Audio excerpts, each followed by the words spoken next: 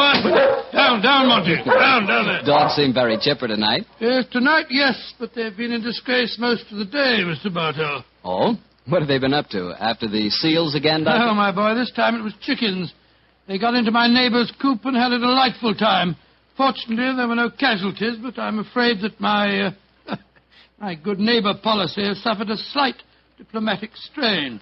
But you come here to listen to Sherlock Holmes' adventures, not those of my dog, so draw up your usual chair and make yourself comfortable, and I'll get on with tonight's story. Last week, Doctor, you told us it was a case in which Sherlock Holmes found the solution without ever meeting any of the suspects. That's quite correct, Mr. Bartell. As remarkable as an exhibition of long-distance detection as I ever recall. But judge the story for yourself, my boy. It was in the autumn of 1903, and Sherlock Holmes was about to retire to his bee farm on the Sussex Downs. I must confess, Mr. Bartell, that my heart was heavy during those last few weeks we spent at Baker Street. I thought of the countless adventures that we'd shared together. I remembered those many evenings of quiet comradeship and companionship.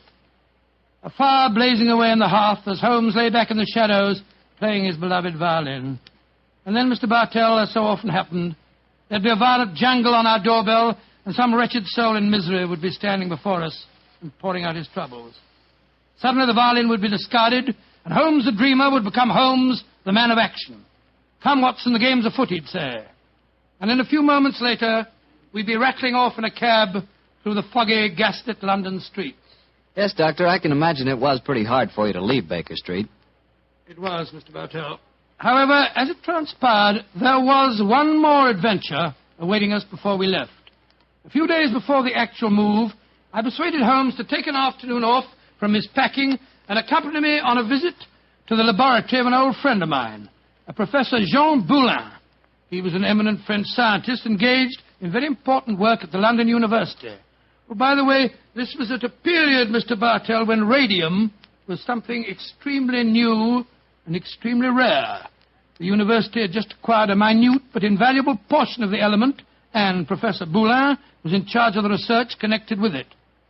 I can remember the picture so well as Holmes stood in the laboratory talking with keen interest to the distinguished scientist. Amazing, Professor Boulin. Quite amazing. Think that this tiny leaden vessel contains one of the most precious substances in the world. Yes, Mr. Holmes. We have a great deal to thank Madame Curie for. This new element may force us entirely to revise our concepts of all physical structure. Your research is a great responsibility, Boulin. It is, Watson. I must confess that I wish the authorities here would give me a freer hand. I foresee such infinite possibilities in the use, particularly the medical use of radium. But my conservative superiors seem to regard it only as a toy, a scientific curiosity. Limit your experiments accordingly, I suppose. Exactly. I'm given no opportunity to do anything that's in the least radical. Must be very disheartening. How can research ever get anywhere along those lines? It is a great misfortune, Holmes, that you've determined to retire to your bee farm. This project, we could use such an analytical mind as yours. You flatter me, Professor. How many assistants do you have working with you, Boulin? 3, but none of them are very inspired, I'm afraid. What? My best assistant is a man named Barker. He's a little on the conservative side, too. But he is extremely adroit. The other 2, a young man called Taylor and the girl Gladys Hughes. They mean well. But gauche, I fear, is the only word to describe them. Why do you laugh, Boulin? I was just amused to observe that in describing my assistants, I chanced to be literal as well as figurative. It's odd that random symbolism can sometime... but never mind that. You would like to see the rest of the laboratory? Yes, indeed we Yes, would. thank you very much. I have some extraordinarily interesting photographic plates that record the emanations of radium. They're over here. I think you will find them most fascinating.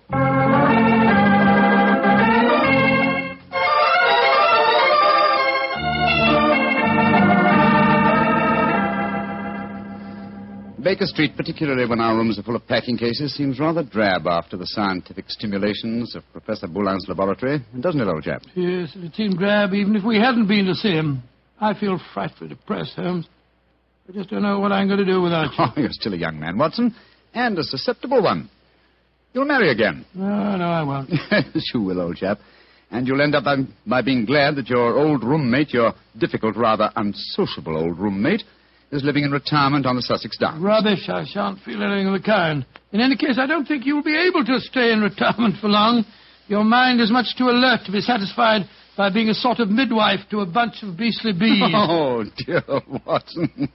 I feel that you'll never eat honey again. Yes, you can laugh, Holmes, but I could see how excited you were when Boulin suggested that you might help him with his radium experiment. Flattering suggestion, I must admit, my dear fellow. Just the same, Oh, now, who the devil's that? From the urgency of the tug on the bell pull, I'd say that it was a client. And don't head him off, will you, old chap? Yes, I'll do my best.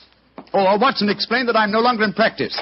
Too late, Holmes. He's brushed past Mrs. Hudson. Here he comes rushing up the stairs. Oh, confound it. I beg your pardon, sir. You Mr. Sherlock Holmes?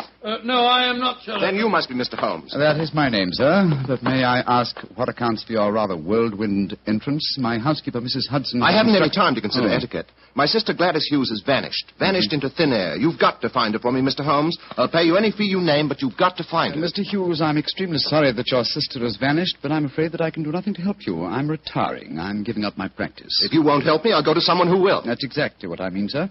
I suggest that you go to the police, or if you insist on a private investigator, I can strongly recommend Mr. Martin Hewitt. Yes. His address is 39 Pont Street, Knightsbridge. Good day to you. Good day, Mr. Hughes. 36 Pont Street, Knightsbridge. Mr. Martin Hewitt. Yes, I can understand his concern, but his manners leave a great deal to be desired. Holmes. Gladys Hughes, his missing sister. That was the name of one of Professor Boulin's assistants, wasn't it? True, old fellow, but it's probably only a coincidence. What? Both Christian and surnames are extremely common ones.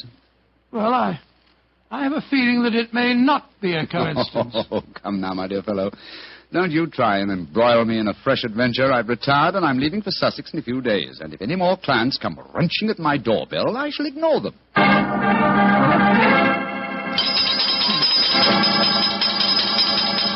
But, Mr. Holmes, you've got to help me. My son, Geoffrey Barker, has disappeared. I'm sorry, Mrs. Barker, but I'm afraid I'm... Holmes, Geoffrey Barker was the name of Professor Boulin's chief assistant.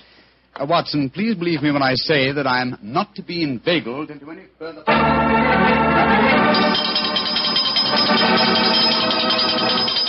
Mrs. Taylor, I'm sorry, but I can't help you. Oh, but Mr. Holmes, it's my husband. He's disappeared. We've only been married 3 months, and now... Oh, it's terrible.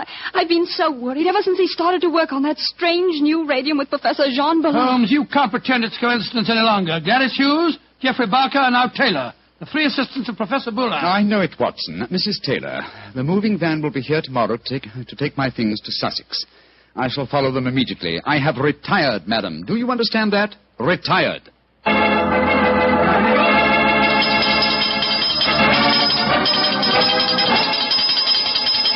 Yes, another telegram for you, Holmes. That'll be the 4th today. Why won't Scotland Yard leave me alone? Well, it's a pretty strange business. 3 people engaged in research of this new element radium have all disappeared within 48 hours. Scotland Yard needs your help. Let them earn their salaries, my dear Watson. I've helped them for the last time. Well, let's see how they've couched their latest diffusion. Oh, this isn't from Scotland Yard. It's from my brother, Mycroft. Mycroft? What's he going to say? Listen to this. Now Professor Boulin has disappeared. Great Scott. And the radium with him. Surely the pattern is obvious, Sherlock. Radium must be found, could solve the problem for you, but I'm too lazy. Consider what a flashy case for you to retire on. Regards, Mycroft. The old devil. Holmes, this is shocking. My old friend Boulin has disappeared. Yes, Watson, and now my brother asks me to investigate. The pressure becomes irresistible. Very well. I bow to fate and postpone my retirement for a few hours. Good man, Holmes. You know you'll never really retire. Let me see. As Mycroft says, there's an obvious pattern in this case. Our first step, of course, will be to interview all the doctors who treat patients without charge. Why? Well, surely that's obvious. Well, it isn't at all obvious. I don't know why you always leave me in the dark. Well, what makes you laugh? Being left in the dark. It's just like the old times, isn't it, Holmes? Come on, old fellow, let's go. The game's afoot.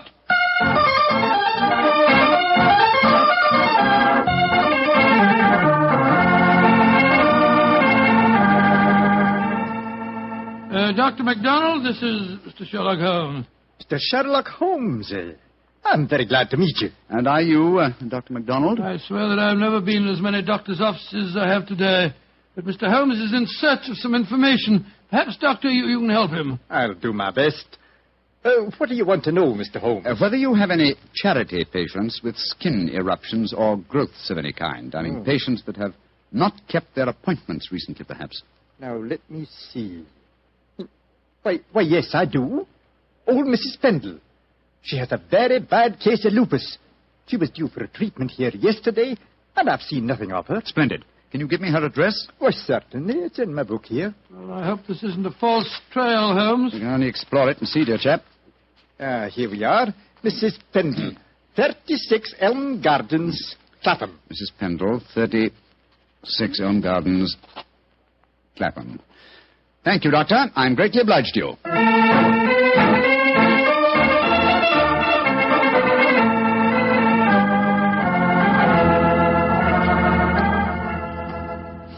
Getting restless, Watson? Yes, I am a little. We've been waiting outside Mrs. Pendle's house for over an hour. Why don't we knock on the door and see if she's at home? Oh, no, my dear chap. We mustn't frighten her. I hope that she's going to lead us to our quarry. You see... Shh. Front door's opening. A woman's coming out.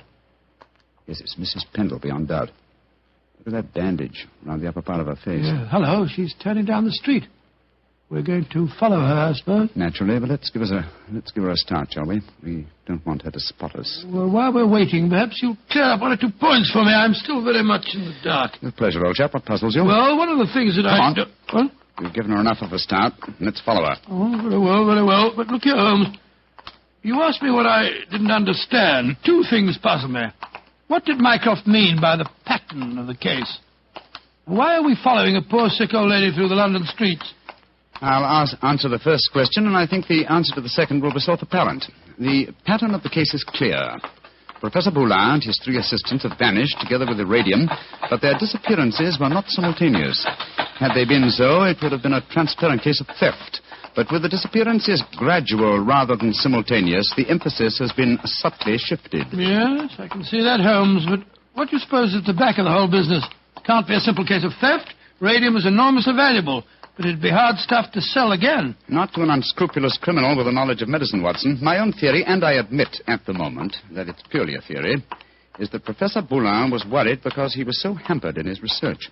You remember that he stressed his great faith in the medical values of the new element, radium. Yes, he did. It's more than possible that he places the rights of science above the rights of property, that he's determined that he and his group will carry on their invaluable research unhampered by the conservative restraints of the university. I see what you mean, Holmes, but how does Mrs. Pendle, the poor woman that we're following, enter the picture?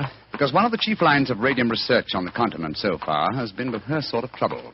Professor Boulin's obvious move, if my theory is correct, would be to contact poverty-stricken patients, promise them relief, induce them to abandon their regular treatments, and submit to him. By Jove, yes, Holmes, that seems perfectly logical, and yet I can't believe that Boulin would... Mrs. Pendleton has reached her destination. She's turned down a driveway. Yes, she's walking up to what looks like a deserted well. Hurry, old chap. Don't let her out of our sight. She's opened the door without knocking.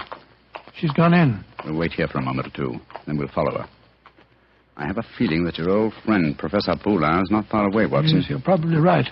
But I hope we can do something to protect him from the consequences of what he's done. It might easily mean the finish of a brilliant career. I'll do everything in my power, but you know as well as I do... Shh, look. Mrs. Pendle's coming out again. Yes, and she's in trouble. Come on. Mrs. Pendle, what's wrong? I don't know how you know my name or who you be, but you ask me what's wrong. They tell me to come here to this address, and I find a doctor who'd help my face. I comes here, and what do I find? What did you find, madam? A corpse, sir.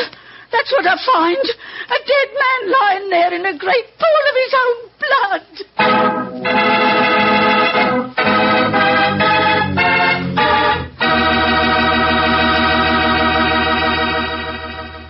You'll hear the rest of Dr. Watson's story in just a second.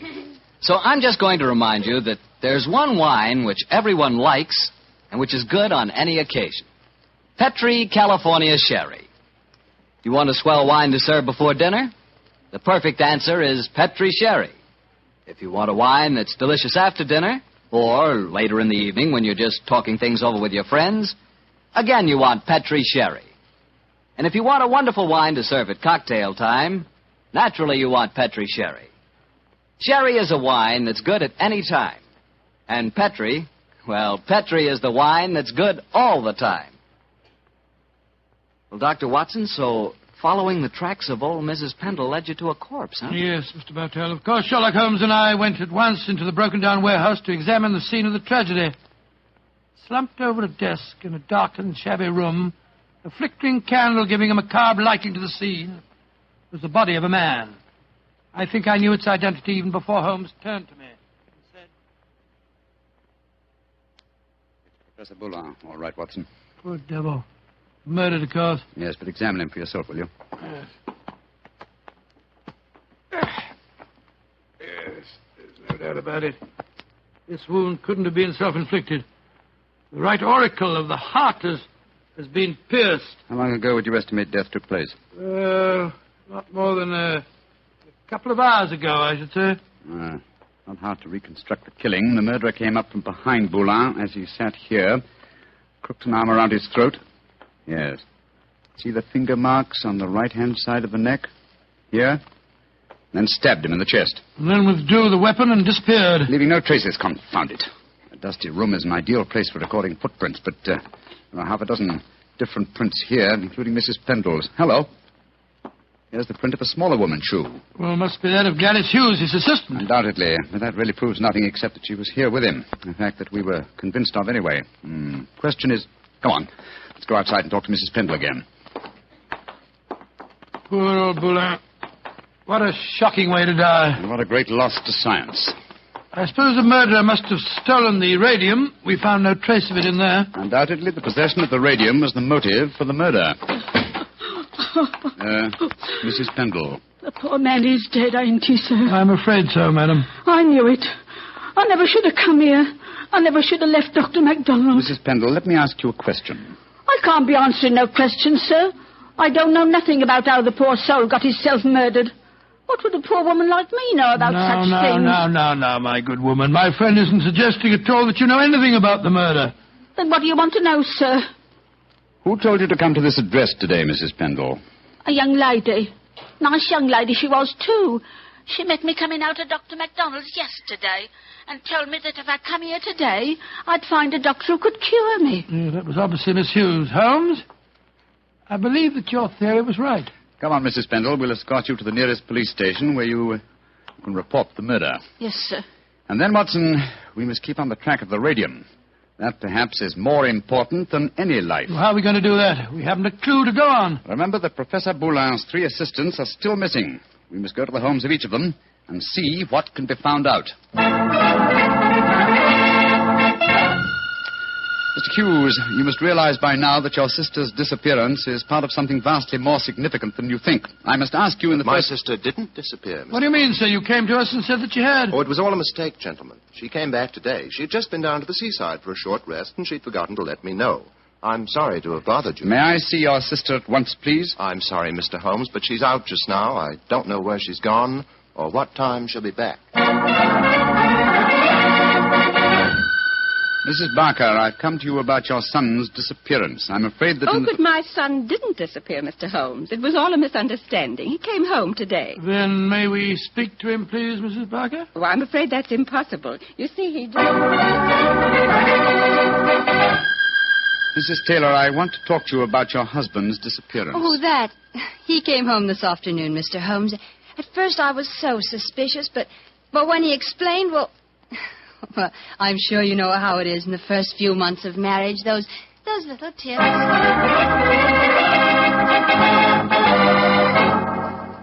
Confound it, Watson. We are no nearer the solution. And meanwhile, here we are back in Baker Street to find that the moving van has taken all your things off to Sussex. Perhaps you should give up the case, Holmes, and follow them. Close my career on a note of failure? No, my dear fellow. I shall not leave London until this problem is solved. Oh, in that case, I'll sit down. Looks to me as if it may prove a lengthy wait.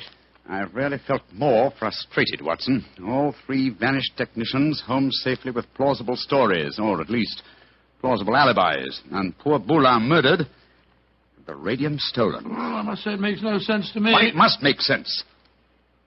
The pattern was well enough to find in the beginning. It's just a question of finding the right key.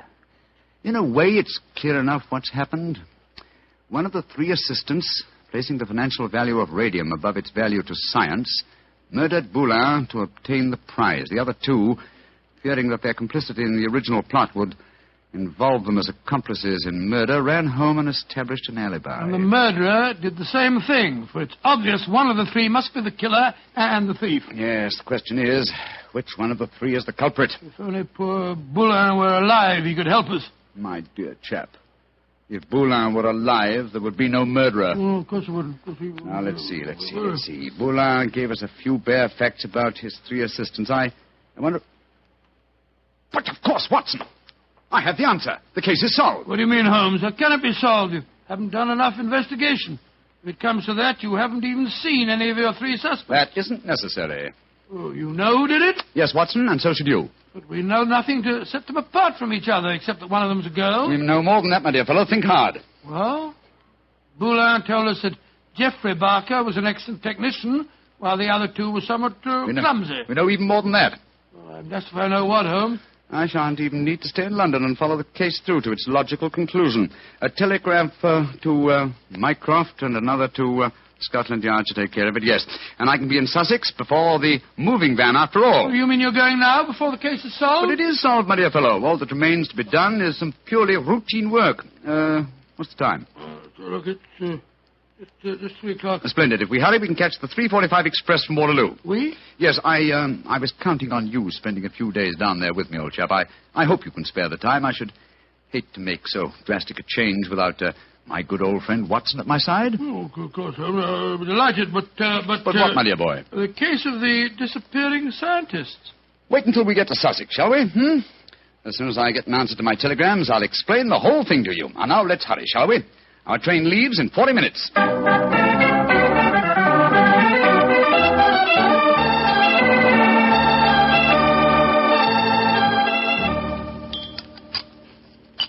More tea, Watson? Thanks, old boy. Peaceful down here, isn't it? Extremely. At the moment, I must confess, I find it rather nerve-wracking. Oh, why? Well, you know why, Holmes. I want you to open that telegram and tell me if your solution to the Boulin case was the correct one. Very well, my dear chap. Let's see. What is it? It's from Mycroft. Listen. Murderer arrested and radium recovered. Well done, Sherlock, though you took longer than I expected. Regards, Mycroft. Congratulations, Holmes. And now perhaps you'll condescend to tell me how you solved it. Don't be angry with me, old chap. I only wanted to make sure that my solution was correct. You remember the nature of the fatal wound on Boulin's body? Of course. He'd been stabbed through the right auricle of the heart. From behind, proving that the murderer was clearly right-handed. Oh, what does that signify? Almost everybody's right-handed. Oh, no, not in this case. If you recall, Professor Boulin said that Geoffrey Barker was adroit, while his other two assistants were gauche. Then he laughed because he said his remark was true both literally and figuratively. I still don't see what I was talking about. Oh, come now, Watson, come. Think of the origin of the word adroit. Ardois. Droit is the French word for right. And gauche is the word for left. Meaning the two gauche assistants were left-handed, and therefore only the adroit, the right-handed Barker, could have inflicted the fatal wound. I see it now, Holmes. You know, if you'd remembered that mark of Boulin's at the time we found his body, you could have solved the case much sooner. That's true, old fellow, very true. And when my old friend Watson points out that my memory is failing and my mind sluggish, then I know that my retirement has been postponed for far too long.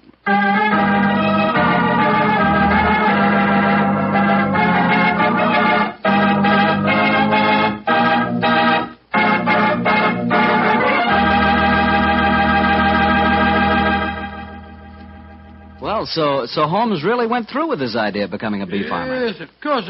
It became one of his favorite hobbies. Do you know anything about the raising of bees? Oh, nothing at all. The only connection I've ever had with bees was very remote. Once I had the hives. Once you had the... Oh, no, Mr. Barker. Oh, yes, Dr. Watson. But seriously, I do know one thing about bees. Even when you know all about them, you're apt to get stung. That's true enough. So I'll make my hobby Petri wine. You know, you can't miss when you buy Petri wine, because Petri wine is always good wine. Ah, there you are, Mr. Bartell. Good evening, Doctor. Say, where are the puppies this evening? Mr. Bartell, don't you think it's about time you began to refer to them as the dogs? They're almost a year old, you know. I stand corrected. Where are the dogs this evening? Well, they had another furious battle with a dead seal on the beach today. My housekeeper, Mrs. West, is giving them a much-needed bath. They certainly have an aversion to seals, don't they? Well, Doctor, are you all ready with tonight's new Sherlock Holmes adventure? Yes, my boy, and as yesterday was St. Patrick's Day, I decided to tell you a story that took place in Ireland a few years before the turn of the century. I imagine that you've heard of kissing the Blarney stone, haven't you? Oh, yes, Doctor, though I've never understood exactly what it meant. Well, let me explain it to you, because the ceremony plays a very important part in the story tonight. Blarney Castle is an imposing 15th century ruin a few miles outside the town of Cork. The castle is many stories high, and in the foremost tower, the famous Blarney stone is situated. What's supposed to be the point in kissing it, Doctor? The stone is considered a powerful talisman, and the legend runs that whoever kisses it is endowed with eloquence for life. Say, Doctor, if I ever get over to Ireland, I'll certainly kiss that stone. But you're such a storyteller yourself, Doctor. I bet you've kissed it, huh? No, Mr. Bartell. I'm afraid I never had quite enough courage. Courage? Why does it need courage, Doctor? Well, because the Blarney stone is set in a most inaccessible position on the outside wall. To kiss it, it is customary to lower the candidate for eloquence over the rampart, head foremost, with a friend hanging on to his heels. From the top of a castle? It does sound dangerous, Doctor. It was, my boy, so much so that in recent years a great row of iron spikes was put round the parapet to prevent an accident. Though, of course, at the time tonight's story took place, there was no such guard. And I have a feeling that an accident did take place, Doctor? No, Mr. Bartell, let me tell you the story from the beginning. Sherlock Holmes and I were staying in the city of Cork, where the great man had just solved the singular affair which the local press had referred to as the Leprechaun Murders. A few days before our departure for England, we paid a visit to Blarney Castle.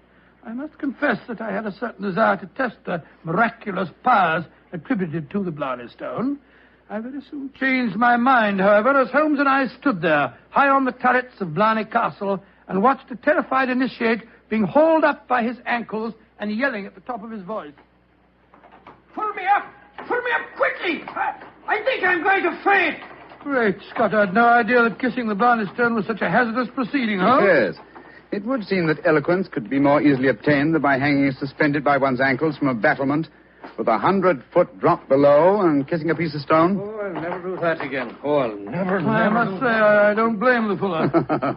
And yet, my dear chap, on our way over here, you expressed a sneaking desire to kiss the stone yourself. I'll be very happy to hold your ankles if you want to try the experiment. No, thank you. After witnessing the ceremony, I've changed my mind. Then I suggest we make our way back downstairs. I don't think there's much more to be seen up here. Well, by the way, Holmes, do you know the origin of the superstition regarding the Blarney stone? Yes, I do, old chap. The stone was, the story of the stone dates back to the middle of the 15th century. A certain Cormac MacCarthy, called the Strong, a descendant of the ancient kings of Munster and builder of this castle, chanced one day to save an old woman from drowning. In her gratitude, she offered Cormac a golden tongue, which would have the power to influence men and women, friends and foes, as he willed.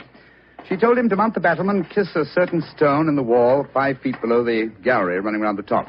He followed her directions and obtained all the fluent persuasiveness she had promised. And I suppose the story spread, and the Blarney stone has been a magnet to pilgrims ever since. Yeah, a pleasant legend. Holmes. Yes, old chap? Tomorrow's St. Patrick's Day. I bet there'll be quite a bit of excitement in the village tonight. Don't you think it'd be rather fun to pay a visit to one of the local inns? Splendid idea, old chap. Our rather arduous work here in Ireland is concluded, and I think we're more than entitled to a little gaiety.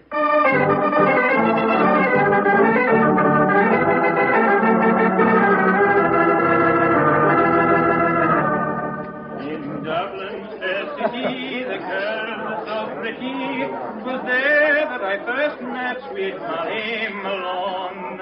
She wheeled her wheelbarrow. Charming, quite charming. A waiter and singing at his work. Singing very well, too. Just the same. I wish someone would come and take our order. Ah, there's a barmaid. I'll see if I can catch her eye. Hi, miss. Would you gentlemen be after wanting something? Yes, my dear. My friend and I would like a little refreshment, and what would you suggest? What would I suggest, Your Honor? Oh, begorra. There's but one drink a gentleman like yourself should be after pouring down you, and that's the cream of Connemara. Whiskey that'll soften your heart and make you glow with a good feeling. So so that the little people will be after visiting you. It sounds delightful. Bring 2 glasses, will you? Yes, Your Honor. Yes, Your Honor. I must say I never heard an English barmaid go into such rhapsodies over a nip of whiskey. No, the Irish are distinctly more colourful in their speech. It's an interesting fact, though, Watson, that the Irish are curiously unrewarding in the criminal world. England, Scotland, America, Australia have all produced classics of crime. But the Irish murders, almost without exception, have been purely physical, affairs of hot blood. You say that rather regretfully, Holmes. No, my dear chap. No. I say, Watson, look at this rather florid-looking gentleman coming towards our table. It looks to me as if he's a little under the weather. You fellas have got to have a drink with me. Oh, thank you, sir, thank you, but we've just ordered one. Well, you've got to have it with me. I went to the races at Cork today and made a killing. I'm going to buy all the drinks here tonight. I'm afraid that... Nothing to be afraid of. I'll sit down with you for a moment. There. My name's Hankin, Geoffrey Hankin. What's yours? Mine is Holmes, and this is my friend, Dr. Watson. How do you do, sir? How do you do? Your Honors, that'll be 1 and 6. Here, I'm paying for these. Here. £1 crown, and you can keep the change. Blessings on you, Your Honor. Oh, well, if you insist on paying for our drinks, Mr. Hankin, here's your very good health. Yes, indeed. You're both English, aren't you? Yes, sir. So am I, and it's certainly a relief to hear an English voice again. Oh, you don't like the Irish lilt, sir? Can't bear it. Personally, I find it rather charming. Yes, indeed, so do I. Well, you wouldn't if you had to live with it all the time. Sometimes I think that if I hear one more Irish tenor singing Molly Malone, or one more reference to the little people, I shall go raving mad. You live in Ireland, sir? Yeah, I have to. I own a half interest in the Tweed mill here, you see. In any case, my wife's Irish, and she thinks there's no other country in the world, so I suppose I'm stuck here. See that couple sitting at the table over there? You mean the fellow with a very beautiful girl? Yes. Man's Michael Corcoran, my partner. Oh, the girl's absolutely ravishing.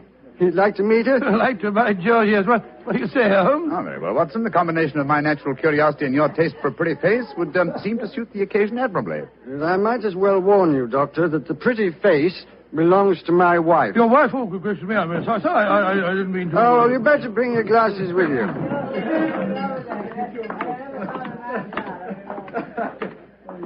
Molly, my dear, I want you to meet 2 English friends of mine, Mr. Holmes and Dr. Watson. How do you do? How do you do, Mr. Holmes, Dr. Watson? Won't you sit down and join us? And this is my partner, Michael Corcoran. How do you do, Mr. Corcoran? How do you do, sir? I'm glad to meet you. Please be seated, gentlemen. Are you visiting here in Cork, Mr. Yes, Holmes? Mrs. Hankin, but we're returning to England in a few days. You've been to Blarney Castle, I hope. Oh, yes, we were there this afternoon. And did either of you have the courage to kiss the Blarney Stone? No, we didn't. I'm afraid it's an athletic feat that's beyond me. It's a lot of rubbish, that's what it is. Kissing a slab of stone. Have you the courage to do it, Geoffrey? Well, of course I have, but I don't want to make a fool of myself. Where's the barmaid? Kathleen. I'll make a wager, Geoffrey, that you haven't the courage to kiss the stone. How much will you bet, Michael? I'll wager a £10 note on it. It's a bet, and you fellas witnessed it. I'll kiss the Blarney Stone at noon tomorrow, and you'll be £10 the poorer, Michael. And I suggest that Mr. Holmes and Dr. Watson be present as well. They can act as referees. Geoffrey, dear, don't get so excited. Well, I don't like it when Michael suggests I don't have courage. You want some more drink, Mr. Hennigan? Yes, all of us want some. No more for me, thank you, Mr. No more for me, and thank you. I think you've had enough, Geoffrey. Don't tell me when I've had enough, Molly. In Dublin's fair city, the girls Oh, no, are so not that pretty, filthy was song. there Firstly, Mr. Hankin, I find the traditional Irish melodies quite beautiful. And I find them revolting. Stop! Geoffrey, quiet. Would Your Honor be wanting me to sing another song? My honor would like you to shut up that filthy caterwaul. Really, sir, really, I call Geoffrey. that... Sean, please go on with your singing. In Dublin's fair city... You heard me, you great bog-trotting gossoon. I said shut up, and I meant shut up! Geoffrey, I'm leaving here at once. Michael, please to take me home. It'll be my pleasure, Molly. You're an ugly man, Mr. Henkin. Knocking down poor Sean when he was singing just like a bird. Oh, the devil with him, and all of you. No Irishman will be after forgiving you for this night's work. No, not the little people of old Ireland either. You've made more enemies, Mr. Henkin, than you'll ever see. But you'll be knowing they're there. Fiddlesticks, you can't frighten me with your stupid Irish superstition. Well, bless my soul, that was a charming little party, I must say.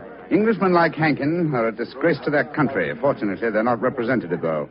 Yes, I must say I'd hate to have a curse put on me like that barmaid laid on him. Watson. Yes? Did you see the glances which Mr. Hankin's partner and his wife exchanged as the brawl started? There was more menace to him in those glances than in all the threats of all the little people in Ireland. Yeah. I thought that there was something between them. I say, Holmes, that bet about Hankin kissing the Blarney stone at noon tomorrow, do you suppose... I suppose nothing, old fellow. But there are forces at work here that I don't like. I think, Watson, that you and I will be at the Blarney stone at noon tomorrow. It's possible that the bet made tonight is all part of a definite plan, and I have a feeling that the bet is still on.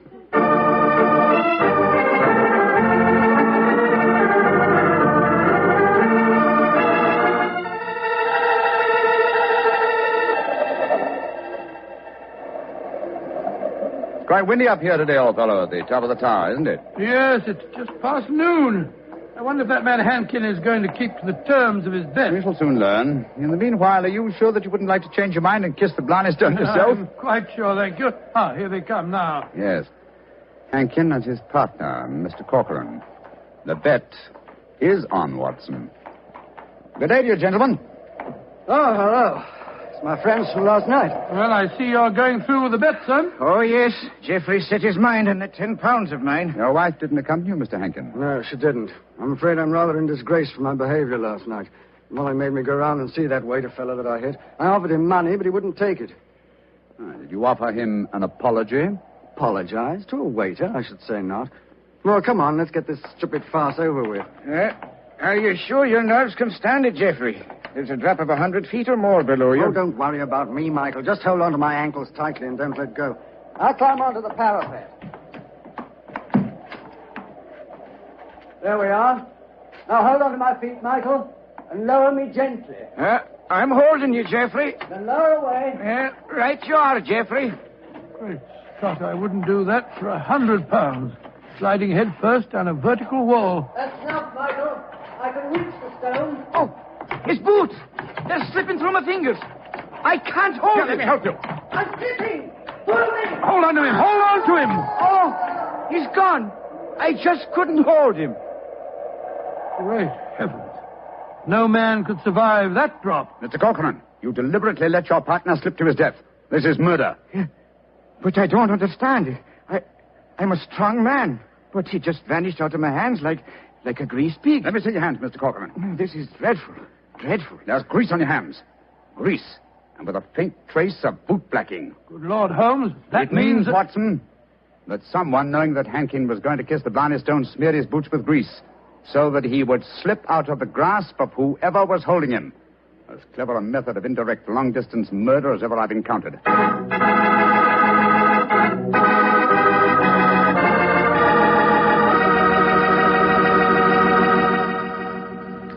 You'll hear the remainder of Dr. Watson's story in just a second, so I'm going to remind you that Petri California Sherry is not only wonderful before dinner, but it's good almost any time.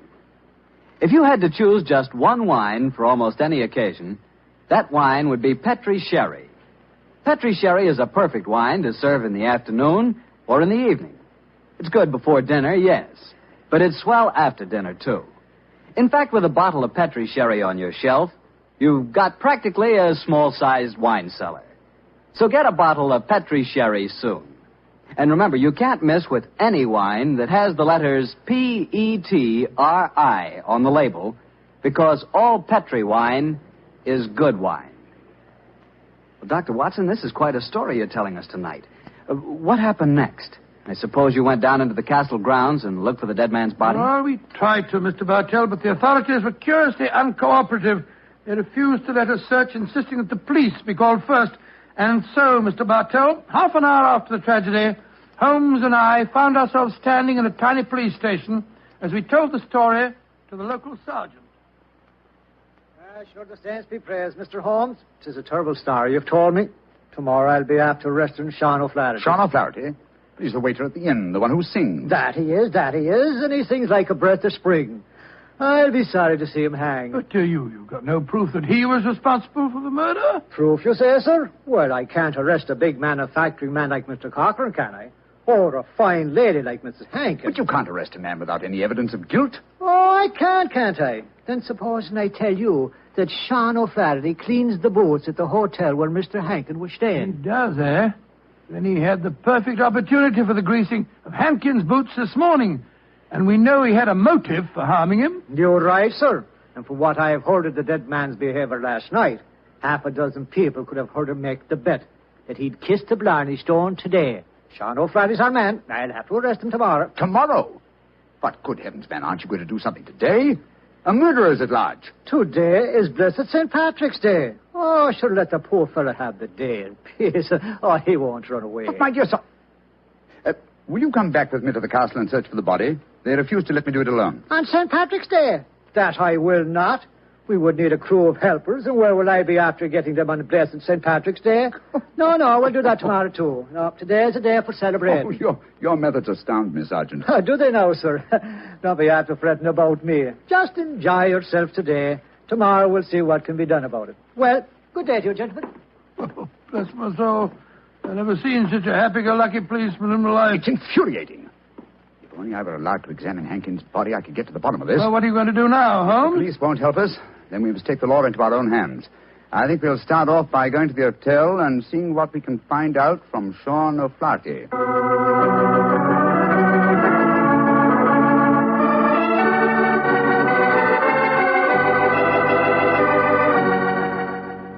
As I was going to Ballynewer a day, I well remember, for to view the lads and lasses on the 5th day of November with a murring do a day and a murring a do a daddy. Oh, your honors would be after speaking to me, Sean O'Flaherty, perhaps? Yes, Sean. Did you know that Mr. Hankin, the man who struck you last night, was dead?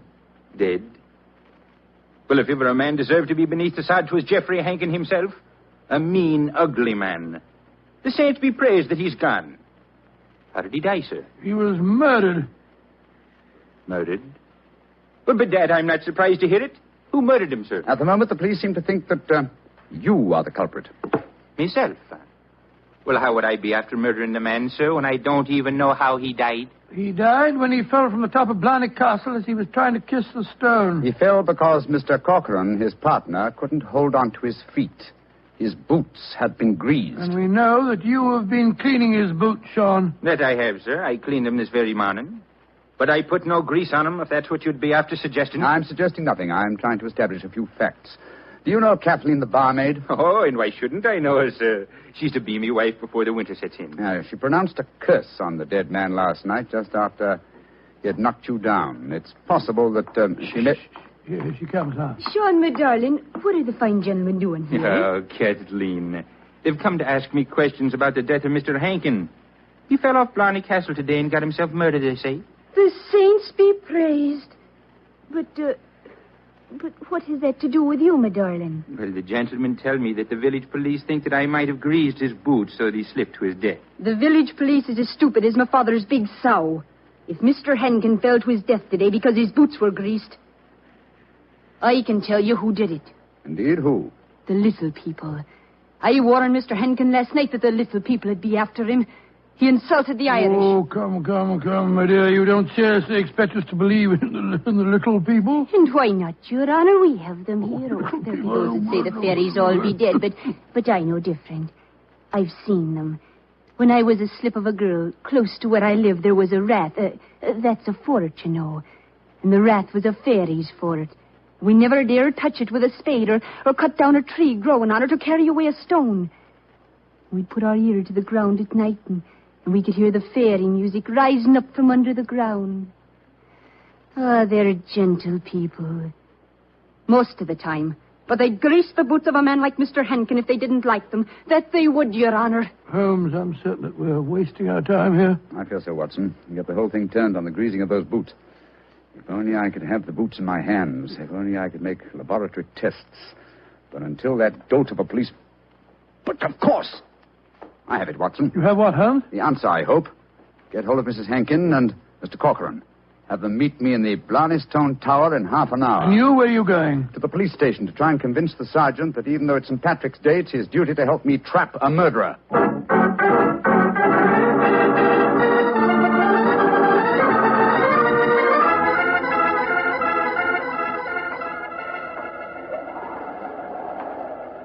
You know, Mr. Holmes, you're an obstinate man. It's blessed St. Patrick's Day, and yet you insist that we meet here on the top of Blarney Castle.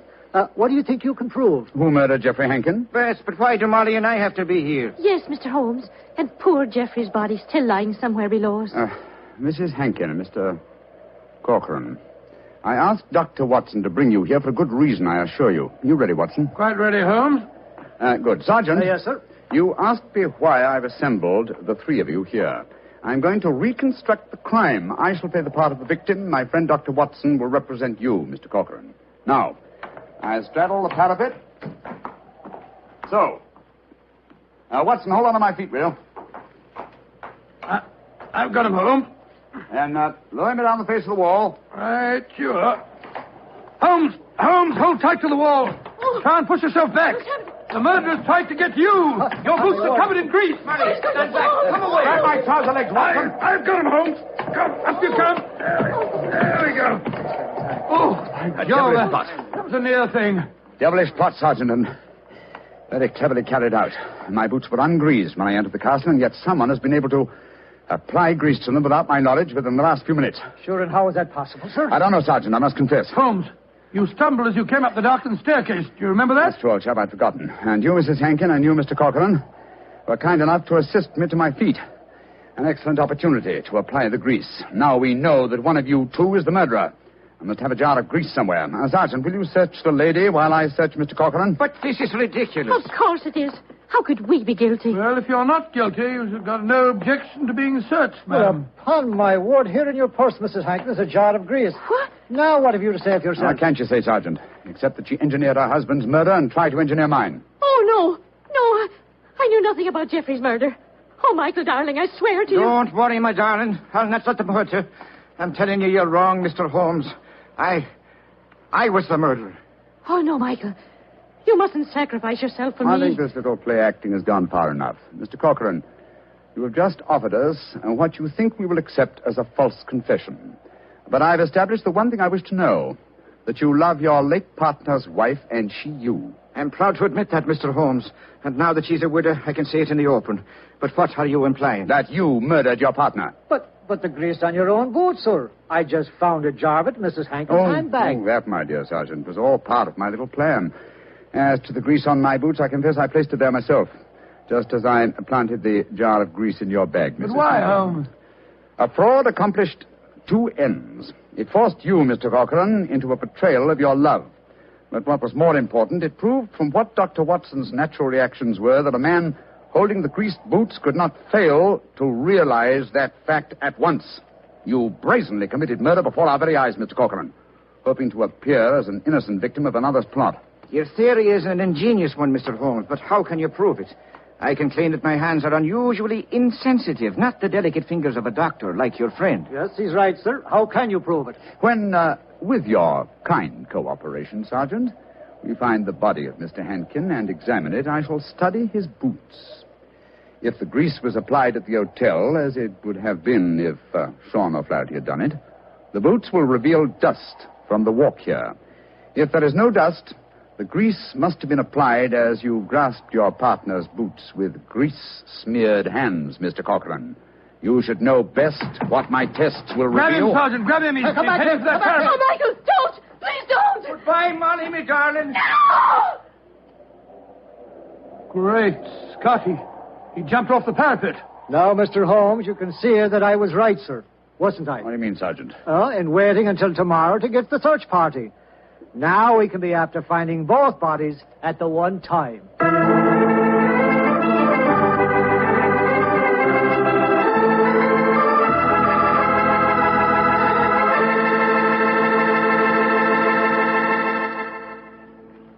Well, Doctor, that was really an unusual story. Even now I get a bit of a shudder when I think of that afternoon at the castle. I don't blame you.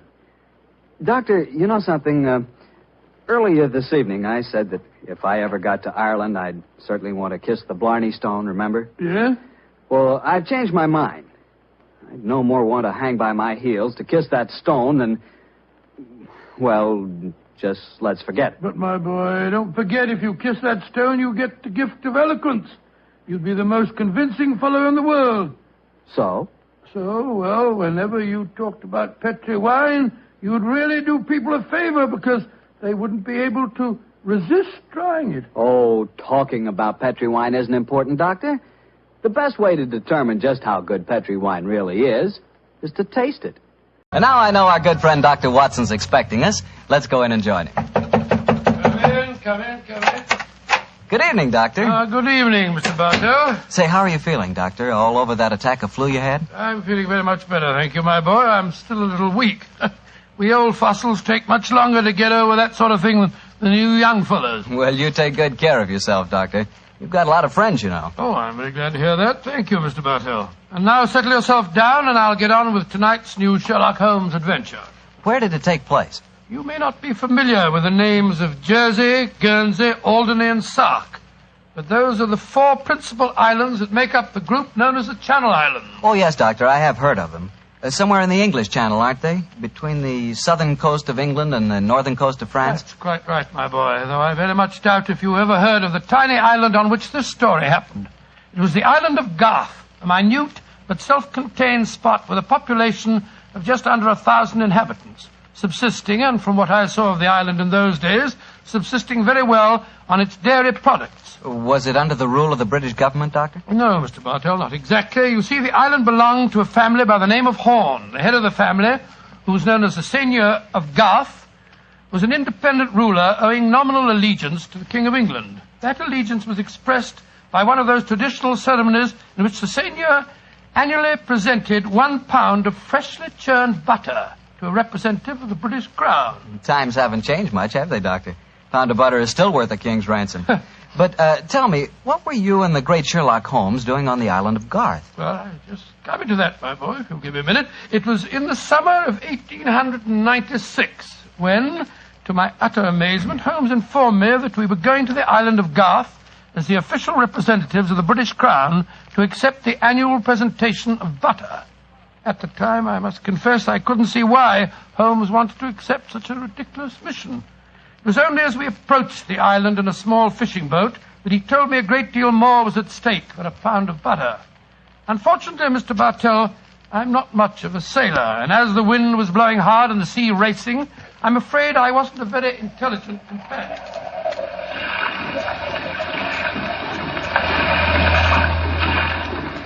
Cheer up, Watson. We'll soon be there. I hope so. I feel wretched, Holmes. I must say the whole trip seems utterly ridiculous to me. Plunging and bobbing about in a little boat in a raging torrent just because somebody wants to give somebody else a pound of butter. Dear old Watson, you don't really think our mission is so innocuous, do you? Then why are we going to the island of Garth? We're going to the island of Garth at the express wish of its present ruler, Martha Horn. Martha Horn? I never heard of her. She's an extremely spirited old lady. And the only woman who dared tell a certain resident of Windsor Castle that she looked devilishly dowdy for an empress. Great Scott, you mean that I mean, Watson, that Martha Horn's behests are not lightly disregarded. Obviously, she wishes to see me urgently. Also, my brother Mycroft put pressure on me. He reminded me that a visit to Garth might be closely allied to this emerald tie pin I wear. Of course, you recall the origin of this pin. Well, naturally. That lady at Windsor Castle gave it to you after our little trouble last year over those stolen plans for the Bruce Partington submarine. Exactly, my dear fellow. But remember that the spy Oberstein had put those plans up for auction in all the naval centers of Europe. Some hint of their nature must have leaked out. It's even possible that other powers may be able by now to duplicate the pride of our submarine fleet. And whoever controls the channel, Watson, controls England.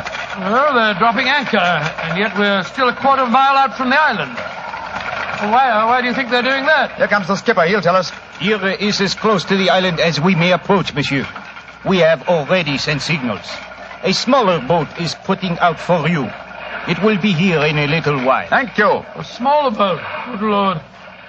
Holmes, you were hinting at the naval significance of the island of Garth. Yes, old chap, I was. Well, what good would it be as a port if even a small boat like this can only come within half a mile of it? For a surface vessel, no. But we were speaking of submarines. Garth, I learned from the encyclopedia, boasts a magnificent interior cavern accessible only through underwater channels. Great Scott, an ideal natural harbor and dry dock for a submarine fleet. Precisely. And on the control of the island of Garth, Watson, may well rest the fate of the British Isles. Now, old chap, perhaps you see why Mycroft was so anxious for us to collect a pound of butter.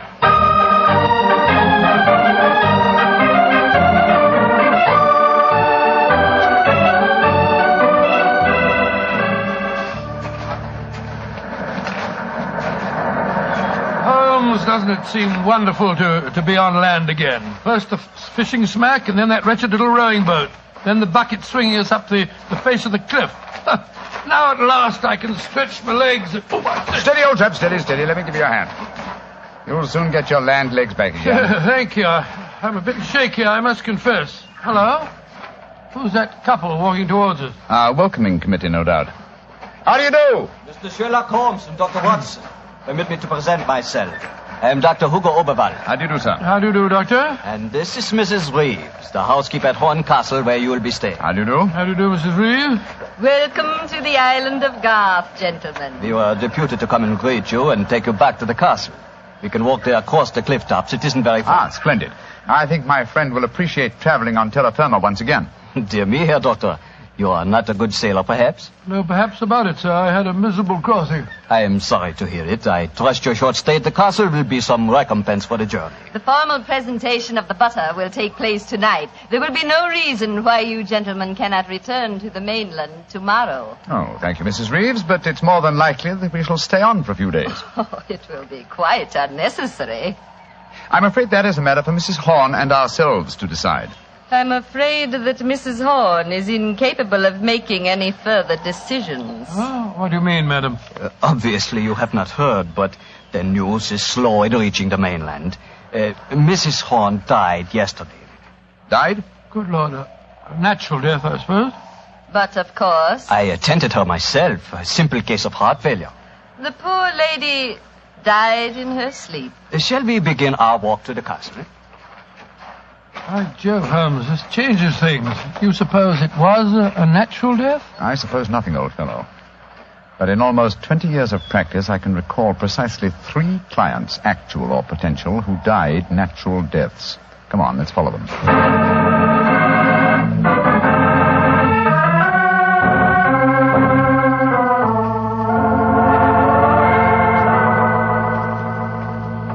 Mr. Sherlock Holmes, Dr. Watson, this is Mr. Christopher Horn, grandson of Mrs. Horn and the new ruler of Garth. How do you do? Hello. How do you do, sir? Very nice of you fellows to come over here. Too bad you had to arrive just as the poor old gal kicked the bucket, though. Allow me to offer my condolences on your grandmother's death, sir. Yes, indeed, Mr. Horn. Thank you. It was a ghastly business. I found her, you know. Christopher. Frightful sight. There was an awful silly grin on the old dear's face, and... Don't you think it would be more to the point if you were to explain the ceremony in connection with tonight's presentation? You're right, Reeve. Reeve is a terrible tyrant, but she is efficient. Don't know what I'd do without her. Always ran everything for poor old Granny. Why, when the old girl was ill, she... Christopher, I gave you a schedule of the ceremonies this morning. What did you do with it? Dash it, Reeve, I don't know. Must have lost it. And I have my own copy in the study. I swear I don't know what I'd do without you. Excuse us a moment, gentlemen. I'll be back in a jiffy. Holmes, what in thunder is going on here? That boy's completely under the thumb of Mrs. Reeves. He was trying to tell us something, but that frightful woman kept changing the subject. He spoke of an awful, silly grin on the dead woman's face. Didn't that suggest something to you? By Jove, that's one of the characteristic symptoms of strychnine poisoning. Exactly, old fellow. And perhaps he was going on to mention the equally characteristic arching of the body. We've got to get Mr. Horn to ourselves for a little while, and you've got to examine the body of the dead woman. And it's going to be difficult. Is that a balcony outside the window? Yes, it is. Come along. Let's see what it leads to.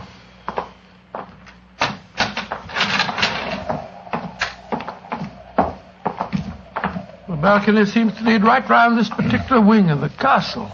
Must have served as a lookout in the olden days. I wish the balcony were a little wider. Must be a sheer drop of a couple of 100 feet down to the rocks below. Yeah. Hello. These must be the windows of the room adjoining the one we just came out of. Let's go a little closer, shall we? We may be able to find out something. Can you see anything? Yes. They're in there. Mrs. Reeves and the boy. She's leaving the room. Now's our opportunity. I'll tap on the window. He's seen us. He's coming to open it. What are you two doing out there? Admiring the view? Yes, my boy. It's quite beautiful. Mr. Horn. Yes, Mr. Holmes. I was a great admirer of your grandmother. I was interested in what you were telling me of her death. She had a grin on her face, you said. Yes, it was awful. Her body was all hunched up like Like a croquet hoop. Really? Of course, Dr. Oberwald said it was perfectly all right, but I must say it seemed dashed odd to me. Yes, it was far from all right, I assure you. And you started to say something else. What was it? Let me see. You said, when she was ill... Oh, yes, that was a silly business. When she was ill, she thought she was in danger from poisoning, so she made Mrs. Reeves taste all her food and drink. Did she really? Where is your grandmother's body now? In the West Wing. The funeral's to be tomorrow morning. I see. Where did Mrs. Reeves go? I'm here on the balcony behind you, gentlemen, listening to your conversation with the greatest interest. Christopher, let me warn you. These men are the emissaries of the British government. They would stop at nothing to take the island over. These men are trying to influence you against me, against Reevy, who has looked after you ever since you were born, and who tries to protect you now that your grandmother has gone and you are alone. Yes, I know, Reevy, but after all... That is your pride as the head of the Horn family, the Seigneur of Garth. The Garth that I'm trying to save for you. This man is completely unscrupulous. He was about to accuse me of murder.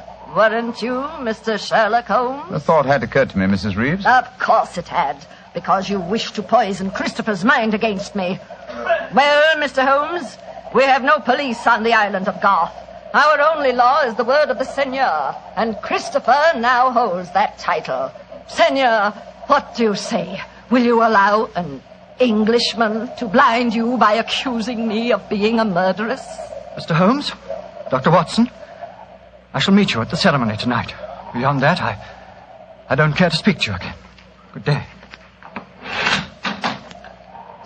A shame to spoil your plans, isn't it, Mr. Holmes? Well, upon my soul. Magnificent, Watson. Magnificent. A murderess who seeks to defeat me by accusing herself. Superb. It's a new game, my dear fellow, and one that must be played to a finish.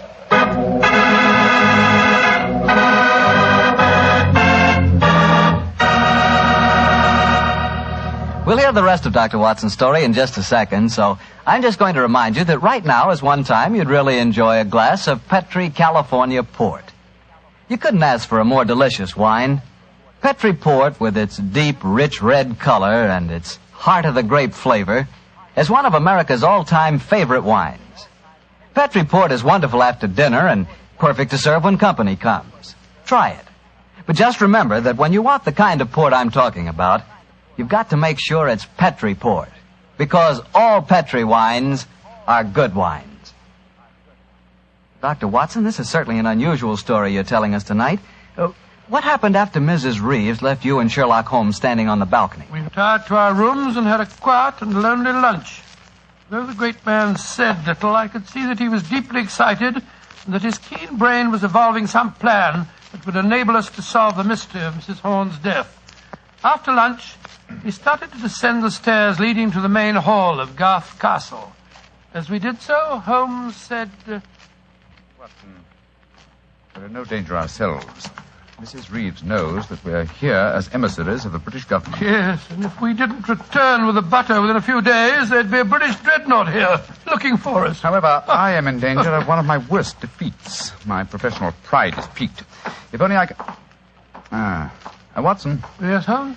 If at any time today I slip you a note, don't read it at once, but... Shh. Here comes Mrs. Reeves. Precisely, Watson. I entirely agree.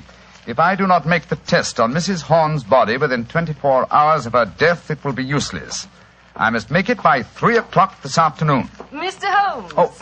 Oh, yes, Mrs. Reeves. I want to apologize for my behavior before lunch. I was intolerably rude. Oh, please, no. Whatever my quarrels may be with British politics, I at least owe to both of you the duties of hospitality. That's very gracious of you, Mrs. Reeves. I wonder, would your hospitality also include a personally conducted tour of the subterranean caverns for which this island has become internationally famous?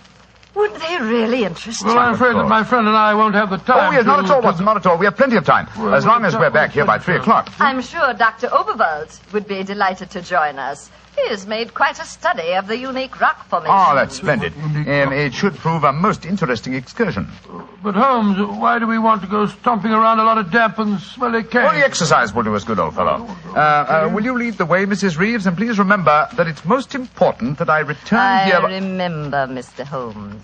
You must be back here by 3 o'clock.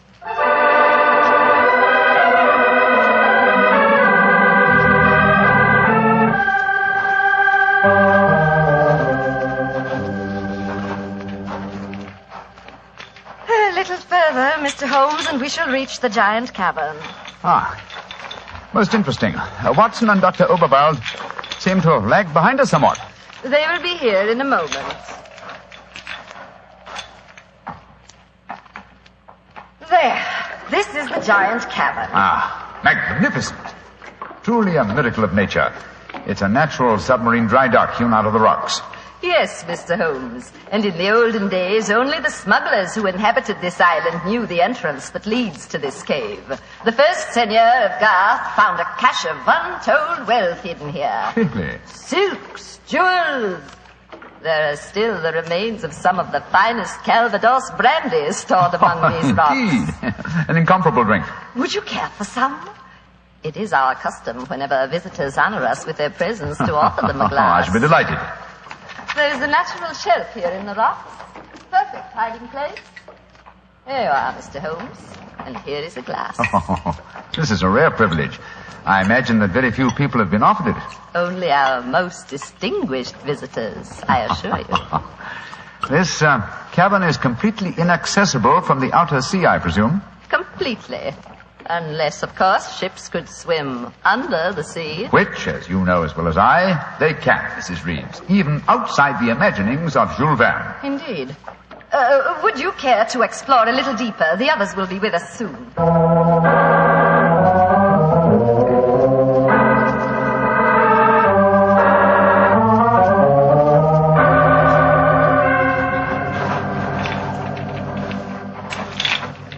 Dr. Oberwald, the others seem to be some way ahead of us. Yes, they do, don't they, Doctor? Holmes?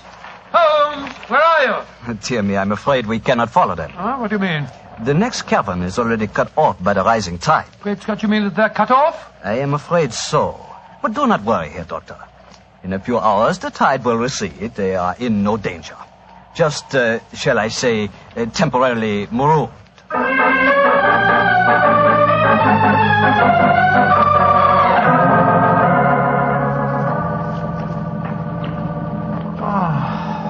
I can't understand it.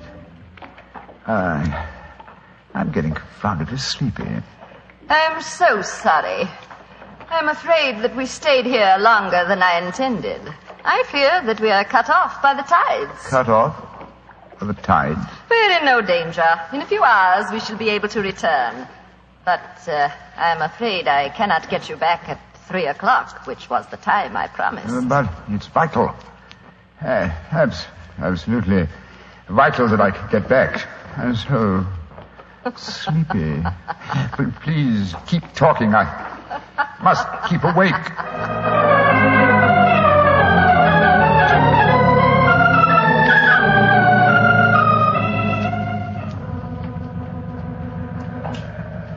Dr. Oberwald, I must get to Sherlock Holmes at once. I am sorry, Herr Doctor, but we are not able to control the forces of nature.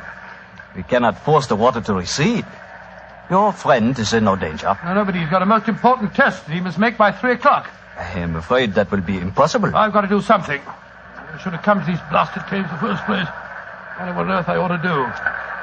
By Jove, that note that Holmes gave me, he told me to open it if... where did I put it? Ah, here it is. A note from Mr. Sherlock Holmes, eh? Vital that you make medical test. Great Scott, Dr. Oberwald, it's absolutely necessary for me to return to the castle at once. Indeed. A note from Mr. Sherlock Holmes, and now it is most important that you return to the castle. No, my fine English friend. I am afraid I cannot allow you to. Oh, I don't know how you propose to stop me, sir. You see this revolver? And do you see this stick? I warn you, Herr Doctor. Oh, no, you don't.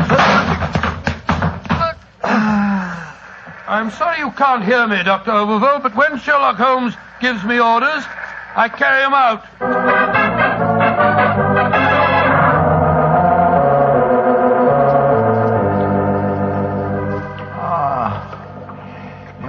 Mrs. Reeves, are we still trapped by the tide? What time is it? 5 o'clock. I'm afraid that you will be a trifle late for your important appointment. What a pity. You deliberately trapped me here. You drugged the brandy and kept me a prisoner. Did I? Now, why should I do that, Mr. Holmes? Because you're greedy for power. That's obvious in your domination of that pleasant though weak young man who is now Seigneur of Garth. I'm sure your beliefs would find support in certain Ideology is now arising in Germany. Your choice of a German doctor as an accomplice in your plans would support that theory. And what might my plans be? I should say that you're determined to give Garth as a submarine base to Germany. With this island in their power, they could control the channel. Very interesting. And I suppose, as well as being a spy, I'm responsible for Mrs. Horn's murder? You and Dr. Oberwald between you.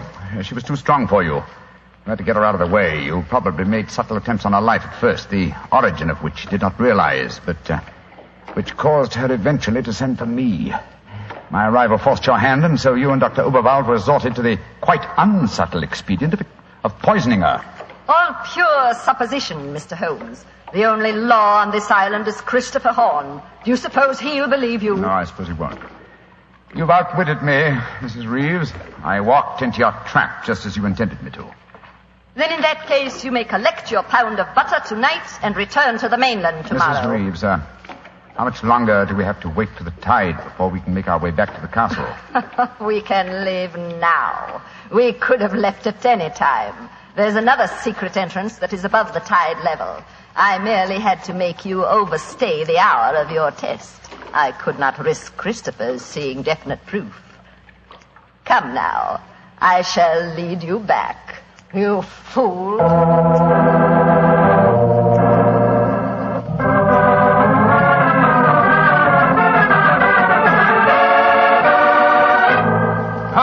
Holmes, where have you been all this time? Mind that, Watson. Did you open the note? Yes. You followed my instructions? Yes, it was, as you suspected. Thank heaven, old chap. Then now we can hoist her with our own petard. Here she comes. I'm glad to see, gentlemen, that you have assembled here in the seigneur's room. The ceremony of presenting the butter traditionally takes place here. As soon as Christopher arrives, we will explain our customs in this matter.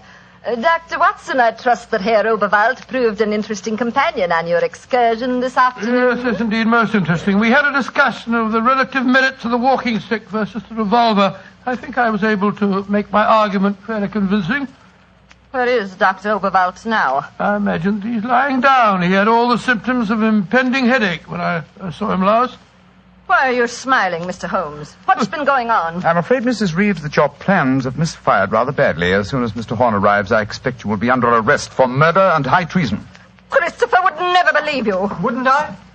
Mrs. Reeves, you poisoned my grandmother. Christopher, what lies have these men been telling you? You're the one that's been telling me lies. I believed you when you said you'd been tasting the old lady's food. But when Dr. Watson showed me the results of his test this afternoon, it was as clear as daylight. But the tests could prove nothing after 24 hours had passed.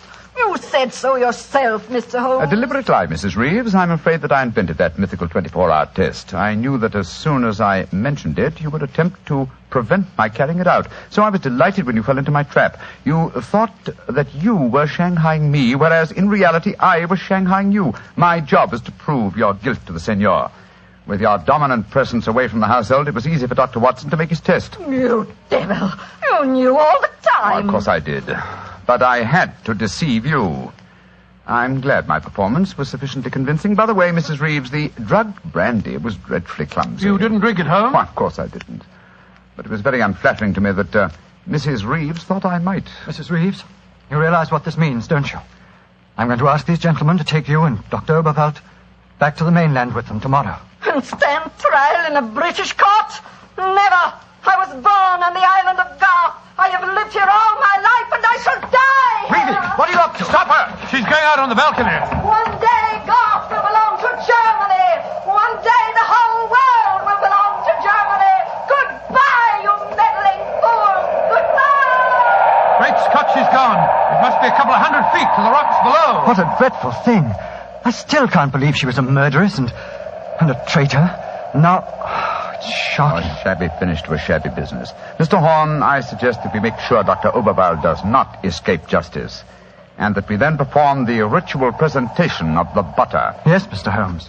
The island of Garth will still pay tribute to England, and I think it always will.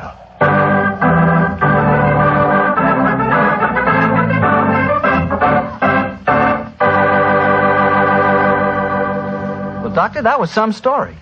So Germany didn't get the island of Garth after all. No, Mr. Bartell. In fact, in after years, the island proved to be an invaluable submarine base for England. Say, what about the pound of butter? Did Holmes get it? Oh, yes, but why are you so interested in the butter? Are you kidding?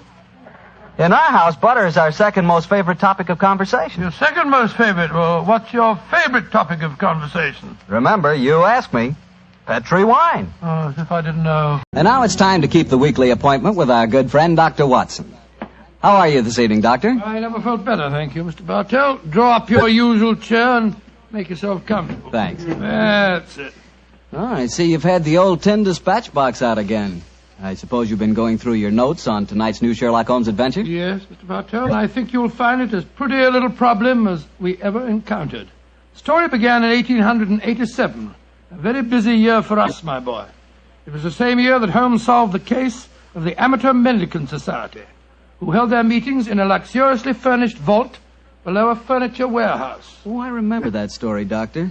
And wasn't 87 the year you both escaped from death in the Paradol chamber? It was indeed. You've got a very good memory, Mr. Bartell. The story I'm going to tell you tonight topped off this unusually exciting year.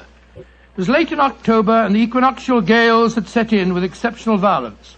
All day the wind had howled, and the rain had beaten against the windows of our Baker Street lodgings. Finally, it was nearly midnight, as far as I remember. The storm grew higher and louder, and the wind in the chimney sobbed like a child. Suddenly, much to our surprise, the doorbell jangled, and a few moments later, our midnight visitor stood before us. He was a man of about 45, and as he looked about him anxiously in the glare of the lamp, I could see that his face was pale and that his eyes heavy, like those of a man who was weighed down with some great anxiety. And yet when he spoke, his tone was businesslike and almost aggressive. I've come to you for advice, Mr. Holmes. That's easily obtained. And help. That is not always so easy. Help the gentleman off with his coat, will you, Watson? Yes, indeed. Here you are, sir. Let me hang it up for you. Thank you, sir. I heard of you, Mr. Holmes, from Major Prendergast. Oh, yes. He said that you could solve anything. Oh, I'm afraid he said too much. But you've never been beaten. I've been beaten 4 times, sir. 3 times by men and once by a woman. But supposing you sit down and introduce yourself. My friend's name is Watson, Dr. Watson. How do you do, sir? How do you do, Doctor? My name is Lovelace, Edmund Lovelace. And what brings you to me at this hour of the night, Mr. Lovelace? I'm in terrible trouble, Mr. Holmes. You don't know anything about me, but if you'll accept my case, you can save 4 lives. I wouldn't say that I know nothing about you, sir, though it's true that I know little beyond the somewhat obvious fact that, you're single, that you keep a dog, but not a manservant, and that you are much preoccupied with your business, which I take to be some form of insurance. Oh, come. Oh, steady. Now, what is this? Well, magic? I'll wager that my friend's right, though. Isn't he, Mr. Lovelace? Perfectly. But I'll be hanged if I can see how he knows it. It's a practical application of logic, sir. The briefcase that you carry might at first indicate a barrister or some other professional man, but your brusque, businesslike manner counteracts that suggestion. An insurance broker who must visit clients at odd hours is the likeliest man to combine that manner with a briefcase at midnight. But the wife and the manservant, and the fact that I'm preoccupied with my business. Your cufflinks don't match, sir. Each is from a different pair. That would suggest preoccupation, and it's a mistake that neither a wife nor a manservant would have allowed to pass. Yes, but how about the dog? Oh, surely that's obvious, Watson. Well, I can't see it. I shall let you ponder on that matter while Mr. Lovelace tells us his problem. Mr. Holmes, are you as interested in preventing a murder as in solving one? Well, naturally I am, Mr. Lovelace. Even more so. But please tell me your story. I live with 4 cousins of mine in an old house in Camberwell. My grandfather left the house and a sizable fortune to the 5 of us on condition that we lived together and maintained a family unity. It probably won't surprise you to know that we've grown to get pretty much on each other's nerves. Well, what happens if one of you dies, Mr. Lovelace? His share is divided among the others, Doctor. Oh, yes. The wonder to me is, sir, that not that a murder may take place, but that it has not happened long ago. Who's responsible for the administration of the estate? My cousin Gerald. He's much older than the rest of us, and he's a thoroughly unpleasant, cantankerous man. Yeah. He gets an extra share in the estate as administrator, and in consequence he doesn't work. We feel, of course, that he lives off us, and we're continually quarrelling with him about it. Sounds like a jolly household, I must say. There's going to be trouble, Mr. Holmes, I know it. Gerald hates us, and he's jealous of our share in the estate. You spoke of preventing murder just now. Yet I can see that you've selected your cousin Gerald as the potential murderer. Am I right? Yes, you are. Mm-hmm. But don't think it's personal prejudice that makes me suspect him. I have good reason for doing so. Oh, what reason? This evening, just before dinner, I helped Gerald off with his topcoat and went to hang it up for him. As I did so, I heard a strange metallic clink in one of his pockets. I slipped my hand inside it and found A hypodermic syringe and a small phial of liquid. I opened the phial and smelled it. Gentlemen, it reeked of bitter almonds. Bitter cyanide, eh? And what did you do? I thought of destroying it, but I realized that would put him on his guard, so I replaced it in his pocket. Of course, I warned the others, and we decided that I'd come to you. I had to see a most important client tonight, or I'd have been here earlier. Yes, it seems odd that you didn't come directly to Mr. Holmes as soon as you'd made the discovery, Mr. Lovelace. After all, if a potential murderer is walking about with a pocket full of cyanide, I should have thought that itself was more important than business. Well, Yes, I suppose it might seem so to you, Doctor. Now, that's a most interesting stick you carry, sir. May I examine it? Of course. Here. Oh, thank you. Now I see how you deduced that Mr. Lovelace had a dog, Holmes. There are the marks of the dog's teeth on the stick. Yes, my dear Watson, but these marks under scrutiny give us even more specific information. He's a large dog. You've had him for some years, Mr. Lovelace, and he's now old and feeble. Well, you're perfectly right, but I'll be hanged if I can see how you can tell that from looking at a walking stick. This stick is covered with teeth marks, therefore it has been carried many times by the dog. Now, it's a heavy stick, so only a large dog could have carried it. And the teeth marks also indicate a large jaw. The older marks are deep sunk. Look here. The fresh ones, where the wood is not yet darkened, are shallow. Yes, it's obvious that the jaws are losing their strength. That's very clever of you, Mr. Holmes, but I don't see what it has to do with the case in hand. Oh, neither do I, Holmes, I must confess. No, surely it tells us that your story, Mr. Lovelace, may bear a less terrifying implication than you think. On the other hand, its implication may be even more terrifying.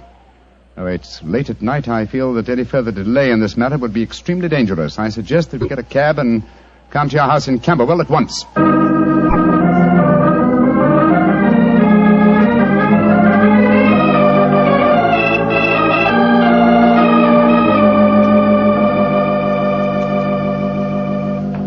Alice, Randolph, I'm glad you're still up.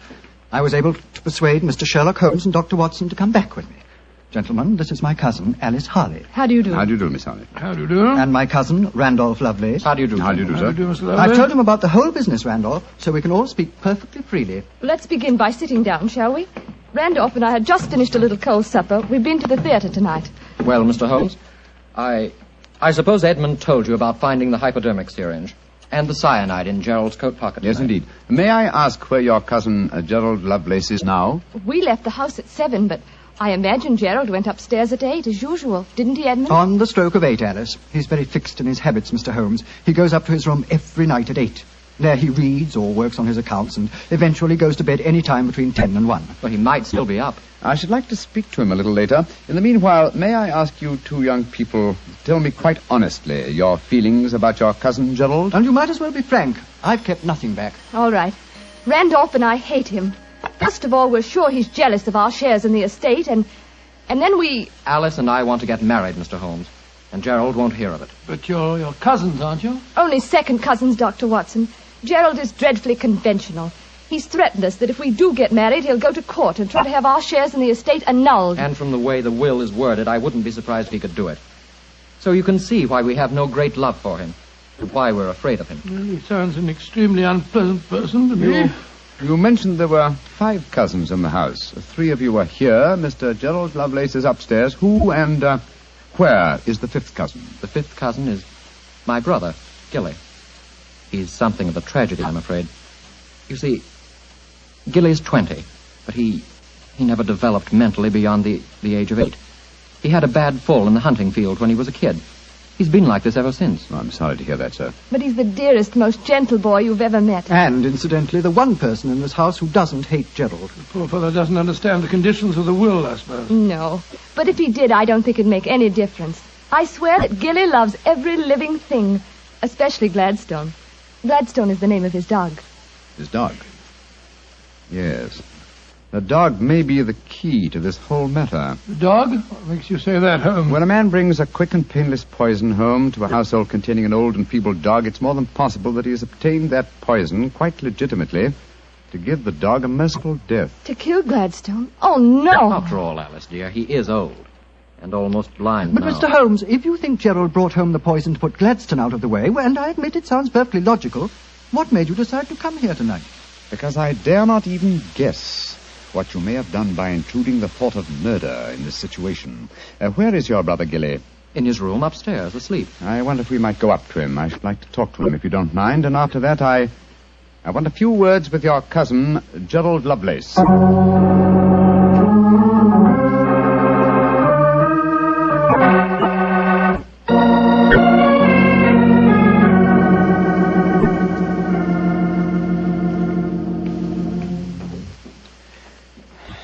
He's asleep, Mr. Holmes. Yes, with a dog in his arm. I'm afraid we'll have to waken him. Gilly? Gilly? That's all right, Gladstone. We're not going to hurt him. Gilly? Who is it? Oh, hello, Alice. Who are these men? They've come to take Gladstone away. No, Gilly, we haven't. Oh, of course not, Gilly. We've just come to admire him. Your brother's been telling us what a fine dog he is. Oh, that's different. Isn't he beautiful? I just had such a wonderful dream about him. Such a wonderful dream. What was it, Gilly?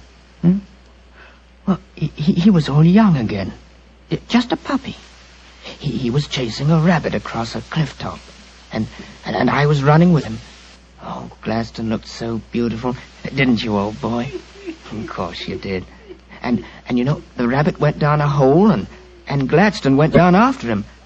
And I went down after Gladstone. And we all had tea with the rabbits. Oh, it was so funny. They all had little green hats on. Hats with feathers. I wanted Gladstone to try one on, but he wouldn't.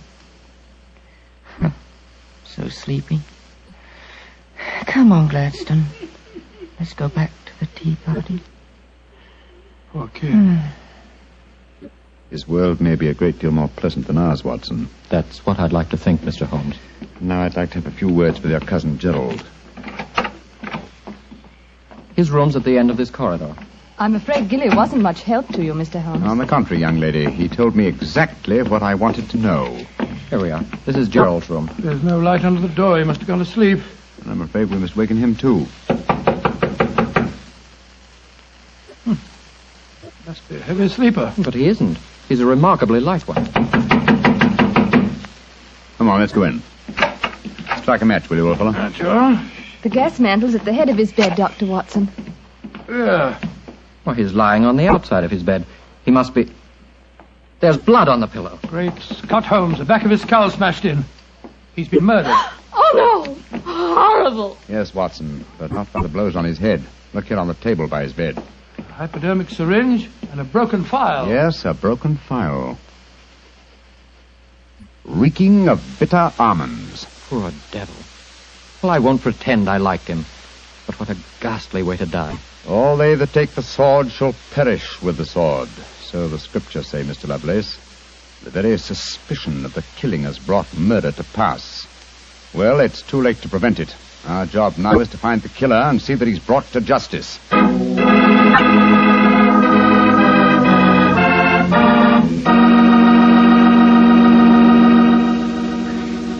Dr. Watson will tell you the rest of his story in just a few seconds. Just time enough for me to tell you that if there's one wine that's perfect for any occasion, it's Petri California Sherry.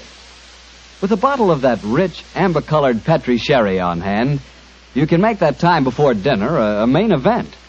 And Petri Sherry is the perfect answer to the question of what to serve when company comes. Serve Petri Sherry alone and let its full, wonderful flavor speak for itself, or serve Petri Sherry with hors d'oeuvres or party sandwiches. And remember, you can serve Petri Sherry proudly, because Petri is the proudest name in the history of American wine. Well, Dr. Watson, so you found Gerald Lovelace dead in one of the bedrooms of the house in Camberwell.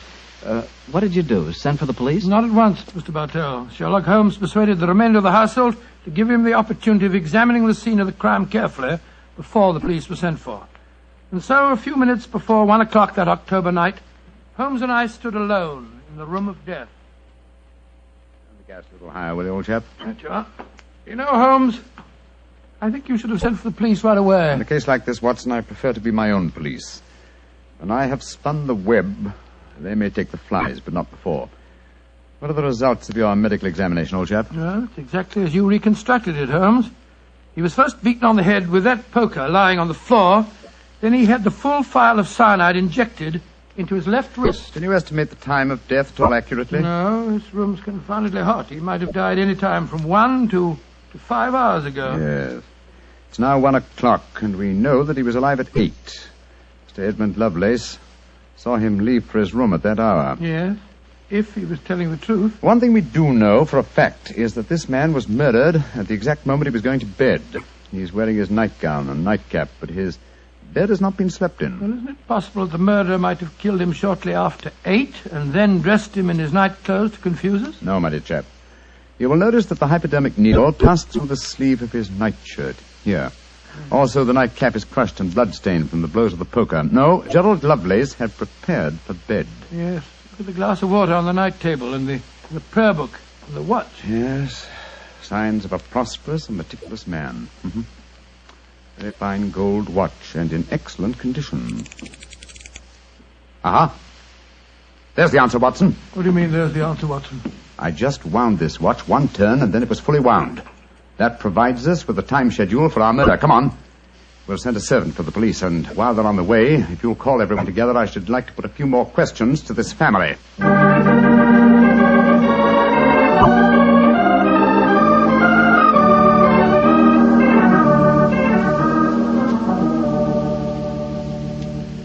Before the police arrive, I should like to hear your statements again very carefully, if you don't mind.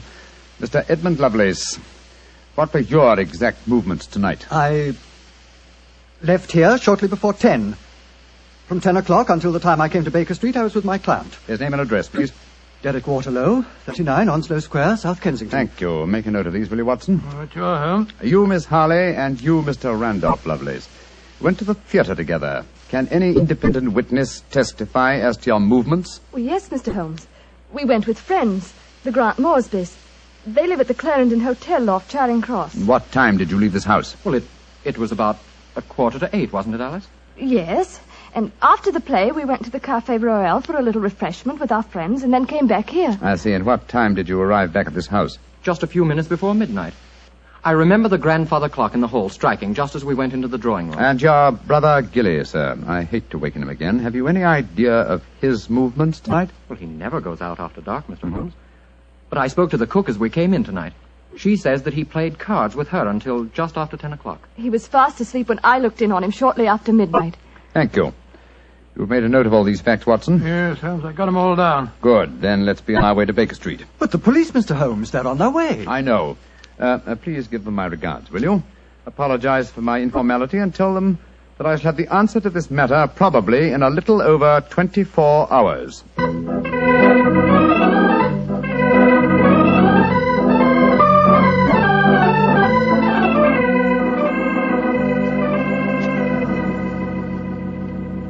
Holmes, here it is well after midnight. You haven't done a thing on the Camberwell case. No, but you have, old chap. You've checked on all the time alibis and found them valid. I'm much obliged to you. Yes, Inspector Lestrade was here tonight, you know, and he made some pretty caustic remarks, I can tell you. Oh, didn't you inform him that I'll have the answer to the problem before many hours have passed? Yes, I did, but you know, Lestrade, he wanted action. You shall have it.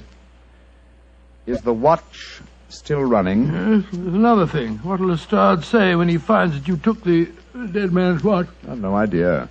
Oh, why did you take it anyway? You sound sleepy, old chap. Yes, I am confoundedly sleepy. Why don't you go to bed? What are you going to do? Continue my vigil with my pipe and the watch of a dead man.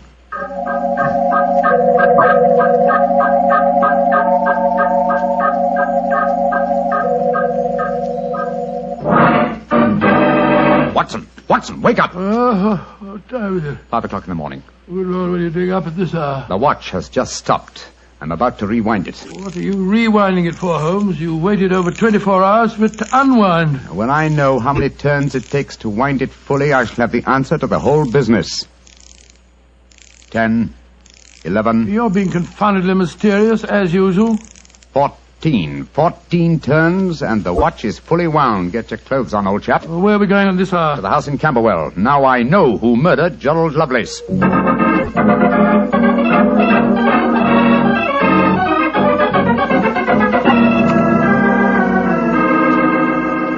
Mr. Edmund Lovelace, I'm glad you let us in. Please take us up to your young cousin's room at once. Really? What do you want with him? I'll explain in a moment. Please take us up to him. Oh, of course, but what brings you here at this hour of the morning? Mr. Holmes knows who murdered your cousin. Well, I'm glad to hear it. It's more than the police seem to know. They were here half the night cross-examining us. Here we are. I don't think we'll bother to knock.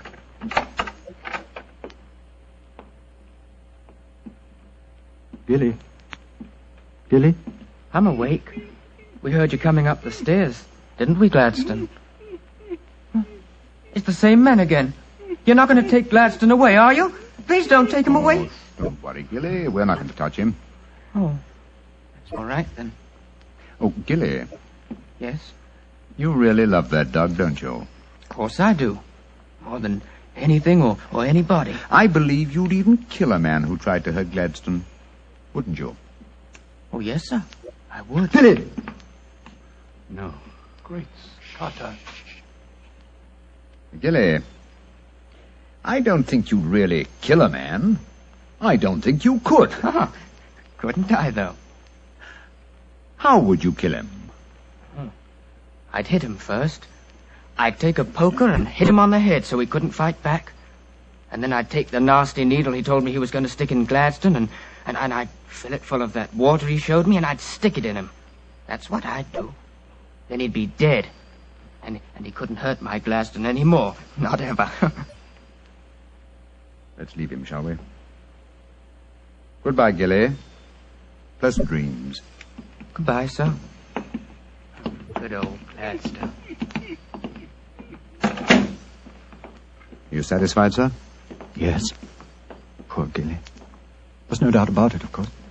Can there be no one who described the murder to him, and yet he's just given an exact description of its method? What'll happen to him?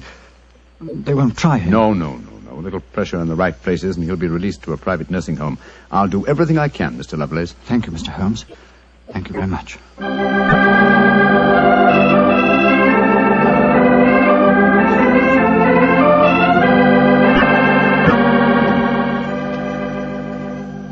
Well, Holmes, now that we're back in Baker Street and the whole depressing case is finished with, perhaps you'll tell me how you knew that Gilly had committed the murder. Well, consider the time schedules, old fellow. You checked the alibis of the other cousins and found them satisfactory. That meant that Alice Harley and Randolph Lovelace could have committed the crime only at midnight.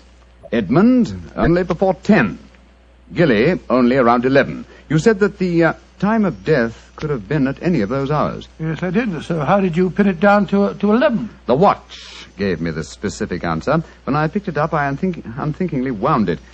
Made one turn and was then fully wound. Now, when does a methodical, precise man like Gerald Lovelace wind his watch? Just as he's going to bed. Exactly, old fellow. So that it was obvious that he was killed precisely one watch stem turn before I wound his watch. Now I'm beginning to see daylight, Holmes. So you let the watch run down? That's what I did. It took 28 hours, from 1 o'clock the night before last until 5 this morning. Now, how many turns did it take to rewind it? 14, wasn't it? That's right. Therefore, one turn of the watch stem equaled 2 hours, proving that Gerald Lovelace had been murdered 2 hours before 1 o'clock at 11 p.m. When Gilly was the only one who could have done it.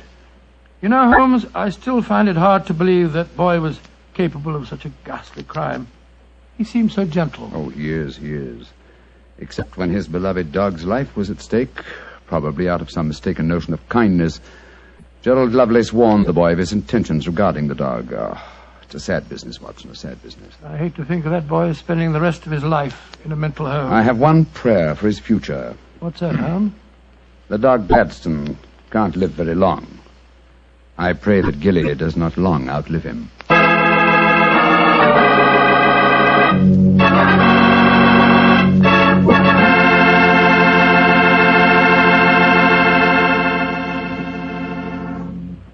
Doctor, that was a remarkable bit of deduction on the part of Mr. Holmes. Yes, extremely clever, wasn't it? Of course, if I may say so, I was of some small help myself. Small help?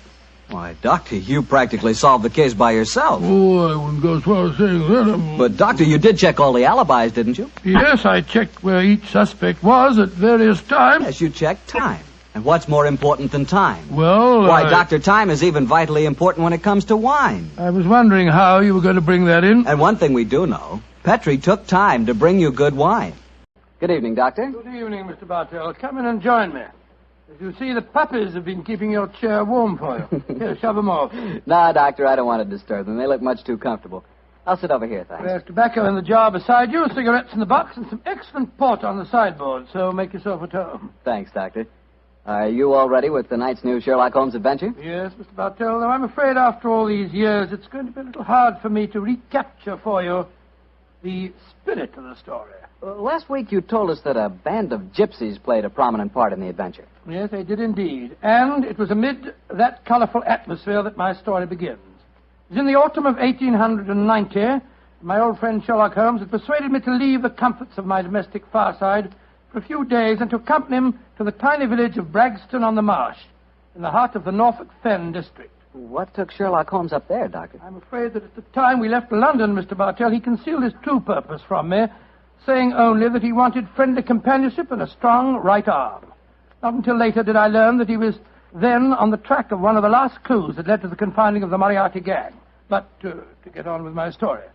We arrived at Bragston-on-the-Marsh and settled ourselves in the village inn. And after an early dinner, we strolled across the fields to the gypsy fair that was encamped nearby. It was a colourful sight, Mr. Bartell. Naphtha flares lighted a group of tents and caravans dotted round the edge of the marsh.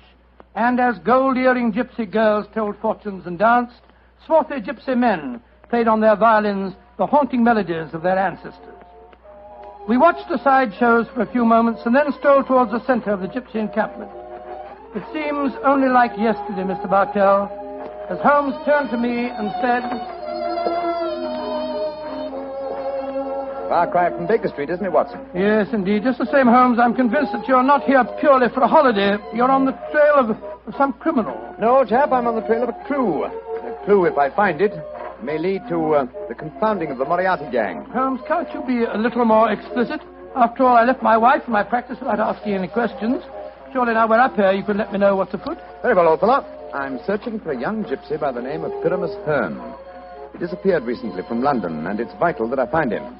I know that he can give me some essential information on our old enemy, Professor Moriarty. And you're expecting to find the gypsy here? I hope to get news of him, at least. His father, Jasper Hearn, is head of this particular encampment. Well, why don't you ask if you can see him? Just what I'm about to do, my dear fellow. Well, here comes it just now. I'll ask him. All right. Oh, excuse me. You speak to me, Gorgio? Can you tell me where I might find Mr. Jasper Hearn? What you want with Jasper Hearn? I have a message for his son, Pyramus. That is different. Jasper Hearn stands in the booth yonder. He is the Timberlandro. Timberlandro? He's the gentleman engaged in an interesting exhibition of skill involving 3 thimbles and a pea. What our American cousins refer to, I understand, as the old shell game. Let's stroll over there, shall we, old fellow? If you would wish to talk to Jasper, it would be better to wait until he is finished. A Timberlandro needs all his wits about him. By Joe, look at that stunning girl in the tent over there. Who's she? Her that is penning the rice tuckering. That is Lydia. Lydia Pentalangro. Excuse me, I shall tell Jasper to expect you later. I can't understand a word they say, Holmes. Penning the what? At last, my dear fellow, you can appreciate how I have felt at times. But at least their words are clear, even if the sense is not, to someone who is unfamiliar with the Romany language. I don't know why you keep hinting that I'm hard to understand. No one else ever complains of it. In any case, what does penning the thingamabob mean? Well, if I remember rightly, penning duckerin is telling fortunes. And from the sound of things, Lydia Pentalangro is not greatly pleased with the duckerin she pens. No more. Lydia can tell no more fortune. Come on, Watson. Let's see what the trouble is. What do you mean? You must finish it. But, Olive, my dear, if the young lady doesn't want to tell my fortune... Rubbish. You crossed her palm with silver. She's taking money under false pretenses. Here, I give you your silver back. Lydia has never taken money under false pretenses, nor has she told the future when she does not wish to. Goodbye to you. The insolence of these gypsies is intolerable. If I had my way, they'd be run out of the county. Now, my dear, don't get so excited. The poor girl's probably... Good evening. Major Treadgold, isn't it? Huh? I don't think I have the pleasure of your... Oh, dear me. It's Mr. Sherlock Holmes. Yes, sir. Well, bless my soul. Haven't seen you since that last meeting of the Geographical Society. Oh, I'd like you to meet my wife. How do you do, Mrs. Treadgold? How do you do? This is my friend, Dr. Watson. How do you do? And what brings you up to this part of England, Holmes? Are you hot on the trail of some desperate criminal? Dear me, no. Dr. Watson and I are taking a little holiday, and you and your wife? We live here in the manor house. Well, you're very lucky. It's a beautiful part of the country, Mrs. Treadgold. I hate it. I was born and brought up in London. I'm never really happy outside the city. Yes, Oliver's not one for the peace of the countryside, I'm afraid. Well, perhaps we'll get back there. It's a little difficult these days, you know. We've got the boy to consider. Boy? Your son, sir? My dead brother's son, Doctor. We have no children. My little nephew's only 4 years old, you see, and I'm his guardian as well as being executor of his estates up here. So you can understand it would be difficult for us to get back to London. It's only difficult because you put the child's happiness before mine, Arthur. Oh, now, Olive, you know I have to watch his interest up here. After all, when he comes of age, he'll be one of the richest young men in Norfolk. Yes, and with money that should have come to us. In any case, Arthur, if we do have to live up here, I'd find it more tolerable if you'd keep this gypsy scum off the estate. You seem to have taken a violent dislike to the gypsies, Mrs. Treadgold. May I ask why? Oh, they persecute us. They steal our sheep, they break our windows, and just the other day they wantonly led our prize pig into the Bragstone quagmire and let the beast perish. Why should they single you out for persecution like this, do you suppose? Well, I can't imagine. I've always tried to be nice to them. Too nice, Arthur. That's your trouble. Well, I have a very good reason for humoring them, my dear. You see, Holmes, I've always been afraid they may carry this feud so far that they'll even hurt the baby. Olive, my dear, I wonder if you'd go ahead and wait for me in the carriage. It's getting rather chilly. I'll join you in a moment. Very well, Arthur, but don't keep me waiting long. Good evening. Good evening. Good night, Mr. Treadgold. Let's stroll away from the camp, shall we? I've got something very important to tell you. Something I didn't like to say in front of Olive. The gypsies have threatened to kidnap our boy. Great Scott, how shocking. What form did their threat take, sir? This letter. I found it pinned on the frame of my dressing room mirror when I went up after dinner tonight. Let me see it, will you, please? Well, what does it say, Holmes? A Romany Rye... A Romany Rye won't take your insults forever, Major and Mrs. High and Mighty. Watch out for the Treadgold heir. The Bragstone quagmire would make a nice finishing school for him. Romany Rye? What's that mean? Well, it's their own term, meaning gypsy. Mr. Holmes, what shall I do? Major Treadgold, I should say... Great heavens! That shot just missed me. Where the blazes it come from? I can't see a soul. They have come from behind any one of those caravans ahead of us. If you wanted direct evidence, gentlemen, this is it. That is the first open attempt on my life. Holmes, what extraordinary luck for me that you're in the neighborhood. I'll pay you any fee you name to handle this business. It seems to me that this is a job for the police. I don't want to go to them. Oh, why not, sir? Well, I'm afraid that these attacks may stem from some injustice to the gypsies committed by my late brother. If that were so, I wouldn't wish to expose the fact. I want this kept private.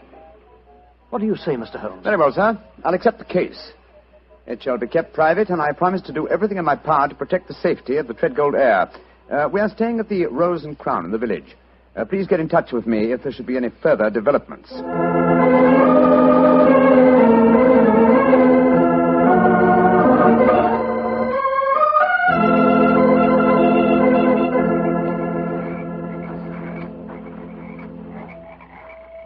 affair seems to be closed down for the night now, Holmes.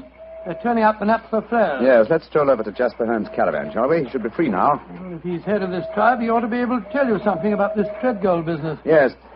Though I shall first ask him about his son, Pyramus, the man I'm looking for. I think the fact that I know his son will inspire confidence. Here we are.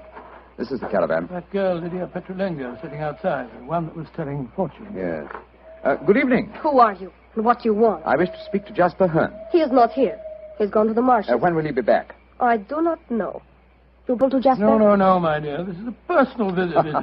We're not after him for being a thimble engro. Or for pinning Duckerin. Oh, for a Gorgio, you speak a Romany well, brother. Oh, you are a true Lavengro, master of words. Where did you learn it? From Jasper's son, Pyramus. Ah, you know Pyramus then. A fine boy. Oh, sit down on the grass, my friend. You may wait here for Jasper. He will be back soon. Thank you. Is that your violin lying on the steps, young lady? No, that is Jasper's Bolshoi. Jasper's Bolshoi, what on earth's that? That is the Romany word for violin. You play, sir? No, but my friend does. So? Oh, then take it, brother. The stars are bright. The night is warm. Music will be sweet. To a Romany chai, I'm afraid my violin playing will sound rather poor stuff.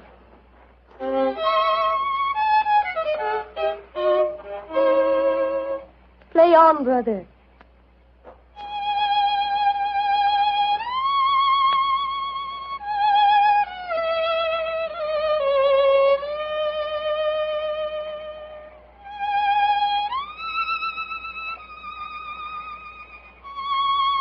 Stop, brother.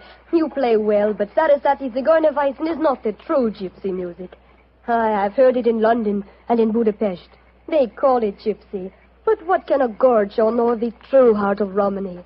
Wait here. I will get my own violin. Charming girl, charming. But why do you keep on talking about gorgios?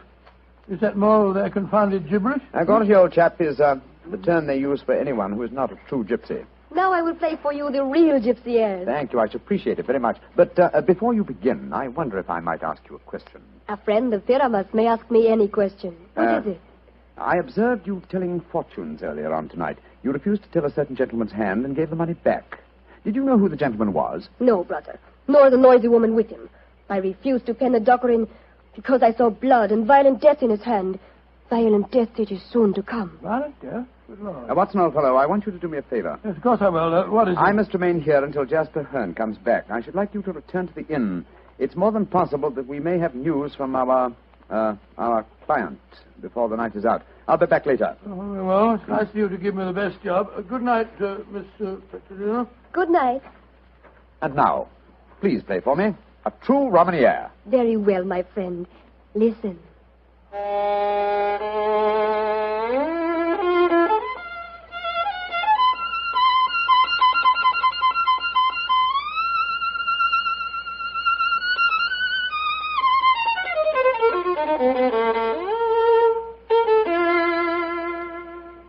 Now you must play, brother.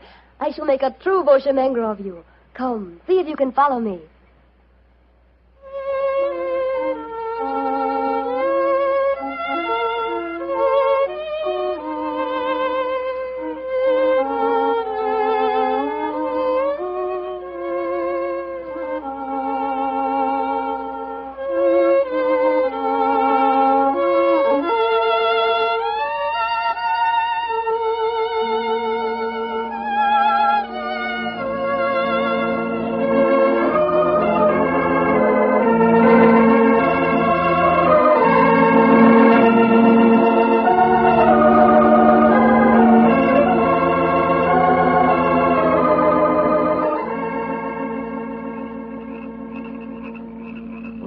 You have taught him well. You have made a true bushminger of him. He is an apt pupil, Jasper. Well, with such a teacher, it's hard to be otherwise, Mr. Hearn.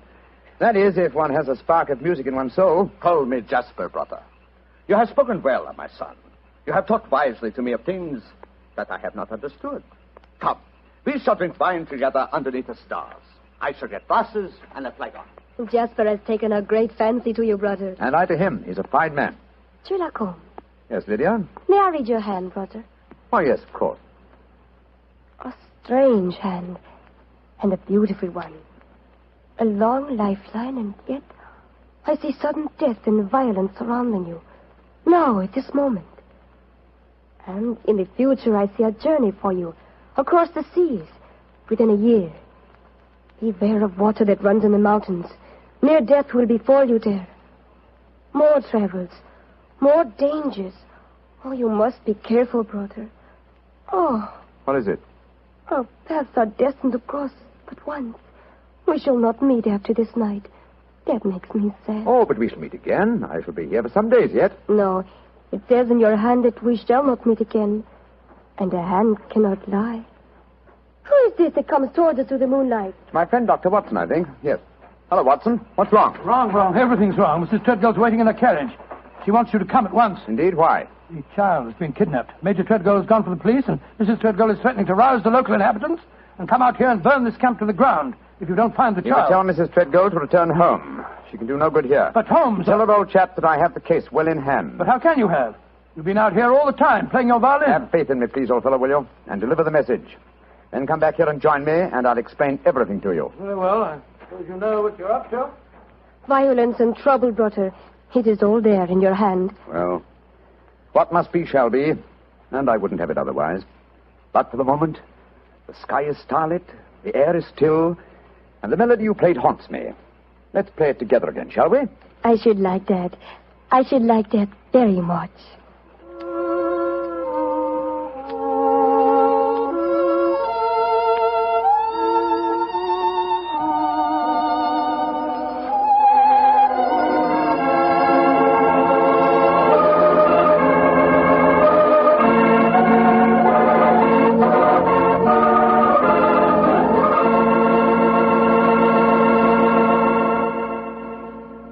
Dr. Watson will continue his story in just a few seconds, during which time I'd like to talk specifically to the ladies, if I may, and tell you about Petri California Muscatel. Just as Petri California Port has long been known as the wine of gentlemen, Petri Muscatel has been known as the favorite of the ladies. That's because Petri Muscatel is a golden-colored wine that looks like captured sunshine and tastes as... Well, did you ever taste big, plump muscat grapes picked when they're still misty and dew-covered? If you have, you know what to expect when you taste Petri Muscatel. The flavor of Petri Muscatel comes right from the very heart of luscious, hand-picked muscat grapes. You couldn't ask for a more delicious wine than Muscatel. Petri Muscatel. Well, Dr. Watson, I must say this is a strange story you're telling us.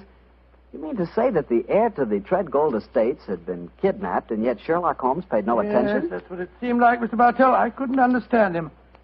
I've never known him to be so indifferent to a case. There he sat until the early hours of the morning as he and that girl scraped away at their violins and never said a word about the kidnapped baby. Finally, as we walked home across the fields a few hours before dawn, his mind seemed to return to the matter at hand. He spoke quietly, and yet there was a note of suppressed excitement in his voice. Watson, my dear fellow, you're angry with me, aren't you? No, Holmes, I must say, but I'm confused. That girl seems to have bewitched you. Have you forgotten that you accepted the job of guarding the Treadgold heir, and that the child was kidnapped tonight? No, I'm fully aware of the fact. Holmes, for heaven's sake, stop being so infernally matter-of-fact. What's come over with you? Oh, possibly it's the mood of this mild autumn night. It is indeed a St. Martin's summer. So much so that I've left my coat and deerstalker cap behind me at the encampment. Let's go back, shall we? And incidentally, when we get there, I can set your mind at rest by showing you the kidnapped child. You mean you know where it is? Certainly. It's, in the camp. Then the gypsies did steal it. No, my dear fellow. I did. What? This is one of those occasions when you absolutely infuriate me, Holmes. If you must keep me up half the night while you have a fitting concert with a gypsy girl, least of all you can do is tell me what's going on. You say you stole the child yourself. In heaven's name, why? Because the threatening note to Major Treadgold was so obviously a fraud. Oh, why do you say that? You will remember that the letter began, "A Romany Rye will not take your insults forever." Now, a Romany Rye, despite what Major Treadgold said, does not mean a gypsy, but a man who knows about gypsy law. It is a term no true gypsy would apply to himself. He would use the expression Romany child. So it was obvious from the beginning that no gypsy threatened the child. Now, who else had a motive for harming it? Well, Major Treadgold, because he stood to inherit the estate. Yes, or his wife. It's quite obvious she has no liking for our present life, and the child is an obstacle to a new one. With the child kidnapped and later made away with, obviously they both stood to gain a great many of the things they wanted. Yes, you're right. And whoever the culprit is took the precaution of pinning the blame in advance on the unfortunate gypsies by writing the false kidnapping note. Wait a minute, but how about the shot that was fired at us tonight as we walked with Major Treadgold? Probably fired by an accomplice to the plot, in order to give authenticity to the supposed danger. And the child is now in the gypsy encampment. Yes, I promised that I would protect the Treadgold heir, and so I arranged with Jasper Hearn to have the boy kidnapped for his own safety. But if anyone should find the child, they'll say the gypsies deliberately stole him. Oh, I'm quite certain that before that occasion arises, old chap, the criminal will have shown his or her hand. Come on, old fella. Put your best foot forward. It's a long way back to the camp yet, and it's nearly dawn.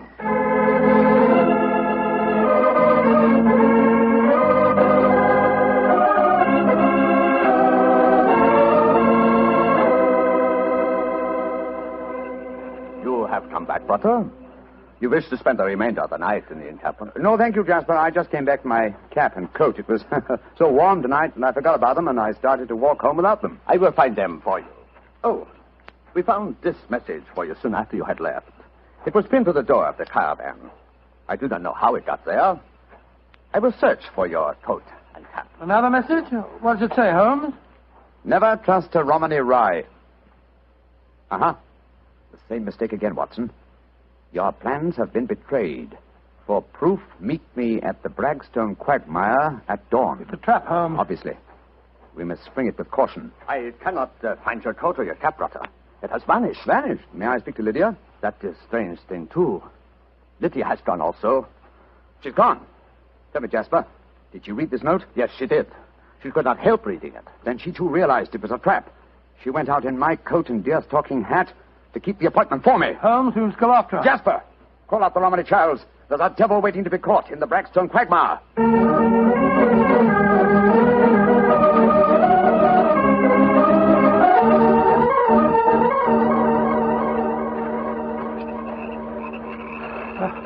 How much further to the quagmire, Jasper? 200 yards.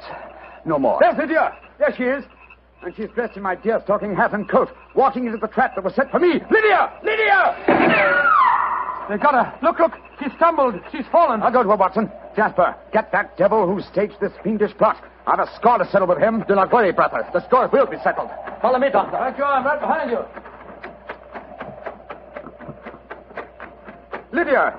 Lydia. Sherlock Holmes, I was wrong. We do meet again.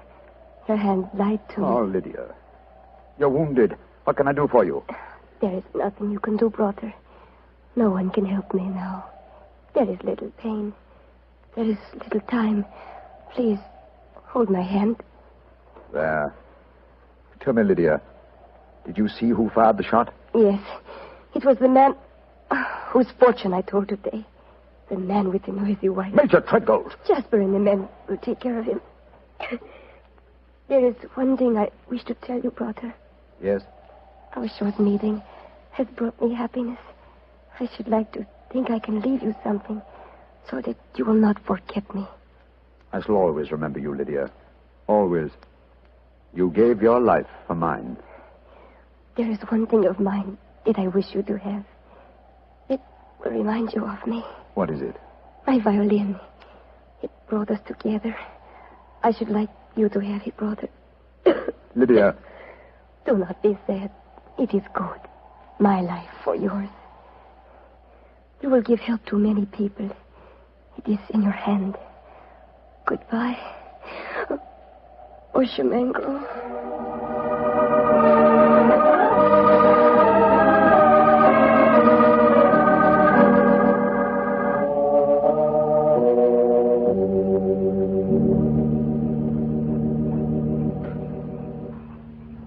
Holmes, it was dreadful.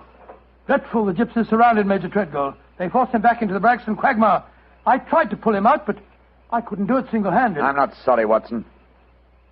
Jasper, you know that Lydia is dead? Yes, I know it. The gypsies knew it, too. That is why you were single-handed, Doctor, in your attempts to save the murderer. No Romany child would raise a finger to help him. Yes, I can understand that, but great Scott, man, if you'd seen his face as the quaking mud sucked him under. Lydia's death was less dramatic, but equally moving, I assure you. Sherlock Holmes, I met you less than 5 hours ago. You have saved my tribe from a devilish plot that would have blackened their names. A plot that would have driven them from the countryside. What can I do in return?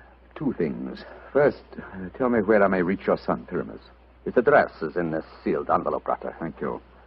What else may I do for you? As Lydia died, she willed me one gift for remembrance. And what was that gift, brother? A violin. Of course. Here it is. Huh. She told me I might become a true Bohemia. Let's see if I can recapture the melody once more.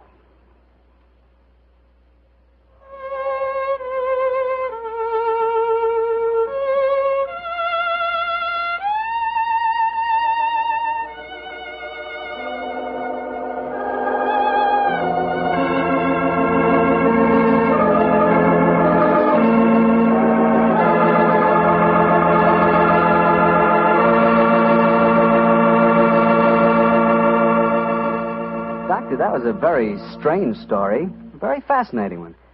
But tell me, do you really believe that gypsies can tell your fortune by reading the palm of your hand? Oh, frankly, I don't know, Mr. Bartell. Perhaps they can. Perhaps it's coincidence. And then again, maybe some gypsy women have a heightened sense of intuition. You know, a woman's intuition can be an extraordinary thing. Yeah, so my wife keeps telling me. Of course, I have a kind of intuition myself. Oh, really? Mm-hmm. Every time I see a bottle of wine with the name Petri on the label, my intuition tells me I'm going to like it. And I always do, too. Mr. Bartell, if ever I saw a man with a one-track mind, you're that man. Thank you, Doctor.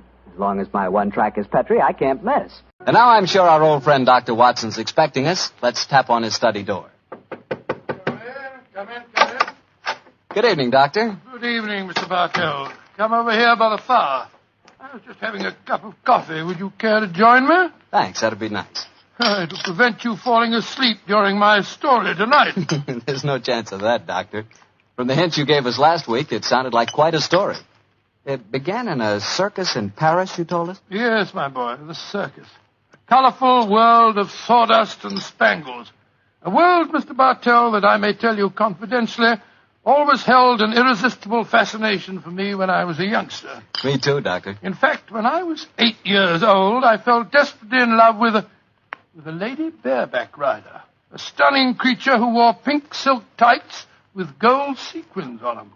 Unfortunately, my mother caught me writing her proposal of marriage, and I'm afraid that, that's another story, and one that you probably wouldn't find very interesting. I'm sure I would, Doctor, but I think it would be safer to stick to your Sherlock Holmes story. Yes, you're probably right, my boy. Well, it was a winter in the 1890s, and Holmes and I were in Paris.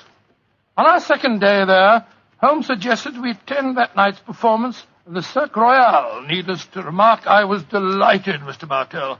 And shortly after 9 o'clock that night, I found myself seated beside Holmes in a box near the ringside. It was an incredibly vivid scene, even for that city of color and light. The gay costumes of the women and the gaudy trappings of the ringmasters and clowns looked like a giant kaleidoscope under the blazing glare of the arc lamps. As we sat there, a brass band nearby blared forth some popular music of the day, and yet he didn't appear to be enjoying himself, and so I leaned across and touched his arm.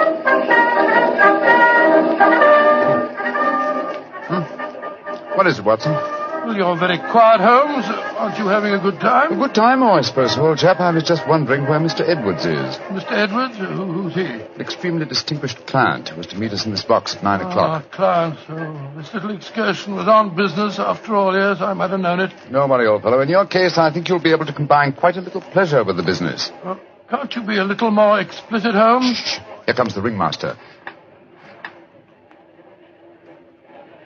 Mesdames et messieurs, j'ai l'honneur de vous présenter ce soir la grande vedette du cirque, Mademoiselle Gisèle Girondet, équestrienne incomparable.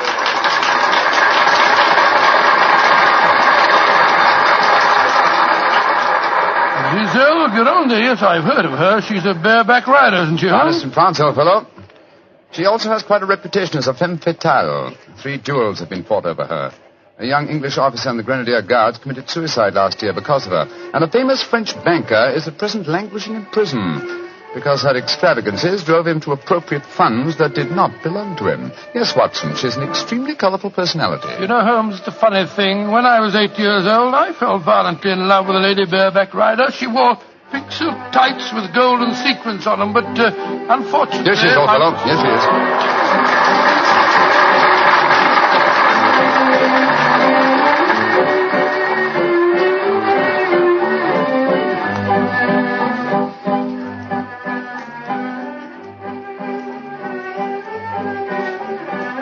Holmes, she's exquisite. Look at the way she's jumping from the back of one horse to the other.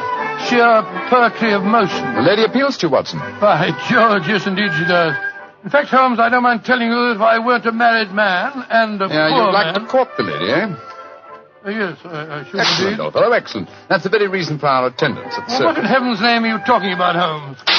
Ah, there you are. Good evening, Mr. Edwards. Holmes, my dear fellow, how are you? I haven't seen you since that little affair at Windsor Castle when Mother... Excuse me, sir. I am Mr. Mycroft, and this is my friend, Sir William Nigel. Sir William Nigel? Of course. And I am Mr. Edwards. We must respect each other's incognitos, eh? How do you do, Sir William? Well, I'm extremely honored to meet you, Your Royal... Mr. Edwards. How'd you like Giselle? Isn't she a stunning creature? Yes, indeed she is, sir. The four of us to have supper together after the performance tonight, I understand, Mr. Edwards. Well, unfortunately, I can't be there, Mycroft. There's some stupid affair at the embassy which I have to attend. We must postpone the dinner until tomorrow night. Oh, very well, sir. Come over to my hotel a little early and we can discuss the whole business. Personally, I think a lot of fuss is being made about nothing.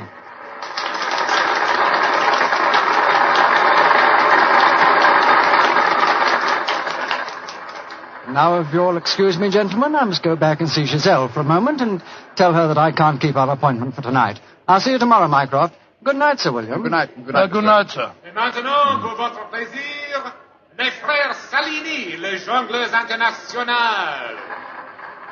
Holmes, what's all this mystery? That wasn't Mr. Edwards. It was the Prince of... Watson, please. Discretion, old fellow. Mr. Edwards, as you know, is extremely democratic. Too much so, possibly, when one considers his position and responsibilities. He's become quite seriously involved with Mademoiselle Giselle, the lady bareback rider who has just left the ring. Oh, so that's it. The Foreign Office, quite naturally, I suppose, is deeply concerned over the matter, and I've been entrusted with the delicate mission of protecting Mr. Edwards. Oh, does Giselle Gironde know that his true identity, do you suppose? That's the first thing that we have to find out. It's possible that she is simply captivated by having a rich Englishman at her feet. If, on the other hand, she knows who Mr. Edwards is, then we may be in for a great deal of trouble. Yes, but how are you going to find that out? By tempting her with a richer Englishman.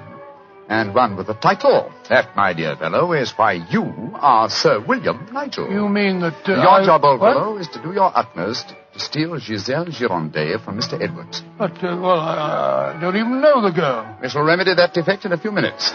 As soon as the performance is over, my dear chap, I shall take you to her dressing room and arrange an introduction.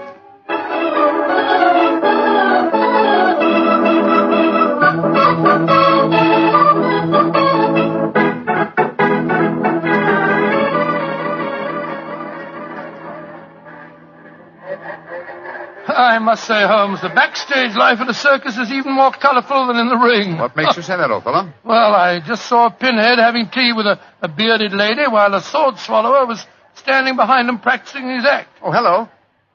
See that man standing talking to the girl in tights? Yeah, attractive, isn't she? The gentleman is Inspector Blarney of the French police, an old friend and a distant relative of mine. Blarney, how are you? Ah, Holmes, mon cher ami, comment ça va? No, Blarney, please. On this occasion, my name is Mycroft, if you don't mind, and this is my friend, Sir William Nigel. How do you do, Inspector? Enchanté, Sir William. Permit me to introduce Mademoiselle Yvette Marat. How you do? How do you do, mademoiselle? How do you do? What brings you behind the scenes at the circus, may I ask, mon cher Mycroft? My friend Sir William is most anxious to make the acquaintance of Mademoiselle Gironde. But of course, every man wishes to meet Giselle Gironde. Why not ask Blarney? He will present you to her. Ha! He knows her well. Oh, no, Yvette, chérie, do not begin that all over again. You're in love with her. You've always been in love with her. I wish you were dead. Sometimes I think I could kill her myself. On my soul, Inspector, she's a fiery little thing, isn't she? Ah, ça c'est vrai, ça, Sir William. Many times I've told her that Giselle Gironde would never waste her time with a simple police inspector. She prefers a wealthy foreigner. But Yvette ne comprend pas. She does not understand and she does not believe. Mademoiselle Marat was dressed in tights, Blarney. And what does she do in the circus? She walks the tightrope. Oh, She's yes. queen of the high wire. Mm-hmm. A charming and a talented girl, but a most jealous one. Blarney, my distinguished friend Sir William Nigel is most anxious to meet Giselle Gironde. Will you introduce him? I should prefer not to appear on the matter at this stage. Oh, mais certainement. I will take you to her dressing room. Please come with me, Sir William. Yeah, right. I'll see you later, Holmes. I'll be waiting for you, old chap. Good luck. You're a lucky man, Sir William. Giselle has quite a penchant for the Englishmen. And when they are rich and have a title, I am sure she finds them irresistible. You really think so? Oh, but of course. Quel dommage that I'm only a poor policeman. Here we are. Entrez. Giselle, mon chou, permit me to present to you Sir William Nigel. He's a great admirer of yours. Yes, indeed, madam. Ah, Sir William Nigel. Come and sit here beside me, Sir William. I shall leave you. Au revoir. Sit closer. There. That is much more cozy, no? Oh, it's very nice of you to see me, Mademoiselle Gironde. Oh, don't be so formal, my Englishman. You may call me Giselle, and I shall call you... Let me see, I shall call you... Sir William, not... Willie! I shall call you Willie. You do not mind? Mine, I'm delightful. Quite delightful, my dear. I was hoping perhaps that you care to have a little supper with me tonight, Giselle. So what about some oysters, a cold pheasant, and a bottle or two of Pomeranian Green 072? You get to taste rather well, don't you think? Oh, Willie, I can see you are a perfect Oh, host. I don't know about One that. moment, I get my cloak. Well, you know, Giselle, it's a funny thing. What is a funny thing, Willie? When I was 8 years old, I fell violently in love with a lady bareback rider at a circus. History seems to be repeating itself. Here. Alfieri, do you no longer knock when you come to my door? Who is this man? My name is Nigel, Sir William Nigel, my good man, and who may you be? I am Alfio Alfieri. I am Alfio Alfieri. And what is he? Ha! A trainer of wild animals. An ambusher. Raton! You must not speak to Alfio in that way. You belong to me. Send this stupid Englishman away. Confounded impudence. Grossier. Belong to you. Giselle belong to no one. Do I have to take my whip to Put you? down that whip. Put it down, you scoundrel. Next time it will be your face, Carl. You infernal blackguard. Raising your hand against a woman. Shocking. Bravo! Monsieur Willie has knocked him down. He certainly deserved it. Oui. And you in turn deserve something, Willie. Oh, what was that? Come close, Willie, and I give it to you.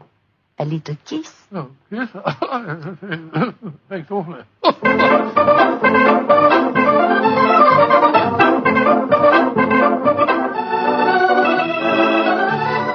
Oh, Willie, you are so strong, so resolute, so brave. Oh, it was nothing, my dear Giselle. Nothing at all. Here, more champagne, Gus. More champagne. Oh, Willie!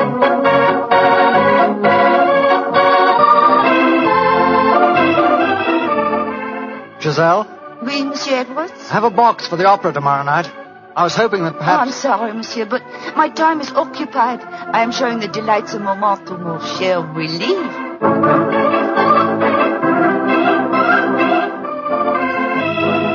Mademoiselle aime mieux le collier de perles à 5 rangs ou celui à 3 rangs? He says, which do I prefer, the 5-string color pearls or the 3-string color pearls?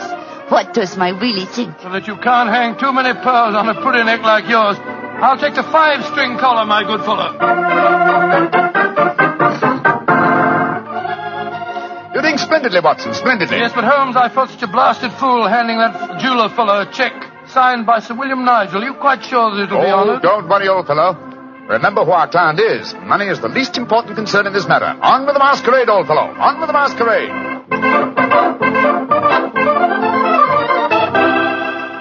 More champagne, garçon.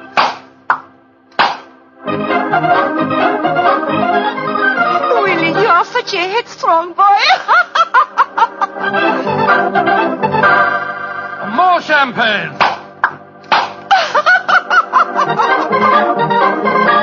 Citadel, you dear little thing. Oh, Willie!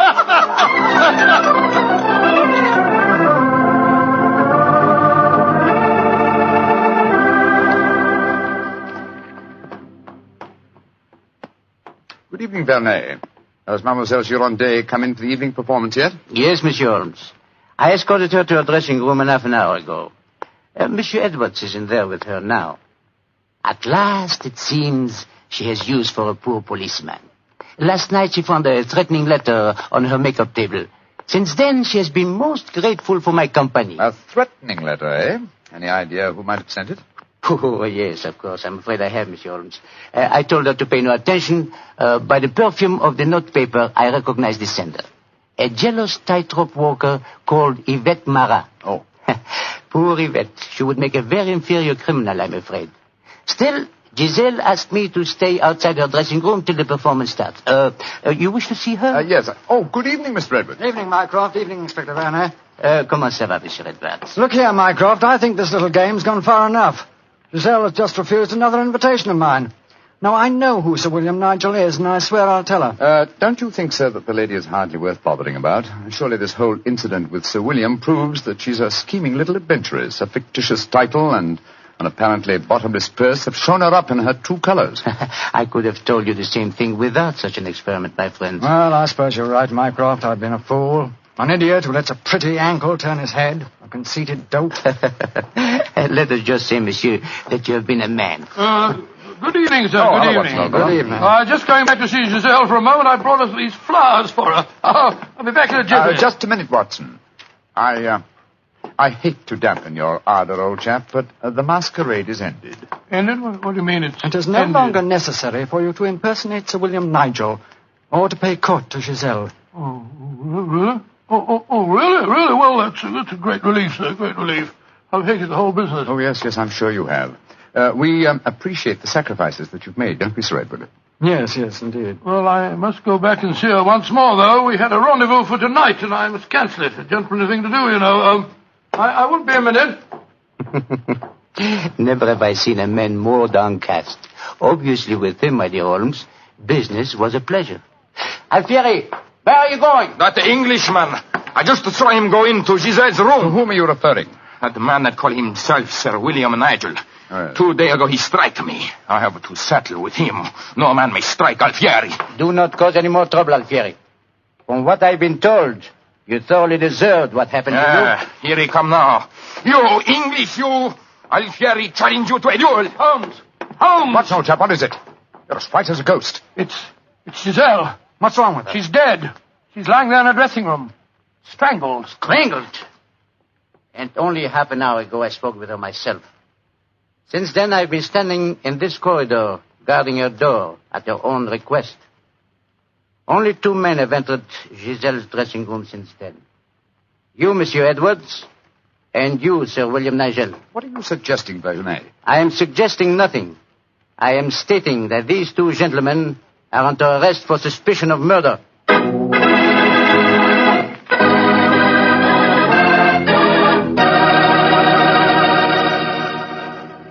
Dr. Watson's unusual story will continue in just a few seconds. Time I'd like to take to remind you that one wine that seems to be the outstanding favorite among the ladies is Petri California Muscatel. That's probably because, like a beautiful woman, Petri Muscatel is subtle and intriguing. Petri Muscatel is the color of burnished gold. And its flavor, well, it's the flavor of big, plump Muscat grapes, picked by hand carefully and tenderly, and they're just full of wonderful, delicious juice. If you want to show that you really know the wine that women prefer, serve Petri Muscatel. Serve it after dinner or later in the evening. It's wonderful. And why shouldn't it be? It's a Petri wine. Well, Dr. Watson, so you and the mysterious Mr. Edwards got yourselves arrested on suspicion of murder, huh? Yes, Mr. Bartell. Holmes did everything in his power to persuade Inspector Vernet to release us, but it was useless. And so, while Mr. Edwards and myself were languishing in detention cells at the local Sûreté, Holmes and the French inspector were examining the dressing room of the dead woman. I'm sure, Inspector Vernet, that being as keen a detective as you are, you must suspect the true identity of Mr. Edwards. Of course, Monsieur Holmes. But that is the danger of incognitos. If he chooses to assume the identity of plain Monsieur Edwards, then he must run the risks of plain Monsieur And Edwards. you're convinced that either he or my friend strangled Mademoiselle Girondet? It is obvious. Then I'll have to prove to you that they didn't. Let me examine the body again, will you? If she had been strangled by either of my friends, why would her body be lying here under the window? It's as far away from the door by which they left this room as possible. That proves nothing. No, but it's odd. Giselle was a strong girl. There might easily have been a struggle. Perhaps she tried to get away through the window. And yet there are no marks of violence on her throat. Just this piece of very fine cord that did its deadly work so cleanly. Cut with a knife. Please do not remove the cord, Monsieur Holmes. The body has not yet been photographed. Dear me, Vernet, you're making it very hard for me, aren't you? You notice, of course, that the window is open. Yes, but we have examined the snow outside. There were no footprints within 3 yards of the window. The murderer must have entered by the door that I was watching. Yes, it would be hard, even for a professional acrobat to jump in. An acrobat? Vernet, your young friend, Mademoiselle Yvette Marat, is a tightrope walker. Yvette, but... Yes, she certainly had a motive. She'd even sent a threatening letter. I heard her express hatred and jealousy for this dead woman. It's conceivable that she could enter a room by a window without leaving footprints in the snow. Where was she at the time of the murder? I do not know. I was waiting for her in the corridor. Then I suggest that we investigate her alibi at once. And after that, Inspector, I must pay a visit to the Sûreté. I don't want my friends to think that I've deserted them.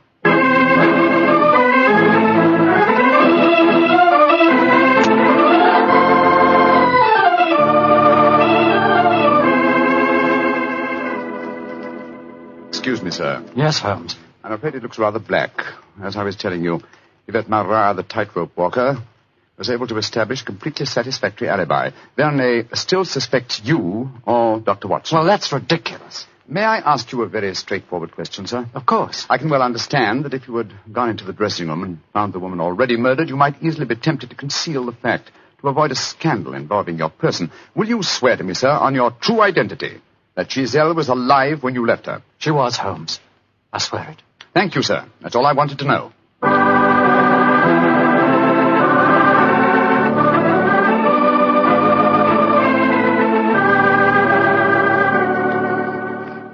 Holmes, I'm glad to see you. You know, I've been thinking.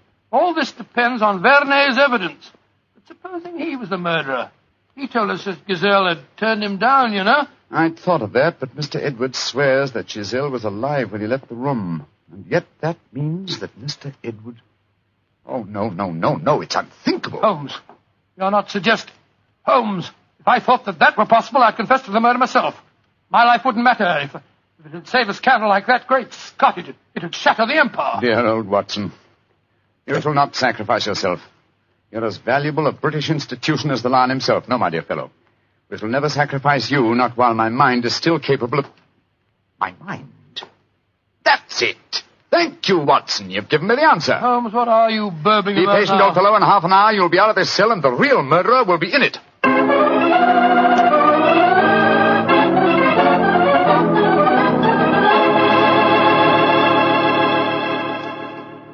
Questions.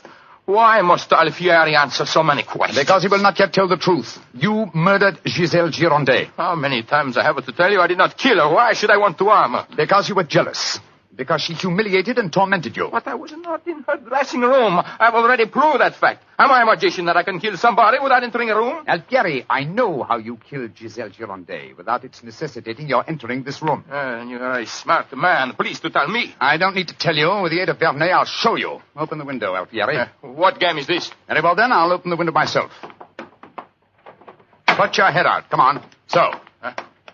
Who do you see? Inspector Vernet standing 3 yards away, where you stood, and he's got your long training whip. No! Don't move! Stand there. The inspector hasn't your skill with a whip, but he wants to try a little experiment. No, leave him alone! All right, Vernet. I'm holding him.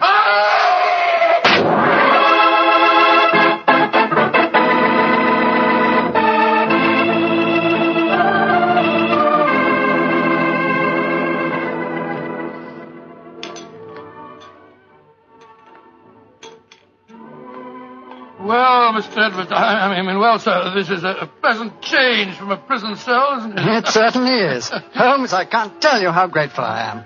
I still don't quite understand how you did it. Watson, in rather a roundabout way, was responsible for giving me the clue. Oh, how was that, Holmes? Well, on more than one occasion, old chap, I've had cause to deplore your rather florid style of writing. Tonight, I was very thankful for it. When I began to speak of the capabilities of my mind... suddenly I remembered a phrase of yours in which you referred to its whip-like rapidity and accuracy.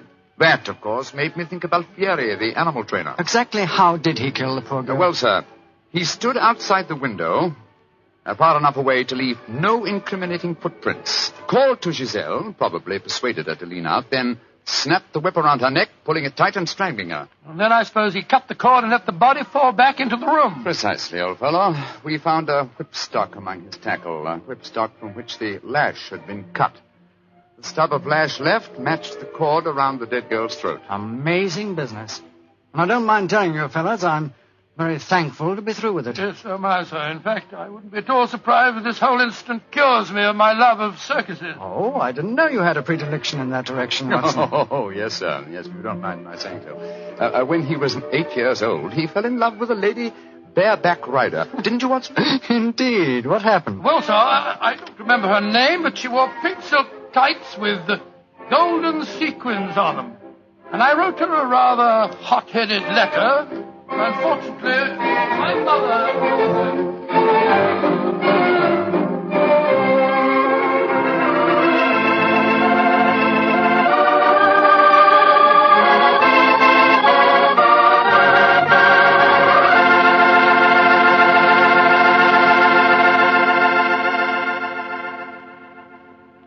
Well, Doctor, that was one of the most unusual stories you've ever told. And I might say you played a very prominent part in that case yourself. Oh, I suppose I did at that, Mr. Bartell. Giselle was a beautiful girl. Beautiful. Boy, I sure love that nickname she gave you. Wheelie. Yes, I thought it rather nice myself. Well, that is, I mean... Don't get embarrassed over a nickname, Doctor. You should hear the nickname I had. When I went to school, all the girls called me Bottles. Bottle? Oh, I see, from Bartel. Bartel. Oh, Some nickname, like a prophecy. what do you mean? Well, they called me Bottles, and now that's what I like to talk about most. Bottles. Bottles of Petri wine. Oh, I should have known. And I'd like to talk about Petri wine because, as far as I'm concerned, it's the swellest wine that ever poured from a bottle. And now I'm sure our good friend Dr. Watson's waiting for us. Let's go enjoy. There you are, Mr. Bartel. Good evening, Doctor.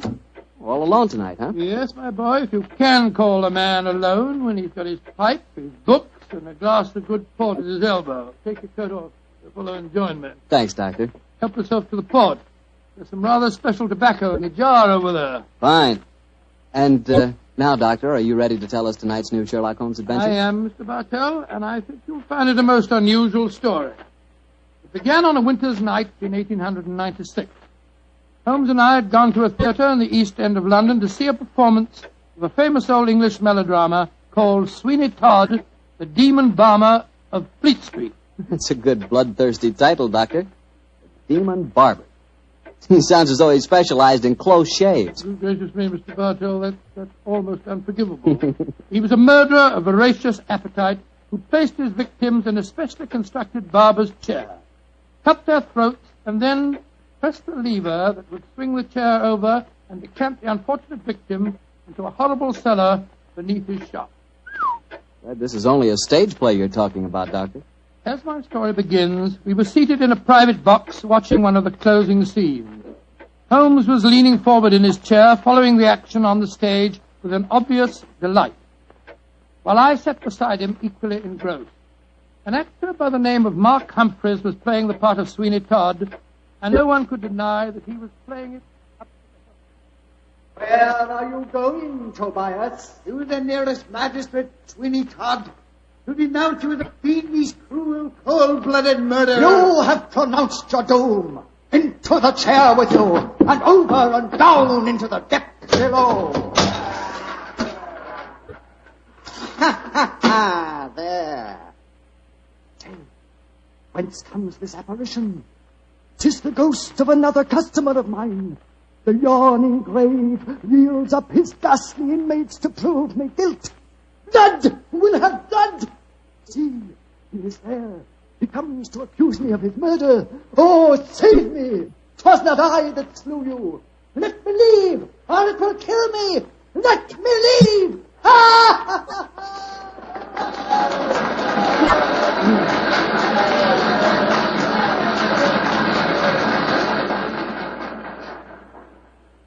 Oh, upon my soul, Holmes, that fellow Mark Humphreys is the most florid actor that I've ever seen on a stage. I find him enchanting, Watson. It seems to me he's really caught the flavor of this murderous monster piece. After all, a restrained performance of a Barber Sweeney Todd would be unthinkable. Yes, I suppose it would. But I must say his makeup seems rather overdone. No barber would wear such an enormous beard. It would be most impractical. Probably get in the customers' faces. By the way, I noticed from the program that Mark Humphreys, as well as being the principal actor, is also the owner of the company. Yes, the current trend toward the actor-manager is a very healthy sign, I think. Come in.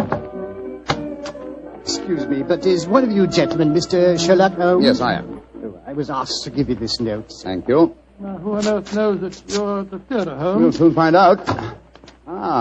This note is from Mark Humphreys, our actor-manager. What's it say? Dear Mr. Holmes, I recognize you in your box. Please come to my dressing room after the performance. My sanity, and even the safety of London, perhaps, depends on your compliance. Good Lord, my sanity and the safety of London. I wonder what on earth he means. That, my dear fellow, we can only discover by going backstage to meet him. As it is, the curtain's going up in the last scene I see. For a little longer, we must possess our souls in patience.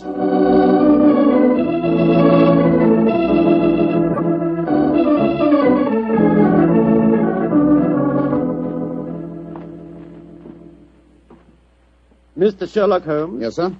Oh, my name is Lindsay. Derek Lindsay. I'm the business manager. Mr. Humphreys asked me to meet you at the stage door and take you to his dressing room. Thank you very much. This is my colleague, Dr. Watson. How do you do? Oh, how are you, Doctor? Will you follow me, please? Excuse me asking, Mr. Lindsay, but surely you must be related to that distinguished actor of some years back, Leyton Lindsay.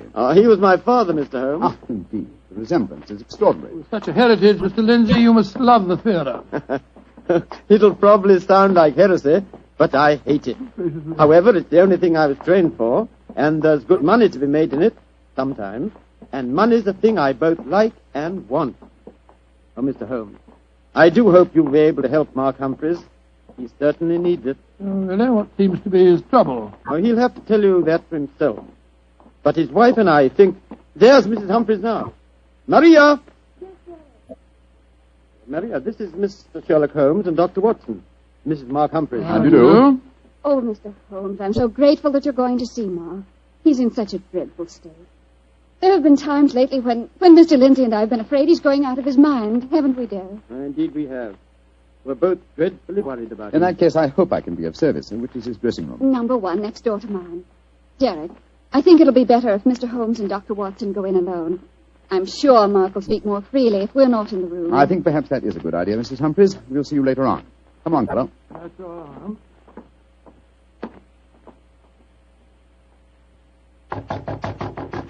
Come in, come in. Holmes, thank heaven you're here. Close the door. Mr. Humphreys, this is Dr. Watson. Watson, eh? Yes, I know of you, too. How do you do, sir?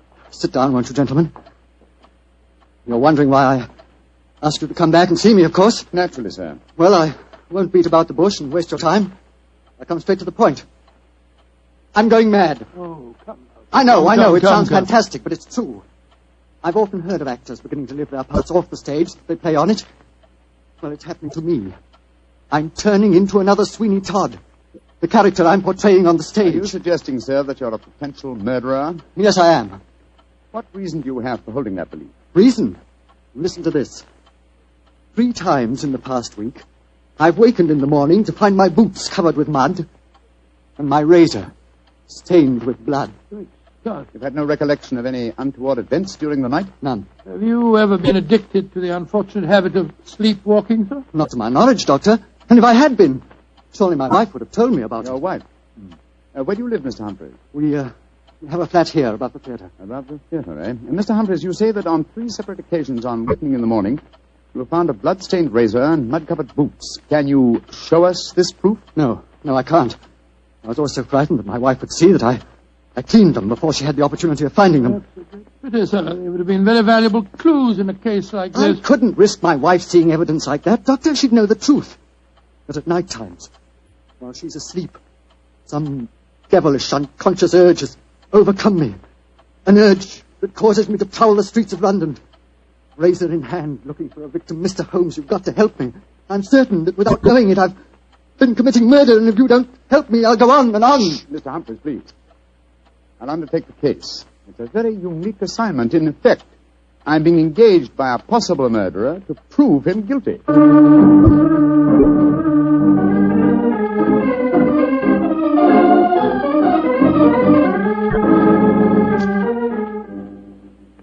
Well, Mr. Holmes, I've been through all the records we have here at Scotland Yard. What have you found, Inspector Gregson? In the last 2 months, we haven't had one case of an unsolved killing with a razor. Any mysterious disappearances, Inspector? Bless your heart, Doctor. There's never a day that passes without 1 or 2 of them. Here's a list of them, Mr. Holmes, if it's any use to you. Thanks. Come on, Watson. In the morning, we can go back to the theatre and set our friend's mind at rest. I'm much obliged to you, Gregson. Glad to be of service, Mr. Holmes.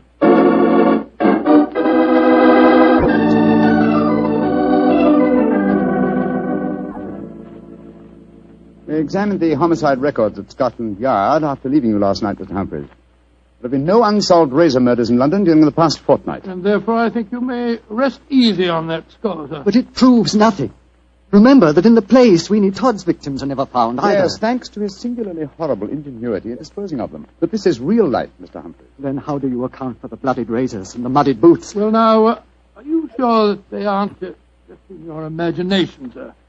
You admit that your wife's never seen them? The whole thing could be, or shall we say, an overdose of Sweeney Todd? Well, I admit that I'm suffering from a surfeit of that. And why not drop the play from your repertoire? Our manager, Derek Lindsay, won't let me. It's our best money-maker. He's always got a keen eye to business. Mr. Holmes, I can see that you still don't believe my story. So I've saved some evidence for you, evidence that I found this morning. Look at these. Now what do you say? Do you still think it's my imagination? Cutter, blood-stained razor, and boots covered with mud. Splendid. At last, some real clues to work on. How can you be so calm, Holmes? It happened again last night. Do you realize that I'm a murderer? I'm a menace to society? For heaven's sake, lock me up before I do some more damage. No, sir. Don't get so excited. Mr. Humphreys, I should like to take these objects back to Baker Street where I can perform some chemical tests. You have no objections, I hope? Objections? Good heavens, no. Excellent. You've told no one of this fresh discovery of yours? No one. Not even Derek Lindsay. Derek Lindsay, that's your manager, isn't it? Yes. The best friend I ever had. Except for his father before him. It was Derek who helped me back on my feet 2 years ago, when I put on that disastrous production of Macbeth. Don't know where I'd be today if it weren't for him. You lost a great deal of money on that production, sir. Nearly every penny I had. Indeed. By the way, where is your wife, Mr. Humphreys? She's in her dressing room next door. We have a matinee today, you know. I'd like a word with her. What's no chap? Wait here for me, will you? I won't be a moment. Right, you are, Holmes.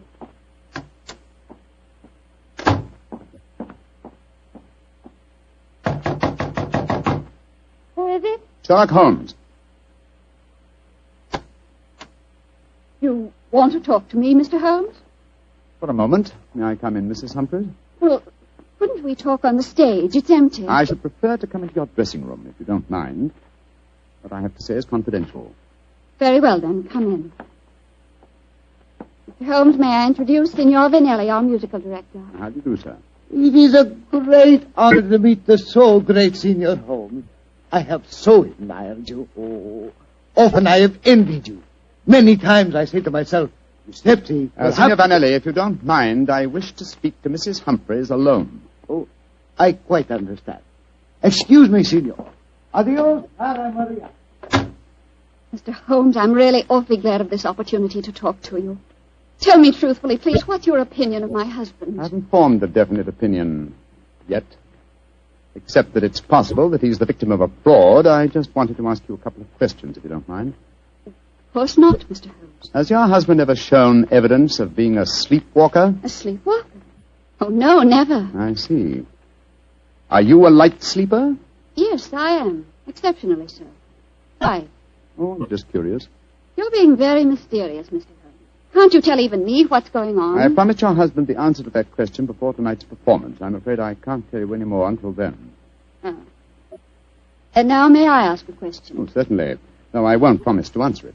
You said just now that my husband might be the victim of a fraud. What did you mean? Again, I'm afraid that you must wait for the specific answer to that question. However, there's another fraud being practiced on him that I can speak of now. What fraud? The fraud that you are indulging in, Mrs. Humphreys.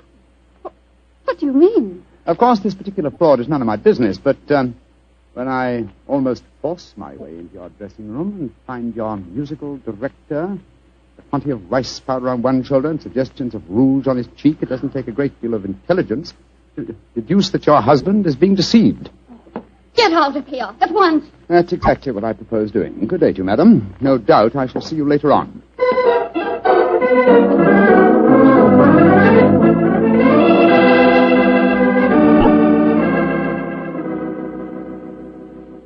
Well, Holmes, what does the microscope tell you about the mud on the boots and the bloodstains on the razor? Drawn a blank on the mud, old chap. It's an extremely common type that is found in most parts of London. And the blood? I'm examining that now. It's as strange a case as ever I remember, Holmes. Here you are trying to prove a man innocent when he insists that he's guilty. By George, Watson! Here's the answer. What? This blood is definitely not human blood. It's probably canine. Now, a Sweeney Todd madness would hardly drive its victim to kill dogs. Therefore, it's obvious that Mark Humphreys is the victim of a devilish plot. And he's not a murderer. No, come on, old fellow. Let's go to the theater at once and give him the good news.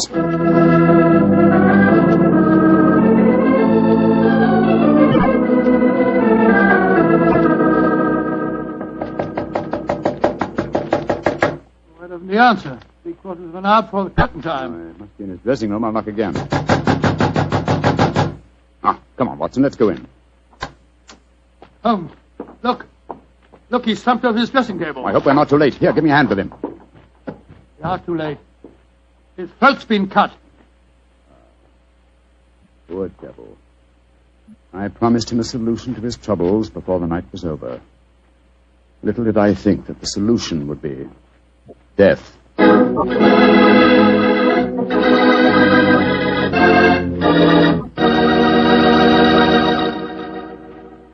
We'll hear the rest of Dr. Watson's story in just a second, so I'm going to ask you if you're one of those people who just eats to live, or whether you really enjoy good food. If you love good eating, you've just got to know about Petri wine. Petri wine makes good food taste wonderful. For instance, if you're having steak or a roast or any meat or meat dish, you'll love it served with Petri California Burgundy. Petri Burgundy is the last word in delicious red wine. Now, with chicken or fish, you can't beat the delicate Petri California Sauterne, a really extraordinary white wine. Just to make sure you don't miss either Petri wine, don't buy one, buy two. Buy both Petri Burgundy and Petri Sauterne. They're both swell because they're both Petri. Well, Dr. Watson, what happened next? Well, Till, I think I'll pick up the story exactly where I left off. Holmes and I were standing in Mark Humphrey's dressing room, looking with horror at the flashed throat of the actor manager. There was a bitter, self-accusing note in Holmes's voice. I promised him a solution to his troubles before tonight was over. Little did I think that solution would be death. This worry over his supposed madness caused him to commit suicide. Suicide? Rubbish, old fellow. It's murder. Look at the razor clutched in his hand. Undoubtedly placed there by the murderer before rigor mortis had a chance to set in. In any case, scrutinize the wound. Does that look as if it had been done by the hand of a suicide? Well, I don't see why not. Look closer, old chap. The depth of the wound is even, whereas a suicide cut always wavers towards the end. No, this is murder, Watson, and I think I know who did it. But I have little evidence. I must lay a trap. What kind of a trap, Holmes? I have time to tell you now, old fellow. Every moment counts. Off with you to Scotland Yard and get Inspector Gregson. Bring him back here as fast as you can. Right you are. And Watson. Yes? Tell absolutely no one except Gregson of Mark Humphrey's death. And say that he's still alive and well and that his problems are solved. It's the performance of the play. Let me worry about that, old chap. Off with you to Scotland Yard.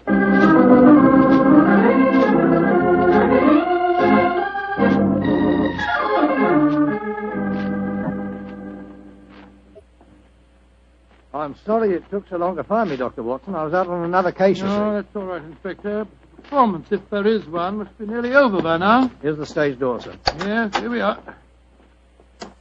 Here, you can't go on the stage. Who says I can't? I'm Inspector Gregson of Scotland Yard. Oh, sorry. Performance is going on. I wonder who the devil's playing Sweeney Todd. Come along. Let's stand here in the wing. Quietly. This is only the wind whistling through this cellar. But this is impossible. There's Mark Humphreys on the stage. I saw him with his throat cut. I don't believe in ghosts, Doctor. Great heavens, it's Holmes. Like that. Who's this? It's you, Mrs. Barber. Somebody seems to cut your throat. What a pity. No more veal pies. Tell Sweeney Todd who cut your throat, dearie, and he'll cut their throats, too. He'll revenge you while you burn down there in hell, dearie. He'll revenge you.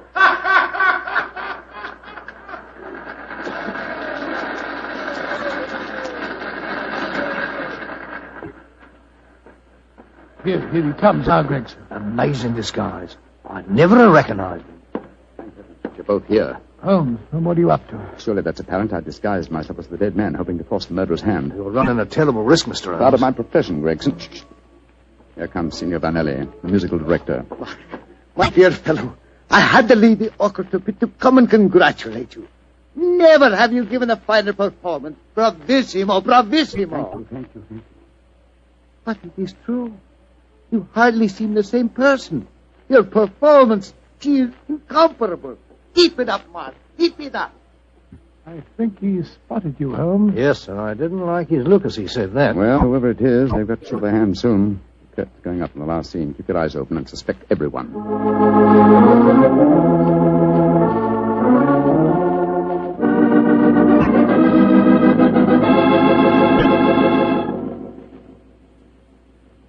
Look, my lord, Judge. He's by your side. Do not consider your ermine robe is stained with blood.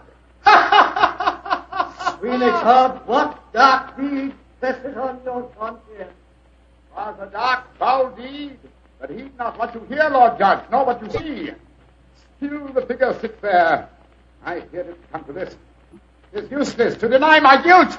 The very dead rise from their settlements to prove Sweeney Todd a murderer.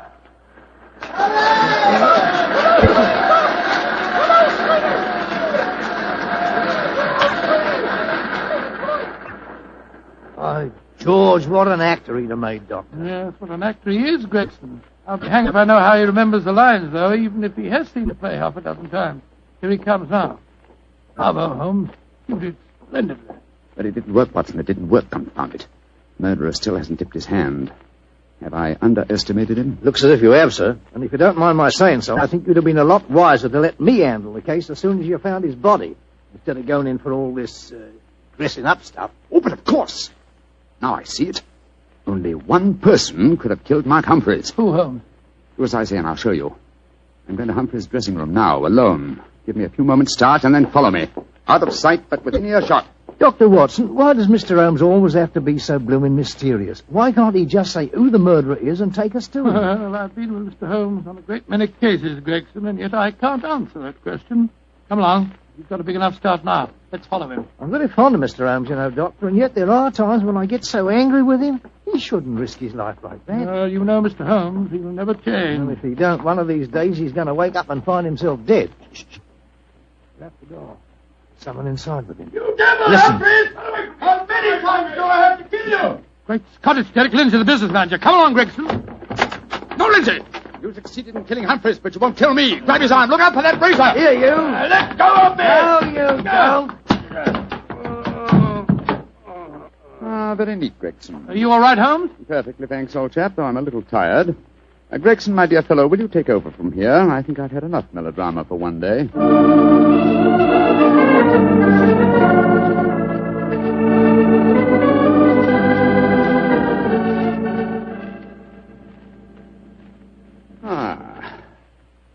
How pleasant, Watson, to be back at Baker Street again, a crackling fire, my dressing gown, and your company combined to make a soothing ending to a somewhat violent day. It's been a most unusual case, Holmes. I still don't entirely understand it. The original plot, of course, was to try and drive Mark Humphreys mad by making him think that he was a murderer. That accounts for the boots and the blood-stained razor. Precisely, my dear fellow. And the killer, having conditioned his victim by this trickery, then murdered him, trying to make it appear a suicide. Now, who had a motive? 3 people. Mrs. Humphreys, her lover, Signor Vanelli, and Derek Lindsay. I must say that I suspected the wife. Well, so did I for a while, and yet it was illogical. She knew, and we may therefore presume that her lover knew, that I was suspicious of her. And she must have known that you promised her husband a solution to his troubles before the night was out. It seems highly improbable that she or Signor Vanelli would have faked his suicide at that point. Quite right, my dear fellow. So I investigated Derek Lindsay's affairs, and I found that what Humphreys had referred to as the kindly act of a friend in helping him back onto his feet was in reality the mortgaging of his entire theatrical effects. Lindsay stood to inherit the theatre on Humphreys' death. Therefore, I was convinced that he was the killer. And then, after he'd murdered him, he saw what he thought to be Mark Humphreys on the stage. Ah, that's where I was slow and stupid, old chap. I couldn't imagine what motive gave the cold, clear nerve to suppress all reactions when he saw his supposed victim revived on the stage. Only at that moment did I realize. And what was the motive that made him hold his hand? The characteristic that ruled his life, Watson. Avarice. A morbid love of money. You see, if he'd attacked me during the performance, he'd have had to refund the money to the audience. His greed conquered all other passions. It made him wait until the performance was finished before he attempted my life. You know, Holmes, now that the case is solved, I'll tell you something in confidence. Please do, old fellow. What is it? At the end of the play tonight, I was afraid that you'd made a mistake, that you'd slipped up on the case. Gregson thought so, too. And I, Watson, will tell you something in confidence. Oh, what is it? There were 3 of us that felt the same way. Well, now you're being modest, no? I assure you I'm not, my dear chap. In fact, in the future, if it should strike you that I'm, well, getting a little overconfident of my powers, or perhaps giving less pains to a case than it deserves, kindly whisper Sweeney Todd in my ear, will you? I shall be infinitely obliged to you.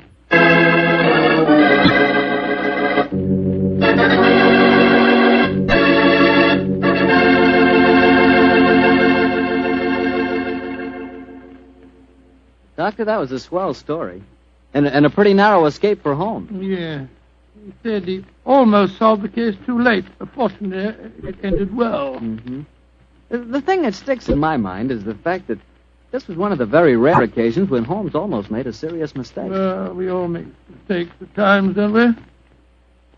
Rattell, I said we all make mistakes at times. I suppose so. You mean to stand there and tell me that you never make a mistake? Well, not when it comes to choosing a wine, I don't, because I always choose Petri. Bartell, you trap me again. Could be. But honestly, Doctor, when you choose a Petri wine, you know it's a good wine. Come in. Good evening, Mr. Bartell. Good evening, Doctor. Well, the puppies seem very happy tonight. Yeah, tonight, yes, but you should have seen them this afternoon. I doubt if there were two more frightened little dogs in the whole of California. Come on, Winnie, now. Marty, control yourself. What happened, Doctor? Well, I took him for a walk on the beach. As we were scrambling round a rocky point, a seal popped his head up in the water quite close to us. What'd the puppies do? Oh, both of them barked at it furiously. And the seal? Blew a few bubbles and then barked right back. I don't know what the world's speed record is for short-legged dogs, but I'm sure they broke it. You know, Doctor, I'll have to join you on one of those afternoon strolls of yours. You always seem to be having such exciting adventures. Oh, and talking of that, how's about tonight's new Sherlock Holmes adventure? Well, I'm all ready for you, my boy. In fact, I was looking over my notes on the case just before you arrived. This is another story in which Sherlock Holmes' elder brother, Mycroft, played an important part. Mycroft Holmes was 7 years older than Sherlock, and some said it is superior in powers of observation and deduction. That sounds like heresy, Doctor. No, young fellow, my lad. Holmes himself was the first to admit it. In fact, if it hadn't been for his incurable laziness, Mycroft could have been a formidable rival to his younger brother. However, Mycroft did hold a position of considerable importance at the Foreign Office, and it was there that tonight's story begins. It was in the winter of 1899, and Mycroft Holmes, after a gourmet's lunch, was reclining full length on a leather settee. His eyes were closed, his hands were folded across his stomach, and his breath came rhythmically. A cynic would have declared that Mycroft Holmes was taking an after-luncheon snooze. But Mr. Holmes' secretary, a gentleman by the name of Gardner, was a realist. He tapped on the door discreetly. Then he rapped on it. And still there was no response, so he opened the door and entered. After a moment, he gave what he thought was a discreet cough. Mycroft Holmes opened his eyes, folded his hands, and said, "Found it, Gardner. Must you come in here and bark at me so soon after lunch?" I'm sorry, Mr. Holmes, but I thought that... You thought that as I was lying down with my eyes closed that I must be bored, and so you came galloping in. Oh. Well, what do you want? There's an old lady outside, sir. She insists on seeing you personally. I've tried to get rid of her, but... What's her name? Mrs. Hudson, sir. Mrs. Hudson? Huh. Show her in, Gardner. Show her in. Very good, sir. Undoubtedly a message from young Sherlock. How are you, Mrs. Hudson? Oh, good day, Mr. Holmes. I'm sorry to interrupt you, but I won't take up much of your time. Sit down, won't you? Don't leave us, Gardner. I may need you in a few minutes. Very good, sir. Now, Mrs. Hudson, what's the message? Message, sir? Didn't my brother send you with some message that he was afraid to entrust to the ordinary channels? He's always so confoundedly dramatic. Oh, bless your heart. No, sir. I've come to you with a little problem of my own. I didn't like to bother Mr. Sherlock Holmes with it. He's been so busy lately, and he's looking very tired. And so you came to me. Delightful. I thought you wouldn't mind, sir. You've always been so nice and friendly to me. Pure laziness. It is less effort to keep an old friend than to make a new enemy. But tell me your problem. Well, it's really my sister's problem, sir. She keeps a boarding house at 14 Kensington Gardens Square in Bayswater.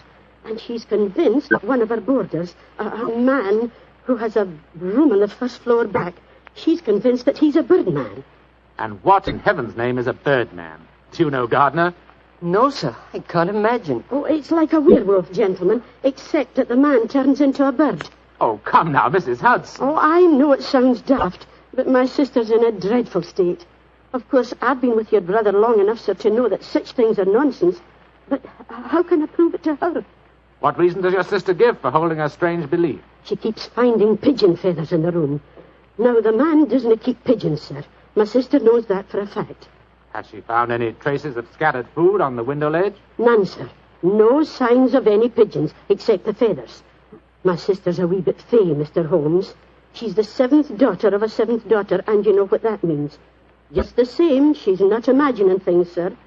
She's shown me the feathers herself. Where were they, Mrs. Hudson? Somewhere on the floor by the end of the bedstead, sir. I brought some along with me. Here, sir. And we found some more in the gentleman's cupboard where he keeps his clothes. By George, I wonder What is it, sir? I'll tell you in a moment, Gardner. Mrs. Hudson, this matter will require a little private investigation. You may return to your sister and tell her not to worry. I shall get in touch with you as soon as my inquiries are completed. Good day to you. Good day, sir, and I'm very much obliged to you. Well, Gardner, what do you make of it? An old wives' tale, sir. You're not treating it seriously, are you? Yes, I am. One of these feathers shows evidence of having had string tightened round it. That suggests a captive bird. Now, a captive bird smuggled into an obscure boarding house would point to something of the greatest importance to us, Gardner. By George, sir. You mean carrier pigeons? Exactly. And remember that we're at war, and that the Boers have obtained several important and highly confidential secrets of ours lately. We know there's a leak somewhere. This requires an active investigator who can work with discretion. Now, I could work with discretion, but I don't feel too active at the moment. I have it. I want you to write this letter to my brother. Disguise your hand, use plain, cheap notepaper, and don't sign the letter. He won't be able to resist that combination. Are you ready, Gardner? Yes, sir. Very well, then. My dear Mr. Sherlock Holmes, we know of your proposed investigation of the tenant in the first floor back at 14 Kensington Gardens Square. We warn you, as you value your life, keep away from the...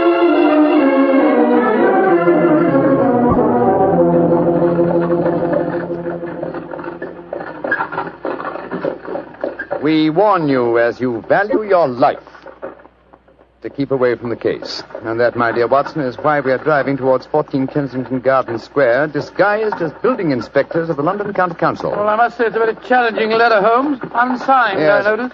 Written on cheap notepaper and in a disguised hand. No clue there, I'm afraid. Well, we're entering the square, Holmes. Let's stop the cab here. You can drop us here, cabby. Right you are, Governor. It would seem a little incongruous in these costumes for us to arrive in a cab. Yes, I suppose so. Here you are, cabby. Oh, thank you, Governor. Supposing this mysterious tenant of the first floor back should be in his room when we get there. And we must hope that our disguises are convincing and keep our wits about us. And this may be a trap. Yes, just what I was going to say. After all, you've never heard of 14 Kensington Gardens Square until you received an unsigned letter 2 hours ago warning you to keep away from it. I don't like the look of it. There we are, number 14.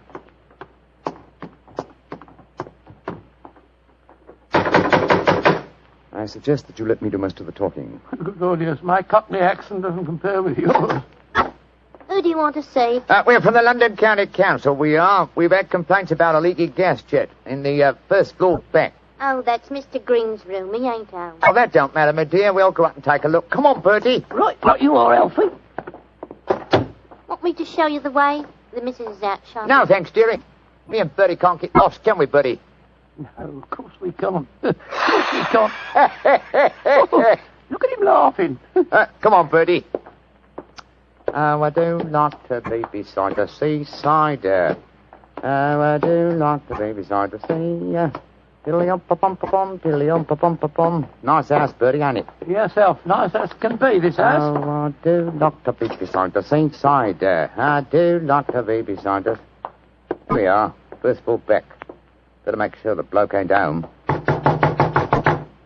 Oh, I do like to be beside... No, ain't home, Alfie. Huh?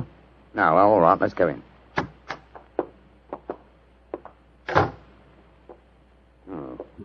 So this is the mysterious room, eh? Well, it looks perfectly ordinary, doesn't it? Yes, a depressing example of the squalor of boarding house life. Hello. What's this on the bedspread? Feathers. Must have come out of the pillow. No. These are pigeon's feathers, old chap. Look here, Watson. Attached to the bed rail. Yeah, it's only a piece of string. String, yes, but with a small metal ring on the end.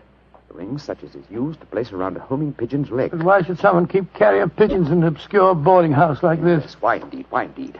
The answer could be that the tenant of this room is engaged in some sinister activity that requires the use of carrier pigeons in sending messages. Yes, there's no evidence of the birds being kept here. That's true, fellow, that's true. Possibly the owner of this room is given a pigeon by one of his superiors, brings it here, affixes his message, and releases the bird. But why couldn't he just take the message to where they keep the birds? Well, in that way, he would run the risk of being picked up with dangerous and incriminating messages on him. What kind of skullduggery involves the use of carrier pigeons, you suppose? We're at war with the Boers in South Africa, Watson. What could be more logical than that a spy in their pay should be using this method to smuggle important information out of the country? By Jove, yes, Holmes. I wouldn't mind being... Shh! Somebody coming. Look out. are you? What the devil do you think you're doing in my room? Well, my name's Bertram, and I come here to look at your gas pipes. Don't lie to me. Who are you? It's like I say, Governor, my name's Bertram, and I come from the London County Council. Very well, then. If you won't tell me the truth, perhaps this revolver will make you change your Look mind. here, Governor, look here, Governor. Grab his revolver, Watson. Yes, right. Holmes, where were you? I slipped behind the doors. This gentleman opened it. Yeah, me, sir. Your overcoat coat seems extraordinarily well filled with chest, doesn't it? Why not slip it off? Yeah. It's a bit warm in here. Let me alone. So you were right, Holmes. He had a pigeon under his coat. Yes, see if you can catch the bird, will you, old chap? All right, here. Come on, Pigeon. Pigeon, come on, little fella. Come along, Pigeon. There he comes. That's it. Look at the little fella. Snuggled up on my arm.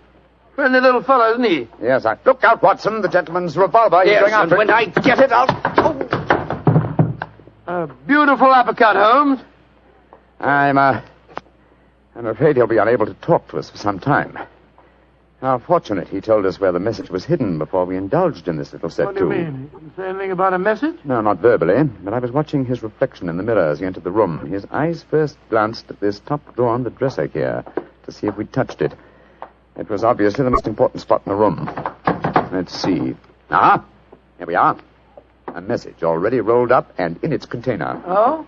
What does it say, Holmes? It's in code, which is not surprising, but I don't think it will be very difficult to decipher. Yes, and when you've done that? Then, my dear fellow, I shall compose a code message of my own and persuade this pigeon to lead us to its master.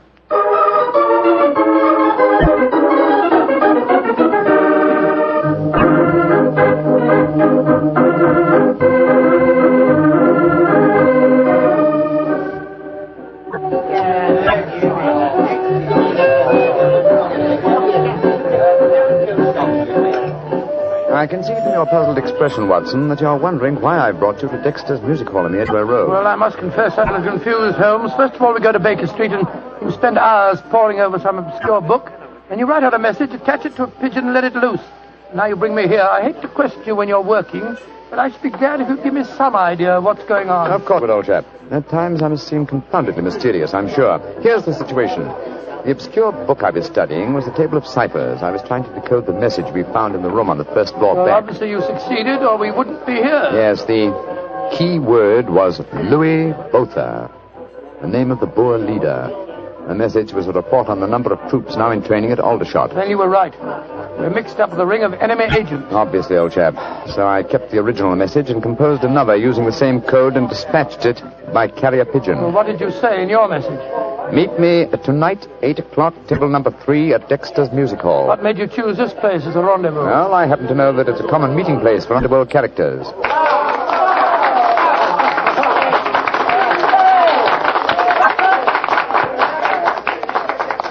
And which is table number 3? The one over there in the corner. I reserved it. Then why don't we go and sit down there instead of standing it here at the back of it? I thought we'd give our visitor the opportunity of showing his hand first. He won't be expecting Sherlock Holmes and Dr. Watson, I fancy.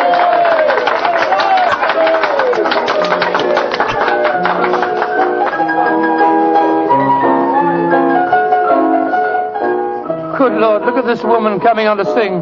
You ever see so many feathers? Not allowed to have a bow, except upon the side.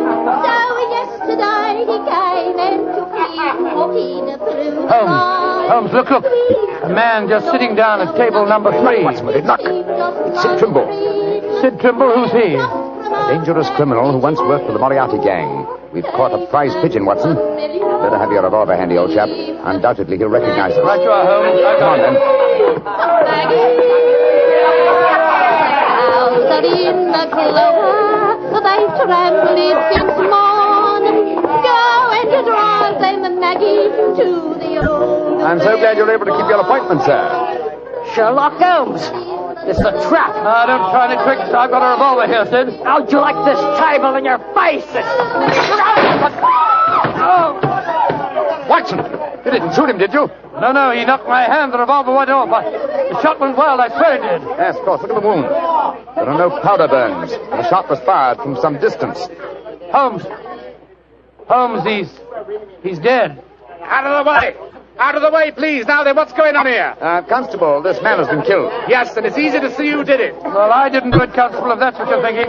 No? Then why are you standing here with a smoking revolver in your hand? Come on, you. You're under arrest. But you can't arrest me. I'm Dr. Watson, and this is Mr. Sherlock Holmes. I don't care if you're the King of Siam and the Bishop of London himself. You're under arrest, and I'm taking you both to Scotland Yard.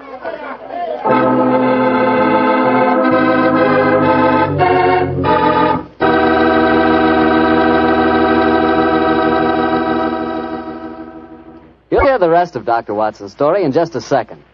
And if you don't mind, I'll take that second to say just one word to the ladies. And that word is muscatel. Petri California Muscatel. I want you women to know about it because Petri Muscatel is one wine that practically every woman likes. Maybe because it's such a beautiful color. Like pale gold. But I guess really because Petri Muscatel brings you the wonderful flavor of luscious, sun-ripened muscat grapes. And that's a flavor. Try Petri Muscatel after dinner or any time as a change from Petri Port. Have a bottle of each on hand. When you buy Petri wine, don't buy one, buy two. Remember, if it's a Petri wine, you know it's a good wine. Dr. Watson, that was really one for the books. So you got yourself arrested on a murder charge. Yes, Mr. Bartell. It's a very humiliating experience. I was taken off to Scotland Yard in the Black Marat. Just like any common criminal. The wretched constable wouldn't listen to a word that I'd got to say. Well, Sherlock Holmes went with you, of course. Naturally, but after we arrived at Scotland Yard, my mortification was complete, and I found that I was led into the presence of our old friend, Inspector Lestrade. Holmes spoke to him at some length, but I could see from Lestrade's expression that my position was very serious. Now I can see what it is, Mr. Holmes. You see, I know you both. But I must say there are lots of them here at the Yard as don't like what they call your high-handed method. But, Lestrade, personal likes or dislikes have nothing to do with this. No, of course they haven't. It's purely a matter of evidence. Well, I know that, Dr. Watson. And the constable's evidence was as clear as the nose on your face. The dead man was shot through the head, and you were standing in front of the body with a drawn revolver But, in your hand. my dear Lestrade, there were no powder burns on the wound. Yeah, that's what you tells me, Mr. Holmes. But I'll have to wait for the official report on that. The police surgeon's examining the body now. You understand, gentlemen, I'm not saying I'm sorry that Sid Trimble is dead. He's been a thorn in our side for a good many years. In fact, here's the police surgeon now. Dr. Hendricks, this is Mr. Sherlock Holmes and Dr. Watson. How do you do? How do you do, gentlemen? I'm a great admirer of you both, and I'm sorry to see you in such a very unfortunate plight. Thank you, Doctor. Thank you. What were your findings, Dr. Hendricks? Well, I just extracted the bullet, Lestrade, and I'm very much afraid it's the same make and caliber as the one missing from Dr. Watson's revolver. Yes, but that doesn't prove that I fired the fatal shot. A .45 Colt's a very common weapon, Doctor. It proves nothing. Dr. Hendricks, as I was just saying to Inspector Lestrade before you came in, the only fact that would show my friend guilty would be powder burns on the wound, thereby proving that the bullet had been fired from close range. I entirely agree with you, Mr. Holmes. Then, as there were no powder burns on the... But there are powder burns, Mr. Holmes. What? Very distinct ones, too. Lord, I don't understand, Holmes. I'm sorry, gentlemen, to be the bearer of bad tidings, but I have my duties to perform. Yes, and I'm sorry, too, Dr. Watson. Huh? I'm afraid I'm not going to be able to let you leave here. Of course. You must consider yourself under arrest.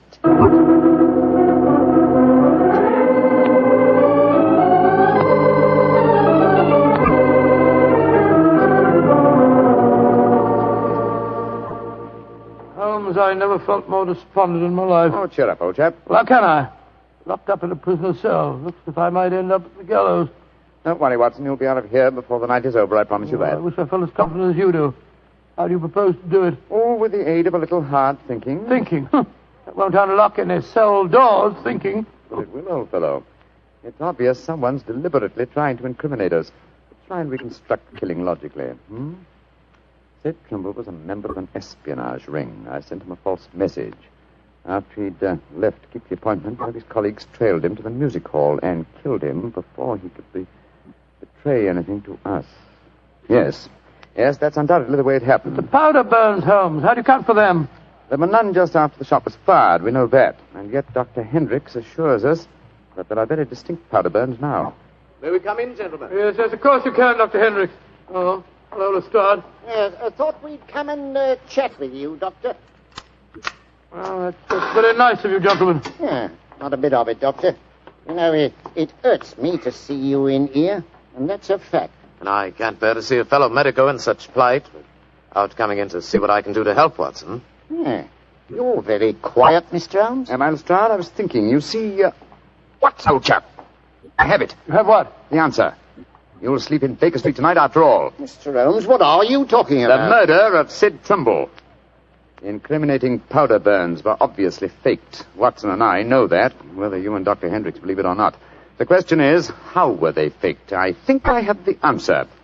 Dr. Hendricks. Yes, Mr. Holmes? If a blank cartridge were fired at the wound after death, it would produce powder burns, wouldn't it? Undoubtedly. Yeah, but who could have done that, Mr. Holmes? Ah, that's the point, Lestrade. Who had the opportunity? The constable who brought the body here. True, old chap. Huh? Also, you, Dr. Hendricks. That's perfectly true. Yeah. Well, I had the opportunity too, Mr. Holmes.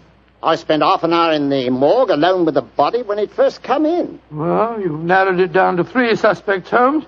I hope I don't hang before you find the real killer. I found him, Watson. Why, who is he, Mr. Holmes? The answer is simple, Lestrade. The powder burns were certainly faked by a blank cartridge. Now, if a blank cartridge were fired into a wound, the wadding would have penetrated and distorted the wound. Yes, but supposing the person had removed the wadding from the blank, Mr. Holmes. Its effect would still be quite apparent to the police surgeon who removed the bullet. Am I correct, Dr. Hendricks? Entirely. The surgeon could not fail to identify the marks, Mr. Holmes. Exactly. Therefore, only one person could have fired that blank cartridge without detection. The same person who made the incision necessary to remove the cartridge would also remove all traces of the shot. You yourself, Dr. Hendricks. Holmes, I believe you're right. That's an ingenious theory, Holmes. Surely you're joking. Am I? Then how do you account for the pigeon feathers on the collar of your coat? The devil with you, Holmes? Here, come back here. Doctor! Constable! Down that doctor! Great Scott. Scotland Yard itself harboring an enemy agent. Upon my soul, Holmes, you've done it again. I must say you've got sharp eyes. I didn't see those pigeon feathers on Hendricks' collar. Confidentially, my dear fellow, neither did I. But Hendricks' guilty conscience knew they might be there. It was a shot in the dark, and I had to take it. If you'd spent the night in a prison cell, I should never have heard the end of it, I'm sure. Never.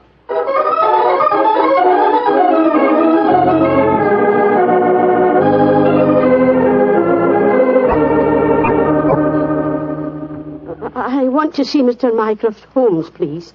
Follow me, Mrs. Hudson. He's expecting you. Aye, sir. Ah, there you are, Mrs. Hudson. Come and sit down. Oh, thank you, sir. I got your message and came over right away. In the first place, Mrs. Hudson, you may tell your sister that she needn't worry any more. I'm sure she'll find no more pigeon feathers in her room on the first floor back. No, sir, thank you. But she knows the fact, because the birdman left her yesterday for good. Some strange men came and took him away, and today she's let the room to a nice young commercial traveller. I'm really sorry to have bothered you with her trouble, sir. I'm very glad you did, Mrs. Hudson. Thanks to your information, an enemy espionage ring has been broken, and the British government is deeply grateful to you. You're always one for a joke, aren't you, Mr. Holmes? Well, I'm glad you're not angry with me. I'll be going now, sir. Just one more favour I'll ask before I go, though. Anything, Mrs. Hudson. What is it? Please don't tell your brother about this, sir. He'd be so angry with me for wasting your time.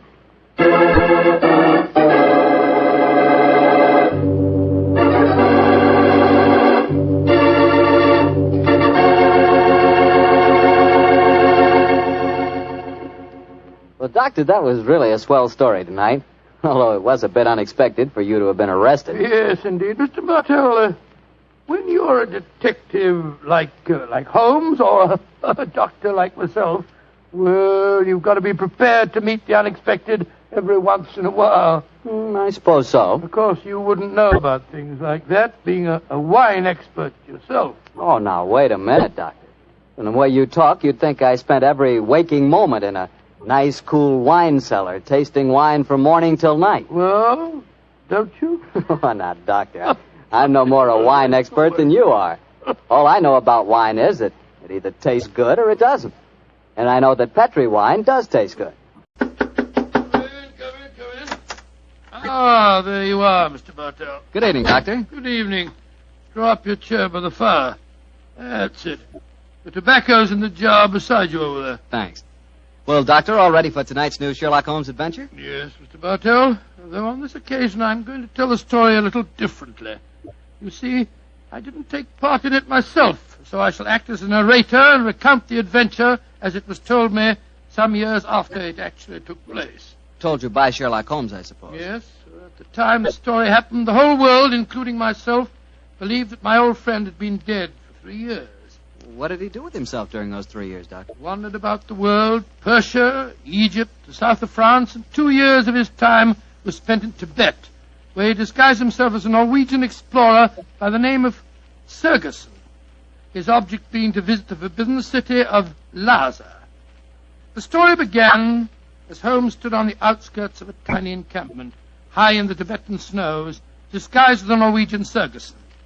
Surrounding him was an excited group of native guides, their fur-capped faces and shaggy sheepskin coats making them appear like strange, wild animals as they stood there gesticulating wildly. The freezing wind whirled great clouds of snow away from the mountaintop that loomed above them. And Holmes told me that he felt a premonition of impending disaster.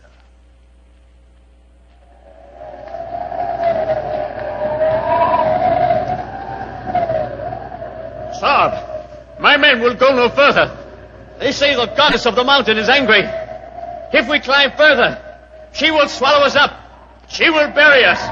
But we cannot go back now. We have come so far, 1,000 feet, 800 feet higher. We shall reach the pass. We shall be safe. I will not go. We can stay back there in the tents until the goddess of the mountain tells us we may go further. He is right. We can't go. We don't want to go anymore. It's too... Fools! If you stay here in the wilderness, in the village, and the avalanche comes, you will all be buried.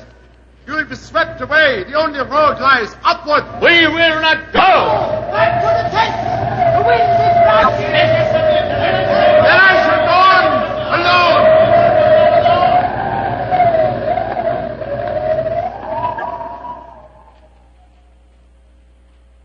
Holmes was the only one who survived. He struggled up the pass that led to safety, the icy gale whipping round him in a frenzy. A few moments after he reached the top, the avalanche occurred. The tents, the guides, and all their equipment were buried beneath hundreds of feet of hurtling, thundering snow. The way behind him was closed. He could only forge ahead. Alone, unaided, he descended the path that led to the plateau beyond. But the goddess of the mountain was still angry. Through the knifing wind and snow he battled on, without food and without, as he told me later, much hope. Even Holmes was helpless in that battle of man against the elements. What happened in that 36 hours he never really knew, except that the wind howled and the driving snow slashed at him without mercy. Finally, his mind began to wander, and he became delirious.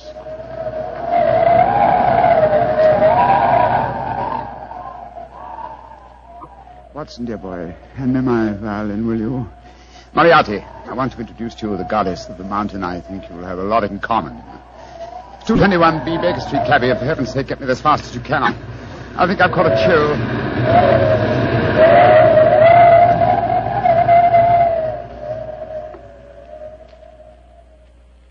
Though his mind was wandering, his great strength combined with instinctive urge for self-preservation must have kept him on his feet. But finally he returned to normal consciousness to find himself jogging along a rough road in a primitive cart drawn by 2 oxen. The sun shining on him and a white girl feeding him warm broth from a cup. For a moment the girl looked at him with a comforting smile, and then she spoke. No wonder you look puzzled, poor man. You can't make up your mind whether you're in this world or the next. Who are you? And how did I get here, please? My name is Eileen Farley.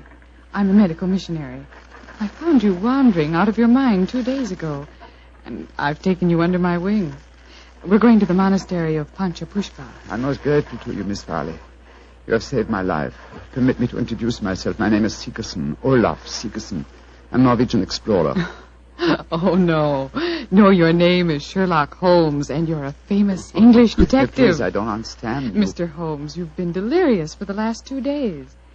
In your ravings, I was delighted to learn that the great Sherlock Holmes did not die 2 years ago at the Reichenbach Falls. I can see that further simulation is useless, my dear young lady. However, I must implore you to keep my secret. It's essential that for a while longer the world continues to think me dead. You don't need to worry, Mr. Holmes. I'm a great admirer of yours, and I promise that no one will ever learn your secret from my lips. Try drinking a little more broth. You're dreadfully weak. Thank you, sir. Help me, please. Please, to give me help. Another white man travels the road to Panchapushpa. Stop the cart! You need help? My own cart has broken the wheel. You're going perhaps to the monastery of Panchapushpa? We are. Good. Pyotr Dmitrievich Dorogin, Imperial Russian envoy, will travel with you. Please to make room. Spasibo. Remember my secret. The cart may proceed. Понимаешь?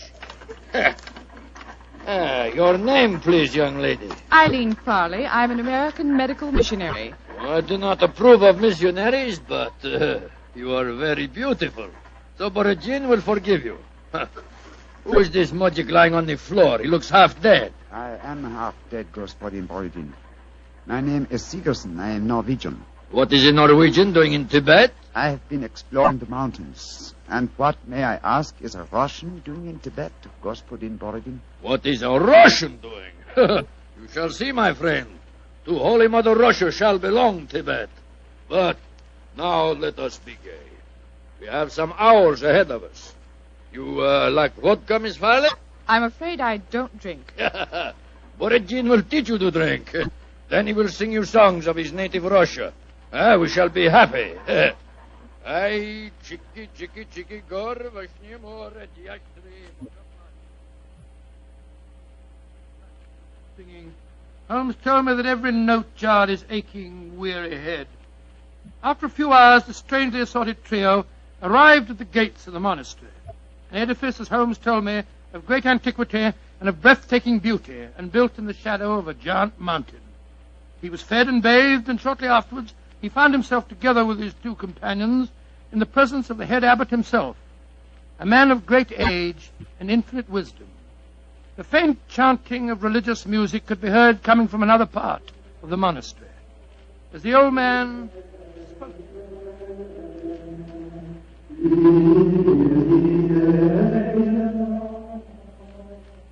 My dear Miss Farley, my dear gentlemen, I have welcomed you to the monastery, and yet each one of you has come to me separately and asked that he be given permission to go to the sacred city of Lhasa. I cannot give that permission, my children. Borogin has traveled a long way. Russia will be most unhappy if he does not get the permission. I am an explorer, Reverend Sir. Will not that fact entitle me to some consideration? I, too, have traveled a great way, sir. My children, I realize your claims, but the permission is not in my power to grant. Tibet is ruled by our Chinese overlords. In any case, I will ask you to turn your heads. The gentleman approaching us has preceded you in residence here. He also wishes to tread the road to Lhasa. You have new visitors, I see. Yes, my son. Permit me to introduce you. Sir Harvey Forrester, and this is Miss Eileen Farley. How do you do? How do you do, Sir Harvey? Господин Borodin from Russia. How do you do? One cannot travel the world without meeting an Englishman. Как вы поживаете? And Mr. Olaf Sigerson from Norway. God dag, Sir Harvey. How do you do? Please be seated. My children, the Chinese ruler in this province has heard of your presence here. He has announced his intention of visiting you. Before he arrives, I should like to ask you each a question. 4 of you, all from different countries, have traveled here to the mountains of Tibet. At this monastery, I can offer you refreshment, the opportunity of acquiring wisdom and peace. What more do you seek in Lhasa? I shall ask you each that question in turn. You, Miss Farley, what do you seek? I seek the opportunity to bring both God and health to your Tibetan people. And you, Mr. Sigerson? I seek to chart the true course of your mountains, and so to bring knowledge to the world. And you, Господин Borodin? I seek to bring about complete understanding between the great peoples of Tibet and Russia. If I succeed, the Tsar and his family may consider turning to Buddhism. Indeed. And you, Sir Harvey, as representative of the British government, what do you seek? I shall not join in this contest of wishful thinking. I merely remind you, sir, that your government has signed a treaty with mine. And was not that treaty forced upon us by our Chinese overlords? No, my children. You have advanced brave reasons, but I cannot help remembering that the streams of Tibet bear gold nuggets the size of hazelnuts. You foreigners, in your pitiful ignorance, esteem gold. That signals the arrival of Watson, the Chinese emissary. Your problems will soon be settled, my children. I will acquaint him with your request. Why are you smiling, Mr. Holmes? At the name of the Chinese overlord, Watson. Must avoid falling into old habits and saying, elementary, my dear Watson. He's going to speak. Silence! Silence! The abbot has told me your wishes. I will hold conference. American lady and Norwegian will not be allowed. Only Great Britain and Russia have treaties with my country. I insist that I have prior right over the Russian representative. Short was me. I represent the Tsar, and Russia is your neighbor. I demand my diplomatic privilege. Follow me. I will decide these things, not you. I shall inform the British consul in Peking if proceedings... This is an insult to the Tsar. Holy Mother Russia will never... Well, Mr. Holmes, it looks as if you and I, at any rate, don't get to Lhasa. No. You look worried. Does the journey to Lhasa mean so much to you? It isn't that. I'm worried about the potential danger that hangs over this monastery. Violent forces are at work. What do you mean, Mr. Holmes? As you know, Miss Farley, I have some specialized acquaintance with these matters, and I tell you that I have rarely seen more clearly exemplified that emotional tension which leads to one thing, murder. That is what I'm afraid of, young lady. Murder. That was what Holmes was afraid of. Later that day, as the sun was setting over the mountain top, the old abbot walked slowly in the monastery gardens as he talked to the man who he thought to be Segerson. Mr. Segerson, what can I do to help you? Our conversation has pleased me. You are a man of rare perception and knowledge. I grant you one worthy to enter Lhasa, but I can offer no hope. Mr. Wa has already rejected the applications of both the Englishman and the Russian. He did that? He did, my son.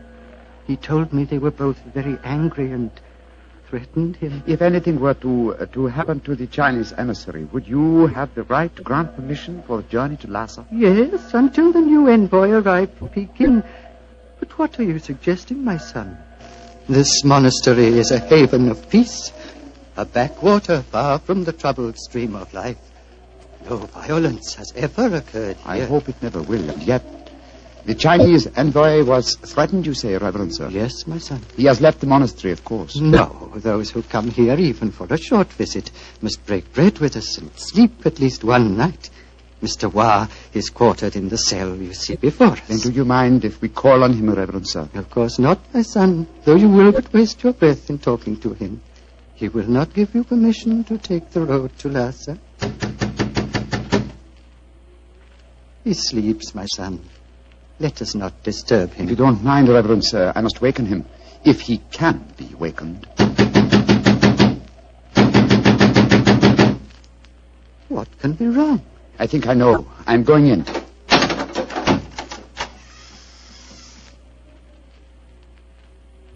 There is your answer, Reverend Sir. He is dead. Yes, sir. Strangled with his own cue. Oh, the poor, misguided man has taken his own life, my son. No, sir. Look at those marks on his shoulder. He has been murdered. But what are we to do? As it happens, Reverend Sir, I've had a certain amount of experience with these matters in my own country. If I were to produce the murderer for you with certain proof of his guilt, would you authorize my going to Lhasa? Yes, since for a few days that permission is mine to give, I will grant it.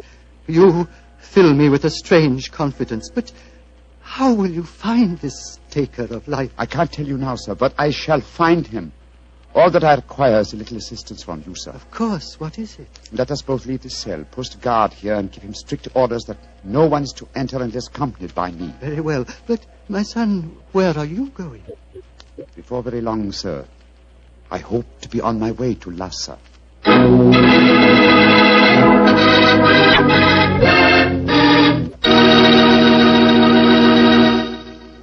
Dr. Watson will tell us the rest of his story immediately, so I'll just take a second to remind you that hamburgers, hamburgers, are practically an all-American food. We all love a good hamburger, but wait till you taste a juicy hamburger together with a glass of Petri California Burgundy. Boy, that Petri Burgundy is a hearty red wine that's just the best friend a hamburger or steak or any kind of meat dish ever had. So remember, if you want a red wine for dinner, you want Petri Burgundy. If you prefer a white wine, you want Petri Sauterne. And if you can't make up your mind which you want, it's simple. Don't buy one, buy two. But always buy Petri. Petri, Petri. Well, Dr. Watson, it seems to me that Sherlock Holmes was in a tough spot. There he was, thousands of miles from England. A murderer was running loose. Holmes was in disguise. And he hadn't got you to help him on the case. Oh, thank you, Mr. Bartell. I must say I think that I always was useful to my old friend. But I wasn't there. So this time he enlisted the services of Eileen Farley, the American girl. Immediately after he'd left the cell of the murdered man, he'd gone to Miss Farley and told her of the tragedy. As they returned to the scene of the crime, he found that his instructions had been carried out and that a guard was barring the entrance to the dead man's cell. There's a guard in front of the cell. My instructions. The abbot gave you your orders. Yes, you may go in. Please close the door behind us. I'm sure your nerves are up to this, Miss Farley. It's not a pretty sight. I've seen sudden death before, Mr. Holmes. In any case, I wouldn't dare appear frightened. I'm so flattered that you asked me to help you. You were the only one who knew my true identity. That's why I suggested you take my old friend's place. I needed, what shall I say? I needed a sounding board for my deductions. Wait a minute, here. I'll light a match. There we are. Now, here's a candle. Oh! I warned you it wasn't a pretty sight. Hold the candle, will you please, Miss Farley? Thank you.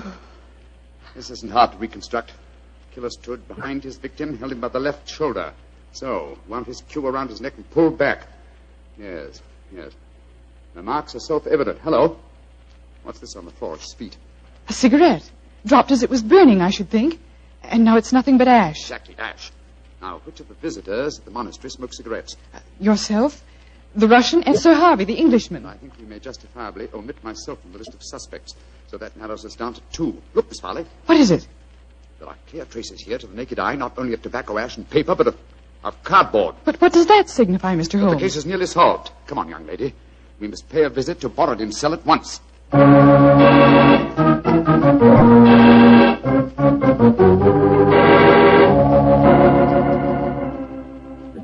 Arguments. Always, Sir Harvey Forrester, you give me the argument. But, my dear Borodin... I am not your dear Borodin.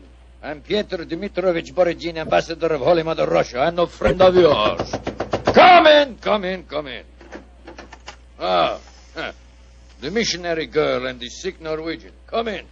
We will drink vodka, and I will sing Russian songs for you. We haven't come here to listen to songs. The Chinese envoy was murdered tonight. So we have been told, my dear. Sir Harvey and I are very happy because of his death, are we not? Well, I won't pretend I'm heartbroken. Rasputin Borodin. What is it, Norwegian? You were in the cell tonight at the time of the murder. Huh? That's a lie. I can prove it. In that cell, I've just found ashes, of totally burned cigarette ashes that included fragments of cardboard. Only a Russian cigarette has a cardboard mouthpiece. What you can or cannot prove is of no interest to me, Sigerson. He's very obstinate tonight, Sigerson. We've just been having a political argument. Couldn't agree on a single point, except on the danger of the common man. He was telling me of the most extraordinary revolution in his estates. Do you know they chopped off one of his hands? Dreadful. Your hand, Borodin. Which one? As God was merciful, my left hand. The one beneath your glove? Is made of wax, my good Norwegian. Is made of wax. Well, see for yourself. Extraordinary. It's more than that. It is conclusive proof. What do you mean, Mr. Sigerson? I cannot tell you now. I must leave you here. Let me warn you, the three of you will be well advised to keep an eye on each other. Meanwhile, I must see the abbot. Why, Mr. Sigerson? Because now I know who murdered Watson.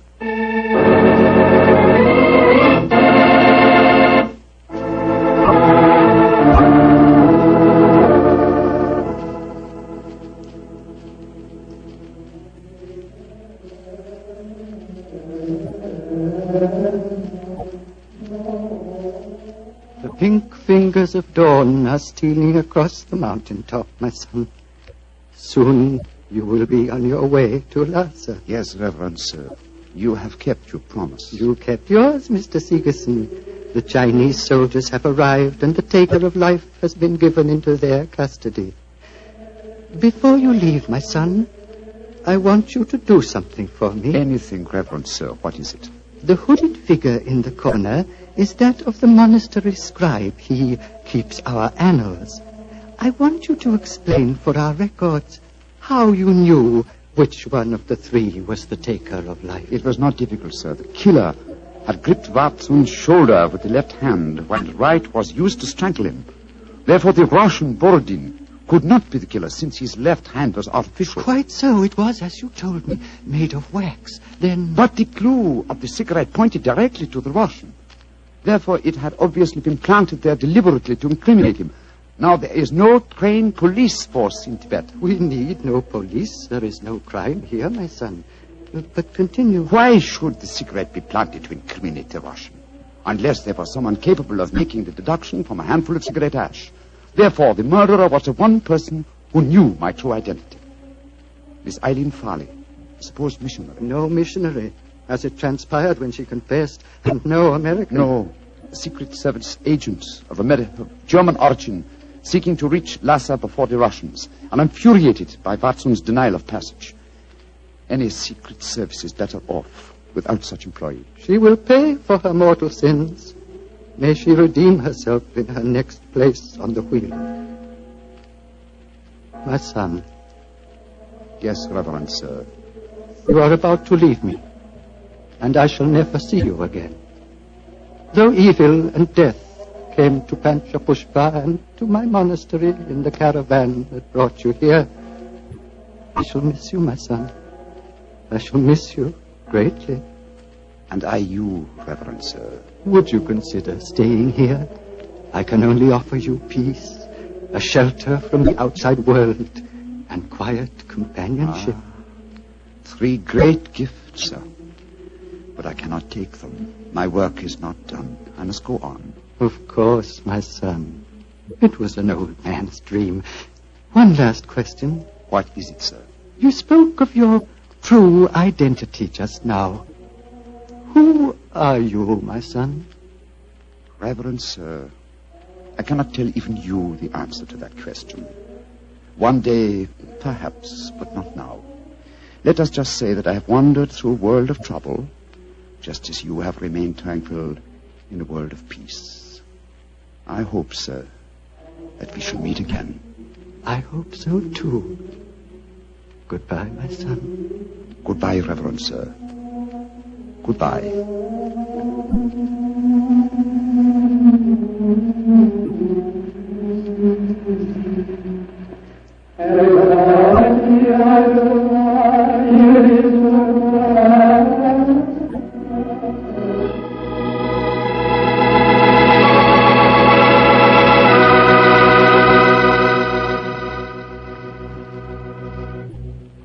Doctor, that was really an unusual story. You told it so well, I felt you were actually a part of it. No, my boy, as I said, the story was told to me by Holmes. I've never been to Tibet. Been to India, of course. I never really wanted to go to Tibet. Horrible mountains, terrible weather, lots of bandits on the roads. So dangerous place. Doctor, you're not afraid of danger, are you? 10 years ago, Mr. Bartell, a question like that would be an insult. Today I realize that all of us, unless we're stupid, have some fear of danger. I would say that I'm definitely not a coward, nor am I a thrill seeker, but I've done with searching for something new. Me too, Doctor. I'm through searching for something new also. Now that I've found Petri wine, I'm going to stick to it. Mr. Bartell, no matter what we talk about, when you say it, it always sounds like Petri wine. Well, why not? I can't think of a more delicious wine. Good evening, Mr. Bartell. Well, Doctor, your study seems a little bit than usual this week. Yes, my boy. I felt that as tonight's new Sherlock Holmes adventure was rather an exciting one, the men here at Camp Roberts might like me to tell it to them in person. I'm sure they will, Doctor. Which particular story have you selected? One that I call The Strange Case of the Murder in Wax. It concerns one of the most sinister mass murderers who ever threatened the peace of London. In the summer of 1900, and the city had been rocked by a series of ghastly murders on Hampstead Heath. Hampstead Heath? Yes, Hampstead Heath. That's a large rambling park in the suburbs of London, Mr. Bartell, and noted as a rendezvous for young lovers.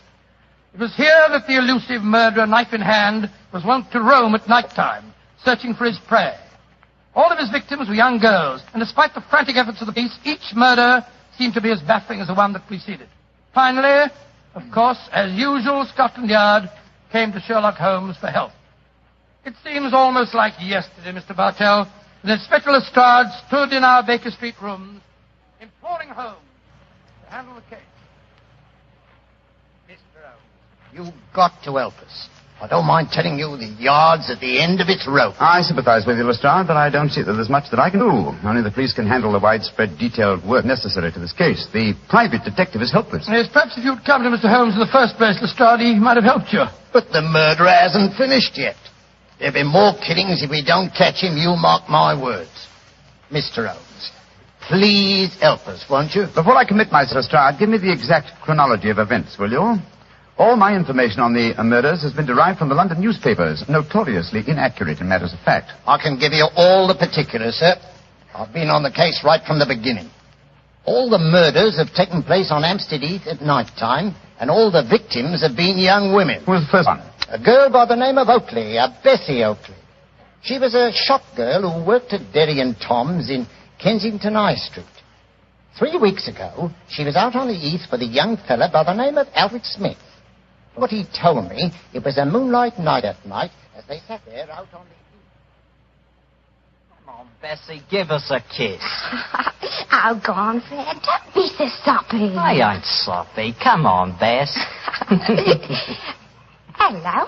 Who's this coming towards us? Bloomin' prowler. Here, you, what you want? Can't you say something? Look out, Bessie's got a knife. No, you don't. Devil, you hit my Fred. Keep away from me. Keep away from me, you.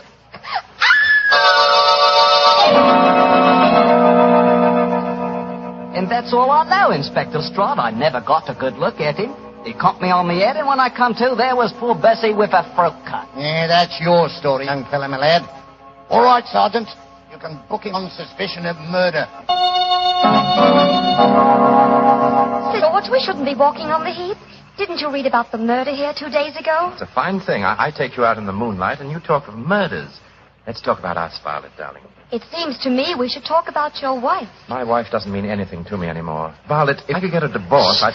There's someone behind that tree. He's coming towards us. Who are you, son? What do you... No, you don't. Don't come near me. Don't.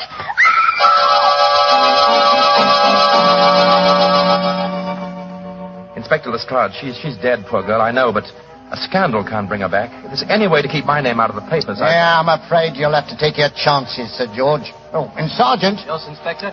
Yeah, you can turn that boy loose, Weevil, for questioning. The man who did this is obviously the same killer. I'm afraid we're going to hear a lot more from him. Light edition evening paper. Hampstead Heath murderess strikes for 5th time. 9 girls murdered on Hampstead Heath. Light edition evening paper here. Yeah, look here, miss. You can't go walking by yourself on the heath. It ain't safe.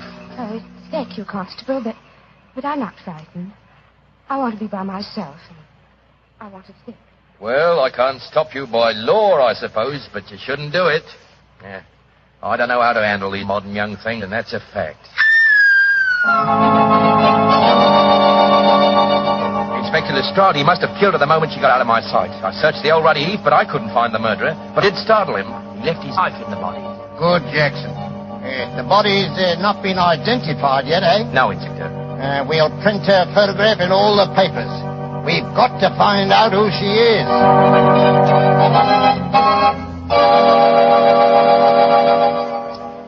Mr. Bishop, is this the body of your missing daughter? Yes, it's Rosie, my Rose.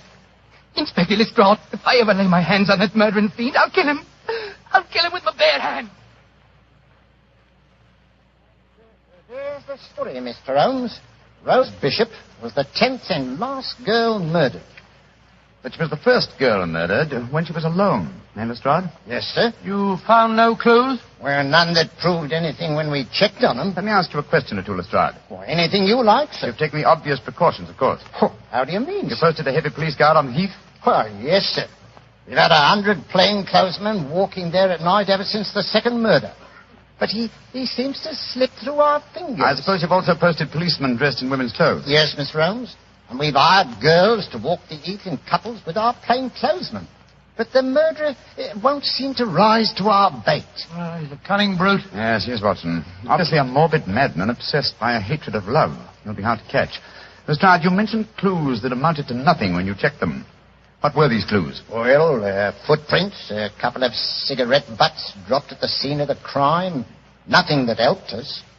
The only important clue was the knife we found in the body of Rose Bishop, the last girl murdered. Of course, the experts at the yard examined it. Yes, sir. Didn't tell us a thing, though. You had the knife with you? Here it is, Mr. Holmes. I knew you wouldn't trust us. You'd want to look at it yourself. Thank you, Lestrade. Yeah. Interesting. What is it, Holmes? This knife is a collector's item. It's at least 100 years old, I should say. May I keep this overnight, Lestrade? I should like to conduct a few experiments of my own. Why, of course you can, sir. Then you're going to take on the case, Holmes? Now, let us say that I'll take it under advisement. I'll do my best, Lestrade. I'll do my best. Well, thank you, sir. If any further developments occur, communicate with me at once, will you? Yes, sir. In the meanwhile, I'll smoke a few pipes on the problem. But I promise nothing, my dear fellow. I promise absolutely nothing.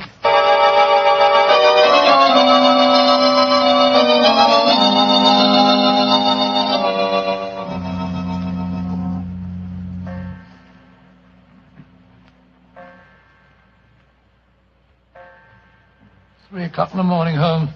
You're still peering through your microscope at that knife Lestrade left with you. That's true, old chap. That's quite true.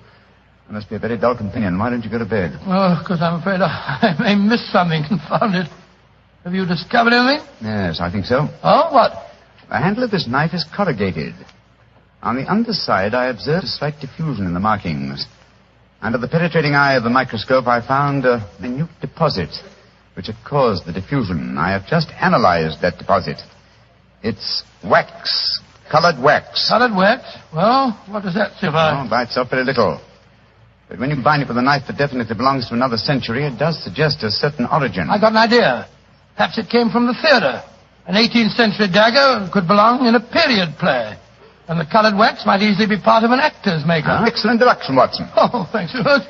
However, my own theory would be that this dagger came from a waxworks exhibition. Oh, wrong again. Putty is used in theatrical disguises, but I don't recall the use of colored wax. Whereas it is used in making waxen effigies, and of course the dagger would belong as part of the costume. Precisely, my dear fellow. It's a long chance, but I think in the morning we'll make a tour of the various London waxworks exhibitions. If my deduction is a false one, at least we'll have the pleasure of a busman's holiday. We can visit all our old friends who died on the gallows.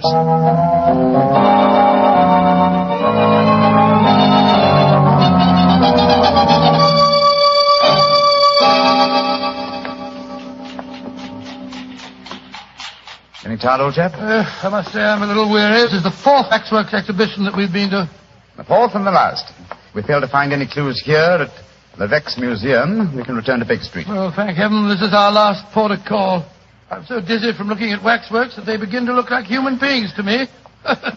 Did you notice that I asked directions from the wax policeman at the entrance door just now? Yes. Well, I'm sure many people have been deceived in the same way. Uh-huh. Here we are. Oh, Monsieur Levesque doesn't believe in understatement, does he? Look at that sign there. Oh, gracious me. The Chamber of Horrors. Come in and see the pageant of murder. All the killers of history reenacting their famous crimes. Well, let's go in, Watson. We should feel thoroughly home. Creepy in here, isn't it? I've heard that Mr. Levesque will pay £100 to anyone who will spend all night alone in the Chamber of Horrors. Yes, I've heard of that challenge, too. Are you thinking of accepting the bet? Great Scott, now I will spend a night here for £1,000. A very comprehensive collection of killers, aren't they? Let's see. Williams, Wainwright. Marchioness de Brinvilliers. By George, yes. She was an attractive woman, wasn't she? As trim a pair of ankles as ever I've seen. Yes, but you wouldn't have liked her cooking, Watson. She used the most lethal condiments of almost any woman in history. Hello. What is it? Look over there. I was wondering when we'd come to one of your cases. Dr. Grimsby Rylott and the murder at Stoke Moran. Or the case of the Speckled band. By Jove, Holmes, the tableau's extraordinarily realistic, isn't it? Yes. One of another old friends of mine are represented here.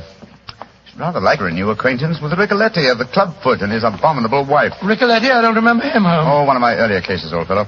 I must tell you that story sometime. I wish you would, Arbuff. Holmes, look, that veiled figure over there. Read the placard in front of it. The Hampstead Heath murderer.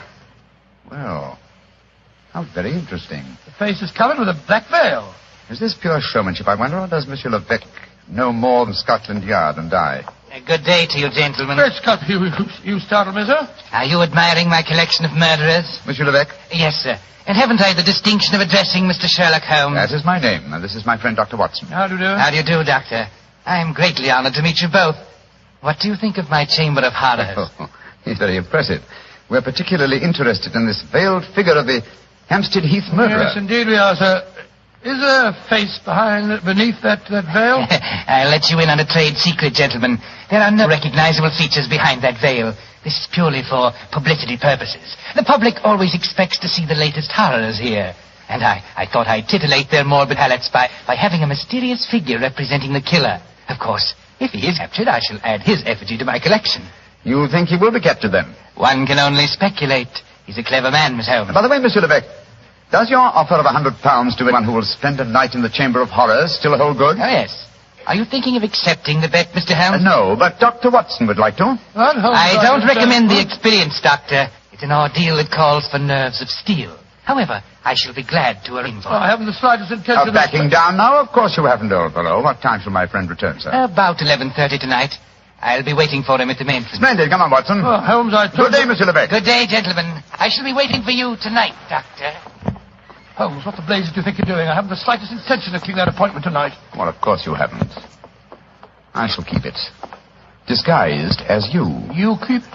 For heaven's sake, tell me what you're up to, Holmes. You didn't even mention that missing dagger to Levesque. No, because he knows something about the murderer. I'm convinced of it. Well, why'd you say that? As we were standing there talking to him, a breath of air from the open window blew back a corner of the veil. I'll swear that there are clearly defined features beneath it. And so you're going back there tonight to find out? That's right, old fellow. The superstitious used to believe they could use a waxen image to kill a man. Tonight, Watson, we shall prove that a waxen image can be used to trap a killer.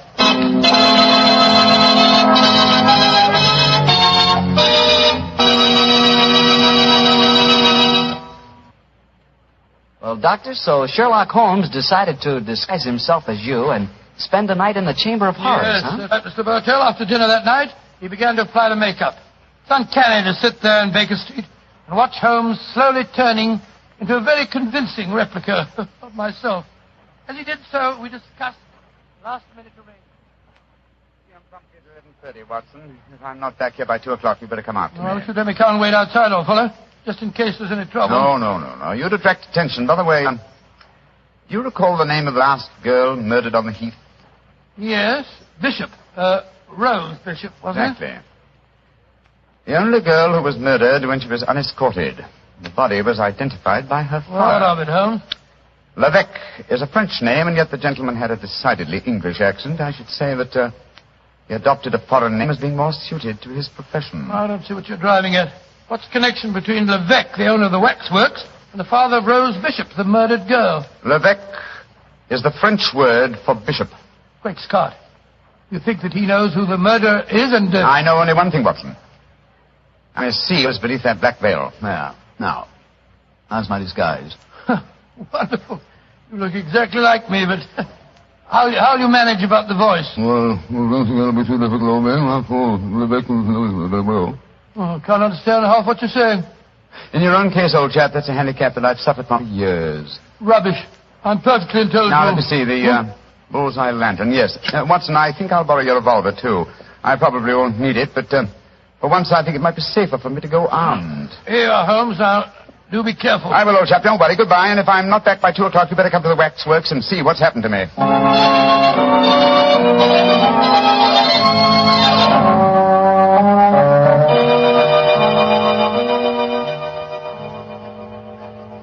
Dr. Watson, you don't mind if I search you? Oh, gracious, no, of course not.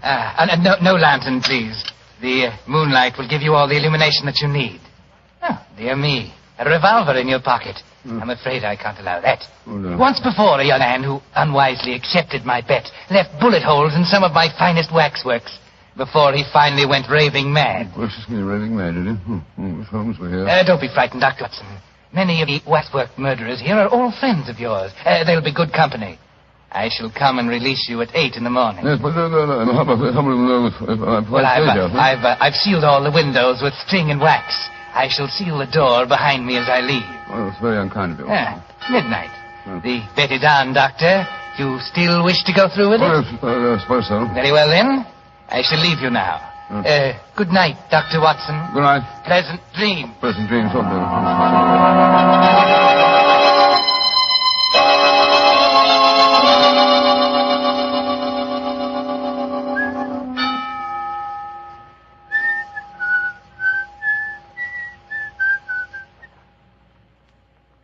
What's that?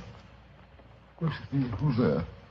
Oh, I could have sworn I heard something swing about in the shadows. Who's Holmes here with me? Listen at the window. Quick, Scott, it's Watson. Now before his time. Well, here go the seals from the string. Come on, up with it. Holmes, are you all right? Shh. I'm all right. You came early, but it's just as well. You're carrying a lantern.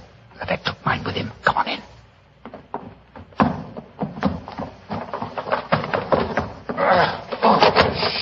There we are. Go on over, quiet. I'm glad to see you, Watson. But what made you decide to come here so early? After you left the start, came to Baker Street. He told me there was another murder on the Heath at 7 o'clock tonight. Another murder, eh? I started worrying about you, Holmes. I had a premonition of impending danger, and I decided to come over here. You're not angry with me? Oh, of course not, my dear fellow. I'm glad of your company, and I appreciate your concern. Have you looked under the veil of the waxwork figure of the Hampstead Heath murderer yet? No, I was just about to. Your lantern will be most useful. Come on, Watson. Oh, what have you been doing? Just doing nothing? Yes, I wanted to give a fair impression that I was here for the night, and I also wanted to do some serious thinking. I smoked 2 pipes on the problem, Watson, and I think I know the answer now. I'm willing to swear you'll know the face you see when I lift the veil from the waxen dummy. Here's a figure.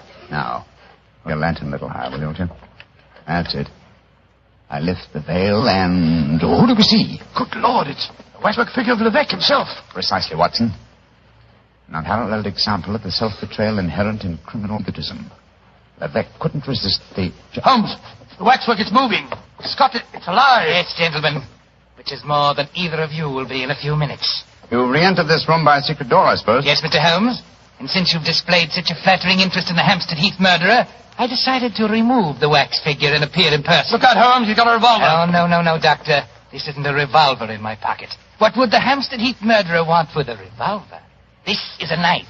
I feel so much more at home with a knife. There are 2 of us, Eck, remember that. And both unarmed. Which one of you meddlers wants to die first? Look out, Holmes! Watson, both together!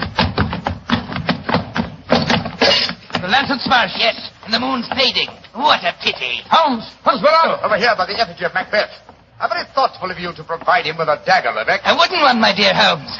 You can't deceive me. I can feel my way in the dark here. I know every inch of this room. You're doomed, both of you. Don't strike a match, Holmes. You'll make a target of yourself. Devil with that. I'm lighting this newspaper. It'll make an excellent torch to set light to the nearest waxwork. No! Don't burn my waxwork! Wax on a wooden frame should blaze brilliantly. There we are. Oh, you devil! You're destroying my life's work! Holmes, that burning wax is pouring all over the floor. The curtains are catching light. The whole place will burn down. Oh, my beautiful museum! I thought this would smoke you up. Quick, Watson, at him again. What's that knife, Holmes?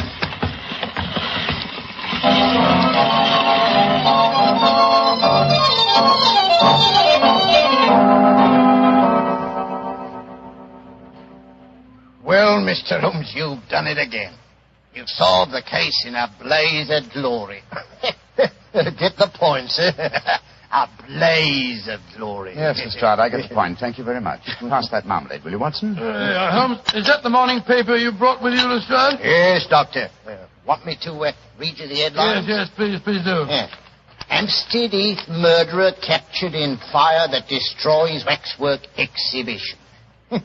You know, Mr. Holmes, you and Doctor were lucky you weren't burned to death. Never mind the chance you ran of having your throat cut by that maniac. It was fortunate that the police and firemen were on the scene as quickly as they were. Lebec has strength of 10 men. Yes, the strength of a madman. He'll never stand trial, of course. No, Doctor. He'll end up in an asylum where he belongs. Mr. Holmes, what made you suspect Lebec? You first gave me the clue yourself, Lestrade. You told me that all the murdered girls were accompanied by men when they were attacked. All of them save one, Rose Bishop. Therefore, if the murderer was bent on hatred of love, he had to be someone very close to Rose Bishop to know that she was a suitable victim. That point alone, which I was shockingly slow in observing, should have told us to focus our attention on the father, Mr. Bishop, alias Lebec. Well, your theory was certainly right, Mr. Holmes. You should have heard his raving after the arrest. He swore his daughter had been ruined, and so he'd killed her, too. Holmes, the waxwork figure of the killer, the one with the veil over its face, the features underneath were those of Lebec himself, weren't they? I'm certain of it, old fellow. You see, he had two great prides. The first, his natural pride as a fine craftsman in wax. The second, his perverted pride as a prominent and successful murderer. These two prides combined suggested to his crazed mind that he make a waxwork figure of himself and range it with the other great killers of history. Yes, but he was cunning enough to protect himself by placing a veil over the face. Precisely, my dear fellow. And when he saw us yesterday and we accepted the wager, he undoubtedly became suspicious and removed the wax figure last night and made his personal appearance as the murderer with every intention of killing us both. Yes, we were very lucky, old chap. Yeah, if you ask me, Mr. Holmes, you've been very smart. No, I quite agree, Lestrade. I think you solved the case brilliantly, Holmes. No. I've been very sluggish. I solved by circumstance and melodrama what should have been a purely intellectual problem. I'm not pleased with myself. Lestrade, I hope that my name has not been used in that newspaper report. No, it hasn't, sir. Excellent. I want no credit in this case. Oh, do you mean to say that you're going to let Scotland Yard get the praise for catching him, Holmes? Why not? Well, that's very generous of you, Mr. Holmes. It'll make things a lot easier for me. Yes, it certainly will. Holmes, I can't see why you reproach yourself. Because, my dear Watson, like the Hampstead Heath murderer, I, too, have my pride as a craftsman. This case had a clearly defined pattern, and I was unable to recognize it. If you should have occasion to chronicle this story, Watson, and I should prefer that you didn't, I would like you to entitle it The Education of an Idiot. Oh, come now, Holmes. The education of an idiot? That's absurd. I know. But if you do tell this story, it'll probably end up as The Strange Case of the Murderer in Wax.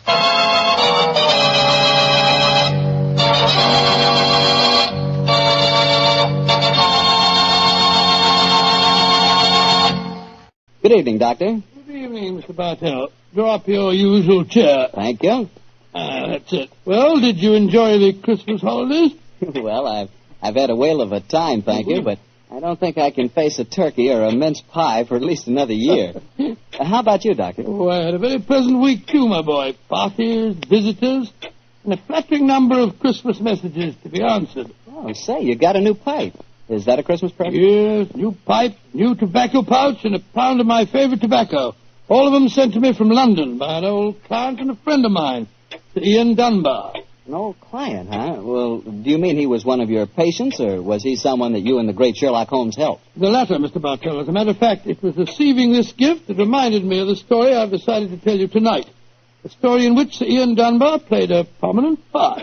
And how did it begin? The day before New Year's Eve in 1899. Sherlock Holmes and I sat in opposite corners of a first-class railway carriage as we sped towards Edinburgh in the Flying Scotsman. What took you and Sherlock Holmes up there, Doctor? It started off as a holiday visit, Mr. Bartell. My old friend Sir Walter Dunbar had asked Holmes and me to spend a few days with him at Dunbar Castle, about 20 miles outside Edinburgh. After we left King's Cross Station, Holmes, his sharp, eager face framed in his deerstalking cap, dipped into the bundle of fresh papers which he'd brought with him. We'd left Bedford far behind us before he thrust the last one of them under the seat, leaned across, and offered me his cigar.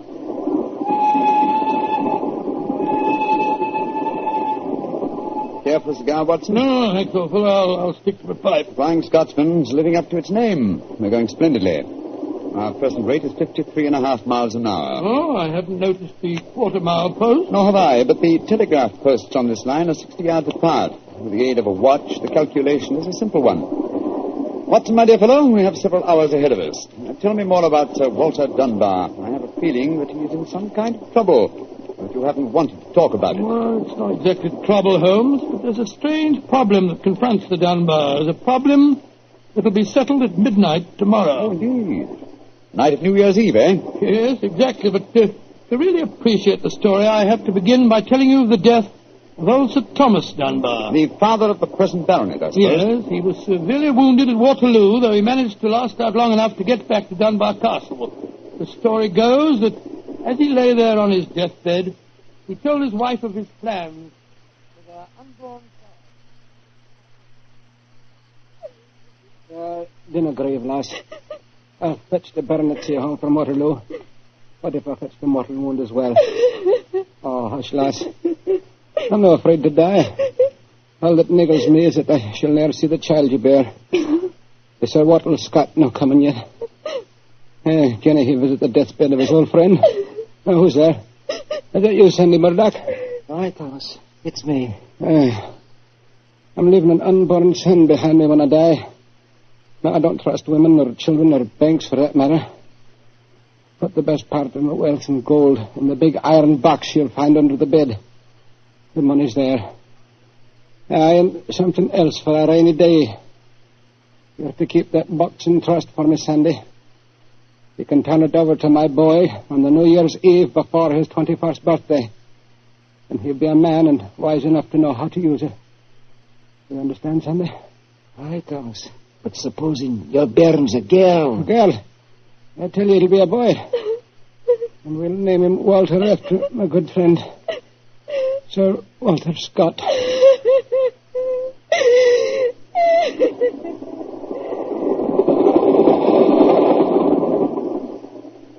Very interesting story, Watson. And that child, of course, is the gentleman we are going to see now, Sir Walter Dunbar. Exactly. And the first baronet was a friend of Sir Walter Scott, while his son can boast of your acquaintance. Why, it's a family singularly rich in literary friendships. That's not very funny, Holmes. To continue, I suppose you can guess what happened. Sir Thomas carefully drew up the document to specify the New Year's Eve before the baronet's 21st birthday.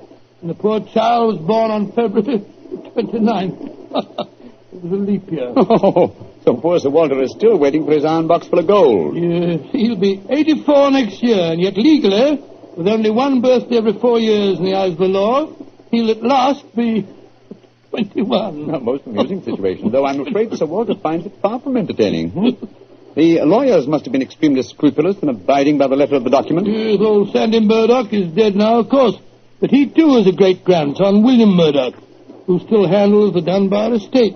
He'll be at the castle tonight to formally hand over the iron box. I'm delighted you accepted the holiday invitation of Sir Walter. My dear fellow, I've needed a rest, but I've always loathed too strict a one. This situation may pose a nice little problem for me. Problem? Yes, I'm reasonably certain that the aged Sir Walter Dunbar will not get his iron box full of gold on this New Year's Eve either. But we shall see, old fellow. We shall see.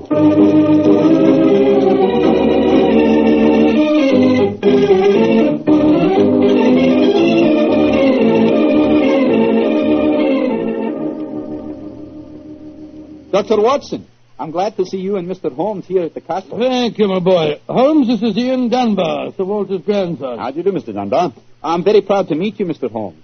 I've heard a lot about you. Our grandfather will be down in a few moments. Let's go into the library, shall we? Oh, I imagine Sir Walter's quite excited about tonight's ceremony, isn't he? Wouldn't you be, if you'd waited 63 years too long for an inheritance? Thank the Lord I had the foresight to be born on the prosaic date of August the 21st. Even if your grandfather's death, you will be the next baronet, I take it. Yes, Mr. Holmes. You see, my father was killed 2 months ago at Mafeking. Yes, I read about it in the papers, my boy. I'm very sorry. Thank you, Doctor. The opening of the box isn't going to be the only ceremony at midnight. Dorothy and I are announcing our engagement. Dorothy? Dorothy Small. She and her father are staying here, too. My congratulations. Yes, indeed, Ian. Indeed, mine, too. Thank you. It's been quite a battle with her father, though. He's a businessman and isn't impressed with titles when they aren't accompanied by a suitable income. But when we told him about the inheritance, he relented and gave his consent. Ah, here's Dorothy now. Dorothy, darling, I want you to meet two friends of mine, Mr. Sherlock Holmes and Dr. Watson. How do you do? Now, how do you do, Miss Small? How are you, my dear? From what this young man's been telling us, I gather that congratulations are in order. Thank you. I finally persuaded Father that Ian would make a worthy son-in-law. For a while, I was afraid we'd have to elope to Gretna Green, live in a cottage on bread and cheese and law, but brave the parental wrath, just as they do in the storybooks. Oh, Sir Walter, there you are. Watson, my dear boy. How are you? And this must be your friend Sherlock Holmes. How do you do, Sir Walter? Very well for a young nipper who'll be 21 at midnight. Gentlemen, may I introduce Mr. Herbert Small? How do you do, sir? I believe that we have to congratulate you on the engagement of your daughter. That was supposed to remain a secret until midnight. The Dunbar box was finally opened. Didn't be grouchy, Herbert. The children are in low, and I'm going to settle money on Ian. And it's New Year's Eve. Let's enter into the spirit of the occasion. Bring out the glasses, Ian. I've had some bottles of my special pride put out. It's the finest port in Scotland. The cream of Dunbar. My father laid the first bottle down the year before I was born. And a drink of the brew will surely warm the cockles of your heart. Well, my mouth's watering already, Sir Walter. When is this lawyer fellow, young Murdoch, getting here? Oh, any moment, Herbert.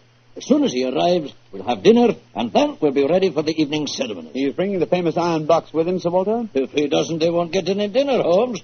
Ian, pass the glasses around, my boy. Ah, there you are, Murdoch. Good evening, Sir Walter. Oh, you've got the box with you, I see. Now the party's complete. Oh, let me introduce you. Miss Small, her father, Mr. Small, my grandson, Ian, you know. Mr. Sherlock Holmes, Dr. Watson. How do you do, sir? I'm sorry I'm late, Sir Walter. My train was delayed. Oh, that's all right, Murdoch. You're here, and you brought the box. That's all that matters. Ian, give our young lawyer a drink. Here, I'll help you pour it. I must say that this is rather exciting, Holmes. The famous iron box with its inheritance of gold. Yes, and from the size of the box, at a rough guess, I should estimate its cubic content in gold at around 5,000 pounds. Not a vast sum, perhaps, to a businessman like Mr. Small, but a windfall to an impecunious Scottish baron. Yes, I suppose it is. A strong young man, Mr. Murdoch. How do you mean strong, Holmes? A box that size, full of golden sovereigns, would weigh a considerable amount. And yet the lawyer carried it single-handed. Now that we're all assembled, I'm going to propose a toast. Though it's still some hours off yet, let's drink to the new year. It means a lot to some of us. To 1900. 1900. We should toast more than just 1900, Sir Walter. We should drink to the new century that's about to begin. Good idea, Dorothy. Oh, I'm afraid that wouldn't be quite appropriate, Miss Small. To be accurate, the 20th century won't begin until January the 1st, 1901, and not 1900. Of course. That's it. Dorothy, I'm afraid your wedding can't take place for some time yet. Father, what are you talking about? I read an article in The Guardian the other day that said just the same thing as you, Dr. Watson. And what's more, it said something even more important. It said that 1900 is not a leap year. Oh, rubbish. Leap year comes every 4 years. There was one in 1896, then obviously 1900 is one. I think Mr. Small may be right. What do you say, Mr. Holmes? Do you know?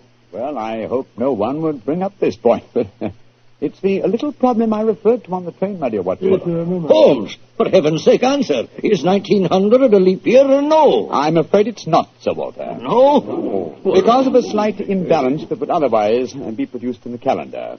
Of the even century years, only those divisible by 400 are leap years. In other words, 1600 was a leap year, the year 2000 will be a leap year, but 1800 and 1900 are not leap years. Then you have no birthday next year, Sir Walter, and I'm afraid I can't open the box tonight. And the Dunbars won't get their inheritance. And you, my dear, don't marry for a few more years. I won't allow you to marry a pauper. Mr. Holmes, are you sure of your fact? I'm very much afraid that I am, young man. Oh, this is terrible. I cannot stand any more. No, don't take it too badly, Sir Walter. Here, drink this. That's it. After all, you only have to wait another 4 years. Another 4 years? At my age, young man, at my age. Oh, no, I shall never live that long. Aye, what is it, Angus? Dinner is prepared, Sir Walter. You can serve it as soon as you're ready, sir.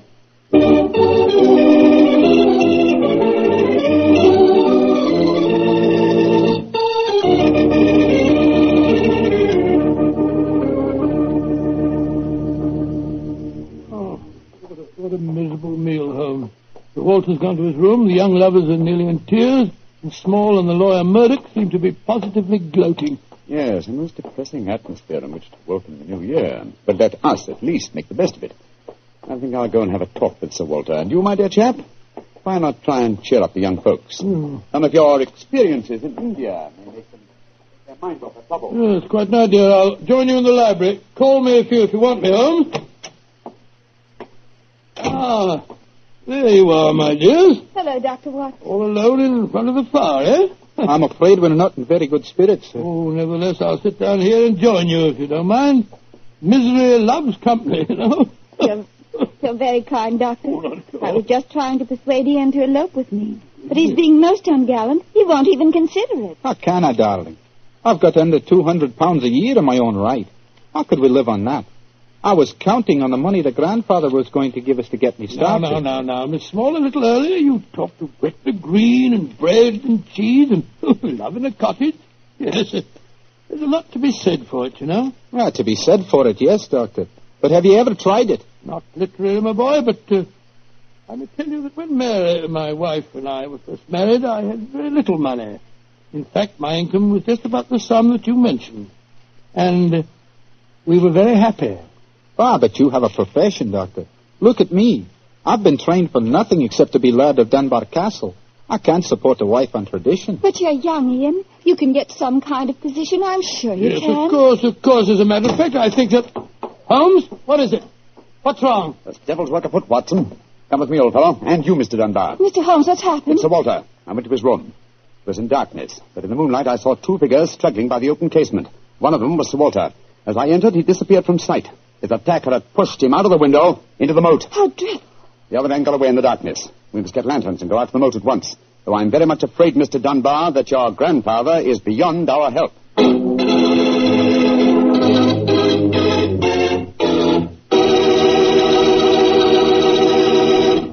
Dr. Watson will be back in just a second, so I'd just like to remind you that if you want to serve a wine over the holidays that you're sure the ladies will enjoy, serve Petri California Muscatel. Petri Muscatel is a golden wine with a wonderful flavor. The flavor of big, plump Muscat grapes. And you know what a flavor that is. I'm sure you'll find that Petri Muscatel is the favorite wine of all women, just as Petri Port is the favorite wine with men. And incidentally, if you're not sure which to get, Petri Muscatel or Petri Port, don't buy one, buy two. Get them both, and you'll be sure to please everyone. Now, to get back to our story, someone had pushed poor old Sir Walter out of his bedroom window and into the moat below. Isn't that right, Dr. Watson? Yes, Mr. Bartell. Of course, we grabbed lanterns as fast as we could and rushed outside, but it was a hopeless task. The water was 8 or 10 feet deep, and it seemed obvious that the elderly Sir Walter wouldn't have a chance of saving himself. But we searched on, the thicker, bobbing lanterns and the scurrying figures in the frosty moonlight, forming a weird, fantastic... Arthur, bring a lantern over here. Aye, sir. Can you see anything, Holmes? Not a thing. I don't see why your friend doesn't call the police, Dr. Watson. He's accomplishing nothing. We thought there might be a chance of finding the old man alive, Mr. Small. He wants to avoid a scandal, if possible, for your sake, sir, as well as the Dunbars. The scandal can't touch me or Dorothy over this. Her engagement was never announced. Thank heaven. That's a great pity, sir. I should think some new blood in your family would be a great improvement. You're being confoundedly impertinent, Doctor. And you'll be confoundedly heartless, sir. Well, Holmes, have you given up hope? I'm afraid we'll never find him without dragnets and grappling hooks. Have to call the police. What time is it? Sir Ian. You know the time? What did you call me, Mr. Holmes? Sir Ian. By Jove, yes. It does seem a bit premature, Holmes, but of course you're right. If your poor grandfather's dead, Mr. Dunbar, you're the baronet now. And the time, Sir Ian? It's 11:45, Mr. Holmes. A quarter of an hour to the new year. Sir Ian, doesn't that fact suggest something to you? Yes, it does. So I'm the new baronet, am I? Very well, then. There'll be no more talk of the police for 15 minutes. I want all of you to come back to the castle with me. As the last chime of midnight rings out, I shall have a statement to make. A statement that I want you all to hear.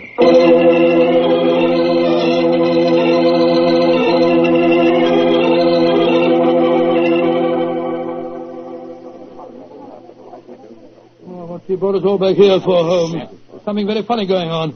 I tell you, I don't like the look of it. And I, Watson, like the look of it very much. I wish you wouldn't be so dashed mysterious. What are you up to? You haven't taken a step yet towards finding the murderer? Haven't I? And I wonder what causes the beads of perspiration on Mr. Small's brow. Small? You mean that Small... And I wonder what causes the singular look of apprehension on the face of Murdoch, the young lawyer. You remember, of course, on my remarking how easily he carried the large iron box. Good Scott, yes. And it took a strong man to throw some water out of the window. Watson, huh? The new year is approaching. Ladies and gentlemen, in view of our recent tragedy, this is one New Year's Eve when none of us feels like song and jollity. But there still remains a ritual duty for me to perform. Mr. Murdoch, open the iron box, please. But I can't do that. It was only to be opened for your grandfather. No, Mr. Murdoch. The phrase was that it was to be opened on the New Year's Eve before the baronet's 21st birthday. I am now the baronet, and I shall be 21 next year on August 21st. Open the box, please, Mr. Murdoch. Ian, darling, how frightfully clever of you. Good lad. I hoped you'd think of it. Sir Ian. Murdoch, open that box. Very well, Sir Ian. But I'm afraid you're in for something of a shock. Great Scott, the box is empty. Except for a sheet of notepaper in the bottom. What's the meaning of this, Murdoch? Read that paper, Sir Ian, and you'll understand. I owe you 4,000 sovereigns. And it's signed Alexander Murdoch, on behalf of Murdoch and Murdoch, lawyers. You'd better explain this. It's the family skeleton, Sir Ian. That note is signed by my great-grandfather, the one that witnessed the original deed concerning the box.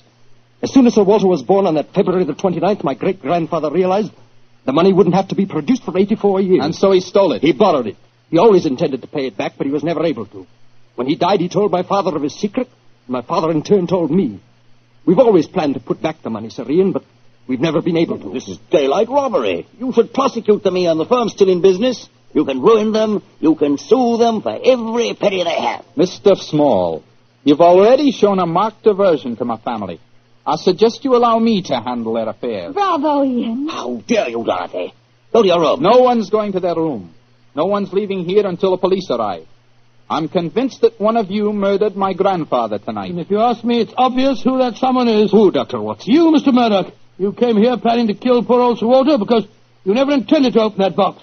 You thought that your secret would die with him. That's a lie. I was going to tell him everything and then ask for time to pay the money. I didn't kill him. Of course he didn't. There's your murderer. You yourself, Ian. Father, what are you saying? I'm saying that Ian's the murderer. He saw that the box wasn't going to be open for another 4 years. He realized out the money couldn't marry Dorothy, so he killed his grandfather and then ordered the box open. You're trying to cover yourself.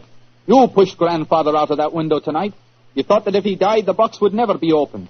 So Dorothy couldn't marry me. You Gentlemen. Upon my soul, Holmes, you seem remarkably calm. Go on, my dear Watson. I must say I'm absolutely fascinated by listening to three people accusing each other of murder, and each of them producing perfectly sound motives. It's a remarkable example of the dangers of reasoning from motive alone. We should profit by experience, Watson. Mr. Holmes, how can you be so calm? There's a murderer in this I room. suppose this game of charades is getting a little out of hand, Miss Small. Let's conclude it. You'd better come out now. That tapestry, it's moving. A happy new year to you all. Grandfather. Sir Walter, oh, am I seeing a ghost? Oh, Sir Walter, you're all right. Well, what kind of a game have you been playing? It's a bunny game that Holmes and I invented. You might call it forcing the issue. I was determined to have the box open before the next 4 years were out, whilst I was still alive to look inside it. But the trickery of your family, Murdoch, has made me a very unhappy man. Sir Walter, I shall pay back the money in a few years. I swear I will. It'll be too late to do me any good, but I'll take care that Ian gets it. I've half a mind to prosecute you. Grandfather, the money isn't important now that you're all right. You were counting on it just the same, my boy, so that you could marry Dorothy. I know that. She'll never marry a pauper. I won't allow it. When I'm 21, you can't stop me, Father, and I am going to marry Ian. Be quiet.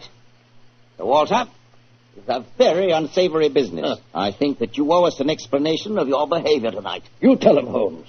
I fancy a wee drop of cream of Dunbar. Watching you all search for my body in the moat has made me thirsty. The explanation is a very simple one, ladies and gentlemen. When you arrived here tonight, Mr. Murdoch, I knew from the way you handled the box that it could not contain the sum of gold it was supposed to. And so you suspected fraud and devised a plan to force the opening of the box. Yes, and Sir Walter was an eager conspirator. Of course I was. Ian is 21 next August. Supposing I had died after he came of age, and before my next birthday, 4 years hence, The box would never have been opened. And so we invented the fake murder story. By the way, Ian, I must congratulate you for grasping the possibilities of the situation so speedily. If you hadn't demanded the opening of the box, the Murdoch secret might still be a secret. Well, it's a clever plan, Holmes. It's too bad that it had to have such a miserable ending. I'm not sure that we have finished with the matter. Mr. Murdoch. Yes, Mr. Holmes? You say that your family took £4,000 from that box? Yes, Mr. Holmes. Curious. I would have sworn from its size that it would hold closer to 5,000. And in your account of the legend, Watson, you told me that Sir Thomas Dunbar stated on his deathbed that he had put something else in the box. Right. Something for a rainy day, is that it? Mm-hmm. Did the Murdochs find that extra something? No, Mr. Holmes. They found nothing but the gold. Oh, that's very odd. I think I'll take a closer look at that box if you don't mind. Since this seems to be a night of telling secrets, I think you might as well know, Father, that if you don't give your consent, I shall elope with him. Oh, bravo, my dear, bravo. No such thing. I admire your resolution, young lady, but I hardly think it will be necessary. What do you mean, Holmes? Permit me to show you all the treasure of the Dunbars. What have you found, Holmes? Something for a rainy day that old Sir Thomas spoke of. You see, since the cubic contents of the box obviously differed from my calculations, I deduced the existence of a false bottom. I was correct. And in that space, I found this. Oh, it's a manuscript. Quite so, the manuscript of a book. Look at the title page and see the author's name. History of the Dunbar Family. By Sir Walter Scott. I think, Sir Walter, that an original and unpublished manuscript by your distinguished namesake will prove worth several times the gold that is missing from that box. You've saved the day for us, Holmes, my boy. God bless you. Oh, this has been as strange a new year as ever I knew. But it's turned out to be a bonny one, thanks to you, Holmes. Well, fill up your glasses. We're going to drink a toast to the new year. By Joe, yes, Sir Walter. This is really a happy occasion. Then let's complete it by singing the traditional song of the season, Auld Lang Syne. And in this case, when we sing, Should Old Acquaintance Be Forgot, I feel that in our hearts we should be thinking of Sir Walter Scott. He died over 60 years ago. He's made us all very happy here tonight. Should old acquaintance be forgot and never brought to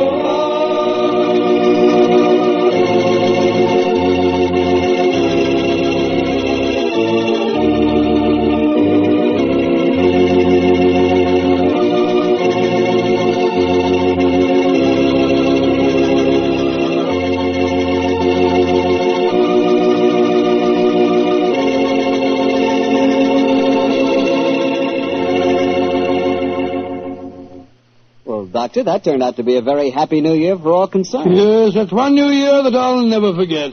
Well, I sure hope you'll always remember this one, too. Oh, just a second, my boy. That calls for a glass of port. Fine. Well, to a happy new year, my boy, for you and for our many friends listening in. And to you, Doctor. Oh, thanks, boy. That's good. Doctor, this has indeed been a pleasant association for me. Oh, I'm glad to hear. You're the best storyteller I've ever known, and the Petrie family makes the best wine I've ever tasted. I hope that, just as they've been making wine for generations in the past, the Petrie family will continue to make fine wine in the future. And Mr. Bartell, I know that you'll always be here to tell us just how good that Petrie wine is. Well, I hope so, Doctor. Come in. There you are, Mr. Bartell. Good evening, Doctor. Oh, no, don't get up. You look much too comfortable. Take off your overcoat and come and join me. Well, I enjoyed your story of a scandal in Bohemia last week, Doctor, and tonight you promised us a sequel. Yes, that's right, Mr. Bartell. A sequel that took place over 20 years afterwards, in 1909 to be exact. Sherlock Holmes was living on his Sussex bee farm.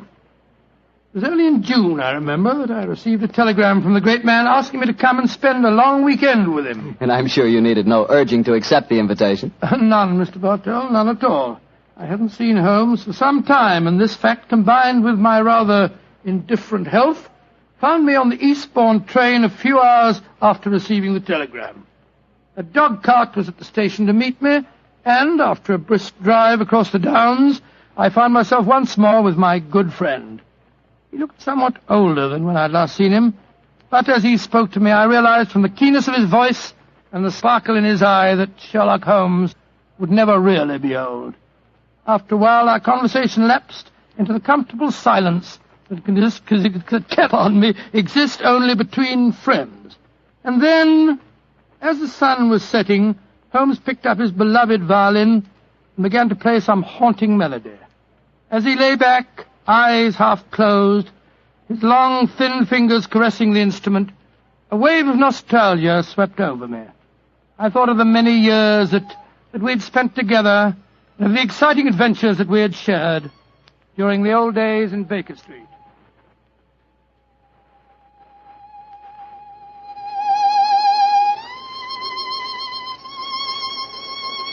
Beautiful.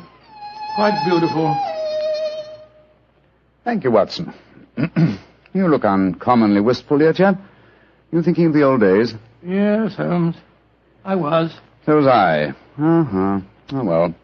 Those were exciting times, but it's comforting to think that now we will not be disturbed by a jangling doorbell, followed shortly by some poor devil in trouble. Nowadays, my greatest excitements are connected with the segregation of the queen bee and the nighttime proclivities of Charles Augustus, my tomcat. I still find it hard to think of you in retirement, Holmes. Do you ever consider returning to active practice? Oh, I consider it occasionally, and then reject the idea. And I should work only up to the peak of his ability. I'm past mine. Nonsense, Holmes. You're just alert as ever you were.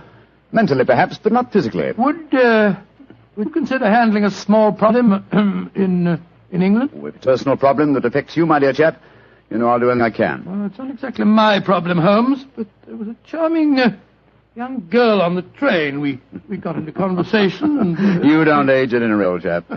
You're just as susceptible as ever. No, Holmes, let me finish. She said that you knew her mother quite well. Her mother? Come in. Oh, yes, Devers, what is it? I'm sorry to disturb you, Mr. Holmes. Your man said I might come in. My master, Mr. Leyton Stanley, instructed me to deliver this note. Oh, thank you. He also instructed me to wait for a reply. What confounded impudence. You tell Master that there's no answer to this letter. But he told me I must get a reply, sir. You may tell Mr. Leyton Stanley that I will instruct my solicitors to reply to his message in due course. But, sir... That's all, Devers. You may go. Very good, sir. Oh, what did the note say, Holmes? Read it for yourself. Keep your filthy bees where they belong. One of my guests was stung yesterday. If this happens again, I'll have the police run you out of this place. Good Lord, what an offensive letter. The man himself is even more offensive.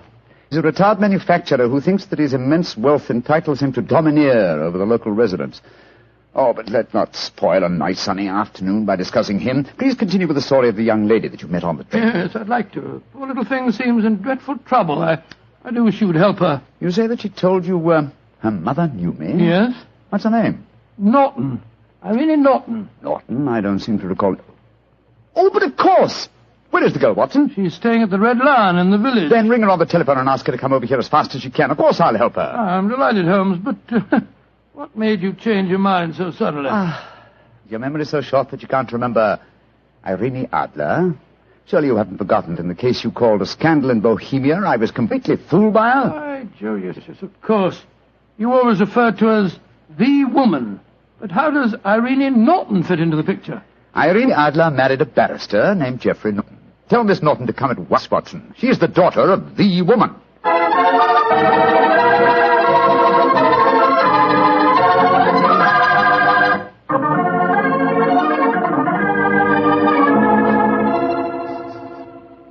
Mr. Holmes, I've heard so much about you from Mother. She says you're the cleverest man in England. Your mother flatters me, my dear child. She herself was much more clever than I. In fact, yes. Did she ever tell you about the circumstances under which we met? No, Mr. Holmes, though she did tell me that you were a witness when she and my father were married. Very true, my dear, very true. Though the occasion was a little, well, shall we say unusual? Look here. This golden sovereign I wear on my watch chain is a memento of that day. I also have a charming photograph of your mother. You must have known her quite well. How about telling Mr. Holmes about your troubles, my dear? Yes. Reminiscences are charming, but they can wait until we've dealt with your problems. Mr. Holmes, I'm being blackmailed. Oh, I'm sorry to hear it. By whom? By a neighbor of yours, Mr. Leyton Stanley. Do you know him? Oh, yes, indeed I do. As a matter of fact, Mr. Holmes received a most offensive note from the gentleman less than an hour ago. What hold does Mr. Stanley have over you, my dear? He has some letters, some rather indiscreet letters of mine that I wrote to a friend of his last year. How did he obtain these letters, Miss Norton? He must have stolen them. I don't know how, but when I was staying at his house a few weeks ago, he told me that he had them and asked £5,000 for their return. Gracious me.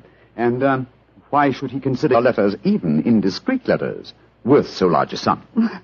I'm engaged to be married to Lord Weston's son.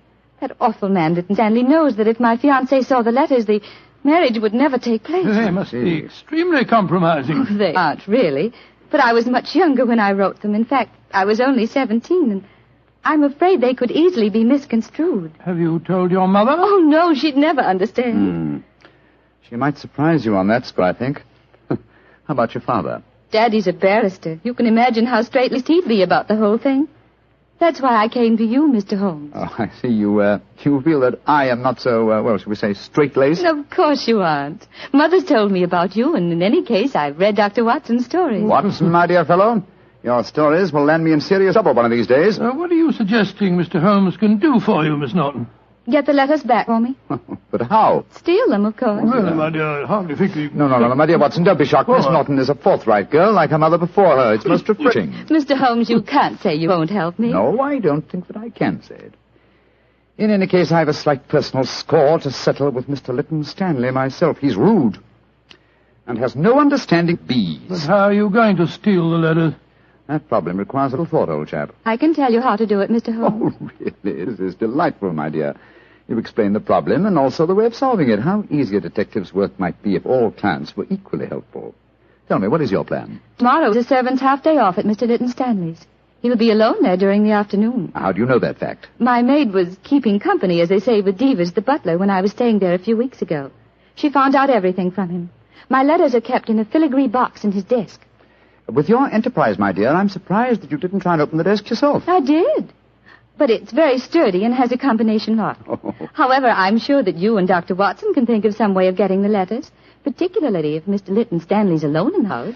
We shall do our best, Miss Norton. Promise me one thing, though, both of you. Oh, what's that? Don't read the letters, will you? I'm really rather ashamed of writing them. Oh, of course we won't, my dear child. You're both so sweet to me. How can I thank you? Thanks would be a little premature, but you could do us a favor. Of course. What is it? Your mother had a beautiful voice, I recall. I wonder if you inherit her talent. I do sing, though I've never done so professionally, like Mother. And I've never played the violin professionally. But perhaps, between us, we could give Watson a little concert? That's a delightful idea. We can't do anything until tomorrow, anyway. What would you like to sing? Songs my mother taught me. Really remarkably appropriate. In the days long vanished, seldom from her. Charming. Tonight, music, and tomorrow, a touch of daylight robbery.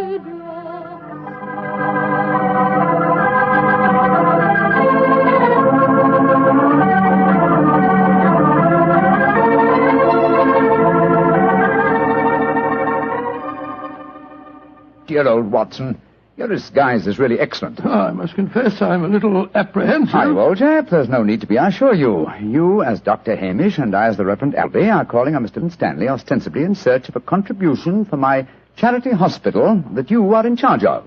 What could be simpler? Well, what made you decide on the role of a clergyman? It should simplify our entrance to the house. Though I must confess that a rare touch of sentiment prompted the choice of my disguise. Well, how does sentiment enter into it? Oh, surely you remember that it was in the role of a simple-minded nonconformist clergyman that I once attempted to deceive Miss Norton's mother. That's right. I'd forgotten. That woman really fascinates you, doesn't she? She does, old chap. Irene Adler was one woman I've always regarded with unbounded admiration, even though she was a criminal. But enough of this. Come on, old fellow. Are you ready? Yes. You have the equipment I mentioned to you? In my pocket. Let's be off, old chap. Let's be off. If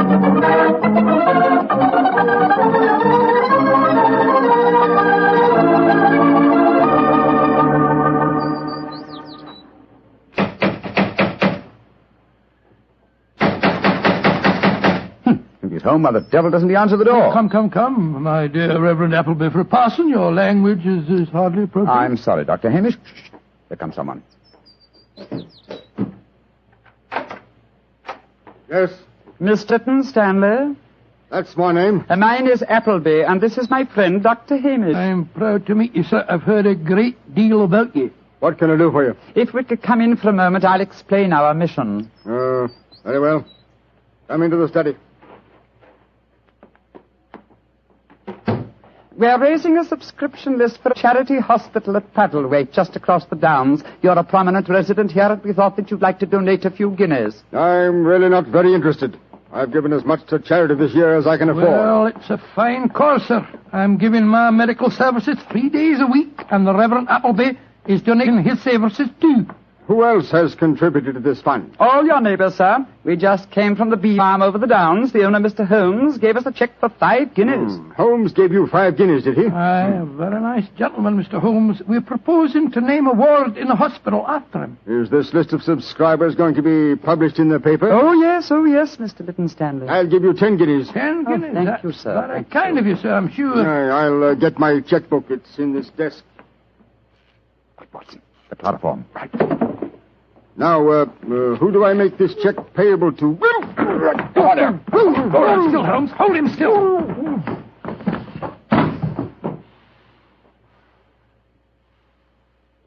Very neat, Watson. Chloroform doesn't take long, does it? Move it back a little, old fellow. It's lying over the desk. That's it. Is the filigree box in there? Uh-huh. Here it is. Splendid. Holmes, don't open it.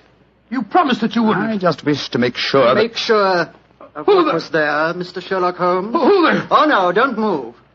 I have a revolver, and don't turn round. Place the box on the table, Mr. Holmes. And put your hands up, gentlemen, both of you. That's right. I know that voice. It's Devers, the butler. Quite correct, sir. Well, Devers, you needn't point a revolver at us. Your master and injured. I'm not in the least interested in my master's health, Dr. Watson. In fact, if he were dead, I should be delighted. And what are you up to, Devers? I'm taking advantage of a situation, sir. I've been trying to open that desk for weeks. After such kindness on your part, sir, I hate to seem ungracious, but I'm dreadfully afraid I shall have to kill you. To kill both of you.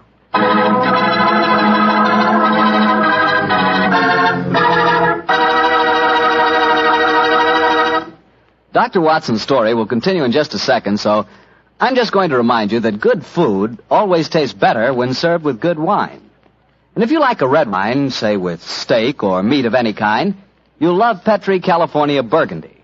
If you'd rather have a white wine, say with chicken or fish, then by all means get Petri California Sauterne. Oh, and look, if opinion is divided in your family, if some of you like a red wine and some like white, the answer is obvious. Don't buy one, buy two. Remember that, huh? Don't buy one, buy two. But do buy Petri. Then you know it's good. But, Doctor, that was a fine place to break off your story with the butler pointing a gun at your backs and you and Sherlock Holmes with your hands above your heads. What happened next? I know at least you didn't get killed, or you wouldn't be sitting here in California tonight telling me the story. Elementary, my dear Mr. Bartell, but supposing I take you back in the story to the point where I left off. Well, all right, then. Take me back, Doctor. Take me back. Very well. We stood there, Holmes and I, our hands above our heads. As Devers said... I can't tell you how grateful I am that you opened the desk for me. After such kindness on your part, sir, I hate to seem ungracious, but I'm dreadfully afraid I'm going to have to kill you both. Because I dislike to appear stupid at such a melodramatic moment, but why is it necessary to kill us? For months, I have been waiting for an opportunity to steal the Kitmanjar emerald, and now you have done it for me, sir, and presented me with a perfect alibi. The Kitmanjar emerald? Oh, come now, Miss Holmes, you know the treasures in this house as well as I do. Apart from the emerald, there's a superb Cellini that would fetch a fine price in the right market. We aren't here after any valuables, my good man. Please don't call me your good man, Dr. Watson. It's patronizing and untrue.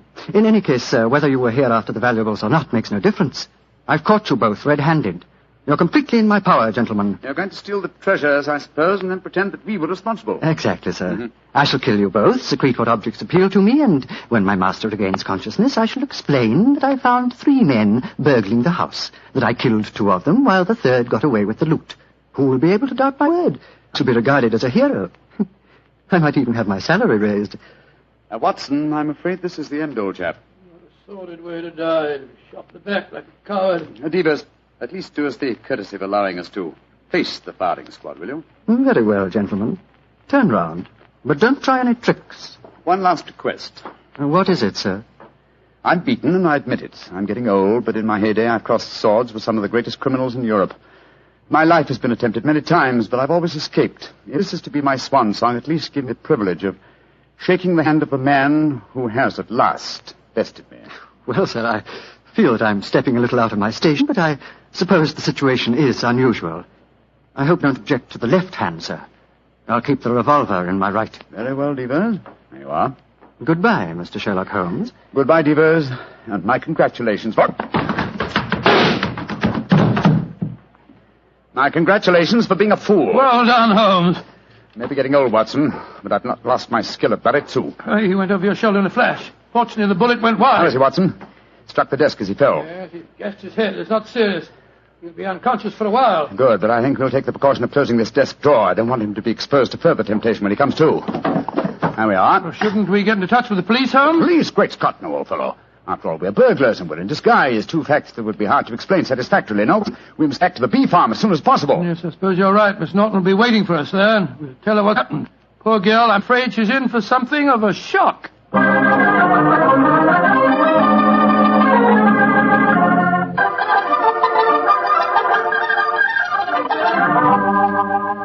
Mr. Holmes, Dr. Watson, I'm so glad to see you back again. Did you get the filigree box? Yes, Miss Norton, here it is. But, Holmes, I didn't know that you... Miss Watson.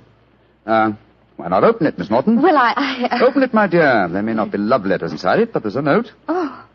Why don't you read it to us? Well, let this be a warning, Norton. Crime does not pay. If you don't believe me, ask your mother. Sincerely, Sherlock Holmes. Mr. Holmes, you knew my secret all the time. Not all the time, but I realized it as soon as I'd opened the filigree box. What on earth are you talking about? Miss Norton was under the impression that she could use me as a cat's paw, as a dupe to commit a burglary for her. I still don't understand, Holmes. You will remember she asked us to promise not to open the box. Yes, but you did so just before the fellow held us up with a revolver.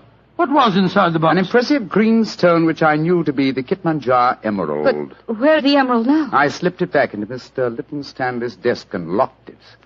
Brought the box here because I wanted to see your expression, Miss Norton, as you opened it. Great Scott, and I thought you were poor little thing in trouble. Shocking. You have to save yourself, young lady. But I'm terribly sorry, Mr. Holmes, terribly sorry. It seemed like a wildly exciting idea, but I didn't really mean to steal it. No, of course not. No, of course you didn't. I didn't mean to steal it for you. Miss Norton, I'm convinced you knew that your mother once outwitted me, and you presumed to think that you could do the same. I should turn you over to the police. Please don't, Mr. Holmes. You can't do that. I certainly could. But I'm not going to for two reasons. First, you're young and impressionable, and this will teach you a lesson. And in the second place, I have a strange admiration for your mother. But I warn you, Miss Norton, that you have had a narrow escape. A very narrow escape. Mr. Holmes, before I go, there's one favor I want to ask you. Really? What is it? Could I keep this filigree box with your note inside it? It would be a reminder all my life of how we met. Ah. What do you say, Watson? Well, it isn't your box to give, Holmes. That's true, old fellow. That's quite true. But I fail to see how we can return it now without disclosing our own share in the attempted robbery. In any case, I don't like Mr. Lytton Stanley. I think we might indulge in a little petty larceny without feeling too guilty. Very well, Miss Norton. You may keep the box. I shall always treasure it. Thank you. Goodbye, Dr. Watson. Don't think too badly of me. Goodbye. Good night, Mr. Sherlock Holmes.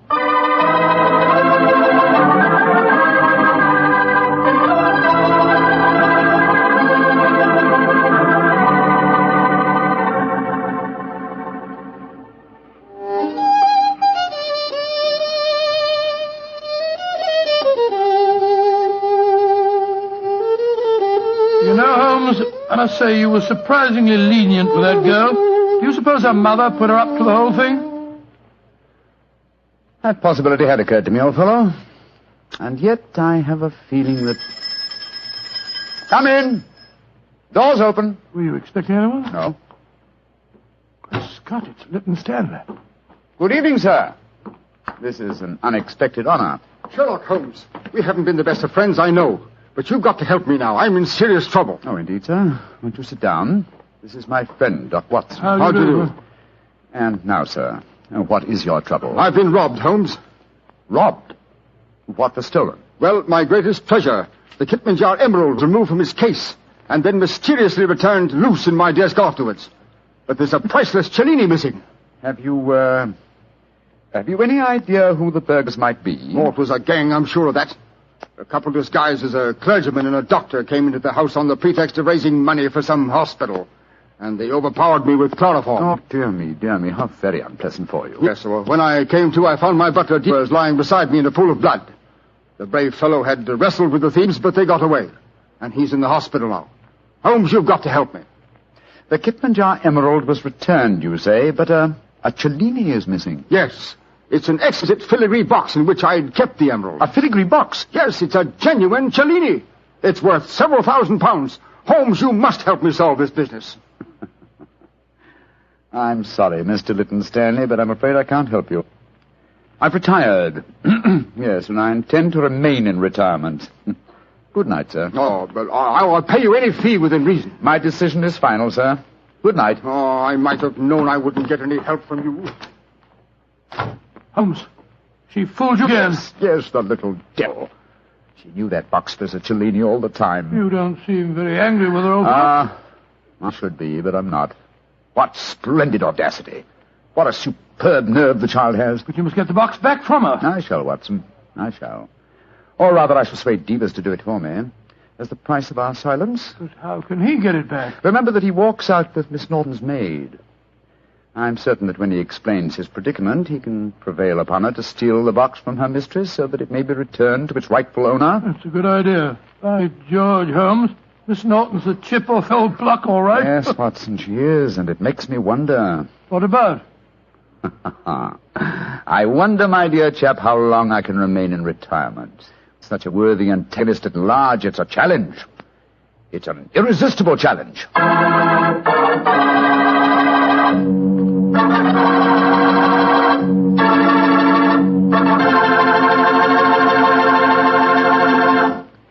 You know, Dr. Watson, I just can't get over the way you and Mr. Holmes let that girl, Irene, was that her name, pull the wool over your eyes. Boy, she really twisted you around her little finger. Well, Mr. Battelle, I don't like to make extremely positive statements, but I'm sure that if you were in my shoes, Irene would not only have twisted you round her little finger, but she'd have had you rolling about in hoops and standing on your head.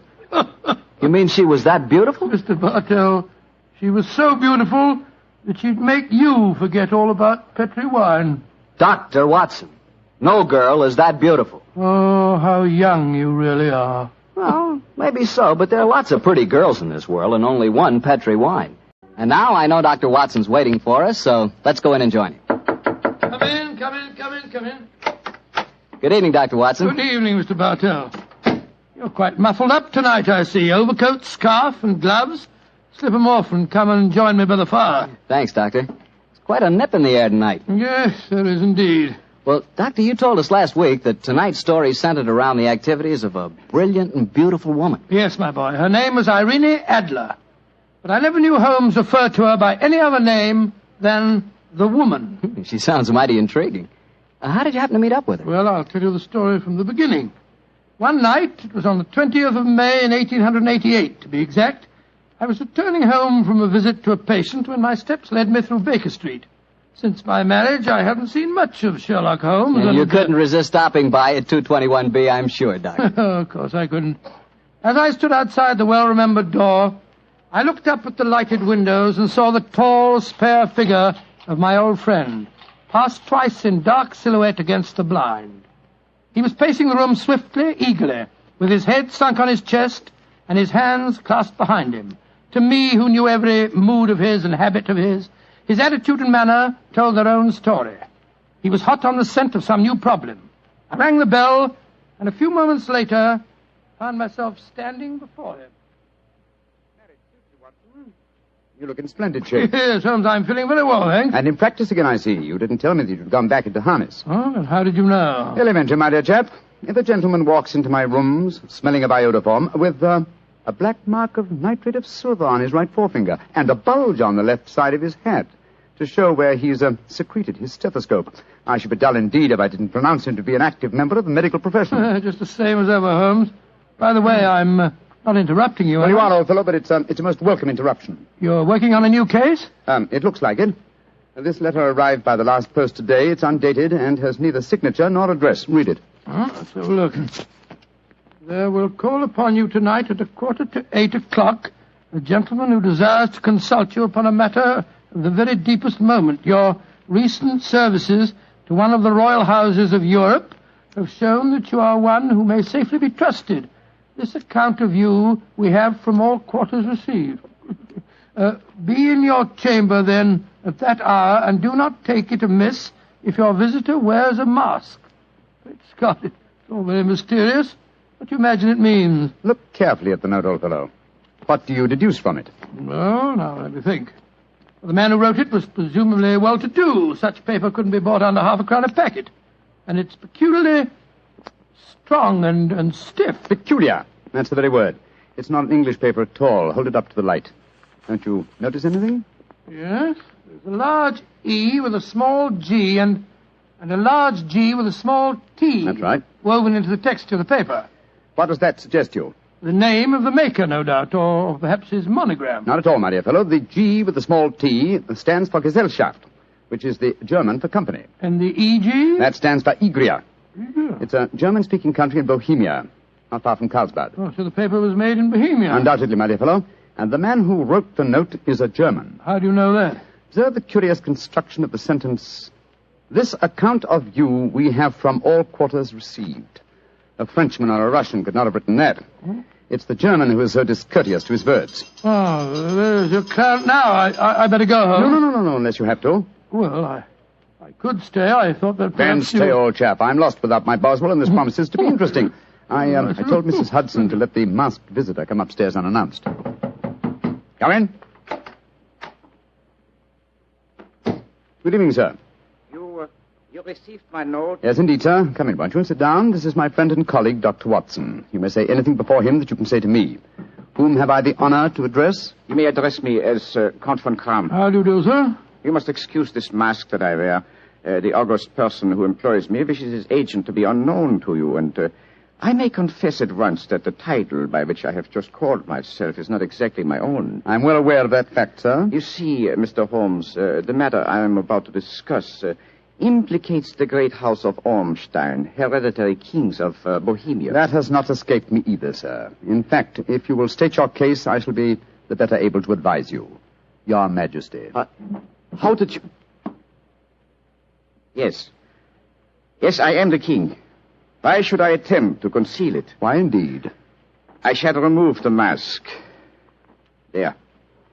Mr. Holmes, I have traveled incognito from Prague for the express purpose of consulting you. Then pray consult. Briefly, the facts are these. Some 5 years ago, during a visit to Warsaw, I made the acquaintance of the well-known adventuress Irene Adler. Irene Adler? We know of her, Your Majesty. Look her up in the index for me, will you, Watson? It's right beside you on the desk there. I imagined that the name would not be unfamiliar to you. Here we are. Abraham's, Acton Green, Hatchet Murders. Adler. Splendid, old fellow. Hand me the file, will you? Thank you. Mm-hmm.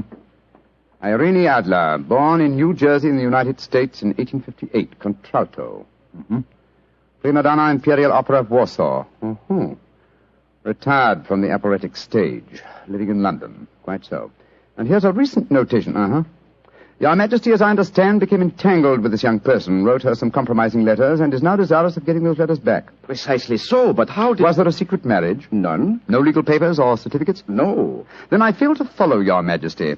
If this young lady should produce her letters for blackmailing purposes, how is she to prove their authenticity? There is the handwriting. Well, that could be a forgery, Your Majesty. But it was private note paper. Stolen. My own seal. Imitated. My photograph. Bought.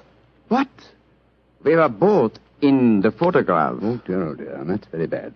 Your Majesty has indeed committed an indiscretion. Did you inscribe the photograph, Your Majesty? Yes, Dr. Watson, I'm afraid I did. Gracious me. Mr. Holmes, it must be recovered. Perhaps if you were to pay enough, the photograph might be bought. She refuses to sell. Oh, stolen, then. 5 attempts have been made. Twice burglars in my pay ransacked her house. Once we diverted her luggage when she traveled. Twice she has been waylaid. There has been no result. Oh, dear. It's quite a pretty little problem. It is a deadly serious one to me. Your Majesty, what does Miss Adler intend to do with the photograph? To ruin me. Oh, how?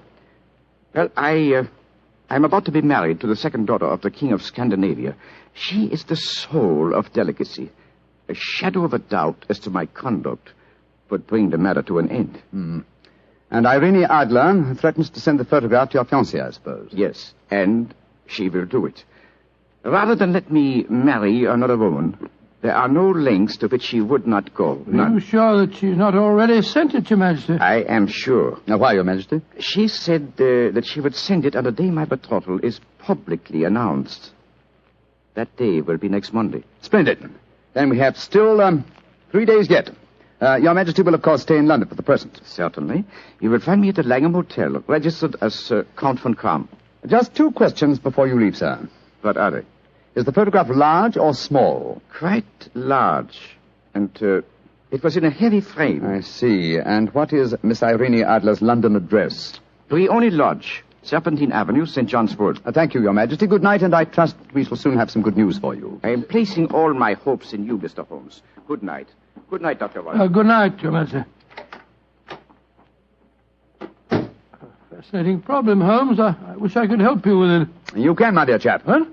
I shall be glad of your company. Oh, splendid. What's our first move, Holmes? Well, a good night's rest, I think.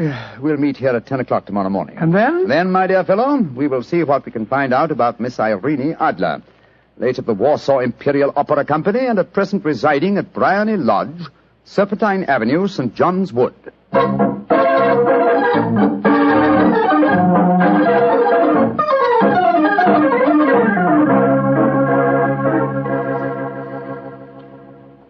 Well, Holmes, a cursory examination of Briony Lodge didn't prove very illuminating. No, a bijou residence that represents the essence of dignified suburbia, but tells us very little about its owner.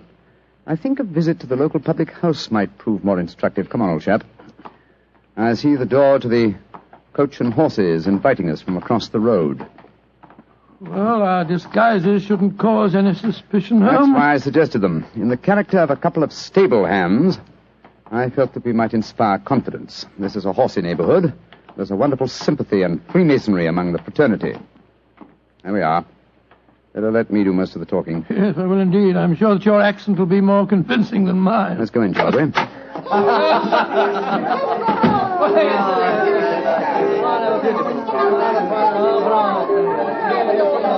Well, what'll it be, mateys? Half of Old and Mild, please. How about you, Charlie? All at the same? Yeah. 2 halves of Old and Mild.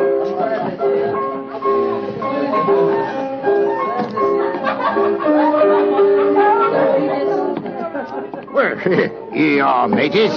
That'll be a tenner. Have a drink with us, Governor. Oh, don't mind if I do. I'll have a Guinness. You blokes new round here? Yes, that's right. Came over from Clapham. Clapham, eh? Well, here's looking at you. Hunting for jobs? That's right.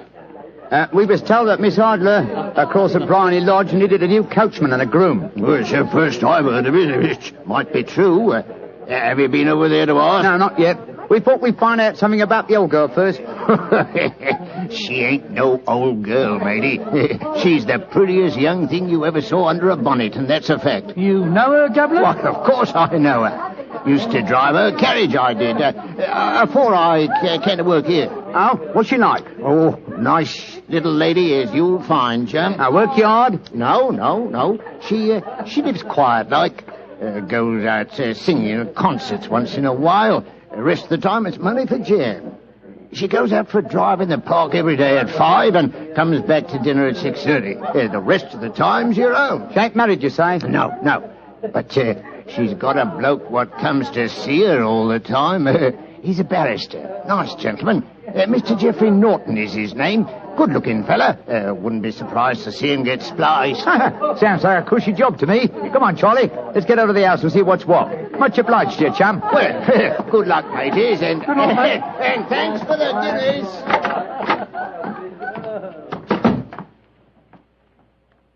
What's our next move, Holmes? Let's stroll back to Briony Lodge. I'm undecided whether to continue my investigation there or to try and find out something about Mr. Geoffrey Norton, the barrister. If he's just her lawyer and nothing else, it's more than likely that she's entrusted the photograph to his safekeeping. Hello. There's a cab waiting outside Miss Adler's house. Hurry, Watson. Maybe Mr. Norton's. Here we are at the gate. Yes. Here comes a man hurrying down the pathway. Quick. Flatten yourself behind this post. Listen. Where to now, Mr. Norton? Drive like the devil. First to Gross and Hankey's in Regent Street, and then to the Church of St. Monica in the Edgware Road. Half a sovereign if you do it in 20 minutes. Right, you are, Mr. Norton. Up in. Fire and signal the cab, Watson. We must follow him. Well, here comes one. Oh, no, it isn't. It's a private carriage. It's Artless, no doubt. Here she comes down the pathway. Back behind the post again, Watson. Where to, Miss Adler? The Church of St. Monica's, John. And half a sovereign if you reach it in 20 minutes. The game's afoot, Watson. Quick. We must get a cab and follow them. Here comes a hansom. Hi, cabby, cabby! Here. You blokes got enough money to take a cab? Here's a half sovereign for you, my man. Right, you are. Where to, Governor? The Church of St. Monica, in the Edgware Road, and another half sovereign for you if you get us there in 20 minutes.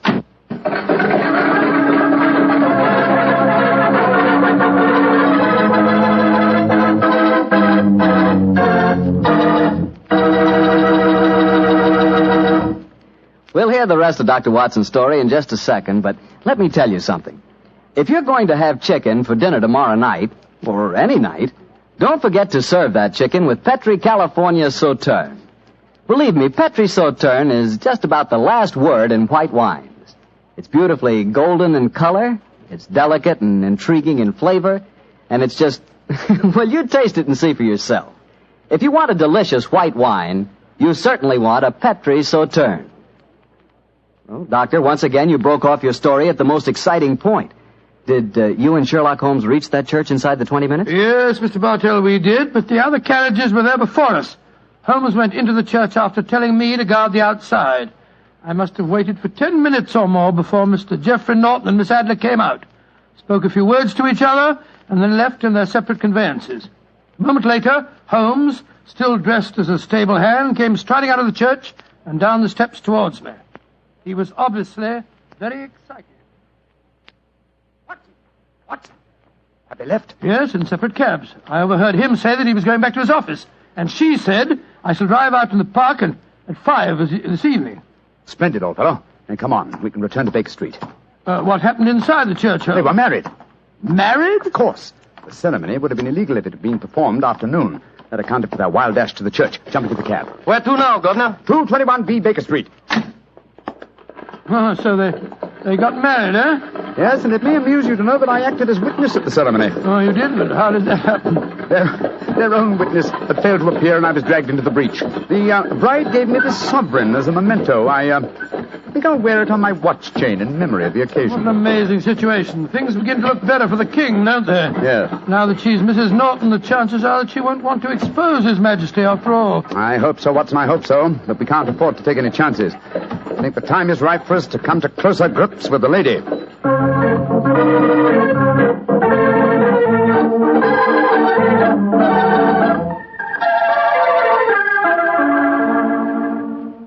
Well, Holmes, now that we've eaten, perhaps you'll tell me your plan. With pleasure, my dear fellow. And while I'm so doing, I'll proceed with applying the makeup for my new disguise. Another disguise? What's it to be this time? I think the character and appearance of an amiable and simple-minded nonconformist clergyman would be most suited to my plan for entering Miss Adler's house. Oh, you're going to try and enter, then? I must, dear fellow. Yes, I'm sure the photograph is there. Miss Adler, or rather Mrs. Norton, will return from her drive in the park at 6:30. We must be at Blarney Lodge to meet her. And what then? You must leave that to me. I've already made my arrangements. There is only one point on which I must insist. You must not interfere, come what may. You understand? I'm to remain neutral. Yes, there will be some small unpleasantness. Don't join in it. It will end in my being conveyed into the house. As soon as I'm able to, I shall open one of the windows. You're to watch from the outside. When I raise my hand, you will throw an object which I shall give you through the window, and at the same time cry, fire. Follow me? Entirely, but what am I to throw? Oh, it's nothing very formidable. Here it is. Huh, looks like a great big cigar. What is it? Just an ordinary plumber's smoke rocket, fitted with a cap at each end to make it self-lighting. Your task is confined to throwing it through the window. When you raise the cry, fire, it will be taken up by quite a number of people. You will then walk to the end of the street, and I'll rejoin you in 10 minutes. I hope I've made myself clear. Perfectly. Good. And now, old fellow, as soon as I've donned my clerical attire, let's be on our way. There's no time to be lost.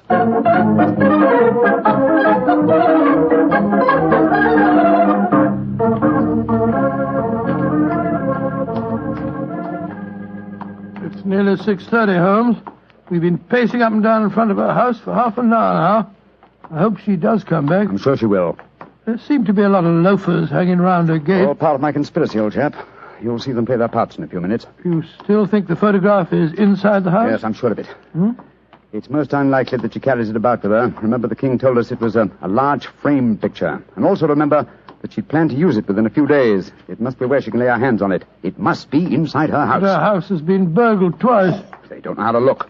Well, how will you look? I won't. I'll get her to show me. She'll refuse. No, she won't be able to. Shh.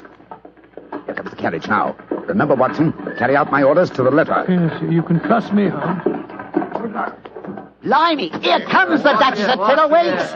Let's put out the carpet. She might get her tootsies wet. Oh, put a sock in it, Elfie. Leave him alone. She's no better than she ought to be. Please let me through. I live here. Well, ain't that nice? We'll all come in and have a cup of cocoa. Move out of the way, please, and let the lady through. Mind your own business. Just 'cause your collar's turned the wrong way, you can't spoil our fun. That's right, Eddie. Keep your nose out of it, Parson. Please don't fight about it. I tell you to stop molesting the lady. Do ya? Then how would you like a biff in the nose? Oh, he hit the poor man. Then he ran away, the coward. Is the clergyman badly hurt? He hit his head, Mum, and he fell. If you asks me, he's hurt bad. He's bleeding something terrible. Can we bring him in, Mum? He can't lie here in the street. Why, of course. Bring him in. Right you are, Mum. Here, Bert. Right out. Give us a hand. Oh, poor fella. Do you see what happened to him, mister? Yes, I saw, my good woman. A very convincing demonstration. What you mean? Weren't you paid by a certain gentleman for this performance? Oh, you knows about it, too.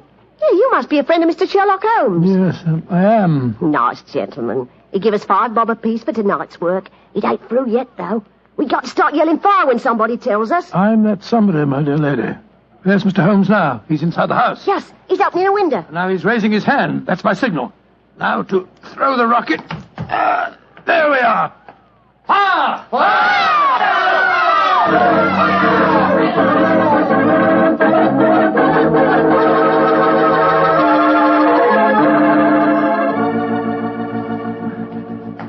Holmes, there you are. You have the photograph? No. But I know where it is. She showed me, as I told you she would. I'm still in the dark. There's no mystery, old chap. When my accomplices started around the street, I had a little moist red paint in my hand. As my good friend Alfie pretended to strike me, I clapped my hand to my head and fell down. It's an old trick. Yes, I understand that, but how did my throwing the rocket help you? It was all important, my dear fellow. When a woman thinks her home is on fire, her instinct is at once to rush to the thing she values most.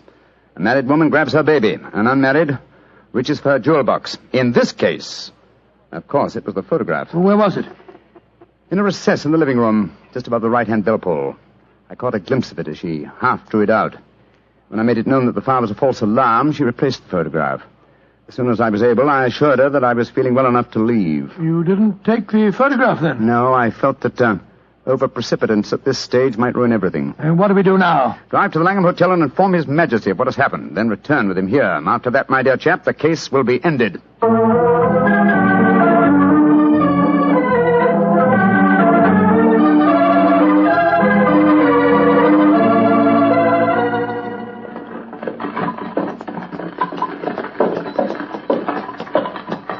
This is Blarney Lodge now, Your Majesty. I'm all impatience. You're certain this photograph will still be there, Mr. Holmes? I have every reason to believe so, Your Majesty. I must confess, this is going to be something of an ordeal. And I suggest that you let me do the talking, Your Majesty. I think I know how to handle the lady.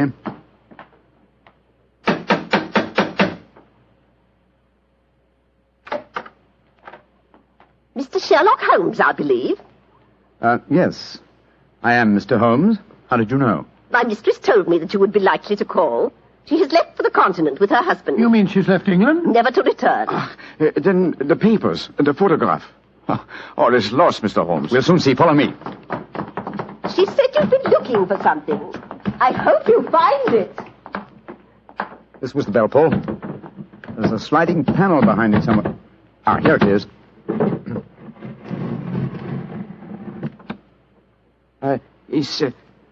Is the photograph there, Mr. Holmes? There is a photograph, but it's a photograph of the lady alone. Here's a letter, and it's addressed to me. Well, what's it say, Holmes? My dear Mr. Sherlock Holmes, you really did it very well. Until after the fire alarm, I had no suspicion. But then, when I realized how I had betrayed myself, I began to think. I'd been warned that if the king employed an agent, it would certainly be you. May I congratulate you on your disguise as the dear old clergyman? Great Scott, you was far more clever than you thought, Holmes. Yeah, go on. What else does it say? Let me see. My husband and I both thought that the best recourse was flight. So you will find the nest empty. As to the photograph of the king and yourself, His Majesty may rest in peace. Thank goodness for that. I love and am loved by a better man than he. I leave another photograph, however, that he might care to possess. And I remain, dear Mr. Sherlock Holmes, very truly yours, Irene Norton, née Adler. What a woman, Watson. What a woman. What a magnificent woman. She fooled me completely. But, I'm sorry, Your Majesty, I've been unable to bring your business to a more successful conclusion. On the contrary, my dear sir, nothing could be more successful. I know that Irene's word is inviolate. The incriminating photograph is now as safe as if it were under fire. I'm glad to hear Your Majesty say so. I am immensely indebted to you. Now, pray tell me in what way I can reward you. This beryl ring that I wear, I should be proud Your Majesty has something that I should value even more highly. You have but to name it. This photograph. Irene's photograph?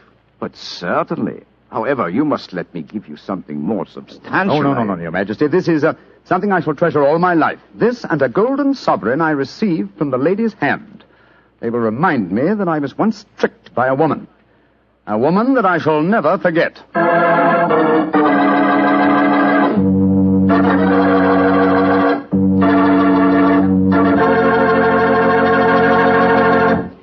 What a woman, that Mrs. Adler. Or should I say, Mrs. Norton. That's the kind of woman I could really go for, Doctor. Yes, you could. Just between ourselves, I sort of, I sort of could go for her myself. She was intelligent. Yeah, she was rich. Beautiful. That's the kind of woman you want sitting next to you in front of a cozy fire on a nippy fall night. Just the three of you. The three of you? Mm-hmm. You, she, and a glass of Petri port. Mr. Bartelli. Why not? That Petri California port is some wine. Boy, that Petri family really knows how to make good wine, all right. Come in.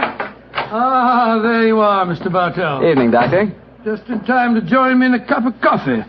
Draw up your chair, young fellow, my lad. Thank you. That's it.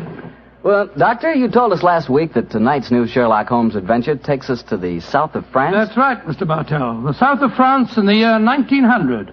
A beautiful playground bordered by the bluest of blue seas and populated with an extraordinary cross-section of cosmopolitan Europe. Rich man, poor man, beggar man, thief. All of them attracted by that Riviera paradise. All of them drawn by the magical spell of a small white ball spinning round the rim of a roulette wheel. Now, don't tell me that you and the great Sherlock Holmes were there on a gambling spree. We were not, Mr. Bartell. At the time my story begins, we just concluded an extremely delicate mission. A mission, I may say, that concerned the safety and good name of a very prominent member of the royal family.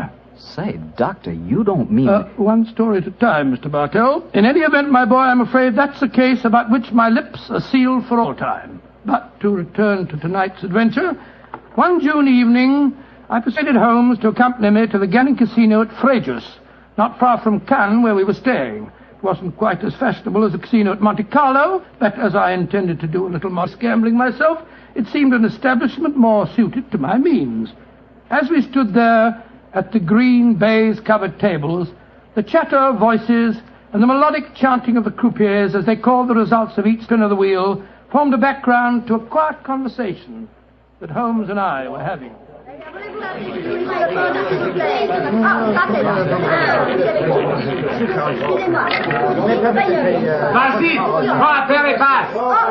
Lost again, Watson? Oh, confounded. That number 10 must come up soon. Oh, why not cut your losses, old fellow, and come for a stroll with me on the waterfront? Well, just a big wait. A couple more bets, Holmes. I have a feeling that 10 is bound to come up in a minute. Watson, I believe the blood of a gambler courses through your veins. Oh, there's no harm in taking a little flutter once in a while.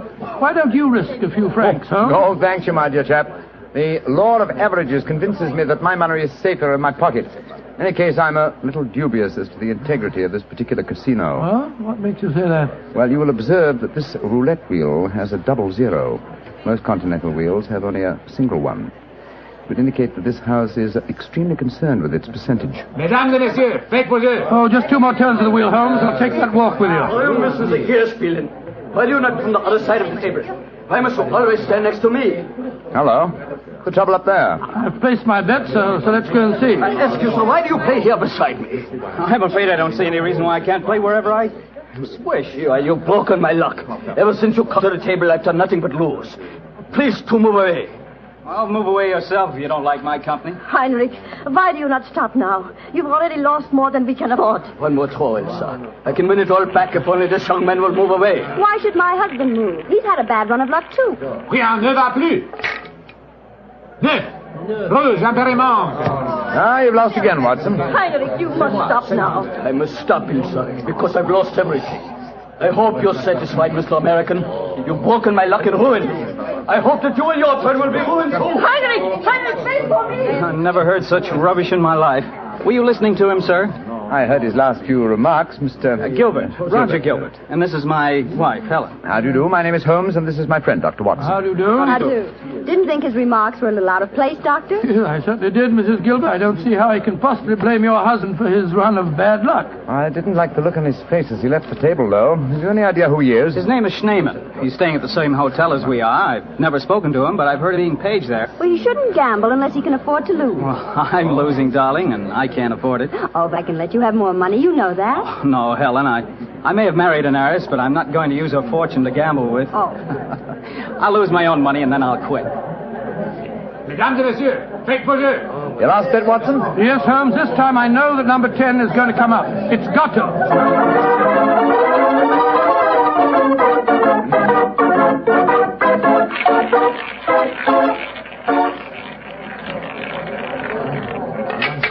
Numéro 10. 10 at last. I've lost again, darn it. Helen, this is my bad night. Why don't you stop now, dear? Holmes, I've made 350 francs. On this throw of the wheel, old fellow, but as you've lost some 500 francs doing it, I can't say that your profits stick me. Oh, Mr. Holmes, I can see that you're no gambler. I'm afraid not, Mrs. I Gilbert. wouldn't say that, Holmes. You may not like roulette. You've taken a good many chances in your life with long odds against you, too. Well, nevertheless, old chap, in the sense that Mrs. Gilbert means it, I'm not a gambler. Say, what's the commotion over there? Oh, that German woman with a crowd forming around her. Yes, the wife of that man that said I ruined him. Attention, est-ce qu'il y a un docteur dans la salle? There must be trouble. He's asking for a doctor. Doctor, come along, then. Will you excuse me, please? Thank you. Excuse me, madame. Mon ami est docteur. Monsieur, cette dame a besoin d'un docteur. What happened, madame? It is my husband. Is he ill? I just found him lying out in the garden. Please come with me at once, gentlemen. Of course we will, madam. What seems to be the matter with him? Herr Doctor, I think he is dead.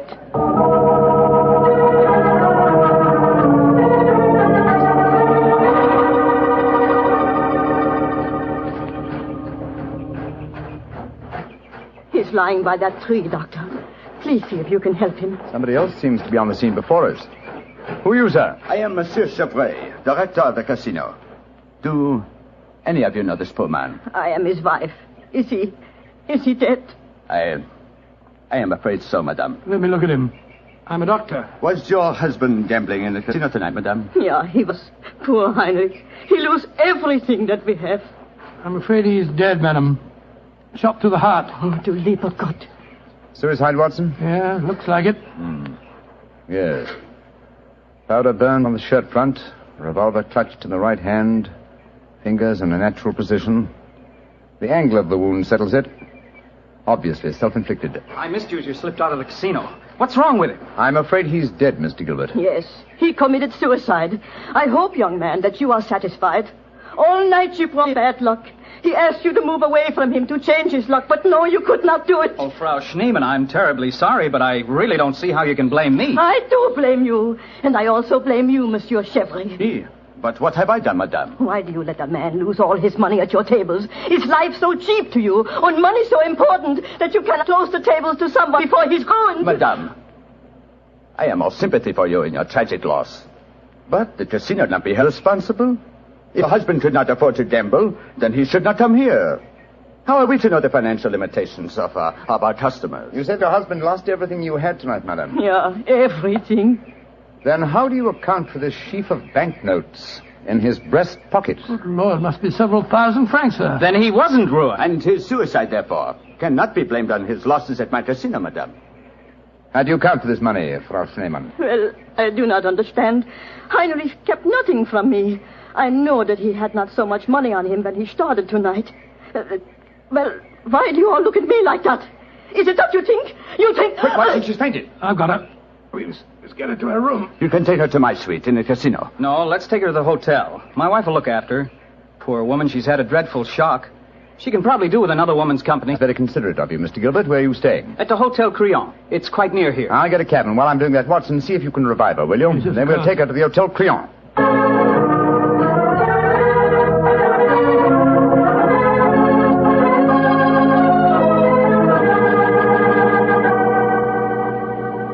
Very kind of you, Mrs. Gilbert, to let us bring the poor lady into your suite. Well, it's the least I can do, in spite of what she said about Roger bringing her husband bad luck. I'm sure she'll need your help when she wakes up, Helen. Yes, I think you'll find that she'll sleep for some hours. I gave her a strong sedative. Well, we were just about to have a drink, gentlemen. Do you care to join us? Oh, thank you, sir. Well, that'll be very nice, Mr. Gilbert. Roger was just telling me that quite a large sum of money was found on Herr Shademan's body, Mr. Holmes. Yes, Mrs. Gilbert. Several thousand francs. It's very puzzling, Holmes. Why should a man commit suicide with so much money on him? I think the answer is obvious. He didn't. What on earth do you mean? Well, the money was placed there after he had shot himself. The banknotes were in his breast pocket, if you remember. Not a usual place to carry money. Though it is the easiest pocket for someone to insert it without disturbing the body. But why on earth should someone place money on him after his suicide? To prevent the casino from getting a bad name. I've heard of it being done on several similar occasions. Gives the impression that the unfortunate victim had other motives than gambling losses to account for his suicide. Great Scott, you mean that one of the casino employees found the body lying there and slipped the money in his breast pocket before we arrived on the scene? As you know, my dear Watson, I'm not a gambling man, but I'll lay you 100 to 1. That is what happened. Well, that's a new one. Well, here are your drink, gentlemen. Thank you. Thank you, sir. Thank you. Say, Helen, Mr. Holmes has given me a brainwave. Another one? What is it this time, Roger? Now, I've been losing very heavily tonight. Roger, I've told you, if you need money, I'll be only... But I don't. I've got a scheme for making some. Oh. I'm going to gamble again tonight after dinner. If I lose, here's what I'll do. I'll stain my shirt front with red ink, walk out in the grounds, fire a shot, and lie down as though I'm dead. I'll wait for someone to come along and stuff my pockets full of banknotes. Not a bad idea, Mr. Gilbert. I think it's a darn good one. What do you say, Mr. Holmes? It's a whimsical one at any rate. Who knows? You might even be successful. Roger, you're not really going to do it, are you? Sure. Perhaps I'll get some of my losses back that way. Well, let's drink to it, gentlemen. At least I may have hit upon an idea of making money.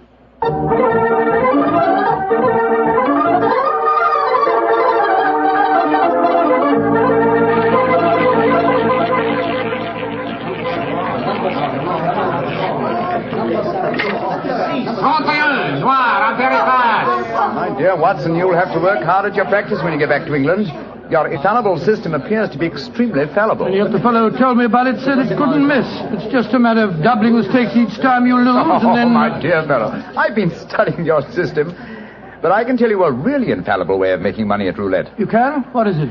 Well, own the gambling house and operate the tables yourself. The odds would be all in your favor. Oh, what a brilliant suggestion. Own the gambling house and operate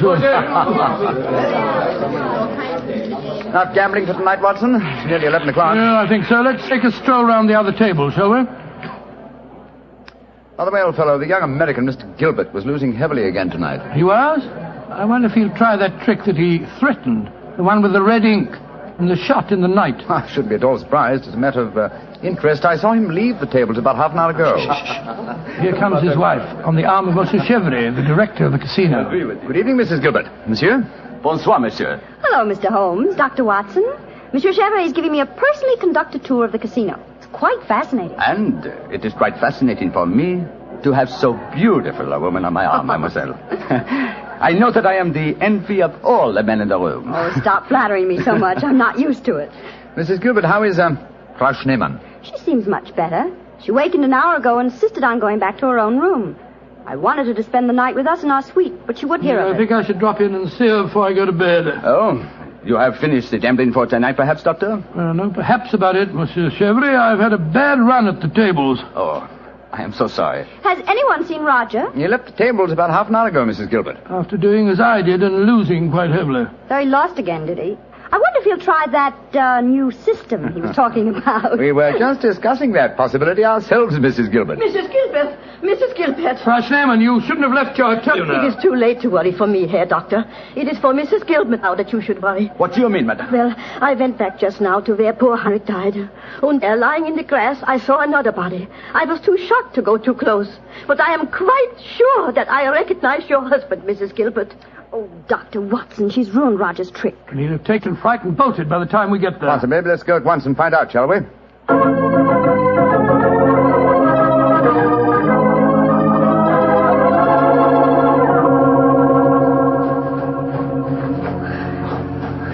He hasn't gone. He's still lying there. It's a most convincing spectacle. That red ink really does look like blood. Yes. And blood sometimes looks like red ink. Mr. Gilbert. Roger, get up. The joke's spoiled. Roger! Get up! I'm afraid that's impossible, Mrs. Gilbert. He's dead.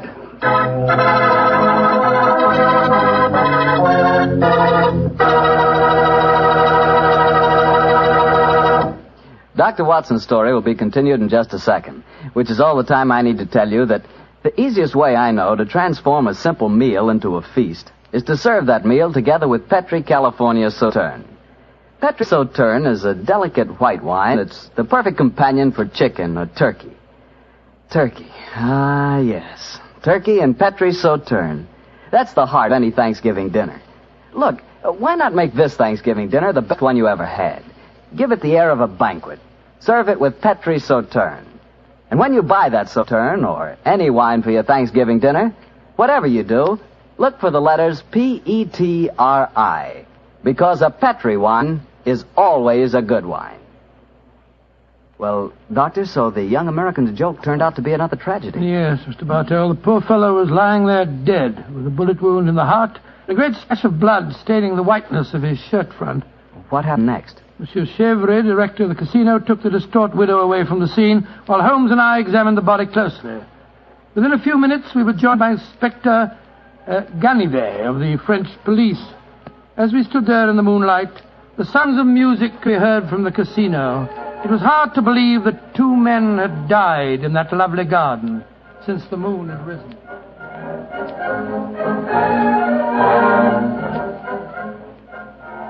Monsieur Holmes, you and Dr. Watson have concluded your examination? Yes, Inspector Ganivet. You favor me with your observations. You say that you are certain that this is not another suicide? I'm sure of it, Inspector. Look at the wound. The bullet entered the body at a direct right angle, whereas a self-inflicted shot is always fired obliquely. Yes, that is so. Then you suggest that this man was shot from above as he lay on the ground pretending to be dead? I'm convinced of it. Why, Monsieur Holmes? Well, for two reasons. Though it's impossible to be sure without a laboratory test, I'm certain that beneath those bloodstains are stains of red ink. Look for yourself, Inspector. Mm-hmm. Yes, indeed it does look like it. What is your other reason for being certain that this man was shot as he lay here pretending dead? Show him the banknotes, Watson. Here you are, Inspector. We found them stuffed in his breast pocket. So, banknotes with a bullet hole through the middle of them. Very illuminating. Tell me, gentlemen, how many people knew of this little plot you have told me about, this plan of the dead man's to pretend to be shot? Just 3 people, Inspector. Dr. Watson, myself, and Mrs. Gilbert. Alors, then the answer is obvious. You and your friend are innocent. It must be the wife who killed him. No one else knew of the plot. I'm not so sure of that. Frau Schneemann, the dead Germ's widow, was in the next room when Gilbert told us about his plan. She might have heard, though I could swear that she was asleep. I gave her a very strong sleeping draught. From what you have told me of her husband's suicide, she might easily have had a motive for murdering this man. Come, gentlemen. Surely it's obvious who murdered Mr. Gilbert? Who, Monsieur Holmes? Well, it's certainly one of the 2 widows. Since there seems to be some doubt in your minds, I suggest we return to the casino. I can promise you the answer to your question within a very few minutes.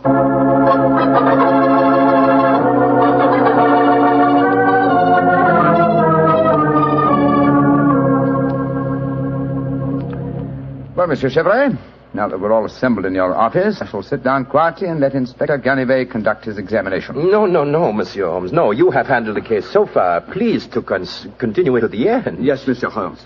I should appreciate it. On behalf of the casino. Very well, gentlemen. It won't take me long. Frau Schneemann, Ja, Herr Holmes. what time did you leave your hotel tonight? Well, I do not know what time it was. Well, what made you leave it? I could not sleep. I knew that they had taken poor Heinrich's body away, but I felt that I must walk back there. It was the last place I saw him alive. How close did you come to Mr. Gilbert's body when you saw it lying there? Oh, close enough to see who it was.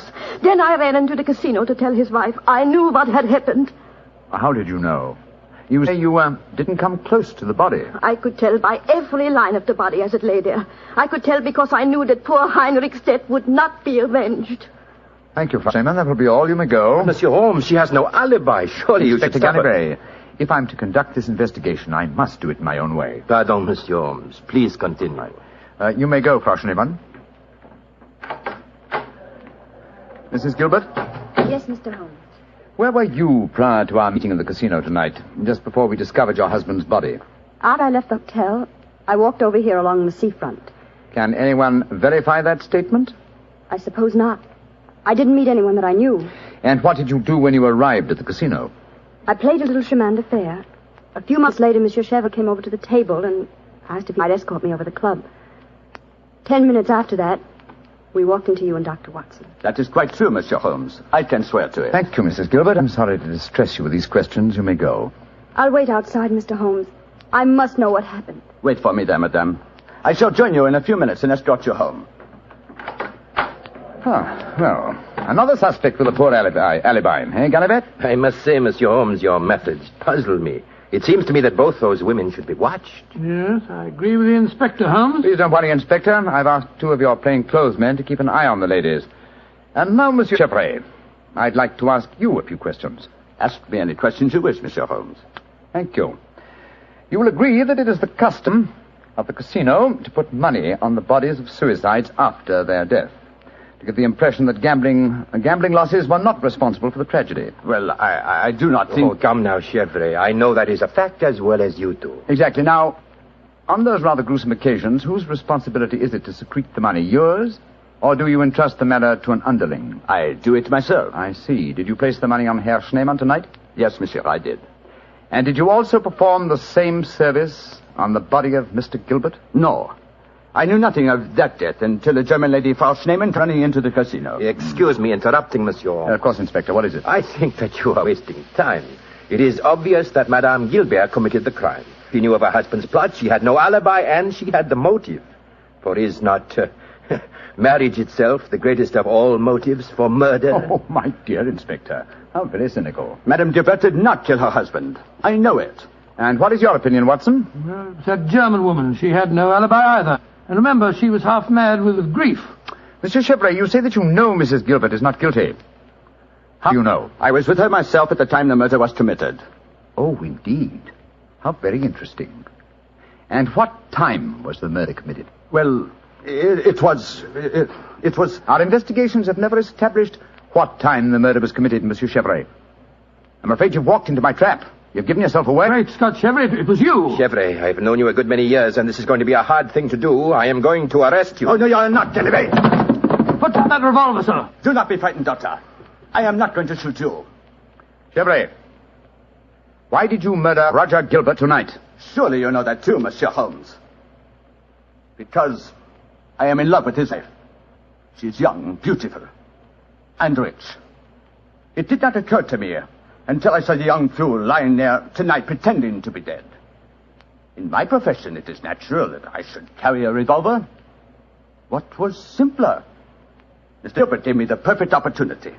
I could not resist it. Put down that revolver, Chevre. Why are you all so frightened? Surely you know how I am going to use it this time. I think so, monsieur. But it's a coward's way out. What an unperceptive remark for such a perceptive man. No. No, all my life I have been a gambler.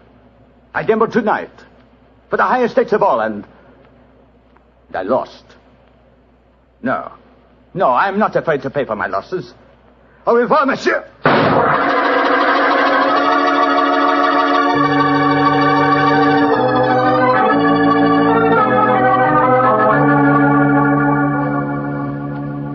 extraordinary case, Holmes.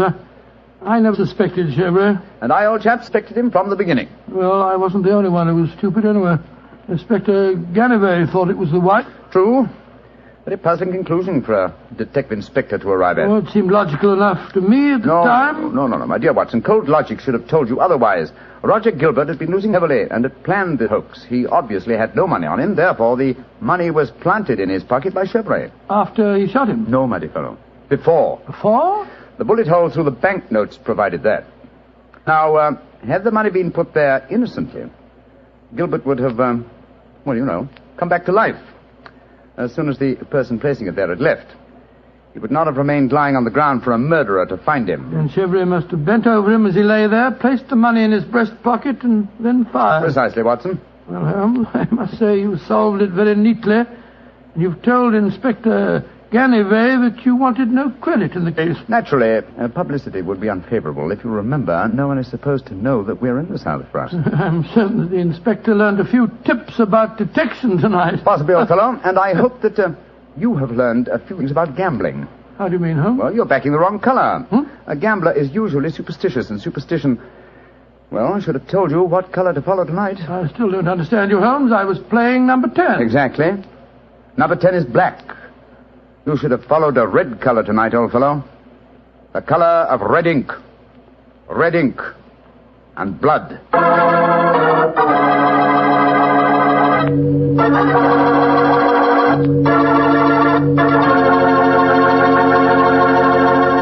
Say, Doctor, that was a swell story. I didn't know you liked to play roulette. Well, I figured out a system for roulette. It's like yours. Every time you lose, you double your money and keep doubling until you win. Oh, it's a great system, Mr. Bartel. There's only one thing wrong with it. What's that? You lose, you go broke before you win. Look, take my advice. Don't gamble. You can't beat the laws of chance. But suppose I bet on a sure thing. Like what, for instance? Oh, like the fact that Petri wine is always good wine. It is, you know. Because the Petri family has been making wine for generations. Good evening, Doctor. Good evening, Mr. Bartel. Punctual to the minute, as usual. Never keep a doctor waiting, I always say. Particularly Dr. Watson. Draw up a chair, my boy. Thank you. That's it. All ready to tell us the Sherlock Holmes adventure of the Speckled Band, Doctor? Yes, I'm all ready, Mr. Bartel. Say, Doctor, just what does a Speckled Band mean? You wait until I've told you the story, young fellow, my lad. You'll find out for yourself. Sorry. The floor is all yours, Doctor. The adventure of the Speckled Band began on a rainy April morning in 1883. An urgent call from one of my patients had kept me up most of the night before, and in consequence, I came down to my breakfast rather later than usual to find that Holmes had already left our house some hours earlier. As I sat there reading the morning paper and consuming my 2 lightly boiled eggs, there was a knock at the door. It opened to disclose a typical example of the British working man, a bag of tools in one hand and a grimy cap in the other, as he spoke to me from the doorway. You sent for me, Mr. Holmes? I'm not Mr. Holmes. Oh, beg your pardon, Governor. But I've come to in the guest bracket over the mantelpiece. Oh? What's wrong with it? I've got a leak in it. Oh, leak? Well, what's wrong with your work? Yes, sir. Hope I won't be disturbing you, sir. No, that's all right, my man. Don't mind me. Oh, dear. Very untidy man, Mr. Holmes, sir. What do you mean by that? Well, you can't help noticing the mess this room's in. I've heard say he was as tidy as any when he started, but he learned bad habits from a bloke what lived with him. Dr. Watson, I think his name is. You impertinent fellow. How dare you talk to me like that? I've got a good... Oh, where does he go to? Here, you come out of there. That's Mr. Holmes's room. Don't be angry with him, Watson. What? Just slipping out of these grimy rags into a dressing gown. Good gracious me. So was you, Holmes. Well, upon my soul, I'd never recognized you, but why the disguise? A case, my dear Watson, a case. One of those small problems which a trusting public occasionally confides to my investigation. To the British workman, old chap, all doors are open. His costume is unostentatious and his habits are sociable. Tool bag is an excellent passport, and a tawny moustache would secure the cooperation of maids. But what's the case, Holmes? A modest little drama of life in the kitchen, one of those seemingly inconsequential affairs, and yet, Watson, the honour of a duchess is at stake. Duchess? Mad world, my master, the mad world. Now I feel a little more comfortable. Let's return to the sitting room, shall we? Strong cup of tea would be most acceptable. Oh, I wish you'd tell me about the Duchess and life in the kitchen, Holmes. Some other time, old fellow, some other time. At the moment, suppose you tell me what you know about Miss Helen Stoner. I received a letter from her this morning in which she informed me that she would be calling here at 11, and also that she was a friend of yours. Helen Stoner? Oh, yes. A charming girl indeed. Pour me a cup of tea, Watson, and tell me about her. Well, I befriended her at the time of the tragic death of her sister 2 years ago. I told you about the case, don't you remember? The sudden death of Violet Stoner at an old house in Stoke Moran. Oh, yes. It all comes back to me now. There was an inquest, wasn't there, with a string of stupid, ineffective witnesses. Huh? I was one of them. Oh, I'm sorry, old fellow. Then you were the exception, of course. Wait a minute. Let me see. I docketed the evidence on the case. Where is it? My scrapbook. Here we are. Let me see. Yes, S. Salisbury, Hatchet, Murder, Lordson, Simon. Here we are. Stoke Moran. Yes, I remember the affair well now. The villain of the piece was Dr. Grimsby Roylott, wasn't he? Yes, a dreadful fellow. He's the stepfather of the two girls. Violet, the one that died so mysteriously. Helen, the one who's coming here to see you. Dr. Roylott has a pretty record. 55 years of age, killed his Kit McGar in India, once in an insane asylum, married money, wife died. Distinguished surgeon. Well, Watson. I wonder what the distinguished surgeon has been up to now. Some deviltry affair. Why do you say that? You remember that Miss Violet Stoner's death followed close upon the announcement of her engagement? Yes. Well, I met Miss Helen Stoner on the streets a few weeks ago. She told me that she'd just become engaged to a young fellow in the army who was leaving for the Far East. She was very upset at the thought of being alone with her stepfather at Stoke Moran. Oh, naturally it was. Dr. Roylott stands to lose a considerable sum of money in the event of his stepdaughter's marriage. Yes, they both had a trust fund which he administered only as long as the girls were unmarried. That fact was brought out at the coroner's inquest 2 years ago. But if Roylott did poison the other stepdaughter, and I'm pretty convinced that he did, it seems unlikely that he'd try it again. 2 sudden deaths in the same household could hardly pass the coroner. Oh, no, my dear Watson. You're making the mistake of putting your normal brain into Rollitt's abnormal being. Oh, that must be Miss Stoner now. Yes, let me see. It's precisely 11 o'clock. Well, let's see what we can do for her. Well, I hope you can help her, Holmes. She's an extremely nice girl. Come in. Yes, Mrs. Hudson? There's a Miss Helen Stoner to see you, sir. She says she has an appointment. Show her in, please, Mrs. Hudson. Aye, sir. Come in, my dear. Thank you. Miss Stoner, I'm so glad to see you again. How do you do, Dr. Watson? And this must be your friend. Yes, Miss Stoner, I'm Sherlock Holmes. Sit down by the fire, won't you? Yes, please do, my dear. Hello, you're trembling with cold. It's not cold that makes me shiver. Tell me, Mr. Holmes, has my stepfather, Dr. Grimsby Roylott, been here? No, he hasn't. He saw me in the street. I dashed by him in a hansom cab, but he saw me. Our eyes met and he waved me to stop, but I came here as fast as I could. A very sensible move. Dr. Watson has already given me several hints as to your present problem, as well as having refreshed my memory as to the circumstances of your sister's death. My problem is a simple enough one, Mr. Holmes. I'm waiting to be murdered. No, my dear please girl. be a trifle more explicit, Miss Stoner. Very well, Mr. Holmes. My fiancé is leaving for the Far East today. When he leaves, I shall be alone with my stepfather at Stoke Moran. He plans to murder me just as he murdered my sister. What makes you say that, Miss Stoner? Many strange things have happened recently. For instance, he's just moved me into the bedroom in which my sister died. Well, what reason did he give for changing your room? That my old one needed repainting. It didn't need it, but Dr. Roylott did need to move me into that horrible room. And other things have happened. I've heard the music again. Music? What music? My sister first heard it a few days before she died. I heard it myself on that dreadful night she breathed her last. Oh, Mr. Holmes, I'm terrified. Don't worry, my dear. Please don't worry anymore. You have friends to help you now. Do you mind if I ask you a few questions? No, of course not. Now, it's music. Does it seem to come from inside the house or outside? Well, it's hard to say. It sounds so faint. What's it like? A sort of soft droning sound. Like a flute or a pipe? Yes, it reminds me of native music I heard during my childhood in India. India, eh? Oh. There's one other thing that puzzles me, Mr. Holmes. What's that? My sister's dying words. As she lay in my arms, she gasped out 2 words. Oh, what were they? Banned and speckled. You remember that evidence from the inquest, don't you, Dr. Watson? Yes, I do. I couldn't make head or tail of it. So? Banned, speckled, Indian music. Miss Stoner, do you sleep with your door and windows fastened? Yes, Mr. Holmes, but so did poor Violet. It didn't save her, though. What did you gather from your sister's dying allusion to the band, the Speckled band? Well, sometimes I thought it was merely the wild talk of delirium, and sometimes that it referred to a band of people. Oh, yes.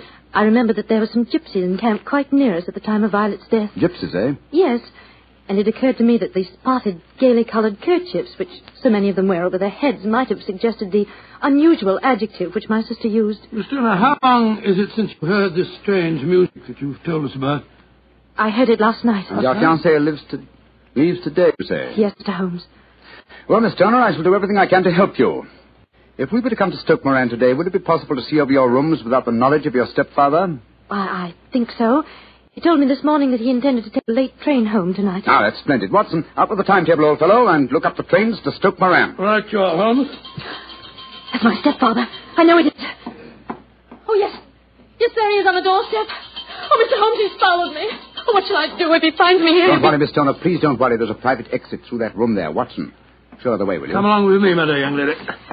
And you will come down today, Mr. Holmes? Certainly, my dear Miss Turner. I'll telegraph you the time of our arrival. Goodbye and courage, my dear. Goodbye, Mr. Holmes, and thank you. Come along, Miss Turner, quickly. Come in. Yes, Mrs. Hudson? It's a gentleman, sir. I told him you wouldn't see anyone without an appointment, but he... Out of the way, woman! Now push me like that.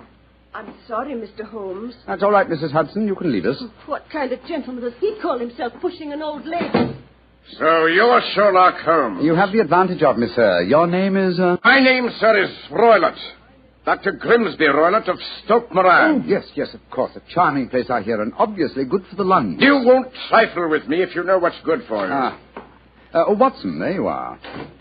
And how was the experiment? Very successful, Holmes. Good day to you, Dr. Roylott. I haven't seen you since I gave evidence at your stepdaughter's inquest. Yes, I remember you, Dr. Watson. Now listen to me, you two. My stepdaughter's been here. I've traced her. What's she been saying to you? A little cold for this time of the year, isn't it? You answer me! I hear that the crocuses promise well. You dare to try and put me off, do you? I know you, you scoundrel.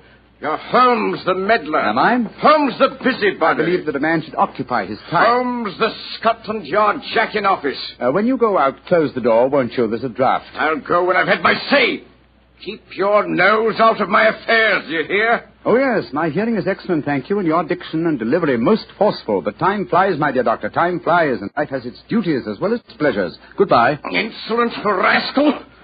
Here, see this poker? Oh, the fire doesn't need poking, thank you, Doctor. But I should be obliged if you'd put some more coal on for me. You laugh at me. You don't know my strength. Look. There. Your poker's bent double. And that's what I'll do to both of you.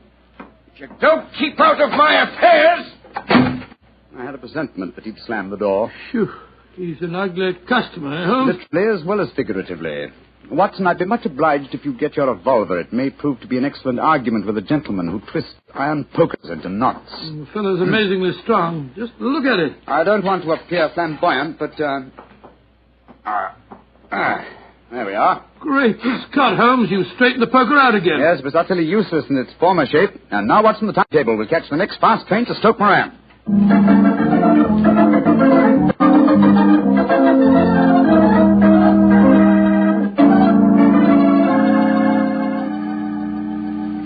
Oh, Mr. Holmes, Dr. Watson, I'm so relieved that you've come. But don't you think my stepfather might have followed you down here? To take that chance, Miss Stoner, a few hours' delay might mean the difference between our life and death.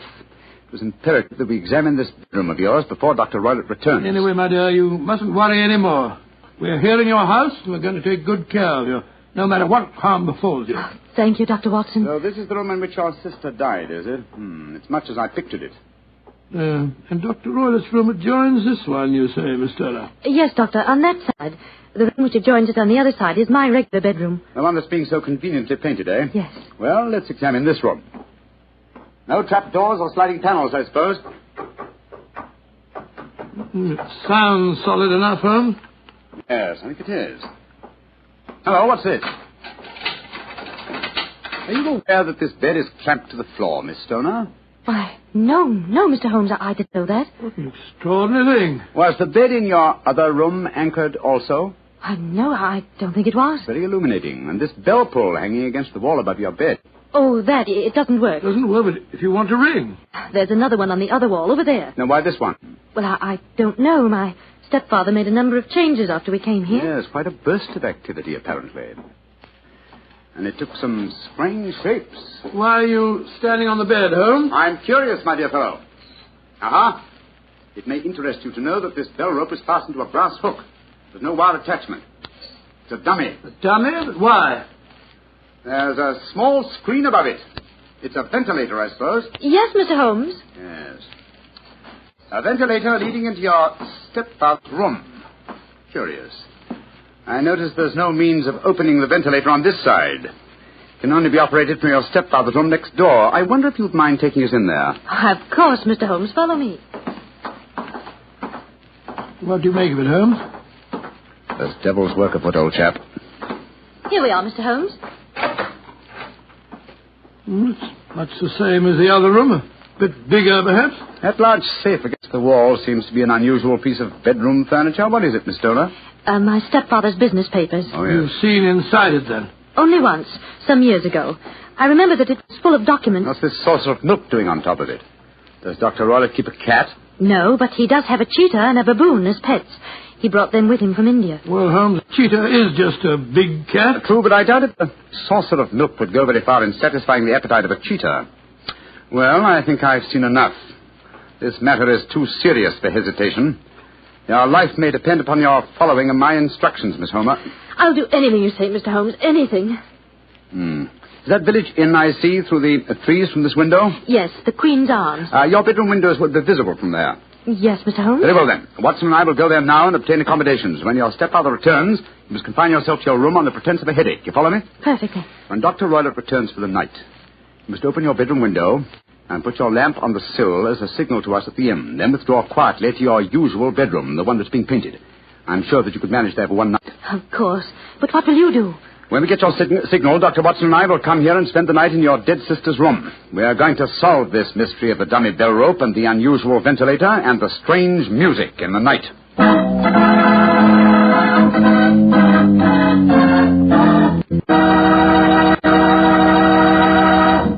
You'll hear the remainder of Dr. Watson's story in just a second, so I'm just going to point out that at any really important dinner, you know, like when diplomats get together, you'll find wine on the table. Because for years it's been a known fact that good wine makes good food taste better. Prove that to yourself tomorrow night by having your dinner together with a glass of Petri wine. If you prefer a red wine for any meat or meat dish, try a Petri California Burgundy. That rich, hearty red Petri Burgundy is really out of this world. Now, if you'd rather have a subtle, intriguing white wine, let's say to go with chicken or fish, then try Petri California Sauterne. But Sauterne or Burgundy, to make sure it's good, make sure it's Petri, won't you? Well, Doctor, it's a rattling good story so far. What happened next? You went to the local inn, I guess, and waited for that lantern to appear in the bedroom window at Dr. Roylott's house? That's right, Mr. Bartell. We had an early dinner at the Queen's Arms and then retired to our upstairs bedroom and sat there side by side, puffing away at our pipes, our eyes straining through the darkness for that telltale lantern to give us the signal that there was dangerous work ahead for us. As we sat there discussing the various aspects of the case, I remember that Holmes was very concerned about my own safety. Watson, I really have some scruples about taking you with me tonight. This is an infernally dangerous business. What about that poor girl, alone in the house with that fiend Roylott? I can handle the case by myself, old chap. I'm coming with you, Holmes. You speak of danger. You haven't seen more in those rooms than was visible to me. No, but possibly I've deduced a little more, and I imagine you saw all that I did. Well, I saw nothing remarkable except the bell rope, and what purpose that could answer, I confess, is more than I can imagine. You saw the ventilator, too. Yes, but I don't think it's such an unusual thing to have an opening between two rooms. It's so small that a mouse could hardly pass through it. True, but at least you will admit there was a curious sequence of coincidences. A ventilator is constructed. A bell cord is hung from it. A lady sleeps in a bed directly below the ventilator, a bed that is anchored to the floor. A lady dies. Well, I begin to see what you're driving at, Holmes. Look. There's the lantern in Miss Turner's window. It's our signal, all right. Come on, Watson. Our night's vigil begins.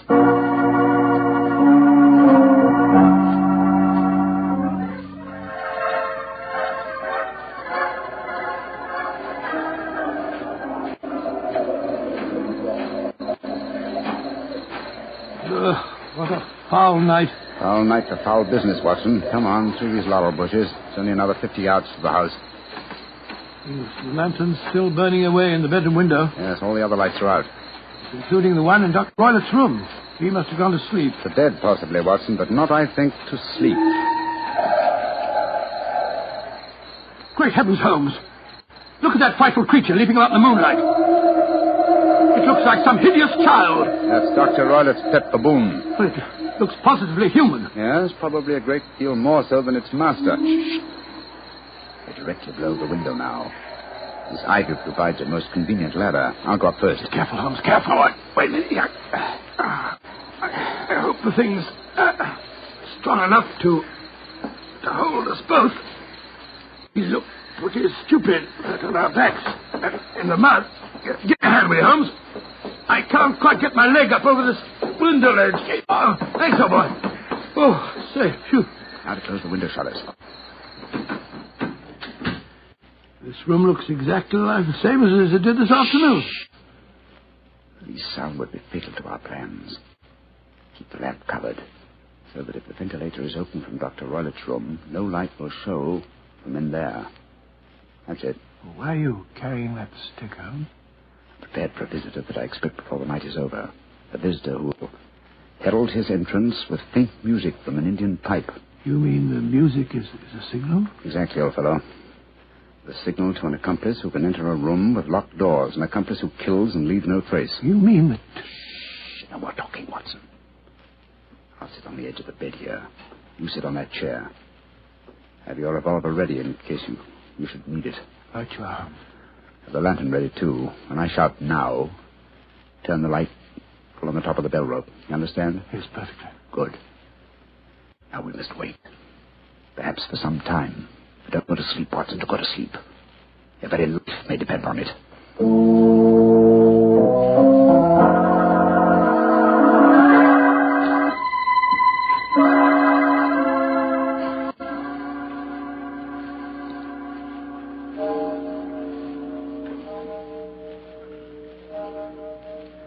Watson. Yes? You're not smoking, are you? No, Holmes. I smell tobacco smoke. Must be drifting through the ventilator. Exactly. Dr. Roylett is up. Look. There's a tiny shaft of light showing up in the ventilator. Shh. Listen.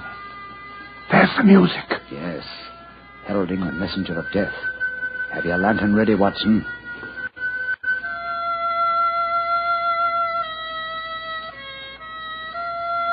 Now, Watson, now! Great heavens, it's a snake slithering down the bell rope. You can't sit it with that stick, Holmes. Out of the way. Let me get a shot at it. I'm going to drive it back the way it came. Get out. There it goes. Back through the ventilator. Oh. What a fiendish plan.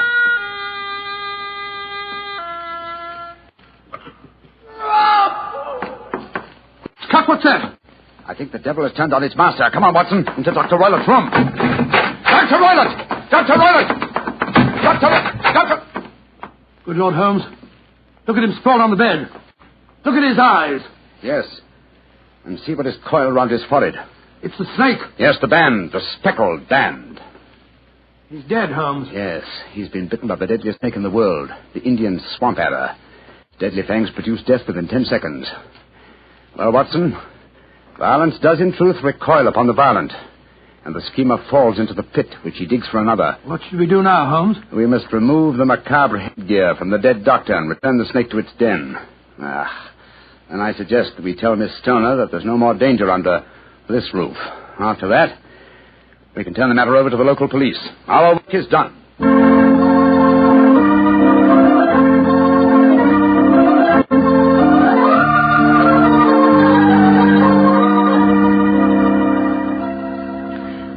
Holmes, Dr. Watson, I can't tell you how grateful I am that you brought me back into Baker Street. Stoner, it would have been inhuman to leave you in that house of horror and death. We have a spare bedroom, and Mrs. Hudson is a motherly and understanding woman, and I can assure you that Dr. Watson and I will be delighted to have you stay with us here until you've decided on your future plans. Yes, of course we will, my dear. As a matter of fact, it'd be rather refreshing to have a touch of youth about the place. You're both so kind. Mr. Holmes, I think it's wonderful how you foiled my stepfather's devilish plans. Yes, wasn't it a remarkable example of logical deduction? No, it wasn't, old fellow. At first, your mention of the gypsies, Miss Turner, the use of the word ban, put me on an entirely wrong scent. However, when we examined the fatal room, I drew the obvious conclusion. You mean the dummy bell rope, the ventilator, and the immovable bed? Yes, old fellow. It instantly gave rise to the suspicion that the rope was there as a bridge for something coming through the ventilator and traveling to the bed. I once thought of a snake. When I saw the saucer of milk on top of the safe, my suspicions crystallized into certainty. Oh, it was a fiendish plot. Yes, an extremely clever one, too. Exactly. My stepfather must have trained the snake to return to him when he played the music. Yes, he put it through the ventilator with the certainty that it would crawl down the rope and land on the bed. It might or might not bite the occupant. Perhaps she might escape every night for a week, but sooner or later she must fall a victim. Thank heaven I came to you, Mr. Holmes. Amen to that, Miss You know, Turner. Holmes, if you hadn't lashed at the snake with your stick, I bet it wouldn't have turned back on its master. True, old chap. In that way, I am no doubt indirectly responsible for Dr. Grimsby Roylett's death. But I can't say it's a fact that's likely to be too heavily on my conscience.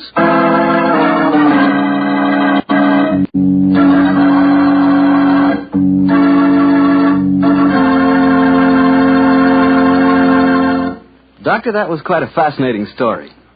You know something? I'm not exactly a coward, but no kidding, my toes really curl when I get mixed up with snakes. Oh, I'm not alone in that respect, Mr. Bartell. I must admit that I like to have a revolver and at least 20 feet between me and any snake that wants to cross my path. Well, if you want a revolver in 20 feet, I'll take a cannon in 20 miles. It's fortunate that you're a wine expert, Mr. Bartell, not a detective. I'm afraid you wouldn't, shall we say, find detecting to your liking? We certainly shall say it. And incidentally, I'm not a wine expert, Doctor. All I know about wine is that it either tastes good or it doesn't. And I also know that Petri wine always tastes good. The Petri family sees to that. And now let's keep our weekly appointment. Good evening, Dr. Watson. Good evening, Mr. Bartell. Draw up a chair. Thank you. That's it. By the way, do you know what date it is? November 5th, isn't it? That's right. In England, it's known as Guy Fawkes Day. Have you ever heard of it? It's something to do with a gunpowder plot, isn't it? Yes, Mr. Bartell, it is. And as Sherlock Holmes and I had a very unusual adventure on the 5th of November many years ago, it seems appropriate that I should tell you about it tonight. But before I begin, I think it might help you to appreciate the true flavor of the story if I tell you a little about the origin and the customs of Guy Fawkes Day. It's a swell idea, Dr. Watson. Well, my boy, on November the 5th, 1605, exactly 340 years ago today, King James I was about to attend the opening of Parliament when a plot was discovered to blow up the House of Lords during the ceremony. And the chief conspirator was Guy Fawkes, I suppose? Yes, he was. He was captured in a vault immediately below the House of Lords, a vault full of barrels of gunpowder. Of course, he and his fellow conspirators were executed. And ever since then, November the 5th has been known as Guy Fawkes Day. Well, how's it celebrated, Doctor? Well, it's a great time for the youngsters, Mr. Bartell. They black their faces, throng the streets, begging for pennies, and build bonfires in which to burn effigies of Guy Fawkes. These effigies are life-size dummies, stuffed with straw and dressed in old clothes. The children parade them in the streets chanting rhymes. Well, now, let me see. Pleased to remember the 5th of November. Guy Fawkes Guy, hit him in the eye. The kids must have quite a time. Sort of like Halloween, huh, Doctor? Yes, not unlike it, my boy. Well, now that I've told you something about the customs of Guy Fawkes Day, I'll get on with my story. It began just before lunch, I remember, on November the 5th, 1899. The day was foggy and cold, and Holmes and I were seated each side of a blazing fire in our Baker Street rooms.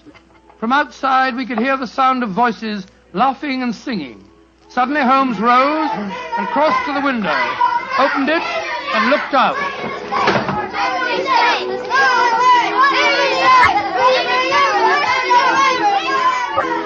Then he turned to me and spoke. Children are having a great time, Watson, aren't they? Yes, it cost me a shilling worth of pennies to walk here this morning. Has it occurred to you, Watson, that the gunpowder plot offers very promising material to the speculative mind? In what way, Holmes? I say it's confoundedly chilly in here. Don't you think you might shut that window? Sorry, old chap. as I was saying, the gunpowder plot offers very promising material to the speculative mind. I've made something of a study of the historical records of the case. There is more than a little evidence to suggest that King James was never in any real danger. Never in any danger? Well, what makes you say that? Knowledge of the proposed dastardly scheme came to light early. But James Stuart, King of England, the possessor of a shrewd and diabolical mind, used the spectacular discovery of the plot to try and bolster his waning popularity, as well as to justify increased religious persecutions. Well, that's the first I've heard of it, Holmes. I dare say, old fellow, but it's true just the same. I'm afraid James Stuart, King of England, was an unscrupulous tyrant. Come in. Oh, yes, Mrs. Hudson? There is a gentleman to see you, Mr. Holmes. He said it was very important. And he asked me to give you his card. Oh, thank you, Mrs. Hudson. Oh, ask him to come up, please, will you? Aye, sir. Who is it, Holmes? A gentleman with a remarkably fine sense of timing. Read his card for yourself. Let's have a look. Mr. James Stuart. Great Scott, that's an extraordinary coincidence that he should arrive just as we're talking about James Stuart, King of England. Come in. Mr. James Stuart. How do you do, Mr. Stuart? My name is Sherlock Holmes, and this is my colleague, Dr. Watson. How do you do, sir? How do you do? Mr. Holmes, you've got to help me. I'm walking about in mortal fear of my life. You've got to help me. Mr. Stuart, I suggest that you sit down. I'll do anything in my power to help you, but you must compose yourself first and tell me quietly what it is that's frightening you. How can I compose myself when I may be dead within a few hours? No, Mr. Stuart. I'm a doctor. I really think if I were to give you a sedative that you'd find... How can you talk of sedatives when I... My heart. Doctor! My heart. All right. Now, here, let me help you into this sofa. There you are now. Imagine That's brandy it. would be in order, Watson. Yes, Holmes, and I'll give him some digitalis. A fellow with a bad heart like this shouldn't allow himself to get so excited. Here you are, Mr. Stuart. Drink this. That's it. And now this, Mr. Stuart. What is it? It's digitalis. Very well. Yeah, now. Feel better, sir? Yes, Mr. Holmes. Yes, I do. You're right. I shouldn't get so excited. My heart can't stand it, you know. Watson, is he well enough to talk, do you think? Yes, if he doesn't excite himself again. I'll be careful, Doctor. I'll take it quietly. Mr. Holmes, when you saw my card just now, did it strike any responsive chord? Oh, naturally, sir. Who could fail to be intrigued when a James Stuart calls to see one on Guy Fawkes Day? It isn't just coincidence that my name is James Stuart. I've got royal blood in my veins. People know of it. And that's another reason they're out to kill me. They're jealous of my heritage. Every instinct I have is a royal one. Now, you gentlemen know that falconry is a king's sport. And my greatest hobby is the breeding and the training of falcons. Mr. Stuart, please, Mr. Stuart. Owing to the state of your health, I suggest that you be as economical as possible in your explanation. In fact, I think it might be better if I were to question you. Very well, Mr. Holmes. Now, you say that your life is in danger. What evidence do you have to substantiate that claim? My cousin, Guy Falconby, has threatened it. You see, Mr. Holmes, he and I are the only heirs to a wealthy uncle. His fortune will go to the surviving heir.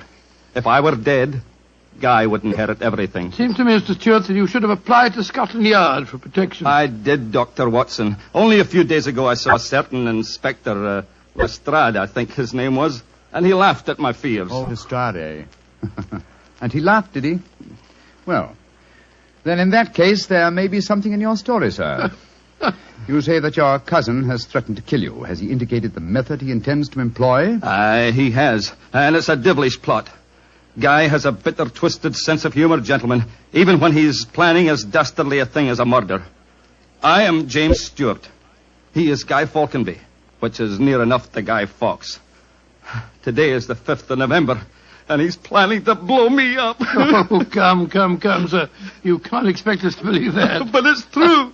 He warned me. And the celebrations that are going on in the streets of London today would make a rare cloak for his activities. I must confess, Mr. Stuart, that I find your story most unconvincing. All your evidence appears to depend on conversations held between you and this cousin of yours. You have no facts, sir, to substantiate your claims. But I have. Then please let us hear them. I live at 23 Cavendish Square. A week ago, the house next door to me was let to a new tenant. Almost immediately, workmen became very active there. They were digging in the cellars, Mr. Holmes.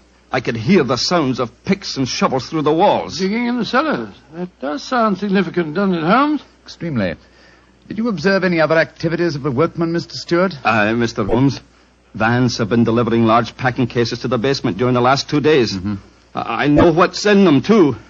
It's gunpowder. I tell you, they're planning to blow me up today. No. Steady. You mustn't excite yourself again. What shall I do, Mr. Holmes? I think, sir, it would be better for you to rest here for a while and then go to a nearby hotel. I would suggest the Shaftesbury.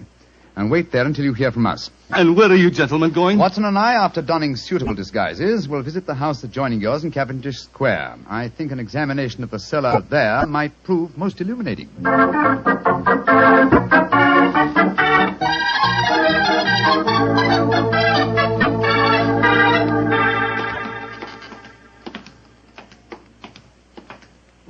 This must be the house, all right, Holmes. The empty packing cases are still by the foot of the basement steps. Come on, Watson. Let's go down and explore.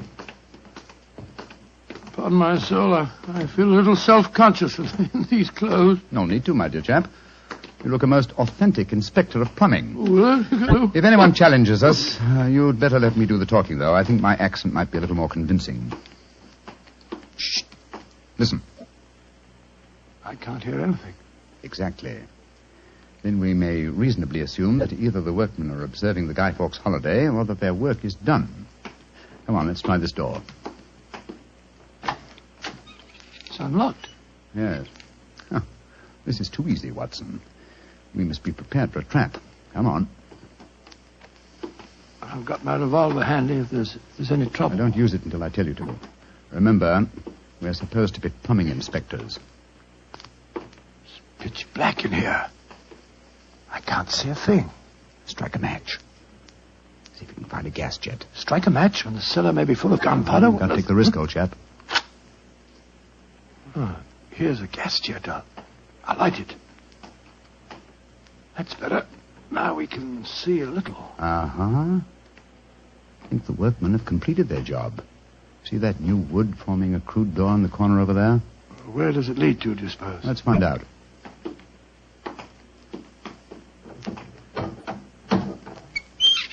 Oh, also unlocked.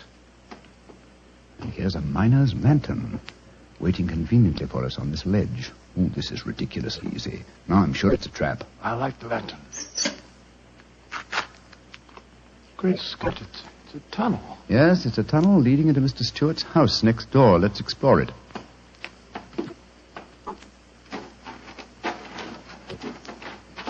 Look, Holmes. Look at the barrels. I bet they're full of gunpowder. Undoubtedly. We'll observe the fuses as well. Yes, the complete equipment for another gunpowder plot. I can't believe my eyes. What a fantastic plan, but how could the murderer be certain that Stewart would be killed in the explosion? I think that's easily answered, Watson. Remember Mr. Stewart's bad heart? In his present state of apprehension, an exploding firecracker would be enough to kill him. I suppose so. Hello? What's this lying on the floor? Curious. It's a funny strip of silk with a little ring on the end. Let me see it, Watson. Aha. This seems to be familiar. By Jove! I believe it's a Jess. A Jess? What on earth's that? The last piece of evidence necessary to confirm the conclusion. Come out of there! And keep your hands above your heads! I've got a revolver! Right, you Governor. We ain't doing no harm. Now remember, Watson, I'll do the talking.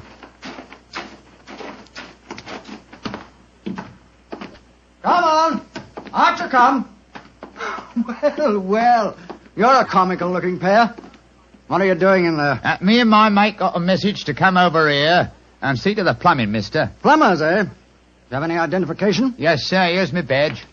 We're inspectors for the London County Council. Oh, that's all right, my man. I saw the basement door open and I thought burglars might be here. You're the owner of this house, sir? Yes, but my agent let it recently to some tenants who've been behaving rather queerly, I'm told. So I came round here to see what was happening. If you're the owner, sir, perhaps you can give me some facts for me records. Not to film me records, you know. What do you want to know? Well, your name, please, sir. Falconby. Guy Falconby. Look here. Alfie, hold your nose. What did he say? Nothing, sir, nothing. He's got bad hiccups. I've had him for months now. Can't stop him. Alfie, here, give me a pencil, will you? Thank you, Alf. Now, sir, your name is Guy Falconby. What's the name of the tenant this house is let to? There are three of them. Oh, do you know their names, sir? Got to have them for me records, you see. Yes, the names are Winter, Rokewood, and Keynes. Oh, yes. Winter, Rokewood, and Keynes. That's right, sir. Sounds as if they might be a firm of solicitors, don't they, sir? Well, perhaps they are. I haven't met them. Just one more question, sir, and then I needn't bother you no more. Well, what is it? My religion or my grandmother's maiden name?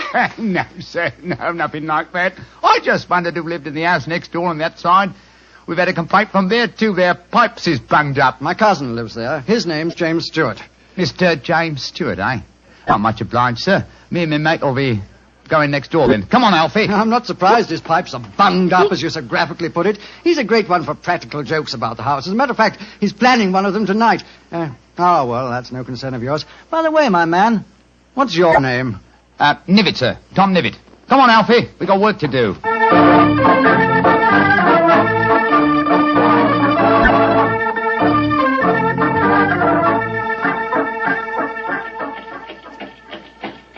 Holmes, I wish you'd tell me what's going on.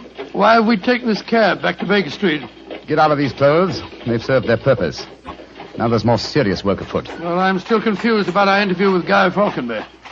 Why did you say your name was Tom Nivet? More touch of vanity, old fellow. Vanity? How do you mean? Well, consider the names in this case so far, Watson. James Stewart says that he's been threatened by Guy Falconby. A name, as Mr. Stewart points out, not unlike Guy Fawkes. Do you recall the names of the three tenants that Mr. Falconby gave us a few minutes ago? Yes. Winter, Rokewood, and Keynes. But what's that got to do with it? A great deal, my dear fellow. Thomas Winter, Ambrose Rokewood, and Robert Keynes were the three men executed with Guy Fawkes in the original Gunpowder plot in 1605. Good Lord, but where does Tom Nivet, the name you gave yourself, fit into the picture? Thomas Nivet was the Westminster magistrate who arrested the conspirators. Since the would-be murderer has such an academic knowledge of the original plot, I thought I'd let him know that he was up against an opponent worthy of his skill.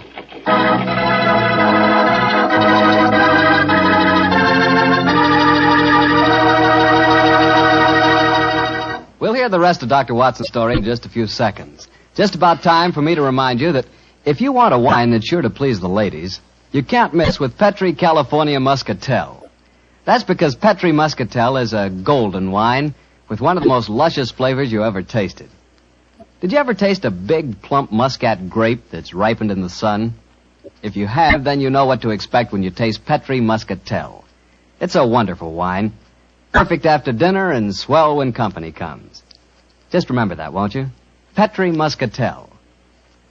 Well, Doctor, you and Mr. Holmes were certainly having yourselves quite a Guy Fawkes day. What happened when you got back to Baker Street? We quickly changed out of our disguises and back into our ordinary clothes. I was still pretty much in the dark, as usual. And I kept questioning Holmes as to our next move. He was in a state of suppressed excitement. And it was obvious as he spoke to me that he was anxious to be off. What's the dawdle? There's so much work ahead of us. What do you mean, don't dawdle? I'm not dawdling. I'm dressing as fast as I can. What's our next move, anyway? Well, we must split our forces. Must get hold of my band of street urchins, the Baker Street irregulars. I'm going to surround Mr. Stewart's house in Cavendish Square, and they'll be invaluable for that purpose. So what do you want me to do? Go to the Shaftesbury Hotel and collect Mr. Stewart, then return with him to his house and wait me there. I shall join you as soon as I've rounded up the irregulars, but I must warn you. Don't leave Mr. Stewart for a moment. Don't let him out of your sight until you see me again. Of course I won't, Holmes, but, I must say, the idea of all that gunpowder in the cellar doesn't make me feel any too happy. Have faith in me, old chap. Have faith in me. You know, I wouldn't expose you to any danger if I could avoid it. And I assure you that I shall join you and Mr. Stewart very shortly. You have your revolver? Yes, of course. Good. And, give Mr. Stewart this revolver, will you? Tell him that I insist that he carries it. I fear that his own has probably been tampered with. Right you are, Holmes. I'll see that he has it. This is a strange business, I must say.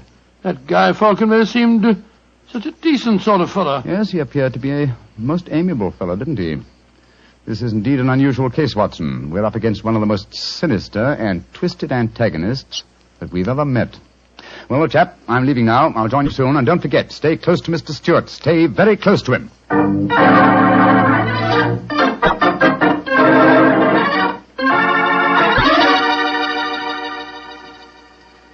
Dr. Watson, I wish your friend were here. No, don't get so excited, Mr. Stewart. He'll be here any moment now. You've still got the revolver that I gave you? Yes, it's in my pocket. But what's the good of a revolver if there should be an explosion? Answer me that if you can. No, you must have faith in Mr. Holmes, sir. He's arranging now to have this house of yours surrounded by his band of street urchins. They'll see that no one gets to the cellar next door to light the fuses. A bunch of children.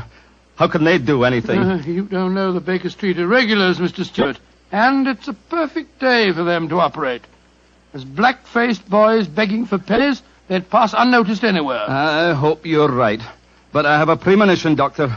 There's going to be a tragedy. I know it. Now, take it easy, sir. Remember your heart. You're in splendid hands when Sherlock Holmes is on the case.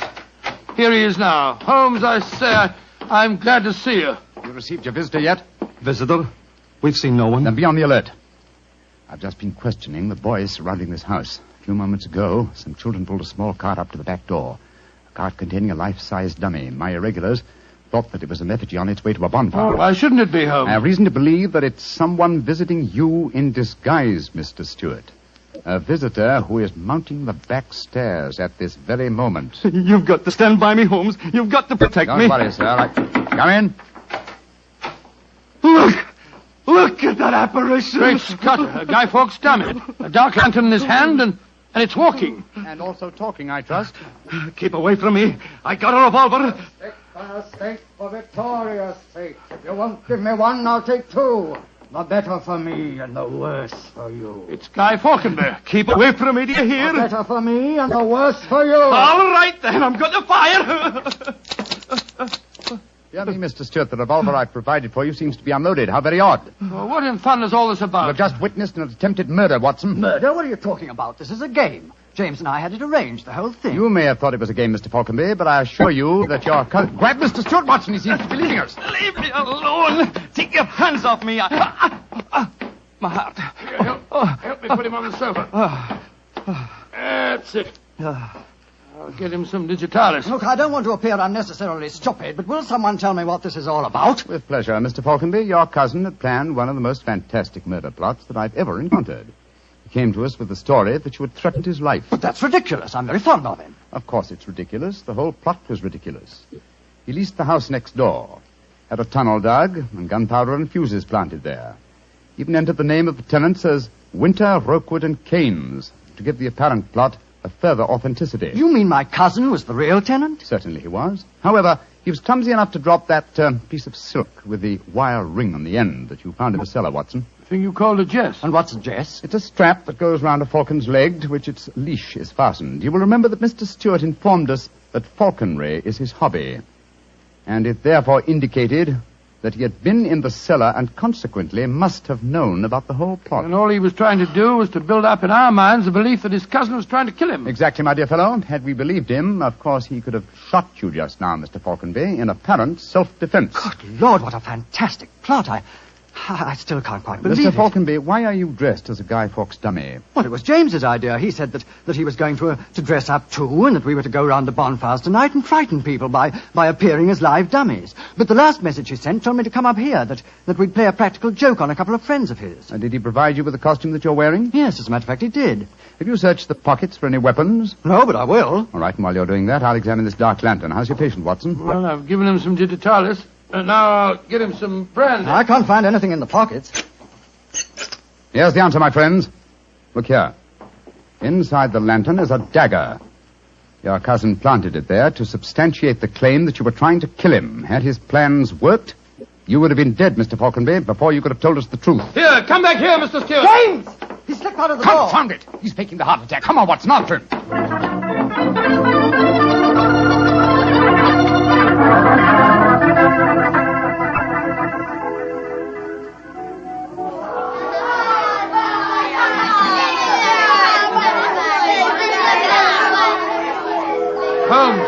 Holmes, where are you? Out of the way, please. Blarney, here comes the Lord Mayor of London, chums. Excuse me, please. I'm trying to find a friend of mine. Most important. Holmes, where are you? Here I am, Watson. I hear you calling me. Out of the way, please. I'm coming, Holmes. Why don't you send the postcard? You got away from me in the crowd. I'm afraid Mr. Stewart got away from us. Well, we'll never find him in this mark. Not to old fellow. He's a dangerous man. There's no knowing what he may do. Where are the irregulars? There's Wiggins. Wiggins? Hello, Mr. Holmes. Wiggins. Dr. Watson. Did you see a man run out of that house a few minutes ago? No, Governor. Perhaps Perhaps Charlie did. Hey, Charlie, come over here a minute. It's Mr. Holmes. All right. I bet Charlie didn't see anything, though. He's got some savvy girl with him. Hello, Mr. Holmes and Dr. Watson. Hello, Charlie. Hello, Charlie. Did you see a man run through this crowd a few minutes ago? A tallish man with a grey moustache? Yes, I did. A man came running out of the house over there. That's the house. Where'd he go? He ran down toward where the shops are. And he stole our dirt, he did. The one we are going to burn in the bonfire. I tried to stop him, but he got away. Holmes, look up there on the roof. There's a figure. By Jove, I believe it's James Stewart. That's the man. He's the one that stole our dummy. He's standing up on the roof. He's going to jump. If he does, he's going to land in the bonfire. There he goes. He is jumping. Right into the middle of the fire. It's awful. He'll be burned to death. Don't worry, Wiggins. There wasn't a man who fell into the bonfire. What do you mean? From the gyrations that the figure performed as it fell, my dear Watson, I'm convinced that Mr. Stewart threw the stolen dummy to try and put us off the track. Then Stewart's still up there. He is, Watson. Come along, old boy. It's up on the rooftops for us. Up on the rooftops.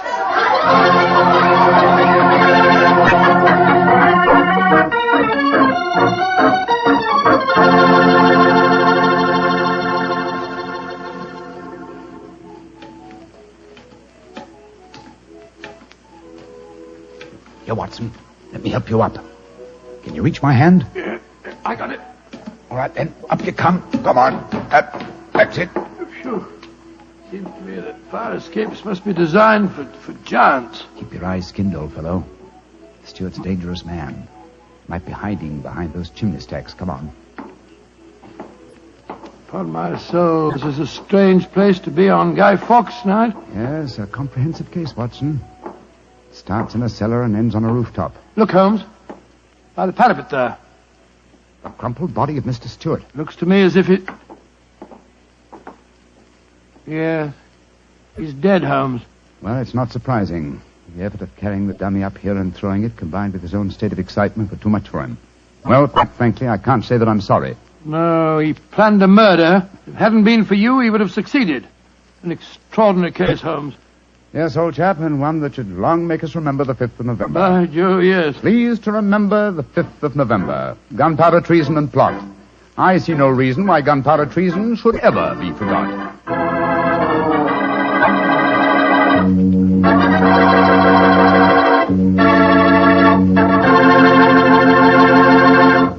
Well, Doctor, as you boys would say, that story was a bit of exciting, what? Yes, and even now I sort of lose my breath when I remember climbing that fire escape. You know, Doctor, those two fellas certainly went out of their way to celebrate Guy Fawkes Day.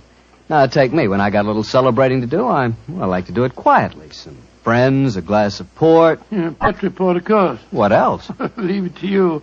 No matter what the occasion is, you can somehow make it a perfect occasion for Petri wine. Come in. Good evening, Doctor. Good evening, Mr. Bartell. Come over here and join me by the fire. I didn't think it was cold enough for a fire tonight, Doctor. Oh, I suppose it isn't really, but there was one late, so I just couldn't resist putting a match to it. Fire's a good accompaniment to storytelling anyway. Yes, my boy, a fire and a glass of port. Care to join me in one? Thanks, Doctor. So, you're going to tell us a sea story tonight? Yes, Mr. Bartell. The whole adventure took place aboard a small steamer as it plowed through the stormy seas of the Indian Ocean. Here's your glass, my boy. Thanks. And what were you and the great Sherlock Holmes doing on the Indian Ocean, may I ask? We're on our way to Calcutta to solve the case of the vanishing elephant of Parbhuti-Pur. Oh, yes, the story you told us a few weeks ago. That's quite right, my boy. It's in the summer of 1894 that we left Liverpool aboard the steamship Lucifer. It wasn't a large ship, and as both the Mediterranean and the Red Sea proved somewhat, shall we say, unfriendly, I may tell you the first part of the voyage was quite unpleasant. In fact, until we left Aden, I'd spent most of the time in my cabin. I'm not much of a sailor, you know. However, as we headed eastward towards Colombo, the weather cleared up a bit, and I came on deck and joined Holmes. I remember on the second night out of Aden, we paced the decks together. The stars above us twinkled, the promise of a bright tomorrow, and the faint tinkle of a piano being played in the passenger lounge formed a perfect setting for an evening stroll. It only seems like yesterday that Holmes said... Watson, it's good to see you on your feet again. Yes, it's good to be on 'em, Holmes. It's been a miserable trip for me so far. The captain told me tonight that we can expect good weather between here and Karavati, our next port of call. I thought Colombo was the next stop. And where is Camberwell, whatever you call it? Anyway, I never heard of the place. It's a tiny island in the Indian Ocean. It's a British protectorate. Those are the only facts I was able to glean from the encyclopedia in the ship's library. Did you ask the captain why we're stopping there? No, I didn't. As we're traveling incognito, I felt it wiser not to ask too many questions. I find this incognito business something of a strain. Every time a steward calls me Mr. Hamish, I can't think who on earth he's talking to. Whereas I find myself answering to Mr. Mycroft almost automatically. By the way, old chap, now that you're going to mix with the ship's passengers, I suggest that you adopt a Scotch accent. It would seem more appropriate for a Mr. Hamish, and I don't want anyone aboard to suspect our true identities. Oh, I'll do my best, but I must say, Holmes, I think you're being unnecessarily mysterious. Possibly I've been influenced by reading too many of your rather florid stories of our adventures together. My stories are not florid. They're all perfectly true. Oh, don't be angry with me, old chap. Don't be angry, please. By the way, you'll be interested to know that I've unearthed a little mystery aboard this boat. I trust you to do that. Where is she? I mean, what is it? Oh, you observe that suite of cabins on the bridge deck above us? Yeah? What about them? Well, I've been watching them during my nightly strolls for the past 2 weeks. The suite is occupied, and yet the blinds are never raised. And I've never seen meals taken in there. I presume, therefore, that it must contain a private galley and a cook. I don't see anything mysterious about that. It's probably occupied by some wealthy invalid. Oh, possibly. Another interesting fact is that the occupants are not entered on the ship's passenger list. It all sounds very mysterious. There's probably a perfectly simple explanation for it. In any case, you must save your energies for the problem that awaits us in India. You're Mr. Mycroft now, remember that. I will, Mr. Hamish. Mr. Mycroft? Yes, Mr. Hamish? Would you care to join me for a wee drop of brandy in the smoking room? Mr. Hamish, I shall be delighted.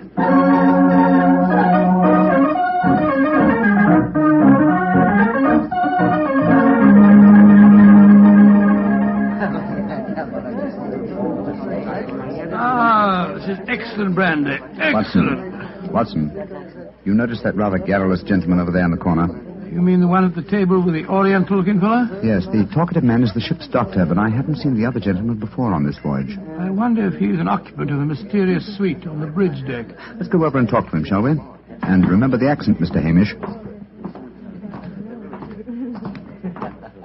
And so, Verda, when we landed at Colombo, I decided to take Mrs. Abbott for a moonlight rickshaw drive from the Cinnamon Gardens. Did you gentlemen want to see me? If you'll excuse us, Dr. Harris, my friend Mr. Hamish and I were having a little argument, and we thought that perhaps you might be able to settle it for us. An argument? Oh, I love a good argument. Sit down, gentlemen. This is Mr. Verda. How do you do, gentlemen? Good evening, sir. My name is Hamish, and this is my friend, Mr. Mycroft. I'm so happy to meet you, gentlemen. Now, how do you know, Mr. Verda? Now, gentlemen, tell me what you're arguing about. Well, I'll Doctor, have a good argument. You see, it wasn't exactly an argument. My friend Mr. Hamish insists that the Suez Canal was built by a Dutchman in 1870. I'm convinced that it was built by de Lesseps, a Frenchman, in 1869. We thought you'd know. You flatter me. I'm only a ship's doctor, not an historian. Ask Verdi. He probably knows. Can you settle the question for us, sir? I can, Mr. Mycroft. You are almost correct. The canal was opened in 1869, though its construction began 10 years previously. De Lesseps, a French engineer, was in charge of the operation. There is a statue of him in Port Said Harbor, built to commemorate his skill and enterprise. Much obliged to you, Mr. Vera. Hamish, I think that I win my bet. Aye, Mycroft, I'm afraid you do, if you're sure of your facts, Mr. Werner. I'm sufficiently sure of them, Mr. Hamish, to venture a small wager myself. No. I think I'll not make any more bets on the subject, thank you. Well, gentlemen, if you will excuse me, I shall return to my cabin now. Oh, don't go. No, don't go, sir. You'll make us feel as if we'd driven you away. Oh, not at all, Mr. Hamish. I enjoyed meeting you both, but I have some letters to write. Good evening, gentlemen. He's a charming person. Charming and extremely knowledgeable. Bit of a bore, if you ask me. You two fellas enjoyed your trip? I'm just beginning to. It takes a little time to get my sea legs, you know. Dr. Harris, how long have you been on this ship? 4 years. This is my 23rd trip east on the Lucifer. Why? Well, there's something that puzzles me on board this ship. I'm sure that you would explain it to me. And what is it? Well, the suite of cabins on the bridge deck. Who occupies them? Wouldn't you like to know? Aye, Doctor, we would, and that's why my friend asked you. Well, I'll tell you. Though it's supposed to be a secret. But there'll be no harm in telling you now, for we're dropping anchor off the island of Cavarati in the morning. In that suite of rooms, in That suite of rooms is the Rani of Cavarati herself. She has her own staff of servants and everything. What do you think of that? Oh, how very interesting. And is the Oriental gentleman who left the table when we arrived part of our entourage? He is, sir. He's the sort of Prime Minister of Cavarati. This whole trip of theirs is very hush-hush. Rani returning to her country, afraid someone might make an attack on her life. Have to keep it all hush-hush. Cavarati is an island that's had a lot of trouble. You seem to be remarkably well informed about the place, sir. Yeah, I should be. I used to practice there in my younger days. Really, how very interesting. Yes, I could tell you strange tales about the island. I remember... Oh, hello.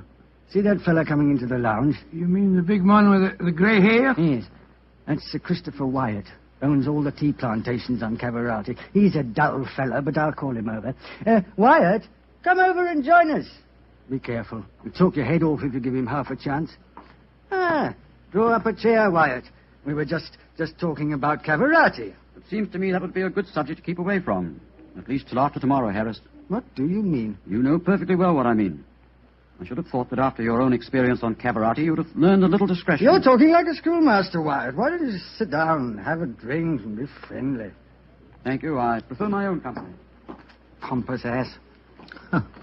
You and Sir Christopher don't seem on the best of terms, Doctor. I know too much about him. He's afraid of me. That's what he is. Look at this girl coming into the room. Great Scott, she's good looking. Judging by our Oriental costume, she must be a member of the Rani's retinue. She's coming to our table. Yes, my dear. What is it? Which of you gentlemen is Mr. Mycroft, please? I am. My mistress sends her compliments and asks that you will call on her in her suite. And who is your mistress, may I ask? Her Highness, the Rani of Cavarati. Oh, I shall be delighted. Please tell the Rani that I shall pay my respects without delay. We will join her in a few minutes. Very well, Mr. Mycroft.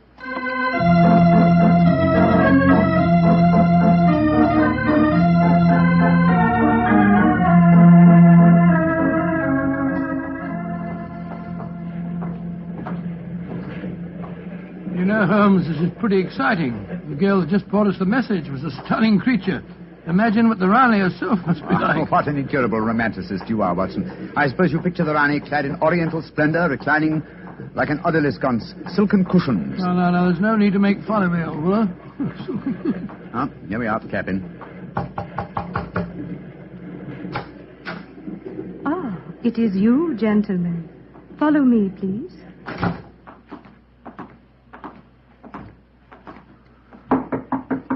Come in.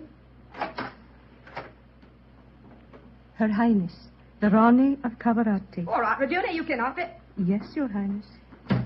Well, me lads, don't look so startled. Come in and sit down. Your Highness, What's the matter? What's the matter? Don't I fit into your picture of a Rani? What did you expect? A slant-eyed beauty with a veil and big hips? Well, I've got the big hips, all right. Your Highness... never mind, Your Highness. Sit yourselves down and talk free and easy like. I may as well begin by telling you that I know who you both are. Mr. Sherlock Holmes and Dr. Watson. Dear me. I've seen you in the good old days in London, you know. May I ask if our visit is purely a social one, or are you in need of professional advice? Oh, a little of both, Mr. Holmes, a little of both. And we'll start off with being social. Roma. Mem Sahib. Champagne. Botachi, Mem Sahib. If you'll pardon my asking you, madam, but I've never seen you before, somehow. Oh, that's a question I'm always having to answer. Yes, you probably have, Dr. Watson. You see, I was in the chorus at Daly's Theatre in London for quite a few years, until the Raja of Cavarati decided I'd look better on his island than I did in front of the footlights. Your husband, the Raja, is dead, isn't he? Yes, he was killed playing polo. Champagne, Mem Sahib. Colo. Champagne Pinisector. Acha. He doesn't speak English, so I'll get along with telling you my troubles. Mr. Holmes, somebody's trying to kill me. Kill you? It's good. May I ask what reason you have for saying that, madam? You may, Mr. Holmes. Before I left England, I had threatening letters warning me that if I ever went back to Cavarati, I'd never get to the island alive. I got another letter in Port Said that said the same thing. You kept these letters, I trust? No, I didn't. I tore them up. I never did pay attention to letters that weren't signed. Well, that's a great pity, madam. Those letters might have been invaluable. Well, it's too late to think about that now, Dr. Watson. Here's what's on my mind. I land at Cavarati in the morning, and if anyone's up to a bit of no good, tonight's their last chance. You destroyed the threatening letters, madam, thereby indicating that you did not believe in the threats, and yet you now appear to feel that you are in danger. I wonder what made you change your mind. The Ace of Spades. Yes? I don't understand you, madam. In the last 2 days, every time I tell my fortune, I get the ace of spades. Now, you know what that means. Death. Oh, come now, madam. If you'll pardon my saying so, that's a very childish superstition. Well, the cards have never lied to me yet. Oh, you can laugh at it if you like, but I know. Well, do you mind if I ask you a few questions? Anything you like, Mr. Holmes, fire away. How long is it since you were in Cavarati? About 18 months. We were in England when my husband died, and I couldn't face the idea of going back to that island alone. 3 months ago, Verda... Oh, he's the chief minister of Cavarati. Yes, madam. We met him for a moment in the lounge. Oh, well, Verda came over to England to persuade me it was my duty as the Ronnie to go back. I see. As far as you know, have you any enemies among the passengers on board the ship? Oh, that's an odd one to answer, Mr. Holmes. But I can tell you right here in my suite there's someone who doesn't like me. That girl Raduna, the one that brought you my message. She was in love with the Roger herself. I know she hates me, even though she did stay with me in England after my husband died. How about Ferda, your minister? Oh, he's all right. My husband thought the world of him, and he's been wonderful to me. He came from Cavarati recently, you say, to persuade you to return there. That's right, Mr. Holmes. Well, Bruma seems to be all right after drinking that champagne, so it'll be safe for us to have some now. Champagne au Logquedo? Botace, même side. Oh, I've been burning with curiosity to know why you gave him a glass of champagne a few minutes ago, and yet we didn't have any. Well, surely that's obvious, Watson. Fruma is the official poison taster, isn't he, madam? That's right, Mr. Holmes. He tastes everything I eat or drink before I do. And if it doesn't affect him, then I know it's safe. Berta brought him over to England when he came to fetch me. On the island of Cavarati, poisoning's quite an hobby, you know. There were 2 people in the smoking room tonight who seemed to know quite a lot about your island. The ship's doctor, a rather garrulous gentleman by the name of Harris, and Sir Christopher Wyatt, who owns tea plantations on the island. Do you know either of them, madam? I should say I do, both of them. Dr. Harris isn't any good. He was on the island for a bit, but he got into some kind of trouble, and my husband had him thrown out. And how about Sir Christopher Wyatt? Oh, Chris is all right. I saw quite a bit of him in London after my husband's death. As a matter of fact, well, if I weren't going back to Cavarati, I don't think he'd be on the boat at all. He hasn't been there for over 5 years, ever since he had a row with my husband over the wages he paid the native labor. It seemed to me that several people aboard this boat have a personal interest in the island of Cavarati. Interests that might be influenced by your death. Yes, that's what I was going to say, madam. I think we should keep an eye on you. Oh, that's just what I was hoping you'd say, Doctor.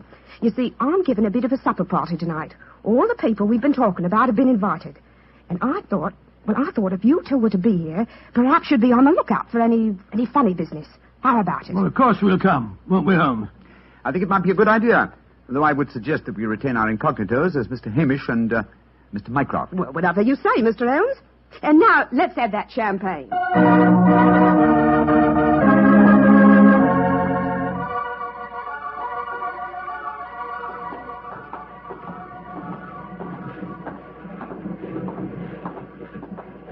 You know, Holmes, I remember the Raleigh when she was in the chorus at Daly's. She looked stunning in tights. There was one night I... Yes, no time, old chap, if you don't mind. At the moment, there's a question I want to ask you. Oh, sir? Is your medical bag fully equipped with all the antidotes to poison? Poison? That's ridiculous.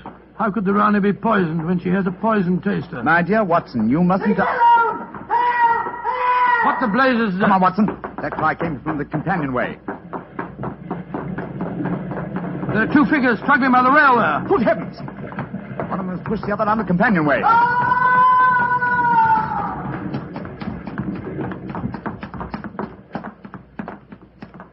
Good Lord. His skull smashed in. I'm afraid that he... What's happened? Sir Christopher Wyatt. What are you doing here? I was taking a stroll. I heard a yell from this direction and came here as fast as I could. Great Scott, this fellow's bleeding badly. We must get the ship's doctor at once. That's hardly necessary, I fear, Sir Christopher. What do you mean? In the first place, this man is dead. In the second place, he is the ship's doctor.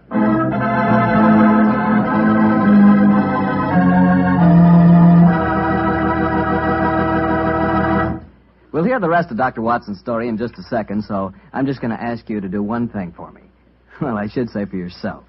Tomorrow night, if you're having meat or any meat dish for dinner, why not open up a bottle of Petri California Burgundy?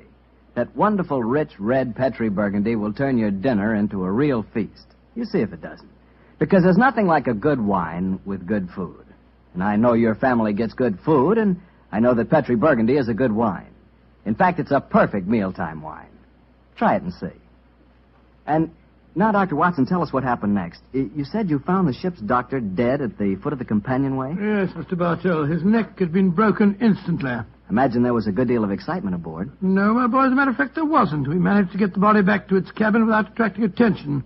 Holmes, after revealing his true identity, was able to persuade the captain to hush up the killing until after the Raleigh's party had taken place. Oh, he didn't want to scare the murderer, I guess. What happened next, Doctor? Holmes and I returned to our cabin to dress for the party. Holmes, I remember, was in a state of suppressed excitement. He spoke quietly and deliberately. Watson, surely it's obvious why the doctor was murdered. Oh, it isn't obvious to me. It's elementary, my dear fellow. You are planning a subtle murder by poison. How wise to remove the one man who might save the victim's life, a doctor. Oh, you keep harping on poisoning. It seems to me that to be the last way a murderer would try to dispose of the Rani. Everything she touches is first tested by the poison tester. Exactly. That's why I call it a subtle murder attempt. Didn't you notice the physical attributes of Frumer, the poison tester? Which in particular, Well, his unusually glossy hair, his remarkably clear complexion, his plump figure. Look here. Just tell me one thing, will you? What's that? I presume that in your medical bag you have a supply of magnesia. Naturally. Do you also have hydrated ferric oxide? Yes, I do. Splendid. Let's be off to the party. Oh, funny things to take to a party, I must say. That's true, my dear fellow, but I'm afraid that this party may not prove as convivial as the Rani thinks.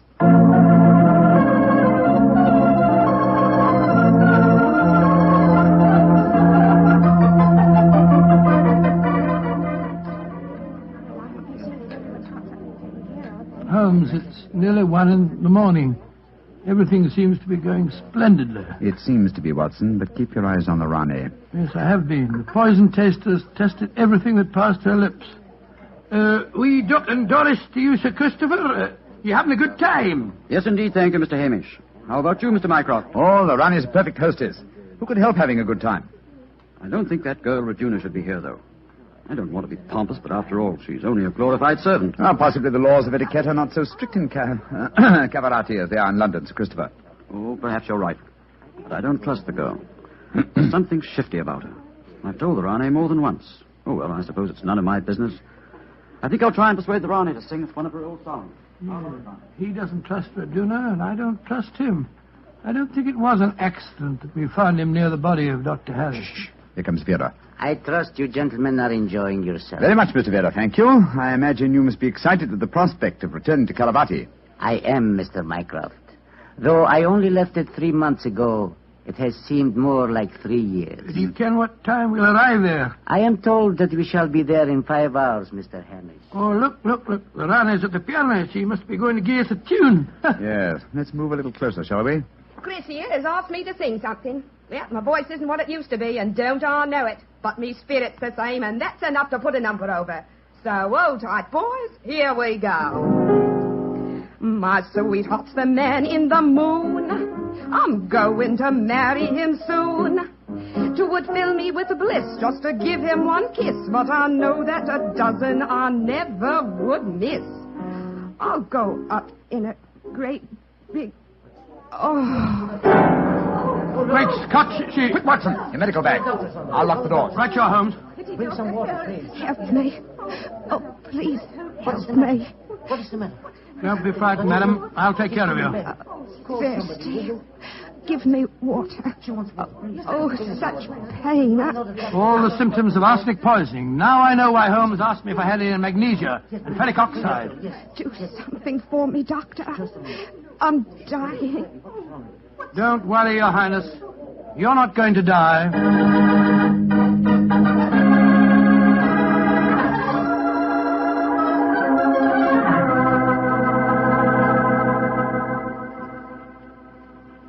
She's going to live, Holmes. Ah, gracious me, I'm tired.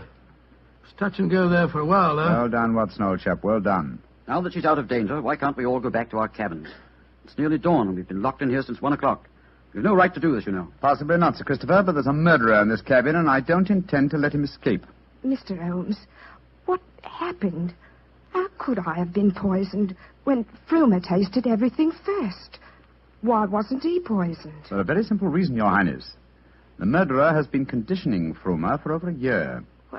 What do you mean? He's been feeding him gradually increasing doses of arsenic until he has finally become immune to the poison. Great Scott, I never thought of that. Homer's glossy hair, his complexion, and stout figure are all typical of a person who consumes arsenic regularly. But who could have done it? Only one person had the opportunity. Well, tell us who that person is. No, not you, Sir Christopher, not you. For you haven't been on the island for years, whereas Fruma returned from Caravati but 3 months ago. Raduna has also been in London with her mistress for the past 18 months, remember? The answer is obvious. You did it, Verda. You brought the taster over when you came to fetch me. You'd prepared him for the year beforehand. Of course I did. No white runner will ever rule over Cavarati. And you murdered Dr. Harris. Equally true. Mr. Holmes, give me the key to the door, please. Oh, no. What? Do not come near me. Please throw it on the floor. Do not hesitate. You see this revolver? I should have no compunction in using it, I assure you. How do you expect to escape, Yoda? The key, please. Thank you. You'll never get away with this, Verda, you devil. But I shall. We are now in the harbor of Cavarati. I shall swim ashore and arrange your welcome, my dear Rane. Turn your backs, please. Turn them. Thank you. Goodbye. He's gone. Come on, Watson. After him. You have your revolver, Watson? Yes, but I didn't get a chance to draw it. He had me covered. Well, draw it now, old fellow. Aim for a leg or an arm, and don't hesitate to shoot. There he is, up on the lifeboat. He's climbing up on the rail. Where is he? Where did he go? Out there on the rail above us, madam. He's going to dive. Give me that revolver, Dr. Watson, quick. That's it. Come down off there, Verda. Wolves, peddlers, keep out of my affairs. There he goes. He's dived. Madam, you shot to kill. Of course I did, Mr. Holmes. Remember that we're now in Cavarati waters, and that though I may not look like it at the moment, I am still the Ronnie of Cavarati.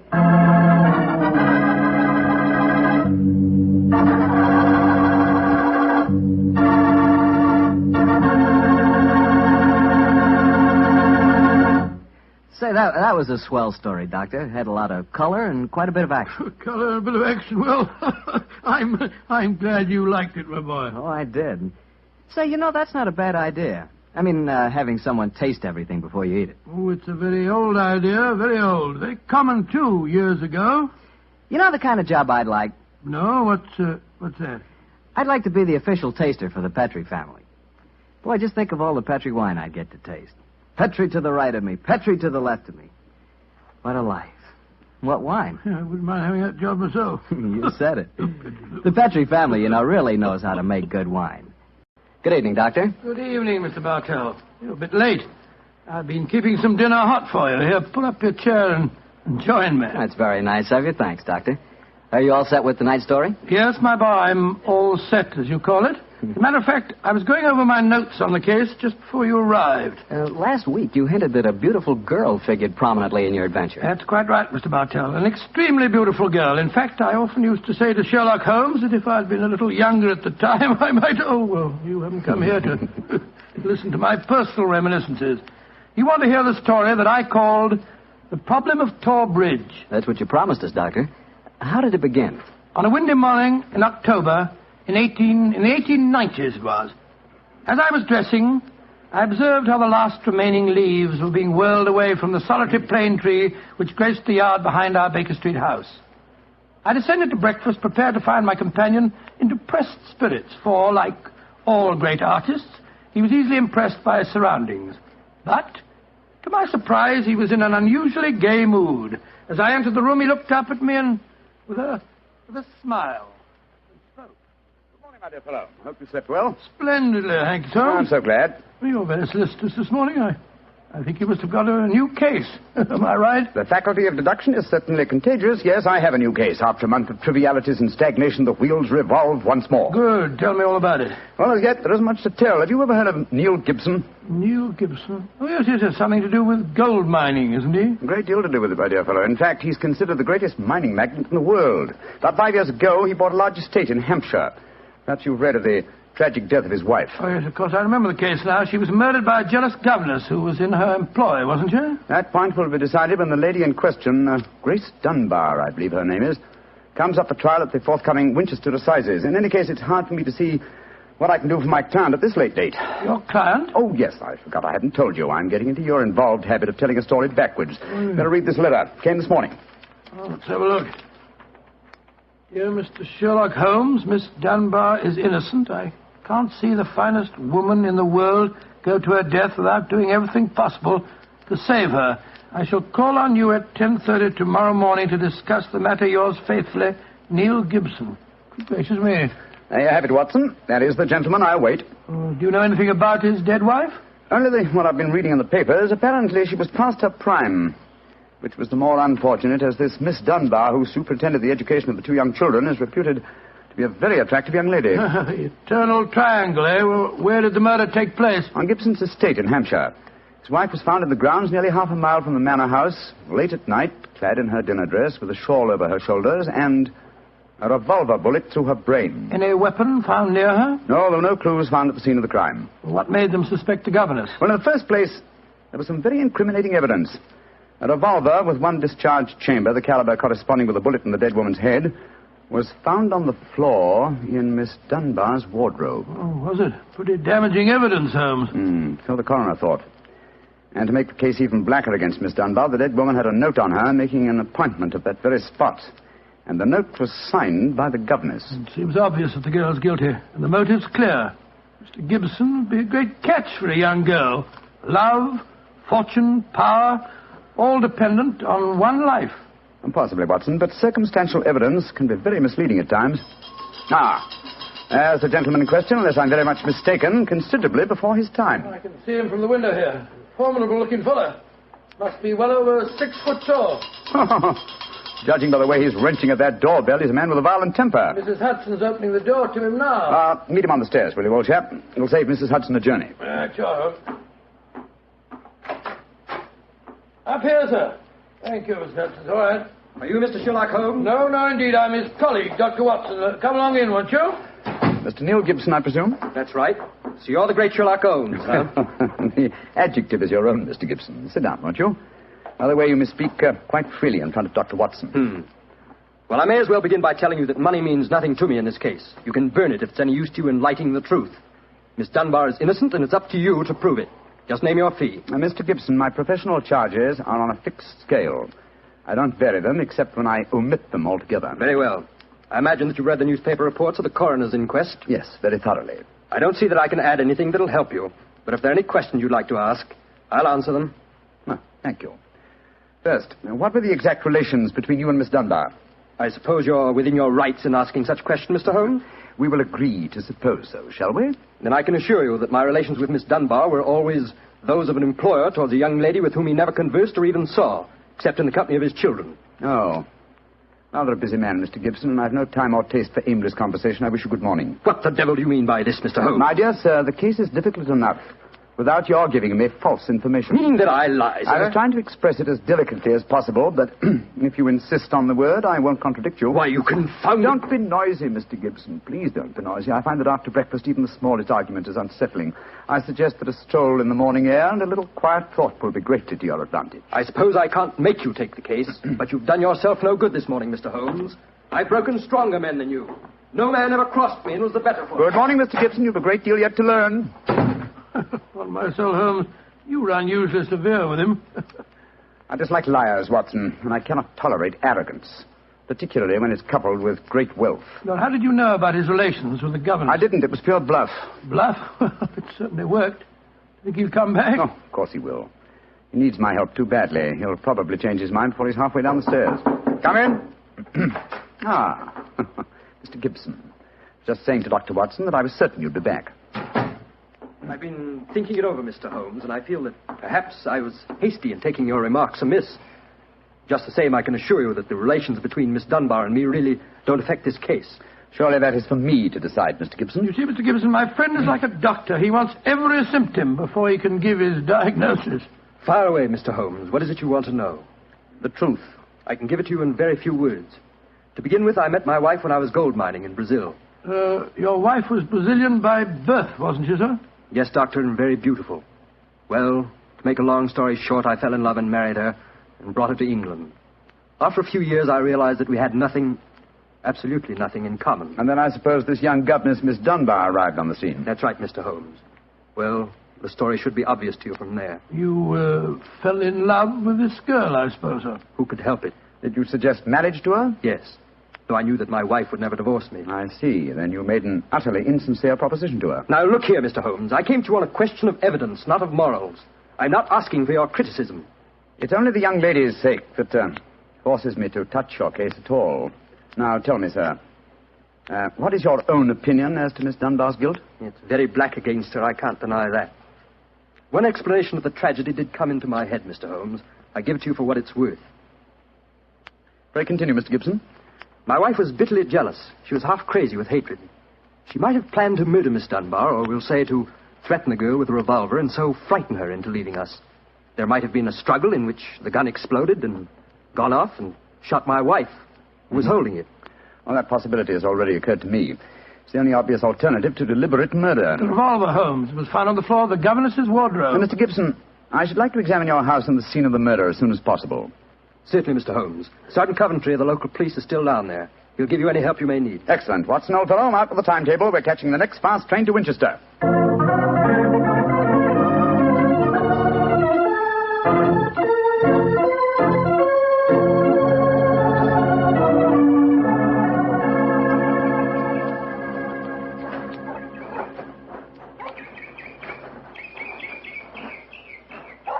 So if I have to have someone else on the case, I'd rather have you, Mr. Holmes.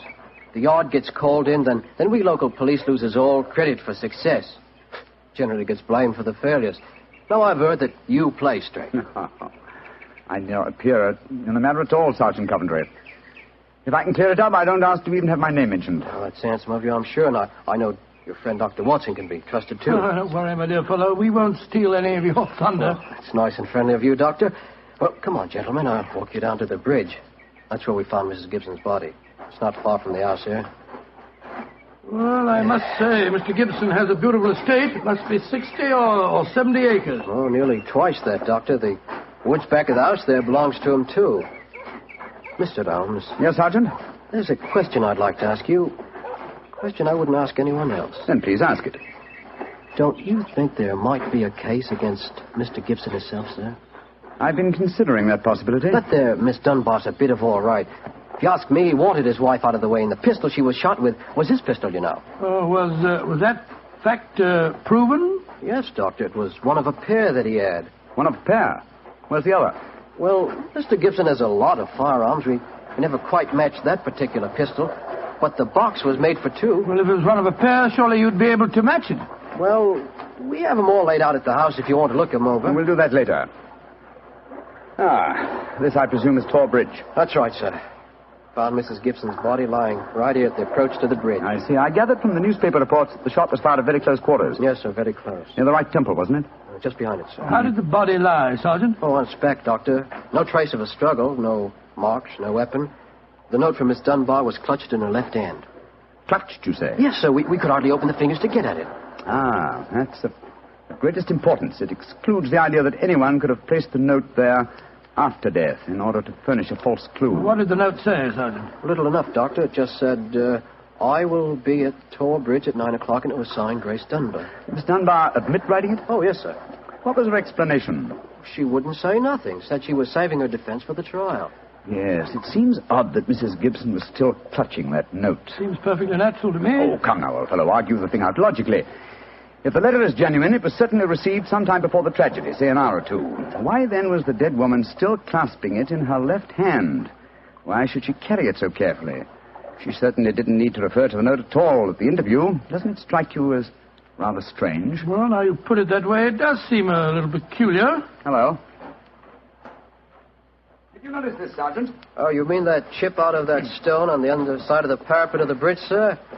Yes, I noticed it. Didn't think nothing of it, though. It's a very large chip. Yes, but it's been done recently. That is how the stonework is white just here. It took some violence to do that. Hand me your cane, Watson, will you? Here you are, Bullet. Thanks. Yes. a hard knock.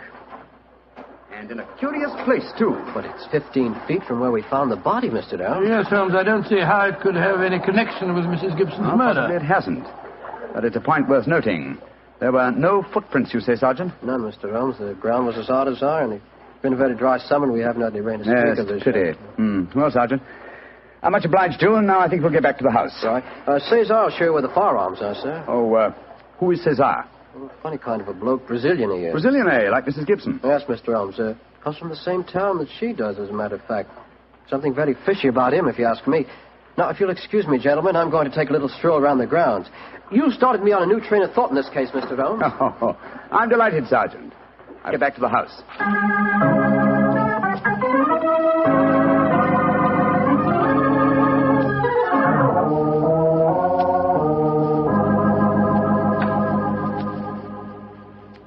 I see. And these are all the firearms in Mr. Gibson's possession, eh, Cesar? Except for the revolver that is missing from the case. Yes, so I say I see him. I've never seen such a collection of guns and revolvers in my life. Mr. Gibson had many enemies, senor. He always sleep with a loaded pistol beside his bed. He's a man of great violence. There have been times when all of us were afraid of him. Did you ever witness physical violence towards Mrs. Gibson? No, senor. I cannot say that I have. But I have heard him say many terrible things to her. He would taunt her in front of we servants. I have heard him do it many times. Thank you, Cesar. That will be all. Muito bem, senor. You know, Holmes, I still think the case against Miss Dunbar looks very black. I should agree with you if it were not for one fact. The finding of the revolver in her wardrobe. On my soul, Holmes, that seems to me the strongest evidence of all. I think not, old chap. Huh? We must look for consistency. Where there is a want of it, we must suspect deception. I don't quite follow you. Suppose for a moment that we visualize you in the character of a woman who in cold, premeditated fashion is about to murder a rival. You've planned it. A note has been written. The victim has come. You have a weapon. The crime is well done. It has been workmanlike and complete. You mean to tell me that after carrying out so crafty a crime, you'd be so stupid as to forget to fling the incriminating revolver to the bottom of the stream? Or perhaps in the dense reeds that border it? Would you carefully carry it home and put it in the first place that would be searched? Your wardrobe? Well, perhaps in the excitement of the moment, one... No, my dear chap, I won't admit that's even possible. When a crime is coolly premeditated, then the means of covering it are coolly premeditated also. Well, then if Miss Dunbar didn't shoot Mrs. Gibson, who the devil did? I hope I can give you the answer to that question, Watson, when we've made one further visit. Oh, Lord. Where are we going now? To prison, old chap. Prison? Yes, we're going to Winchester Prison to call on Miss Dunbar. I'm certain that the key to this strange mystery lies in her hands.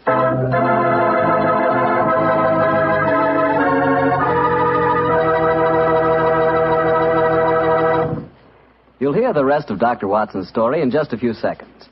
Just time enough for me to remind you that the easiest way to make good food taste better is to serve that good food with a good Petri wine. If you like a red wine, well, you want a Petri California Burgundy. If you'd rather have a white wine, then you want a Petri California Sauterne. But red or white, Petri Burgundy or Petri Sauterne, you're choosing a dinner wine that's sure to turn a simple meal into a feast. Your whole family and all your friends will love Petri, the wine that makes good food taste better.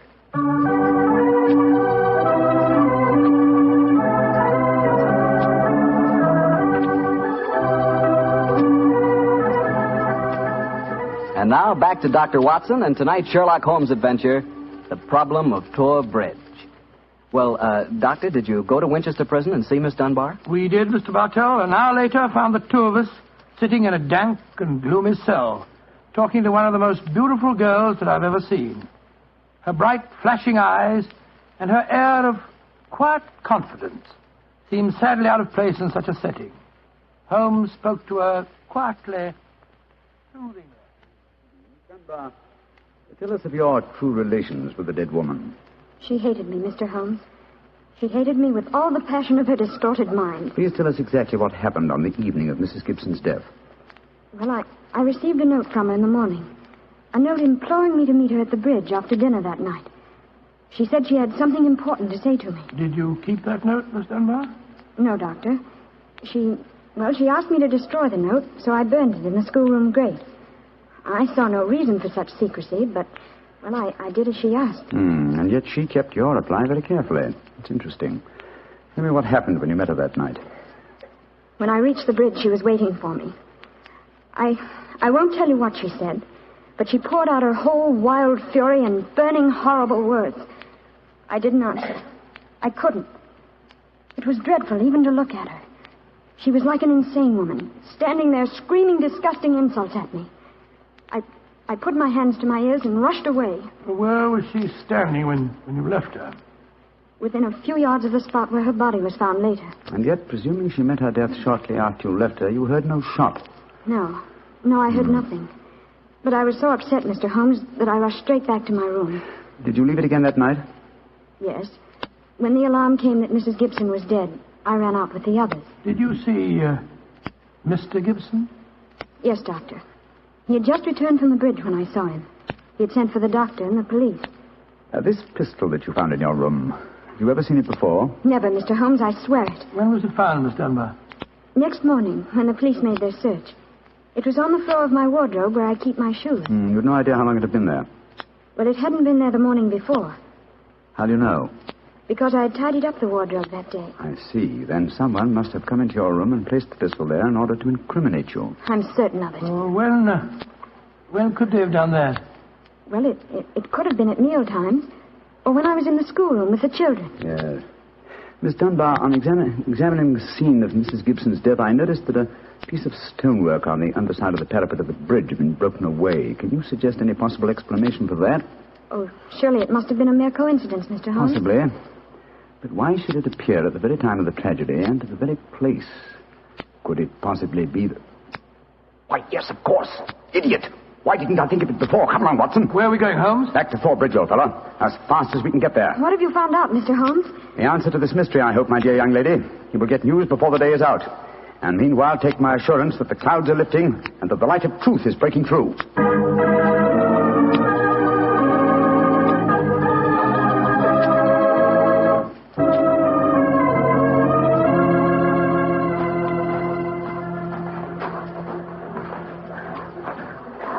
Well, Mr. Holmes, you're soon back here. What have you found out? Sit down a few moments. You got my message? Oh, yes, sir. Here you are. Ball of twine. What you wanted for, I can't imagine. You'll soon see, Sergeant. Watson, I have some recollection that you usually go armed on these excursions of ours. Yes, I'm carrying my revolver. Why? Give it to me, old chap, will you? Thanks.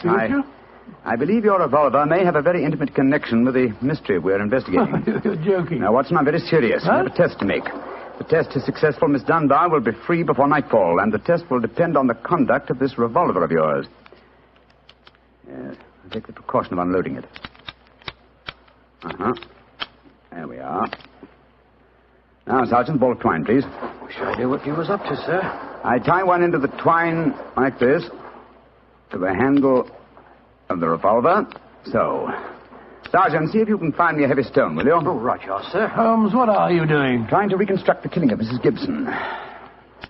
But you've seen me miss the mark before, Watson. I have an instinct for such things, and yet it has sometimes played me false. It seemed a certainty when it first flashed across my mind in Miss Dunbar's cell. But one drawback of an active mind is that one can always conceive alternative explanations which would make our scent a false one. And yet, oh, well, we can but try. Here's a nice stone, Mr. Holmes. Thank you, Sergeant. Yes, now, sir. I tie the other end of the twine to the stone. Wait a minute. Like that. Splendid. Sergeant, will you please take the stone and stretch the twine across the parapet of the bridge there, so that the stone will swing just clear of the water on the other side of the bridge? Right, sir. I'll stand on the spot where Mrs. Gibson's body was found. That's it, Sergeant. Over the parapet. How's that, Mr. Holmes? The stone swinging about 8 feet above the water. Splendid. Now, Watson, watch closely. I raise the revolver to my head. Careful, Holmes, careful. Don't worry, old chap, it's not loaded. Now, let us imagine I am the late Mrs. Gibson. I raise the revolver to my head and fire it. Instantly, my fingers release their grip and... There's your answer, Watson. Great Scott, the revolver flashed back out of your hand, struck the parapet of the bridge, and then the weight of the stone flipped it over into the water. Was there ever a more exact demonstration? Come on, old fellow. You're a blooming magician, Mr. Holmes. That's what you are. A blooming magician. Look at that. Observe the second chip on the stonework, the parapet here. Same size as the first. And the murder of Mrs. Gibson... Wasn't murder at all. It was suicide. What? We can follow the various steps quite clearly. A note was extracted very cleverly from Miss Dunbar, a note which made it appear that she had chosen the scene of the crime. Mrs. Gibson, in her anxiety that the note should be discovered, somewhat overdid it by holding it in her hand to the last. That alone should have excited my suspicions earlier than it did. So she stole one of her husband's revolvers and planted the other one in Miss Dunbar's wardrobe. Exactly. After discharging one of the cartridges, which you could easily do in the woods without attracting suspicion, she then went down to the bridge, where she contrived this exceedingly ingenious method of getting rid of her weapon. When Miss Dunbar appeared, she used her last breath in pouring out her hatred, and then, when the girl had left, carried out her terrible purpose. Then the missing revolver... You'll find it with the aid of a grappling hook at the bottom of the stream, and also the stone in the string, with which this vindictive woman attempted to disguise her own crime and fasten a charge of murder on an innocent victim. Yes, Sergeant, and don't forget while you're at it that my revolver's down there, too. No, don't worry, Doctor. I'll get some grappling hooks right away. I must say, Holmes, you've solved this case brilliantly. Quite brilliantly. I disagree, old chap. And I fear that you will not improve my reputation by adding the case of the Tor Bridge mystery to your annals. Oh, nonsense, but that's ridiculous. Oh, no, it isn't, old boy. I've been sluggish in my mind, and wanting in that mixture of imagination and reality, which is the very basis of my art. I confess that the chip in the stonework was a sufficient clue to suggest the true solution, and I blame myself for not having attained it sooner. Well, Holmes, personally, I agree with the sergeant's opinion of you. Oh? What was that, old fellow? You're a blooming magician, Mr. Holmes. That's what you are, a blooming magician.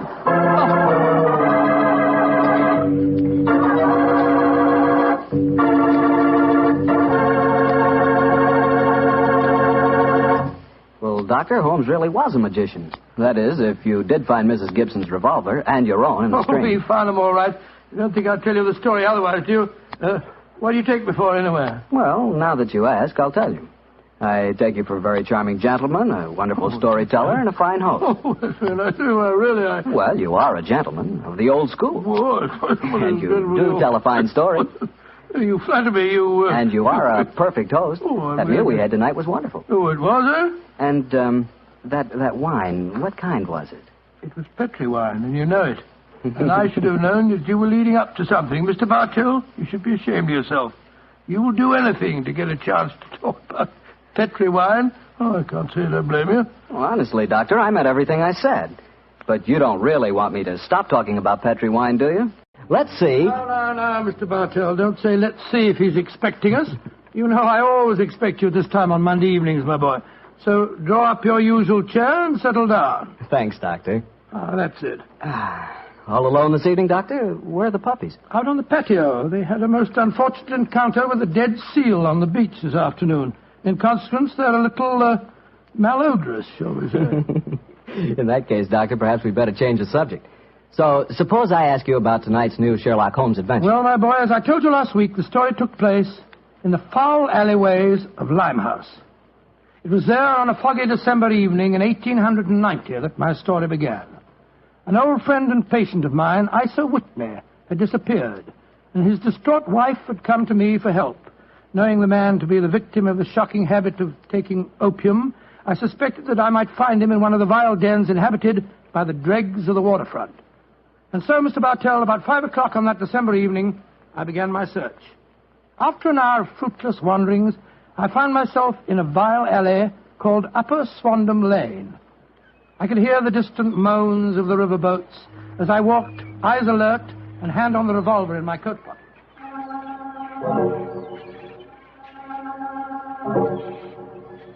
Suddenly, I saw a steep flight of steps leading down to a black gap, like the mouth of a cave. I walked down them.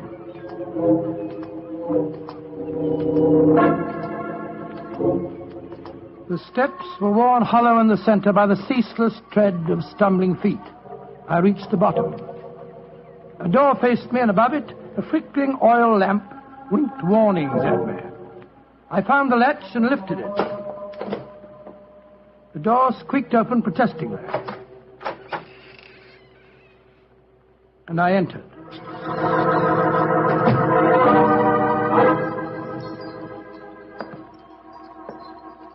There was a tinkle of Chinese wind bells as I walked towards a long, low room.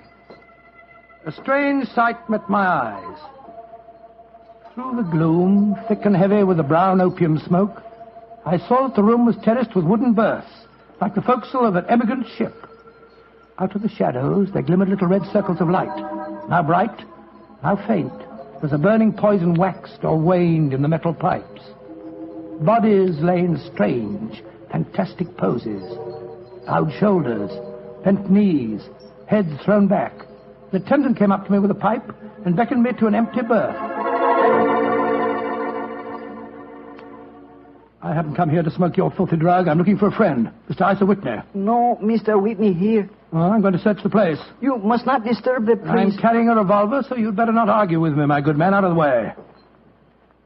I searched that filthy den, but found no trace of my missing friend. As I was leaving in despair, a long, shaking hand reached out and plucked at my sleeve. I turned, and there, sprawled in a berth, was the wreckage of a man. His gaunt face yellow and twitching, his clothes filthy and ragged, and the pupil of his eyes like pinpoints. He spoke to me in a thin, quavering voice. For heaven's sake, get me out of here. Now, look here, my man. Don't say you won't help me, Governor. Ain't you got no heart? Please help me, Governor. Take me out of here. Strike me pink, I'm going to bomb you, I tell you. Oh, what must you expect if you indulge in this filthy habit? Take me out of here, Governor. I'll go straight this time. Cross me out, I will. Oh, very well. Come along with me. I suppose it's my duty to help you. Ah, bless you, Governor. Here, now, give me your arm. You cannot take him away. He owe me money. That's a bleeding lie. I paid him when I come in, I did. He cannot go with you, mister. You remember what I said about my revolver, you blackguard? If I have any more trouble with you, I'll fetch the police. Come along. He owe me money. He owe me money. Infernal scoundrel, owe me money. Tell him more proper, Governor. I'd hope you didn't.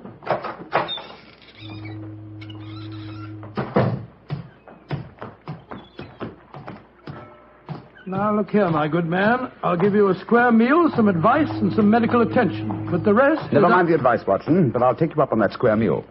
Holmes. Yes, I'm very glad to see you, old fellow. What brought you to that filthy den of iniquity? Oh, gracious me, I want to find a friend. And I, an enemy. Your disguise is wonderful. It completely fooled me. But I'm afraid the proprietor was beginning to penetrate it. That's why I staged the little rescue scene. Had I been recognized, my life wouldn't have been worth an hour's purchase. Well, how long had you been there? Why were you there? Come on, Holmes. Tell me all about it. With pleasure, old chap. But first, let's find a chop house. I want that square meal you promised me.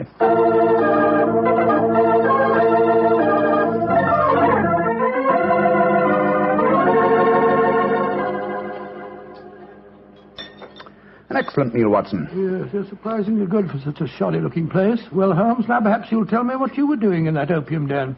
I've already told you my story. I'm shadowing a most unusual criminal. A man who haunts the opium dens. Yet I know that he himself is not an addict. Oh, I don't see anything very criminal about that. He might be looking for a thrill, or perhaps he's one of those writer fellows or something. But this man pretends to be an addict. I've watched him closely. He fakes his smoking, and grease paint has enabled him to simulate the characteristic pallor of a drug victim. He even affects the typical mannerism of nose-scratching, but it's his eyes that give him away. The pupils are wide open, I suppose. Exactly, old fellow. Whereas, if he were really addicted to the drug, they would, as you know, be contracted. I myself always treat my eyes with a special kind of drop on the occasion when, I have to enter these dens. Well, why does a man haunt an opium den in order not to smoke? That, my dear Watson, is the problem that I intend to solve. Well, perhaps the fellow's a policeman or a private detective like yourself, Holmes. I've already checked on those possibilities. No, Watson, I believe there is only one answer. I believe the man is planning a murder. A murder? It's a tempting setting for a murder. Your victim is an addict, drugged and helpless. Your witnesses are in an equal state of befuddlement. The proprietor is anxious to cover up the crime because of the police. That you. Yes, Holmes. Now, the question is, who is the intended victim? That, my dear Watson, is why I've been shadowing this man. Unfortunately, he was not present in the den we just left, but I intend to continue my search. Holmes, can I help you? My wife's away, you know. You know, it's a long time since we were on a case together. I should be delighted, my dear chap. I've missed you sadly during the past few months. And are you, Holmes? What's the next move? Back to Baker Street, old fellow. My disguise is wearing thin, and I must contrive a new one.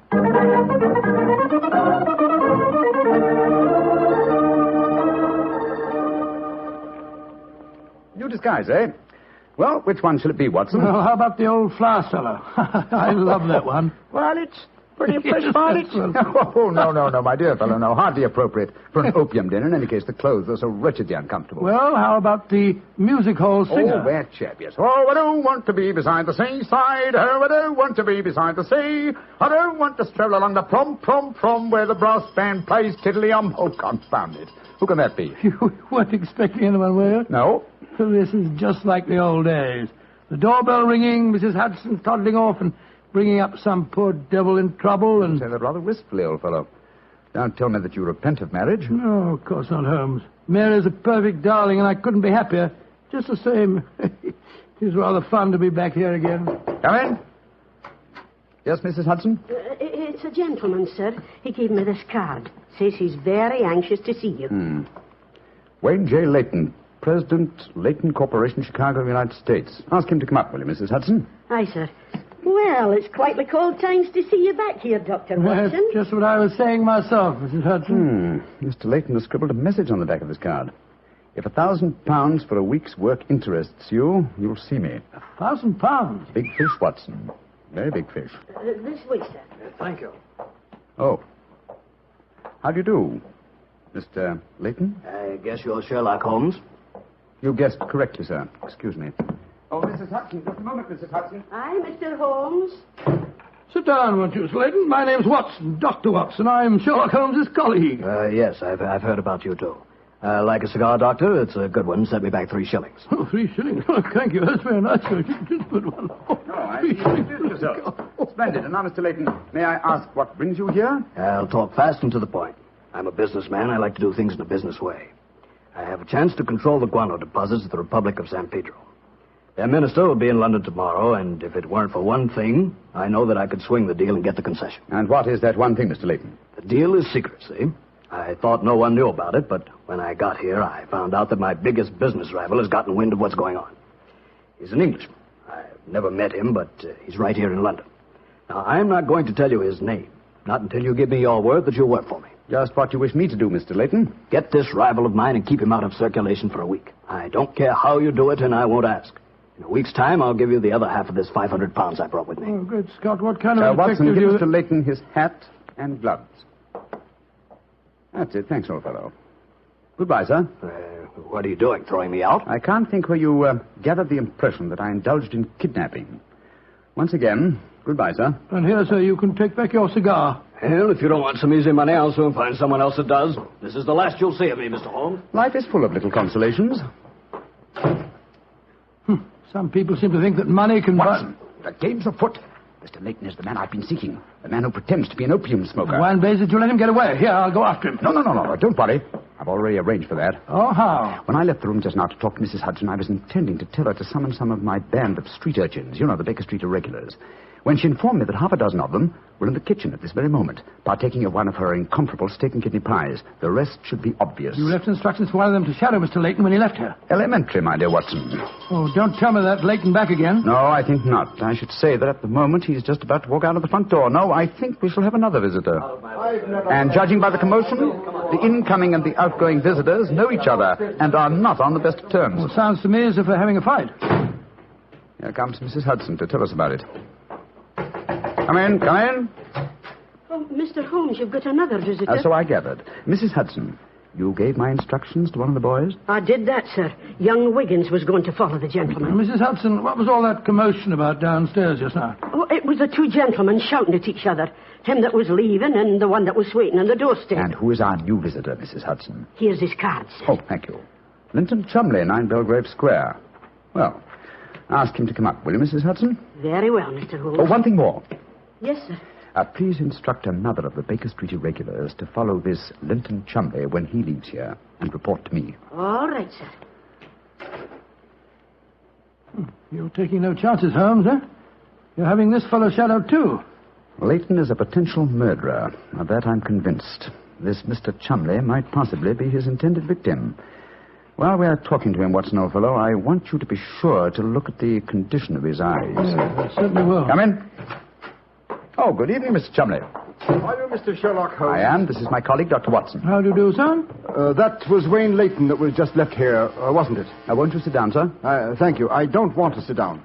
All right. You needn't answer my question, but I know it was Leyton. I've never met him, but I've seen his picture in the newspapers. Oh, very well then, sir. It was Wayne Leyton. I know why he came to you. He's trying to have me put out of the way while he closes that deal on the San Pedro and Guana concession. Now, look here, Holmes. You've got to be on my side. Whatever fee he offered you to dispose of me, I'll double it if you'll take care of him for a few days. Oh, dear me, this is becoming monotonous. Watson? The hat and gloves? Thank you, old chap. That's right. Good night, Mr. Chumley. Look here, Holmes. I'll treble his fee. I'll quadruple it. My dear Mr. Chumley, I have accepted no fee from Mr. Leyton. I don't propose to accept one from you. Your hat and gloves, sir? That man is out to kill me, Holmes. Well, if you won't help me, I'll go to the police. That's an excellent idea, Mr. Chumley. Again, good night. Did you notice his eyes, Watson? Yes, the pupils were contracted. He's obviously an opium addict. And also a potential corpse. What do we do now? Wait for the irregulars to report? No, you'll return home for your medical bag. I have a feeling that you'll need it before the night is out. Then come back here. If I've gone before you return, I'll send one of the irregulars to bring you to wherever I may be. Wait until you receive a message from me. On your way, old chap. There's work ahead of us.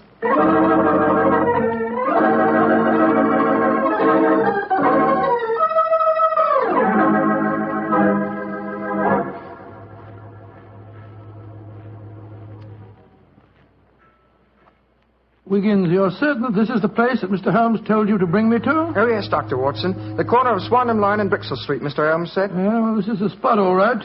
I don't see any sign of him. Hello? This old woman coming towards us. So that's the disguise he chose. Oh, spare me a few coppers, will you, mister? My feet hurt something awful, and I ain't had a bite of food all day. No, you don't, Holmes. You can't fool me this time. As a matter of fact, your makeup isn't very convincing. You hardly look like a woman, and nobody's nose could be quite as red as that. Don't look like a woman, don't I? Your nose is too red, is it? I'll take that. No, steady, look Might here. seem funny, but poor old woman who's poison me. I'm sorry, madam. I didn't mean to insult you. Well, matey, she gave you a bit of what for, all right, didn't she? I boxed your ears. No mistake about it. You mind your own business. And anyhow, why aren't you aboard your ship at this time of night? Because I'm not a sailor, Watson. It's Mr. Holmes. Great heavens, Holmes. I wish you wouldn't confuse me like this.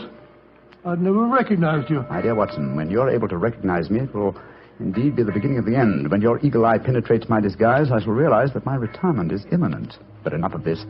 See that house opposite? You mean the ramshackle place with the broken tiled roof? Yes, I gave the irregulars instructions to let me know at once if our two quarries ever enter the same house at the one time. They're inside there now, and I'm going in after them. Be careful, Holmes. I'd better come along with you. Can't I come too, Mr. Holmes? No, certainly not. We'll keep watch outside. If I need any help, I'll smash one of the windows, and then you can come in after me. Wait here for me. I don't expect I'll be very long. I'll be here, Holmes. Don't worry about me. Just take good care of yourself.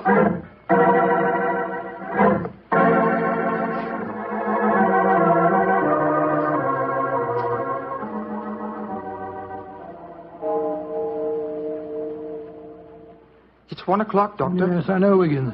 He's been in there half an hour. I'm beginning to get worried. Start going off, No, Wiggins. You know Mr. Holmes. When he gives orders, he likes them. There's the signal for help. Keep watching the house, Wiggins. I'll be out in 5 minutes. Go for the police. Right, you are, sir. All right, Holmes, all right. I'm coming.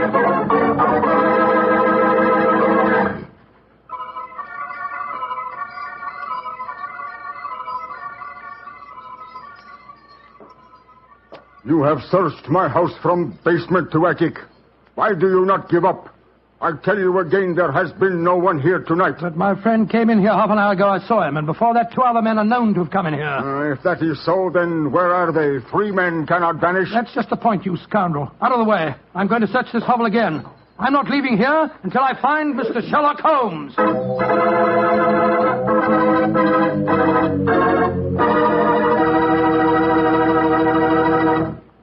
You'll hear the rest of Dr. Watson's story in just a second. And if you don't mind, I'll take that second to say just one word to the ladies. And that word is muscatel. Petri California Muscatel. I want you women to know about it because Petri Muscatel is one wine that practically every woman likes. Maybe because it's such a beautiful color, like pale gold. But I guess really because Petri Muscatel brings you the wonderful flavor of luscious, sun-ripened muscat grapes. And that's a flavor. Try Petri Muscatel after dinner, or any time as a change from Petri Port. Remember, if it's a Petri wine, you know it's a good wine.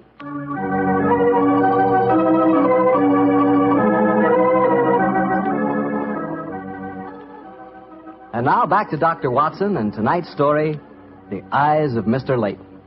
Well, what happened next, Doctor? When you searched the house for the second time, did you find any trace of Sherlock Holmes or the two rival businessmen? No, Mr. Bartell, I'm afraid I didn't. What did you do? I told Wiggins to report the matter to the nearest police station and then rattle back to Baker Street in a hansom cab as fast as I could. When I arrived at the old familiar doorstep, I wrenched at the bell in a frenzy of anxiety. Finally, the door opened, and there stood Mrs. Hudson. Dr. Watson, what is it, sir? Why, you're as white as a ghost. Mr. Holmes, is he here? Aye, sir, came in half an hour ago. He was dressed as a sailor and was half carrying some drunken friend of his. Oh, thank heavens he's safe. I'll go up. All right, sir.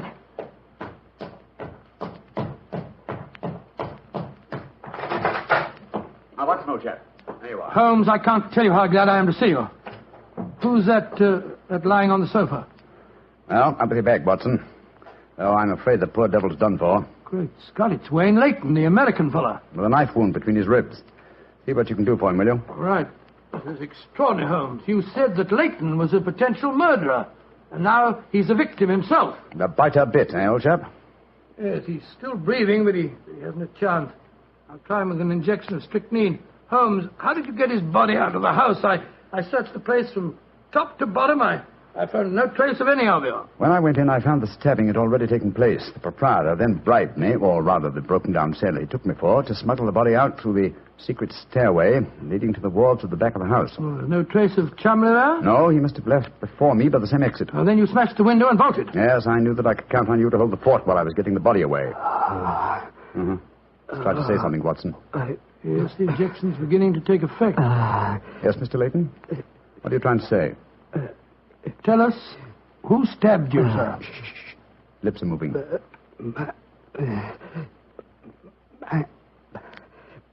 Mandalay.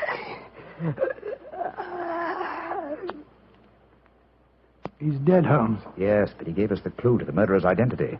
How? And the word he mumbled just before he died. It sounded to me as if he said Mandalay. Precisely, old fellow. Never did a corpse give us a clearer instruction as to our next and final move. And that is? Back to Limehouse, Watson. Back to Limehouse.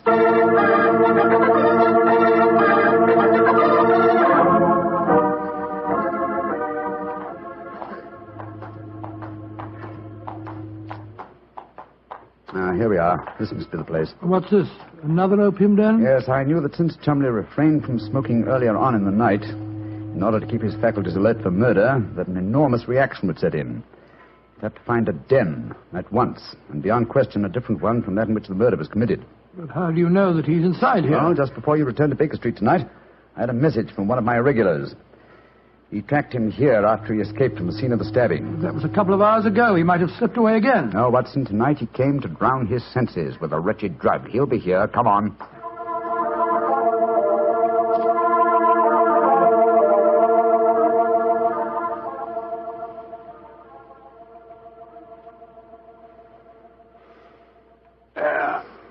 That second injection of caffeine should bring him round. He's heavily drugged, but I think it'll work. Surprising what a £5 note will do, isn't it? Yes, the proprietor let us bring Chumley into his private room, and he's coming too. Who are you? What do you want? Remember me, sir? I'm Sherlock Holmes. Oh, yes, I remember you. You're in serious trouble, Mr. Chumley. Very serious trouble. Trouble? What trouble? Wayne Leyton didn't die. Oh. He's badly wounded, but he's going to live. He's at Baker Street now. He wants to go to the police and give evidence. You've got to get me out of this, Holmes. I'll pay you anything. 10,000, 20,000. Why did you stab Leyton? He was in my way. I wanted the San Pedro concession. I meant to kill him. But we can fix it up now, can't we, Holmes? We can fix it up now. Yes, we can fix it beautifully, sir. As neat a murder confession as ever I listened to, Holmes. Exactly. Come along, Mr. Chumley. I think some night air will be good for you. We'll take you for a nice drive to Scotland Yard.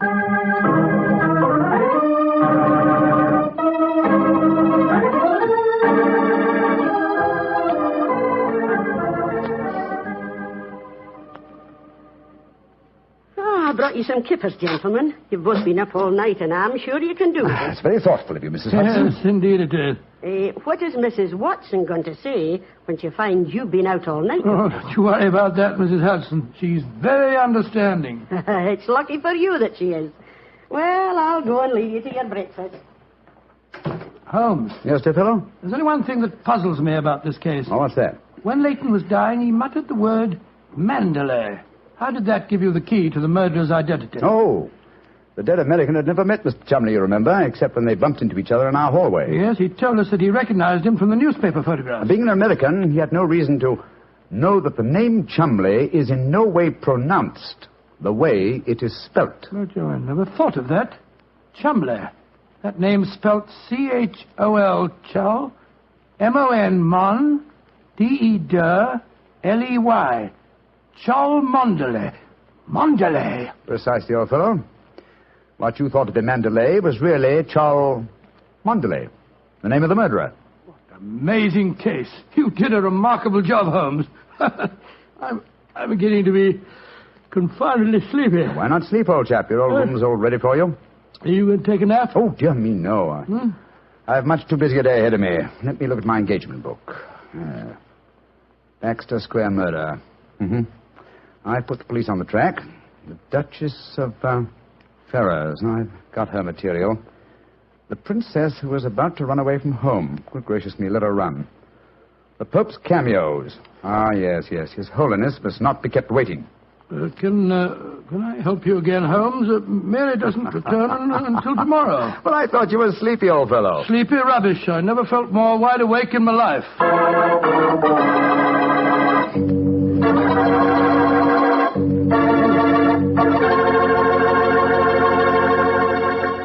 That was a swell story, Doctor. I'm glad you enjoyed it. And it was really funny when you mistook that old lady for Holmes and she slapped your face. It wasn't very funny at all. Sure it was. Come on, admit it, Doctor. Well, she did look like Holmes in disguise, you know, and you would have made the same mistake that I did. Okay. Her nose was ridiculously red, and she did look like a man. Look, Doctor, forget I ever said anything. Huh? I won't say another word. I'll keep my mouth closed forever. Oh, come on, I wouldn't do that. Mr. Bartell? Mr. Bartell? Won't you even open your mouth to finish your wine? Your Petri wine? Okay, you win. You know I'll open my mouth for Petri wine anytime. That Petri wine is always good wine. And for good reason, too. The Petri family has always owned and operated the Petri business. They've been making fine wines for 3 generations, since way back in the 1800s. That adds up to a lot of experience. Experience handed on down from father to son, from father to son. The Petri family really knows how to turn luscious California grapes into fragrant, delicious wine. And that's why, no matter what kind of wine you want, I'm sure you'll like it better if it's a Petri wine. Because Petri took time to bring you good wine. And now, Dr. Watson, what story are you going to tell us next week? Well, now, next week, Mr. Bartell, I'm going to tell you a most unusual adventure that Holmes and I had in the heart of the English countryside. It concerns a corpse, a missing revolver, and a beautiful girl who was frightened of her own shadow.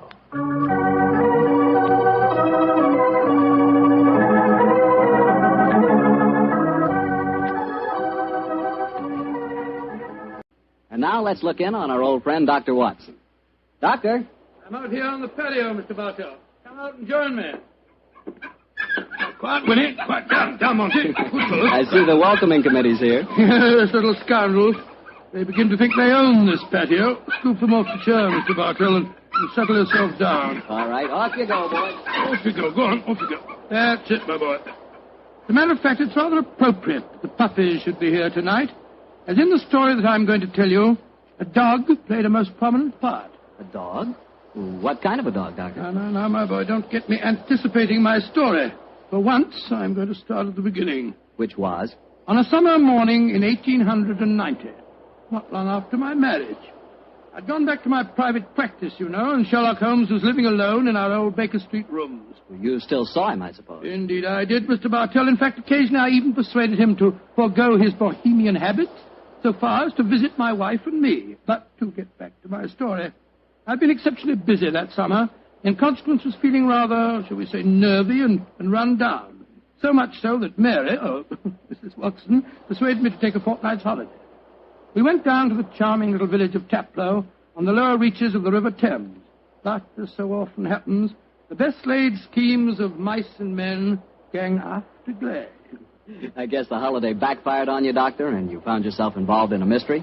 Maybe a mystery calling for the aid of your old friend Sherlock Holmes? Quite correct, Mr. Bartell. We'd only been down there a couple of days when the trouble began. In fact, the whole thing became so involved that I thought the best thing to do was to put the whole strange story in a letter to Sherlock Holmes.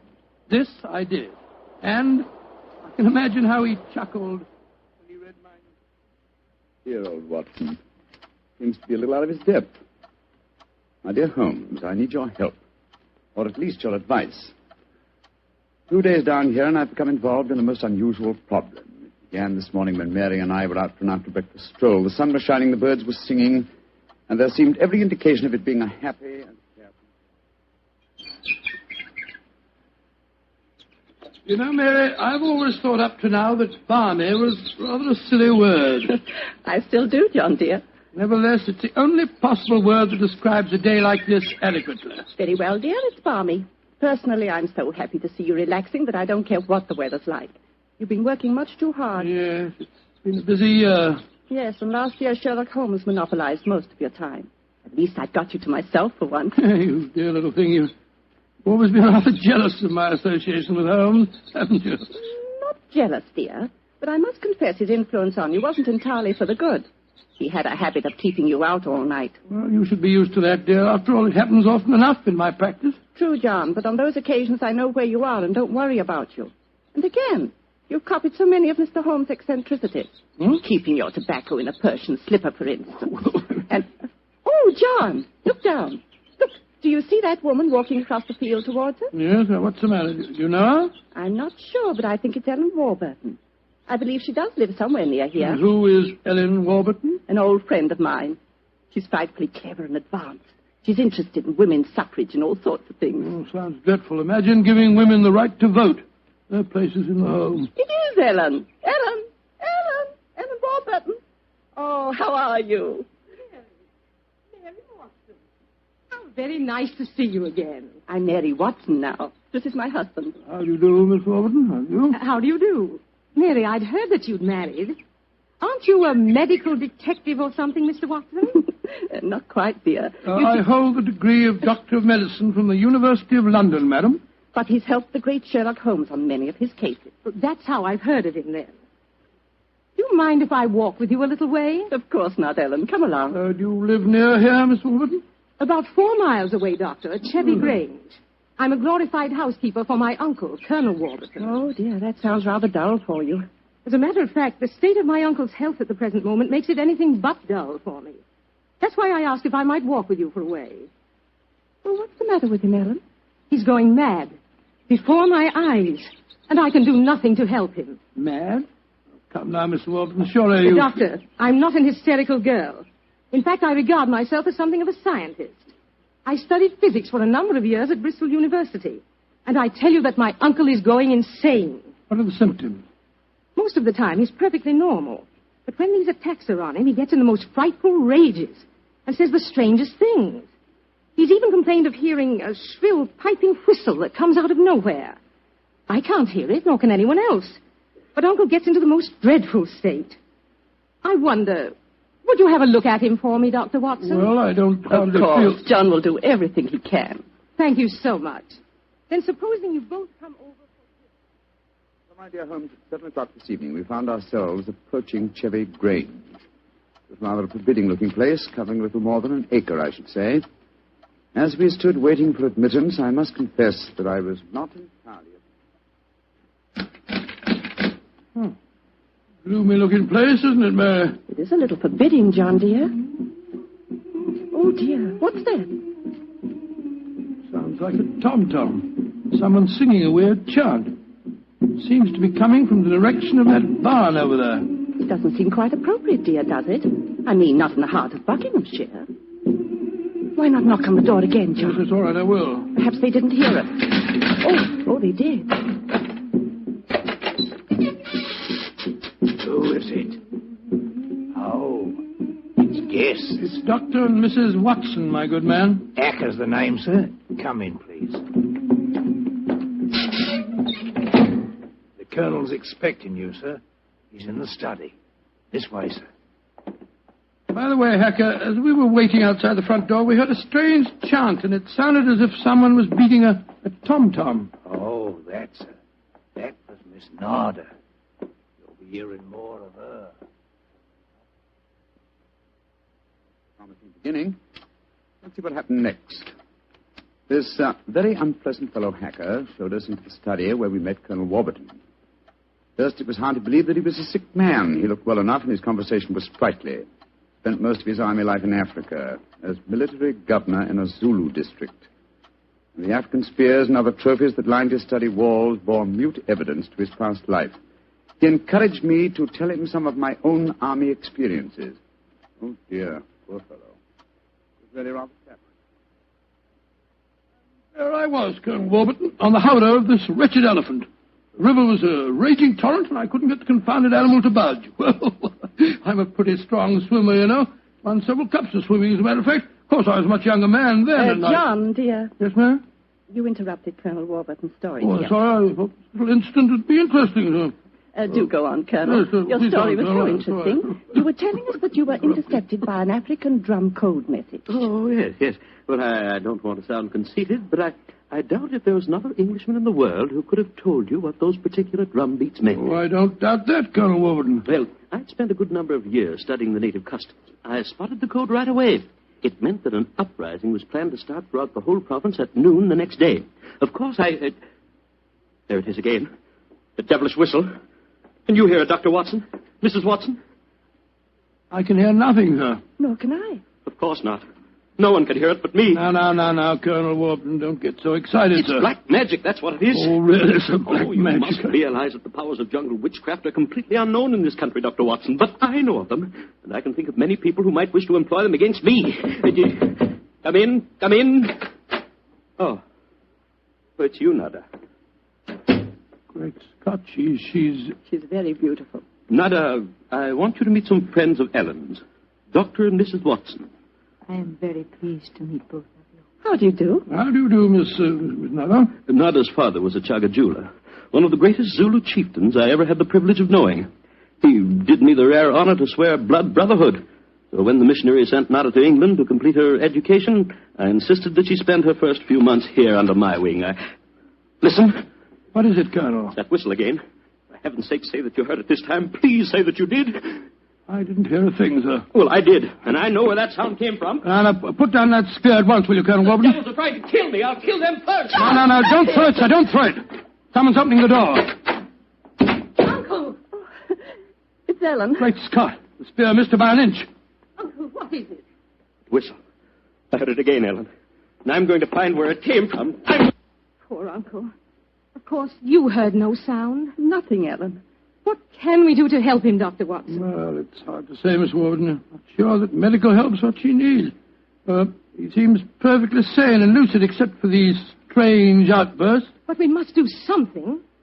I propose to, madam. As soon as I get back to the inn, I think I'll write to my old friend Sherlock Holmes and ask his advice. There's a problem. I can't feel that the man should be committed to an asylum, and yet obviously when these attacks are on him, he's as mad as a hatter. Well, fascinating problem, and one that calls for speedy action. I think a telegram to my friend Watson might help to clarify some aspects of the case. Yes. Let's see. Dr. John H. Watson, Red Lion Inn, Taplow, Bucks. I suggest that you ascertain one important fact. Does the Warburton household have a dog? Telegraph reply, Holmes. Oh, my soul, Mary, that's a cryptic answer to my letter. Yes, dear, it is. I'm afraid Ellen will be disappointed. He's coming over to join us for lunch to see if you have any news. What on earth can dogs have to do with the case? I can't possibly... Here's Helen now. Good morning, Ellen. Hello, Mary.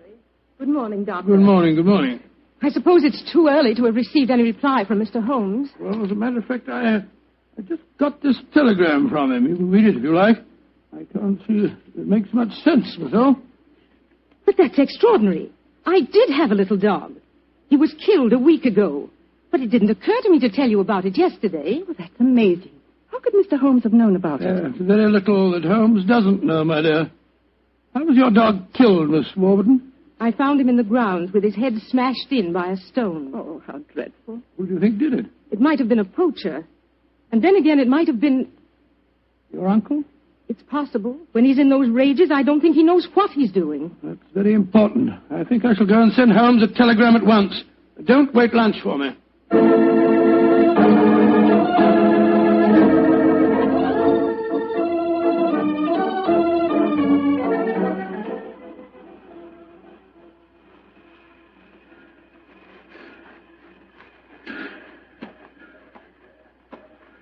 Why did we have to walk over to the station, John, dear? To see if there was an answer at the station telegraph office to the wire that I sent Holmes. Oh, it's only 4:30, dear. It's hardly possible for him to have answered as quickly as that.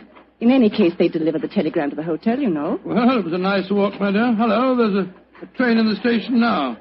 I wonder where it's from. Why don't you ask that porter, dear? It's not a bad idea. Porter, what train is this? Oh, it's the London train, sir. Right on time. Next stop, ready? Not many people getting off, where are there? Great Scott! Look who's here. Oh, dear, it's Mr. Holmes. And he's got a dog on a leash. Oh, Watson, my dear fellow, how are you? Mrs. Watson, how nice to see you again. Thank you, Mr. I'm Holmes. delighted you're here, old fellow. We walked over to the station to see if you'd answered my telegram, and here you are in person. It occurred to me that I could be down here in the same time that it would take a telegram to reach you. And I decided that a day or two in the country would make a pleasant change, apart from the fact that Colonel Warburton's problem interests me enormously. Why on earth did you bring a dog? I thought that this was a case in which a dog would be of invaluable assistance. Oh, be careful, John. Yes, look out, old chap. I think it would be safer not to pat him. I picked him up on the Mile End Road for a couple of florins, and I fear he's a dog that should have remained in London. A singularly unattractive nature seems to have been entirely ruined by an hour's train ride. Unpleasant brute. Isn't he? By the way, Holmes, what do you make of the case from my letters? Well, I should prefer to reserve my judgment until I've met the Colonel. However, I will vouchsafe one opinion. Oh, what's that?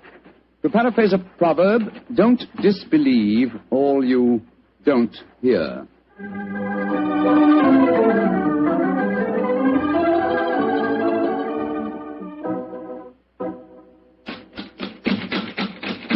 I can't think why someone doesn't answer. They can't all be out.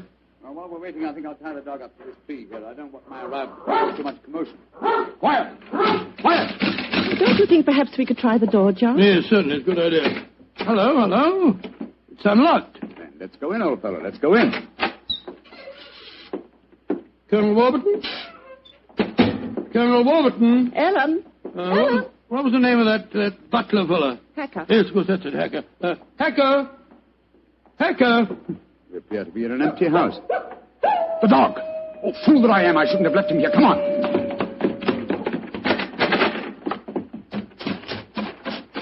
Ah.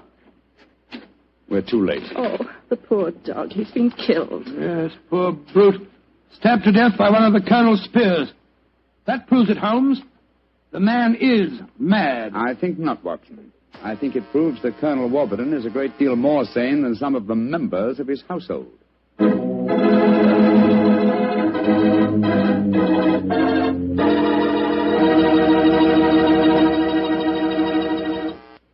You'll hear the rest of Dr. Watson's story in just a few seconds. Time for me to remind you that there's one secret every smart woman knows. Simply, good wine makes good food taste better. And by good wine, naturally, I mean Petri wine. Try a Petri wine with your dinner.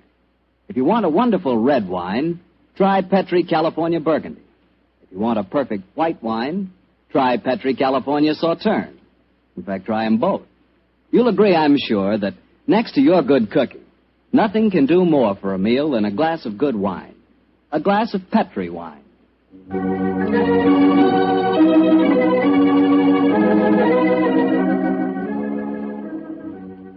And now back to tonight's new Sherlock Holmes adventure, the story of Colonel Warburton's madness.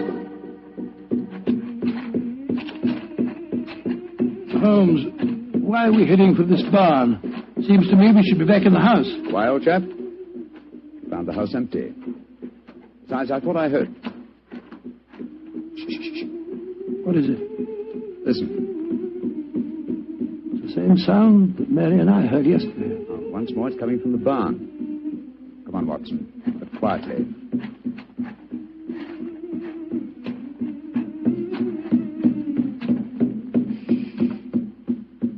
We can see through this window here. It's that Zulu girl, Nada. She's beating a drum and chanting. Who's the man with her? It's Colonel Warburton. No, it isn't. It's that servant fellow, Hacker. What in thunder's he doing here? Apparently assisting Miss Nada in some of her African mysticism. It's black magic they're dabbling with, just as the Colonel said. Let's go in and catch them red-handed. No. Stay quiet.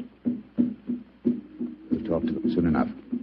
The moment I feel it's much more urgent that we find Colonel Warburton. Come on.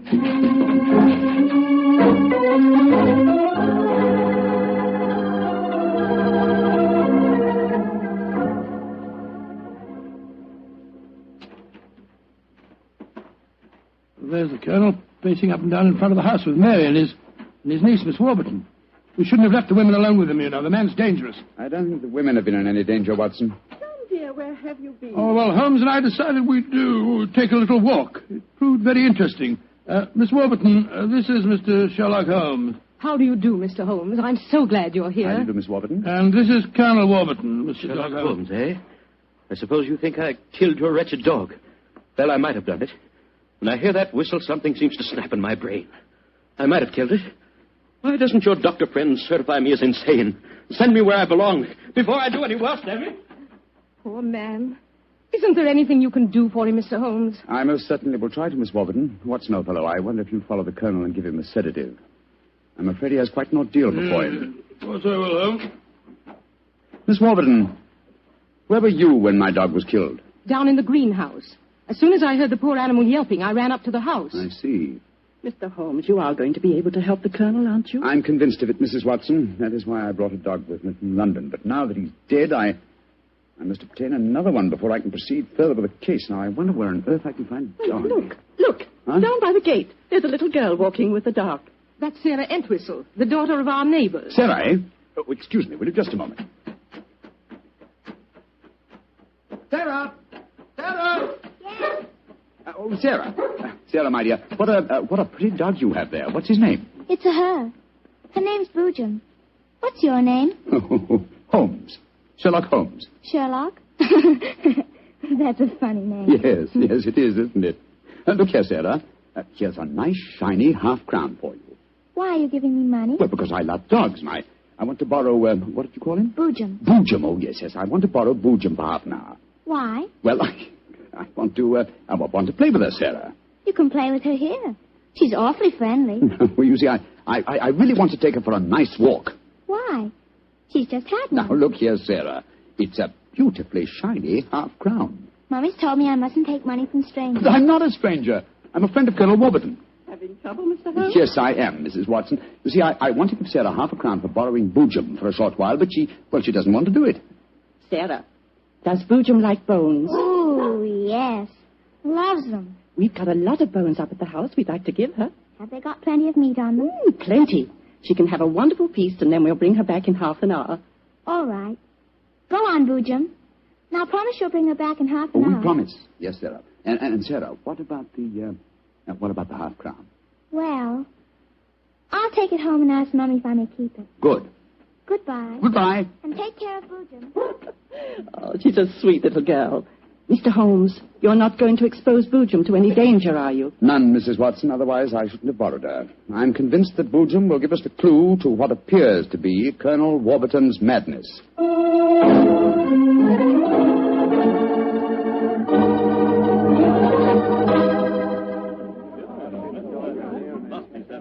Now, let me see. We're all here. Miss Warburton, the Colonel, Miss Nada, Hacker, and the dog Boojum. Yes. Now, ladies and gentlemen, I propose to conduct an experiment. Before I conduct it, I should like to point out the chronology of the events in this case. First, Miss Nada arrived here. Mr. Holmes, you're not suggesting Please let me finish, Miss Nada. First, Miss Nada arrived here. Second, the Colonel first heard the mysterious whistle. Third, your dog was killed, Miss Warburton. Fourth, the whistling set in dead earnest. The Colonel Warburton and Miss Warburton. Doesn't that pattern suggest anything to you? No, I can't say that it does, Mr. Holmes. I don't see what you're driving at. Nor do I, Holmes. We should be more explicit. Very well, then I will. I shall now conduct my experiment. I want you all to watch Colonel Warburton and the dog Boojum. Excuse me while I turn my back. Now. There it is again. That whistle. The dog heard it, too. Great Scott, Holmes. What does it mean? It means that this wooden whistle in my hand is the answer to the mystery. The sound made by this cunningly designed instrument is above the normal range of pitch. You see, the Colonel has hypersensitive ears. So the dog heard it. Perhaps I should have said the normal human range of pitch. Then do you suppose someone has deliberately been trying to drive the Colonel mad? Of course, Mary. That's why the dogs were murdered. Whoever it was knew that a dog would give the game away. And it's not hard to guess who that someone is. Nada, this started when you came here. Is this your gratitude for the Colonel's kindness to you? Endangering his sanity with your evil black magic? That is not true. One moment, please, Miss Warburton. Miss Nada. Yes, Mr. Holmes. Dr. Watson and I watched you in the barn some 3/4 of an hour ago with Hacker. Were you engaged in practicing any form of black magic? No. I was praying to my old gods to save the Colonel's sanity. What were you doing there, Hacker? Don't tell me you were praying to old gods, too. Well, I used to be a chapel-going man, sir, but I don't know. No harm in trying something new, I always say. In any case, why should Miss Nada wish to persecute the Colonel? It might be for some tribal revenge. Oh, but that's ridiculous, Ellen. Her father and I were sworn blood brothers. Exactly, sir. No, it should be obvious. Who had a motive for making the Colonel appear mad? His niece and heiress. What do you mean? She has studied physics, you will remember, and so could know about supersonic research. Possibly she was afraid the Colonel might leave his estate to Miss Nada, and so wished him to appear insane and thereby invalidate a new will. What? In any case, I found this whistle in a drawer in your room, Miss Warburton. Ellen, how could you? I did it for your sake, to save you from Nada. She's just an adventuress, only you won't see it. Colonel Warburton, what action do you wish me to take regarding your niece, Miss Warburton? My niece? I have no niece, Mr. Holmes. Come, Nada, my dear.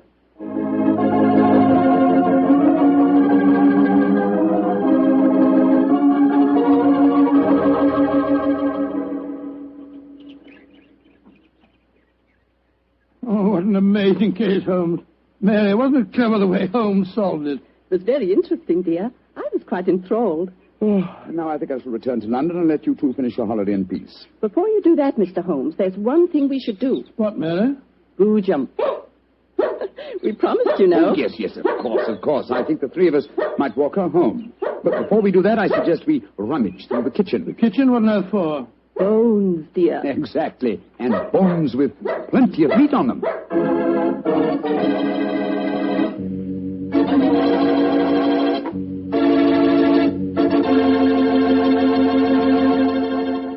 Say, Doctor, that was a swell story. And look, you mean there really is a whistle that only dogs can hear? I thought you'd ask me that question, so I've got one of those whistles to show you. There. Well, there's nothing unusual about it. Blow it, Doctor. Well, listen, Mr. Bartell, if I want you to come quickly, I don't just have to whistle. All I have to say is, would anybody like a glass of Petri wine? And, hey, presto, there you are. Well, can you blame me? And now let's look in on our good friend Dr. Watson and see if he's expecting us. Come in, Mr. Bartell. You're just the man I've been expecting. How are you, Dr. Watson? It's good to see you again. Thank you, my boy. It's very nice to see you again, too. I've missed our Monday night visits during the last 3 months. Sit yourself down. Would you care to join me in a glass of port? Well, thanks, Doctor. That'd be nice. You know, it seems to me after our summer vacation, a toast to the great Sherlock Holmes would be in order. That's an excellent idea. Here you are, young fellow, my lad. Thanks. You propose the toast, Doctor. To Sherlock Holmes, master detective and loyal friend, whose adventures have brought considerable, shall we say, fame to a certain retired doctor now living in Northern California. I'll drink to that. Well, now, suppose I might as well get on with tonight's story. Which particular adventure have you selected, Doctor? One that I call the Limping Ghost. Sounds exciting. And, as usual, you find me saying, how did it begin? In Baker Street on a windy December evening at the turn of the century. A young, white-faced boy sat in front of our blazing fire. And as he told us his strange story, the flickering firelight danced weird patterns on the walls. The young man was Alexander McMorris, the 7th Earl of Lochnair. The Earl of Lochnair? Say, didn't I read in the papers the other day that the 8th Earl of Lochnair had been killed in an airplane accident? Quite right, my boy. Even in this day and age, the tragic history of violent death seems to dog the footsteps of the Lochnair family. But to return to my story. On that December night in 1900, we heard the whole history of the limping ghost of Lochnair. The first Earl had lost a foot at the Battle of Flodden Field in 1513. In spite of this terrible handicap, he fought on valiantly until he died on the battlefield from loss of blood. From then on, right until the time this story begins, the limping ghost, clad in a suit of armour, always appeared at Lochnair Castle before and after the death of the current Earl. Yes, Mr. Bartell, it was a strange story that Sherlock Holmes and I listened to that night. A story of death and horror over the centuries, punctuated by the limping clank of ghostly armour.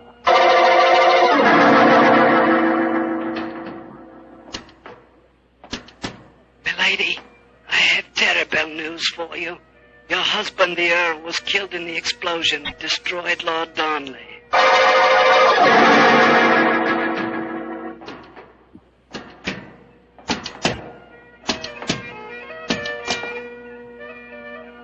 Milady, the Guy Fawkes plan to blow up the Houses of Parliament has failed. Your husband is in the Tower of London. They say he's to be hanged, drawn, and quartered.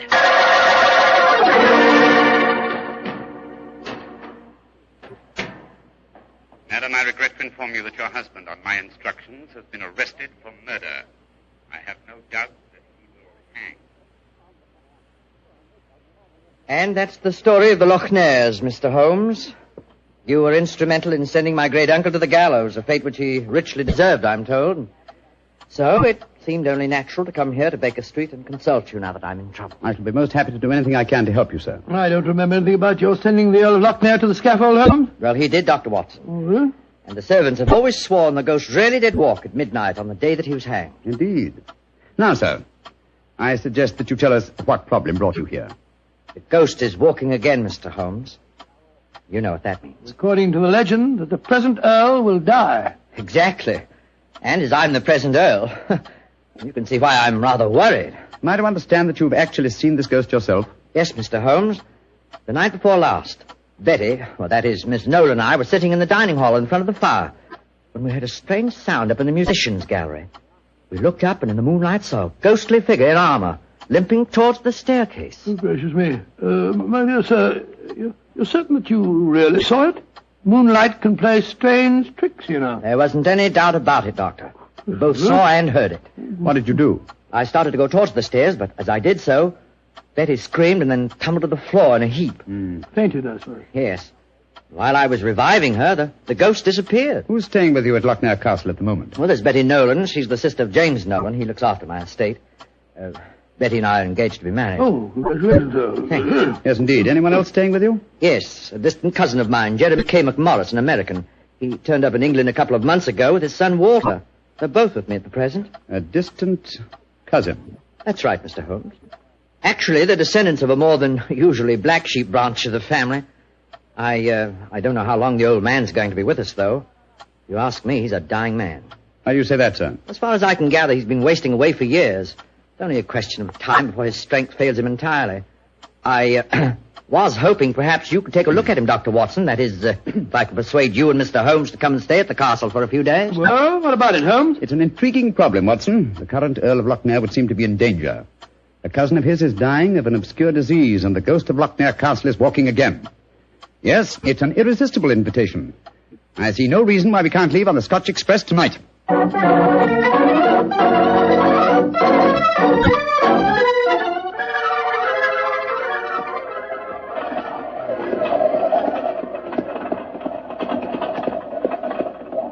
Been quite a heavy fall of snow here in your absence, young man. Quite so, and judging from the colour of the sky, there's more to come. Very angry looking. Oh, now, as we round this bend, you'll be able to see the castle. Ah, yes. There you are, gentlemen. Magnificent. Yes, it's a fine place, all right, Doctor, though it cost me a great deal in upkeep. As a matter of fact, I only have one wing open. It's always been something of a problem to get servants to come and live here. See, the local villagers have a great respect for the Lochnair ghost, you know. What servants do you have at the castle at present? Well, cook housekeeper, Mrs. McClintock, fine old lady who's been with me for 6 years now.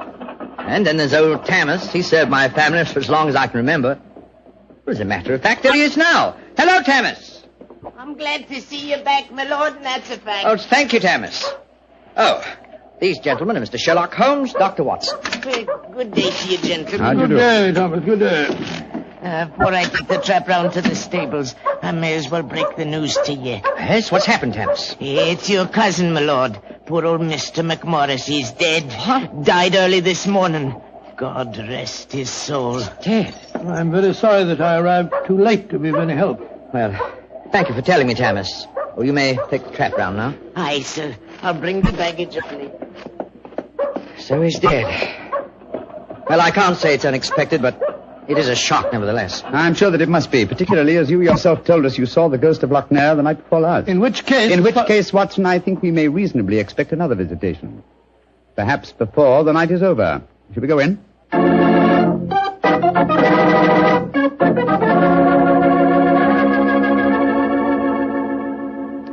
This is Miss Nolan, my fiancée, Mr. Sherlock Holmes, and Dr. Watson. I'm very glad to meet you. How are you, sir? And this is her brother, James Nolan, the manager of my estate. How do you do, sir? How are you, Mr. Nolan? Much better for seeing you both up here. I'm sure it won't take you long to lay this ghost business by the heels. Oh, well, I trust you don't overestimate our abilities, Mr. Nolan. Alec, you've heard about your cousin, of course. Oh, yes, my dear. Thomas told us as we drove up. Where's Walter? He went into the village with the doctor and the body of his father. Oh. He should be back soon. How's he taking it? Very quietly. Too quietly, if you ask me. Those Americans are pretty demonstrative people, you know, and Walter's been no exception. But he behaved very strangely this morning. When the doctor told him his father was dead, he just said, now things will start to happen, and then shut up like an oyster. I can't make head or tail of the fellow. Yes, quite so, quite so. Mr. Holmes, I expect you and Dr. Watson would like to go to your room. Yes, I must confess. I think first I'd like to take a look at the musicians' gallery, if you don't mind. Oh, yes, of course. Would you excuse us, darling? All right, Alec. It's in the dining hall here. They must have been very hospitable people in those days. 50 or 60 people could eat at that table. Yes, Doctor. Needless to remark, we hardly ever use the room nowadays. There's the musicians' gallery, Mr. Holmes. Oh, yes, I see. How do we get up there? I'll show you. See, there's a stone staircase behind this tapestry here. Follow me. Watch your step. It's quite narrow, rather dark. Watch your head, Watson, old chap. Oh, don't worry about me, Holmes. I'm perfect. Oh, I say.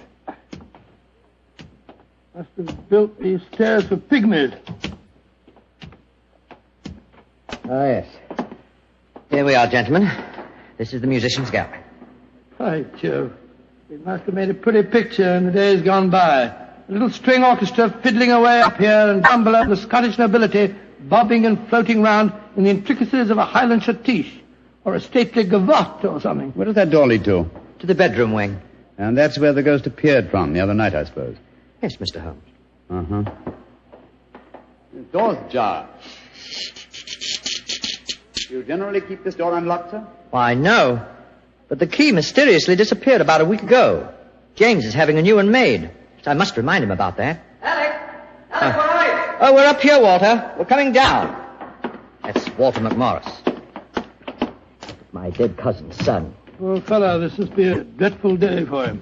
Yes, I'm afraid this is going to be a rather painful interview. Oh, hello, Walter. This is Mr. Sherlock Holmes and Dr. Watson. How do you do, sir? How do you do? Sherlock Holmes, sir. I've heard about you and your friend, Dr. Watson. Walter, old man, I'm dreadfully sorry about your father. Are you now? Isn't that nice of you? Well, you'll be sorry enough when you hear that I'm going to take you to court and prove that I'm the real Earl of Loch Ness. Walter, you're out of your mind. Am I? No. Father was out of his because he kept quiet all these years. But I'm going to have my rights. I've looked up the records. I've had genealogists working for months. And I've got all the facts that prove you're an imposter. Oh, man, what are you talking about? You know well enough.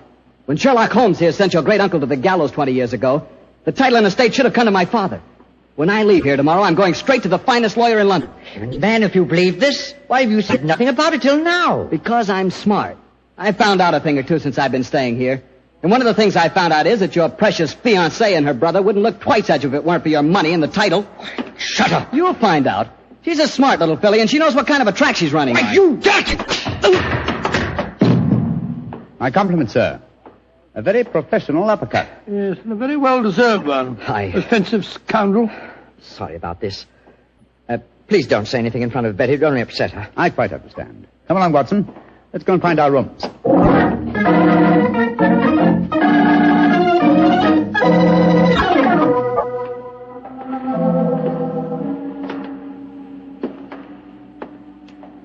Holmes, it's nearly dinner time. Why are we wandering about here in the dark instead of having a glass of sherry with the others in the library? I'm a conscientious practitioner, Watson. I like to earn my fees. It occurred to me that a further examination of this dining hall might prove profitable. Well, personally, Holmes, I think you're wasting your time on this case. What makes you think that, old chap? It's perfectly obvious that young American fellow was impersonating the ghost a few nights ago. He knew his father was going to die, and he wanted to build up the legend so as to make his own claim seem more believable. Well, that's very sound reasoning, Watson. Though to be logical in his deception, he should repeat the performance now that his father is dead. Well, ghosts only walk at midnight, so why don't we go and have a glass of sherry? What is it, Holmes? Someone's coming in from the library. The lighted candle. Yes? Who is it? It's me, Mrs. McClintock, the housekeeper. Oh, gracious me, you gave me quite a start. I heard voices and I knew the candles were not alight in here, so I came in to see who it was. You're watching for the ghost, I suppose. Well, you'll no be disappointed, gentlemen, though you may see more than you bargained for. Those that meddle with ghostly things they dinna comprehend are playing with something much more dangerous than fire. Fire burns. But the shades on dead people... Holmes! Look up there, the gallery. The door's opening. It's the ghost. Aye, here he comes, the poor body. See the armor on him, and the way he's dragging one leg behind him. Yes, it's really quite an effective impersonation. And the twilight provides most appropriate lighting for his play acting, too. You mean it's the young American? Of course, obviously. Look behind him. There's another figure. Yes.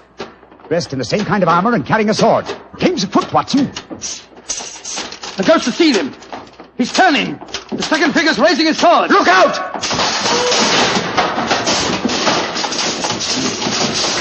Great heavens. He's knocked him through the railings. That must be a 20-foot fall. Come on, old fellow. Help me open his visor. Just a minute. Yes. It's Walter McMorris, the American. Though from the angle of his head, I would suggest that it might be the late Walter McMorris, eh, Watson? He's dead, all right, Holmes. Neck broken. Meanwhile, the second figure has been able to slip back through that door and escape us. Come on, he was dressed in armor. He can't go very fast. Perhaps we can overtake him.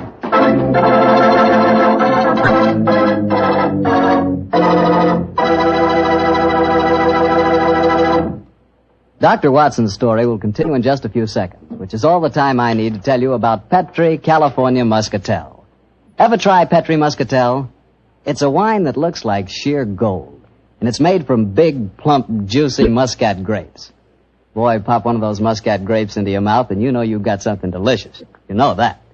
And you get the same flavor in Petri Muscatel. It's a perfect wine to serve a lady. Women love it.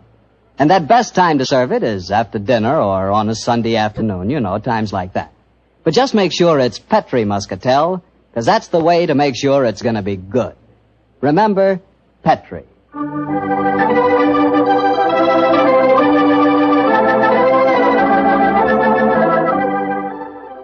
And now back to tonight's new Sherlock Holmes adventure and the story of the Limping Ghost of Lochnair. Confound it, Holmes. There's no trace of the ghost in the musician's gallery.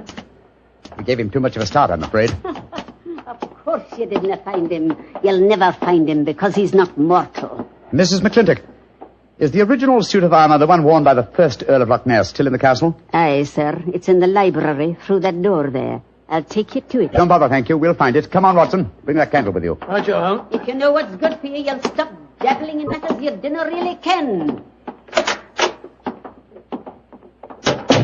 Holmes, what do you make of the second ghost? Another imposter, obviously. But who could it have been? That's what we have to find out, old chap. Undoubtedly someone knew that the American Walter McMorris was impersonating the ghost and used this macabre method to kill him. But why kill him? Possibly his claims to the title and estate were valid. Or perhaps some fanatic was so devoted to the Lochnair legend that he assumed the role of ghost and killed him for his sacrilege. Hold the candle a little higher, will you, old chap? Yeah. Hello. Here's a suit of armor, Holmes. Lying in a heap on the floor. Oh, on the floor, eh? Whereas it obviously belongs on that stand over there. It's perfectly clear what's happened. The second figure used this armor and slipped it back in here while we were examining the dead man. Possibly, Watson, possibly. At least this armor gives us a definite clue. but it limits the field of possible suspects. How do you mean, Holmes? Well, it's an interesting fact that the human race has grown definitely larger in the past 400 years. Very few modern men can wear authentic ancient armor like this. For example, take the first item on the top of the heap lying on the floor here. These gauntlets of chain mail. Try them on. Well, much too small for Exactly. me. Neither you nor I could have worn this suit. No, nor could young Nolan, the estate agent. Whereas his sister could have done. Yes, so could Thomas the butler. He's a small fellow. And if it comes to that, Watson, our distinguished client, the young Earl of Lochnair, is himself a small man. By Jove, so he is. And he might easily have had a motive. Young McMorris had disputed his right to the title earlier in the day. But we mustn't jump to conclusions. Nevertheless, you see what valuable evidence this armor has become.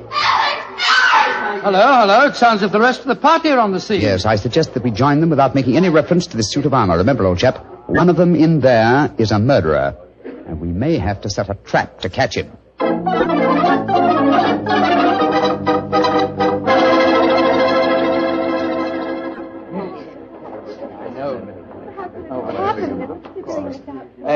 Are you sure he's dead, Dr. Watson? There's no doubt about it.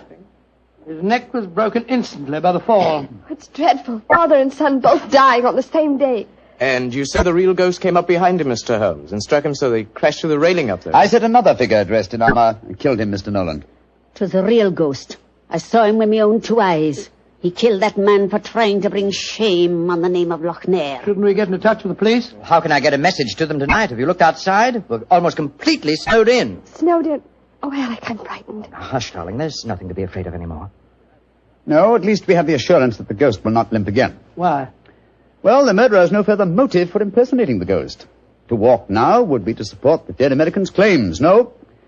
We shall spend a quiet night, and tomorrow I shall communicate with the proper authorities as to my quite definite notions regarding the murderer's identity. But if the ghost should walk again, Mr. Holmes? Well, then, sir, I shall know that at last I have encountered a truly supernatural crime and shall retire from the practice of detection.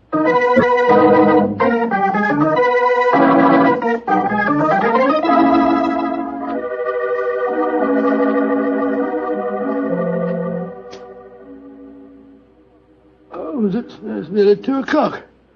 You still over there by the window, puffing away that pipe of yours? You know, I can't help feeling that young McMorris knows a great deal more than he told us. A great deal more. There's a shifty look about him I don't like. Never did trust a fellow who couldn't look you squarely in the eye. Don't you feel the same way, Holmes? Holmes, where are you? Holmes! Shh. What, Watson? Where have you been? I thought you were over there by the window. Been talking to myself. Never mind that, old chap. Get your slippers on in a dressing gown. We're on the last lap of this strange, eventful tragedy. Oh, thank the Lord for that. Perhaps I can get some sleep. Holmes, where have you been? I went to the musician's gallery and baited the trap. Now it's ready to spring. Don't dawdle, Watson. Come on. I'm not dawdling. What do you mean you baited a trap? You'll see for yourself in a few moments. As a matter of fact, I really baited it when I said downstairs that if the real ghost should walk again, I would retire from the practice of detection. I didn't understand your saying that myself. Well, I was tempting the murderer to show his hand once more. Come on, please. Where are we going? To wait behind the curtain at the foot of the stairs leading to the musician's gallery. And I hope we don't have to wait very long.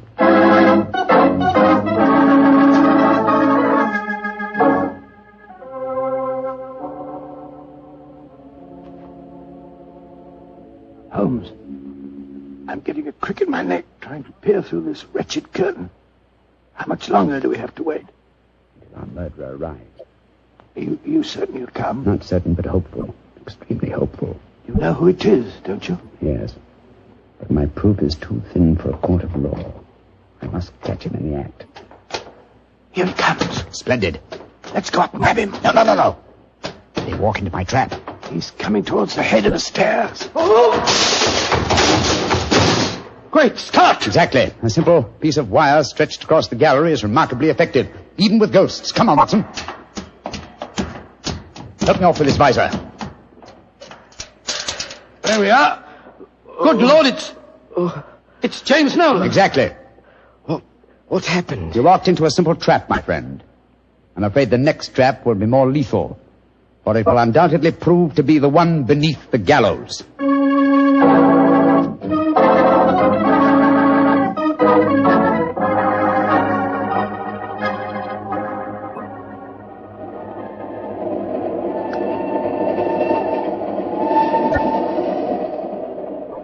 Well, now that we're headed back for London, Holmes, perhaps you'll settle one or two points in the case that are bothering me quite a bit. Oh, with pleasure, my dear chap. What are they? I still don't see what Nolan's motive was in murdering the American. Oh, that should be obvious. He wanted to ensure that his sister's fiancé would enjoy undisputed title to the name of the States. Well, how did you know it was Nolan? When I examined the authentic suit of armor, you see, it was obvious it had never been worn. But I still don't quite understand. Oh, come now, old chap. The suit of armor was in a heap on the floor. Yeah? And if it had been hastily discarded, and yet, the gauntlets were on top of the pile, you remember? Well, that's right, they were. If the suit had really been worn, the gauntlets would have been the first things to have been taken off, and so would have been underneath the pile. Obviously, therefore, the armor had been disarranged in order to make people believe the real ghost had walked. Yeah. After the American's death, the suspects were four. Miss Nolan, her brother, Thomas, the butler, and the Earl himself. Well, I ruled out Mrs. McClintock because, you remember, she was standing behind us at the time of the murder. Well, I'm beginning to understand. All the suspects except Nolan were small enough to have worn the armor. That's right. Therefore, only he could have pretended to use it. Pretended? But he did use it. Oh, no, my dear fellow. Undoubtedly, he procured a similar one of modern manufacture. An amazing case, Holmes. An interesting one, at any rate. And once again, old fellow, I'm forcibly reminded of an old Scottish litany. Scottish litany? Which one's that? Oh, you remember it. From ghoulies and ghosties and long-legged beasties and things that go bump in the night. Good Lord deliver us.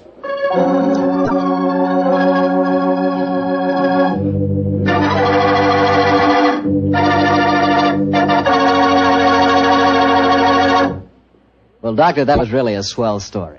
You know, for a while there, I was beginning to believe in ghosts. Well, I'm ashamed to admit it, but at the time, so was I. You know, this sounds silly, but I bet it would be fun to be one of those legendary English ghosts. You know, go around sticking your nose into everybody's business and playing practical jokes like mad and nobody able to figure out who did it. That would really be fun in a way. Well, you can go around scaring people all you want to, but not for me. I think a ghost leads a terrible life herself. For instance, a ghost can't have the pleasure of eating a nice, juicy steak. Yeah, or drinking a glass of really good wine. Ah, now you're talking, young fellow, my lad. Petri wine. Yeah, still talking, young fellow. You see, when I say good wine, I always mean Petri wine because you can depend on Petri. I know. Why, the Petri family has been making wine for generations. And now for our weekly visit with the good Dr. Watson. Let's see if he's expecting us. Come in. Ah, good evening, Doctor. Good evening, Mr. Campbell. It's about time you got here. Draw up a chair and make yourself comfortable. Oh, thanks. Well, you've had the old black dispatch box out again, I see.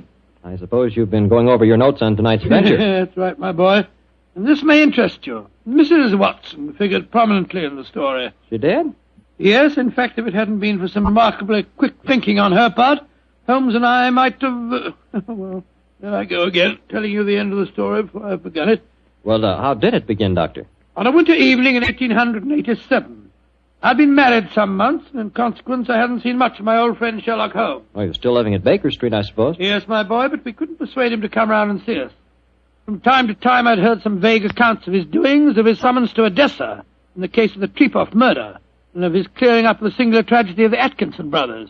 But to get back to tonight's story, my wife and I had just finished an excellent dinner. I remember had settled ourselves down for an evening of pleasant domesticity. She was stitching away on a piece of extra petit pois, and I was at my desk balancing figures in the family account book. After a few moments, my wife looked up to me and said, John, dear, don't look so troubled. "Oh, was I looking troubled?" Well, you've been scowling at that account book for 10 minutes now. What's the matter, dear? Don't the figures add up correctly? Oh, yes, they add up correctly. In fact, they tell a very pretty story. After buying my practice and setting up all my outstanding accounts, I find that we have nearly £150 left of the diary that Mr. Sholto settled upon you. 160, isn't it, dear? I was doing the same sum this morning. Oh, well, but still 160. In any case, Mary dear, the point I was going to make is that we don't need the money just now. My practice is picking up splendidly, and I was thinking that we might invest it in something really sound, of course. Who's been talking to you, John? Dr. Wilson again. Well, as it happens, I did bump into him at the hospital today. He can put us onto something very good in Peruvian silver. What do you think of the idea? Well, John, the fact is, I'd almost decided to make a business investment with it myself. I thought I'd surprise you. Well, now let me tell you about it, John. Oh. Yesterday, when you were out on your rounds, yes? a most charming man called here. Oh, a Mr. Ted Barber. He introduced himself as a friend of Mrs. Cecil Forrester's. He said he was certain we'd be interested in his new company. And he talked so convincingly that, well, I'm afraid I almost promised him I'd buy some stock in the company. Did you really? What sort of company is it? Well, I didn't quite understand that part of it. But it sounded wonderful. He left a prospectus. It's in the right-hand drawer of the desk. It's something to do with a wonderful new metal that's been discovered by an American chemist called Paradol or Paradis or something. Oh, let's have a look and see what it says. A company formed to exploit the amazing new metal discovered by Dr. Paradis. Paradol preferred stock. The potentialities of this new alloy are immeasurable. The fourth dimension has been conquered. What? Spital dislocation is an accomplished fact. Oh, gracious me, my dear child. This prospectus is absolute poppycock. Now, John, you mustn't be stubborn. I think at least we should investigate it. The man said that if we went to the laboratories, Dr. Paradis would give us a demonstration himself. But Mary dear, the fourth dimension. I mean to say, it's obviously fraud. That's what everyone says when a new invention comes out. But this might be an opportunity for us to make a lot of money, John. Mary, I do wish to please me, dear. Well, I can't argue with you very long, Mary. All right. I'll take you to the laboratory in the morning, but I warn you, I'll show this Dr. Paradis up for the charlatan that he is.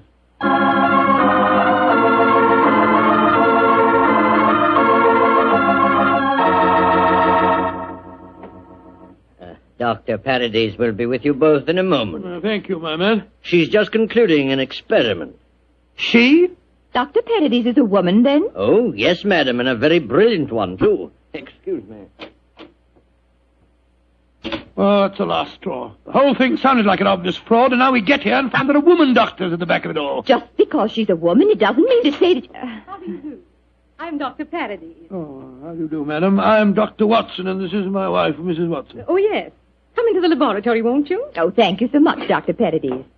Well, we're just wasting your time. We're not really interested in this at all, you know. John, don't mutter. Mr. Barber told me that he had called on you, Mrs. Watson, and that you were very interested in my invention. Oh, yes, I am. That's why I persuaded my husband to come down with me and see a demonstration. I'll be most happy to show you everything I can.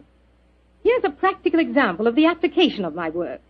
This chamber you see in front of you is made completely of my new alloy. Oh, what's the thing do? It's just a great metal box with a lot of dials and switches and things. Why is it so big? Do people get inside it? They can. What? Though if they do, they're liable to find themselves transported many miles from here.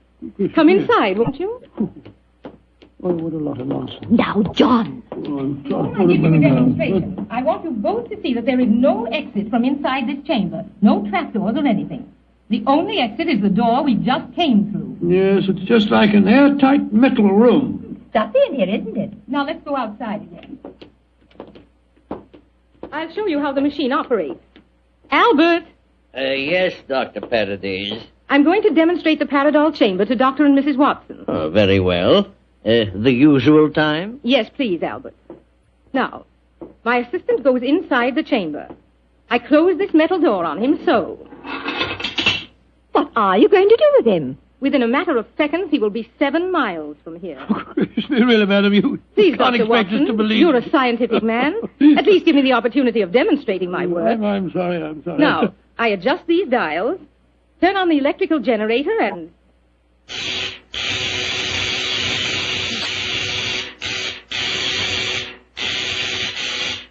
Good Lord, what an amazing business. Now open the door, Dr. Watson, and look inside, please. Great Scott, he's gone. I don't believe it. Dr. Paradis, will you explain this to me? Gladly. My metal Paradol is an unnatural alloy. What? It causes a dislocation in the warp of space and enables us to enter the 4th dimension. You see, time is a dimension. Any object in the past, present, or future can be described precisely in 3 dimensions of space and 1 of time. Yes, but this machine of yours... The alloy of Paradol, combined with the great forces of electricity, has created a new force. This element is controlled by these dials, and it is possible to move in 4 dimensions at once. Thus, bodies or other objects can be transported great distances away, all in the twinkling of an eye. I've coined a word to describe the process. Teleportation, I call it. Teleportation? Well, I'm completely confused. All my scientific training tells me this is impossible, and yet... I wonder if you'd give us another demonstration. Certainly. Perhaps you yourself would like to be teleported somewhere. Certainly not. Good gracious, we know. No, I think John would be very unhappy in the fourth dimension. He wouldn't belong. Yes, you said that any objects could be moved. How about that brown paper parcel on the table over there? Certainly. It only contains some company circulars. I suggest you write your initials on it so that you can identify it later. Oh, very well. J.H.W. There you are. Where do you want it dispatched to? Send it to my house. I'll give you the address. That won't be necessary. Mary, this is an amazing business. Isn't it, John? Exciting, too. There we are. Now I adjust the dials once more, and...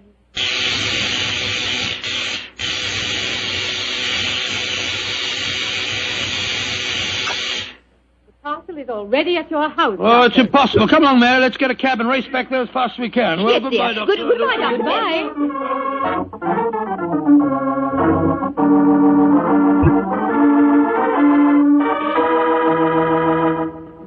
Now, dear, John, you must admit you're just as excited as I am. Well, I confess that I'm enormously intrigued. Let me just get my latch front door key up. Here we are.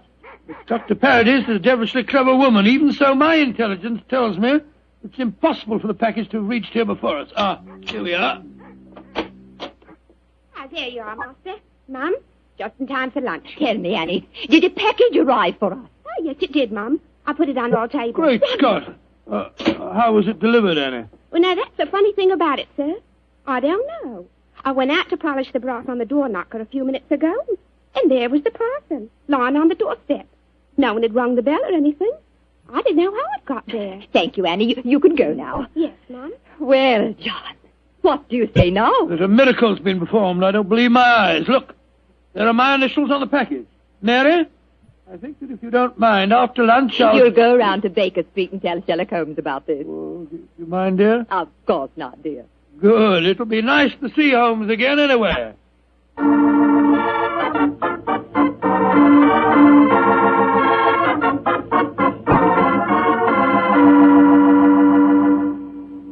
Dr. Watson, how nice to see you again. Hello, Mrs. Hudson. How are you, my dear? Oh, I'm just fine.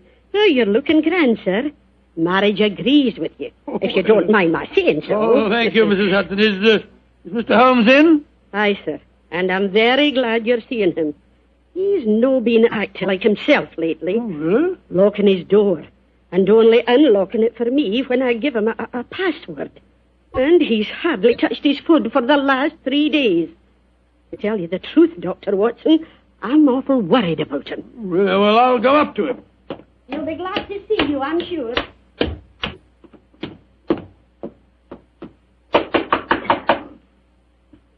Yes? Who is it? It's me, Watson. Watson? Oh, possibly. I'm not taking any chances. Holmes, this is ridiculous. Surely you know my voice after all these years? John H. Watson. Tell me what your middle initial stands for, and I'll let you in. It stands for Hamish. Watson, my dear fellow. How are you? I'm fine and delighted to see you again, Holmes. Incidentally, why all this rigmarole about locked doors and passwords? Well, Professor Moriarty has decided that it's high time to settle his score with me. There have been several attempts on my life lately.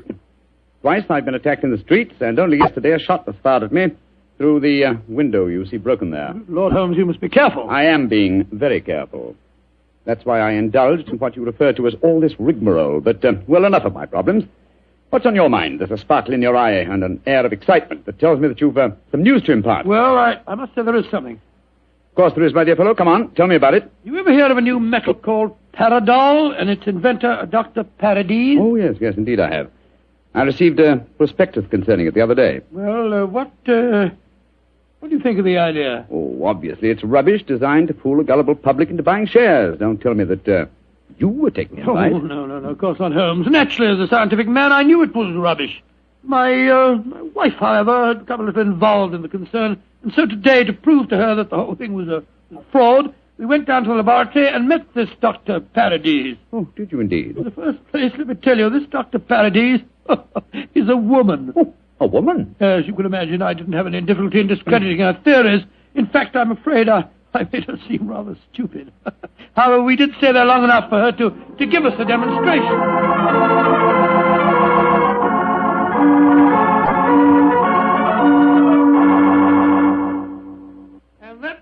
it was, Holmes. When we got back to our house, the initial package was there, waiting for us. Oh, childish trick.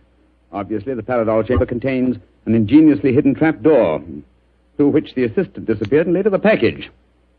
A fast cab then took it to your home before you could get there. Oh, yes, oh, really? Well, yes, of course, that's exactly how I explained the thing to Mary. Was she impressed with the feat? Yes, she was. But you know how women are. I tried to tell her the whole thing was a fraud. She's very obstinate. I was hoping perhaps that you will help me expose the concern. Oh, hardly seemed necessary, old fellow. Such an obvious fraud. However, for your sake, I'll be glad to do anything I can. Well, I thought we might go down to the laboratory late tonight when nobody's there and take a look at that Paradol chamber a little more closely. Yes, rather good idea. After being cooped up here for 3 days, it'll be a pleasure to get some night air and indulge in a little simple burglarizing. Well, shall I call for you here? No, wait a minute, dear fellow. It's much too dangerous. I'll be in a hansom cab outside your house about 11:30 tonight. How's that? Splendid. Quite like old times, isn't it, Holmes? Yes, 'tis, old chap, though I think that this time, for Mrs. Watson's sake, I must try and keep you out of trouble.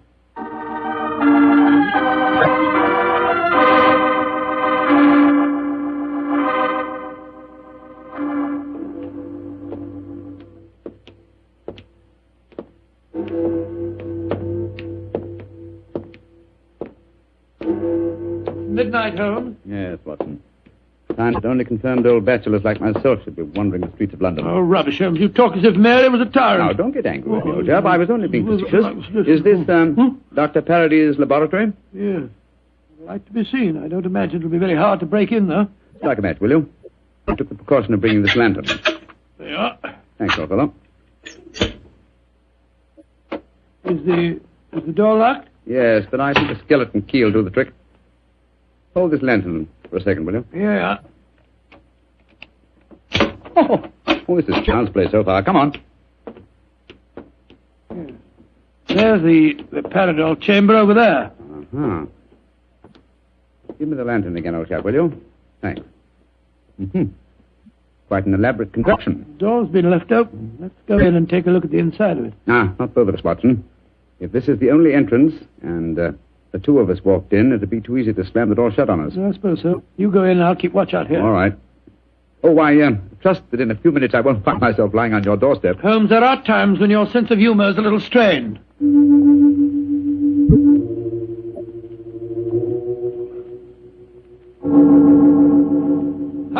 Holmes, you all right? Watson! What is it, Holmes? The body of a dead woman. She's been shot. Unless I'm much mistaken... Let me come and look. 1,000 to 1 it's Dr. Parady's. Yes, it is. Watson, get out of here. Don't you see that?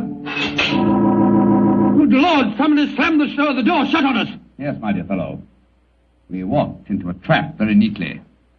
I'm afraid that we're imprisoned in what appears to be an airtight metal chamber, and the only person who can help us to get out of it again is a corpse.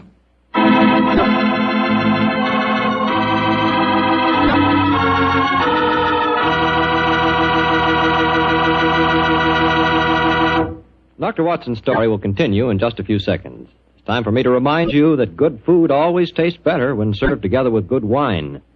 Did you know that Petri makes 2 wonderful mealtime wines? Wines especially made to go with food? Well, they do. Petri California Burgundy and Petri California Sauterne. You want a rich, hearty red wine, a wine that's great with any meat or meat dish, you just try Petri Burgundy. And if you want a wine that's perfect with chicken or fish, try a delicate golden-colored Petri Sauterne.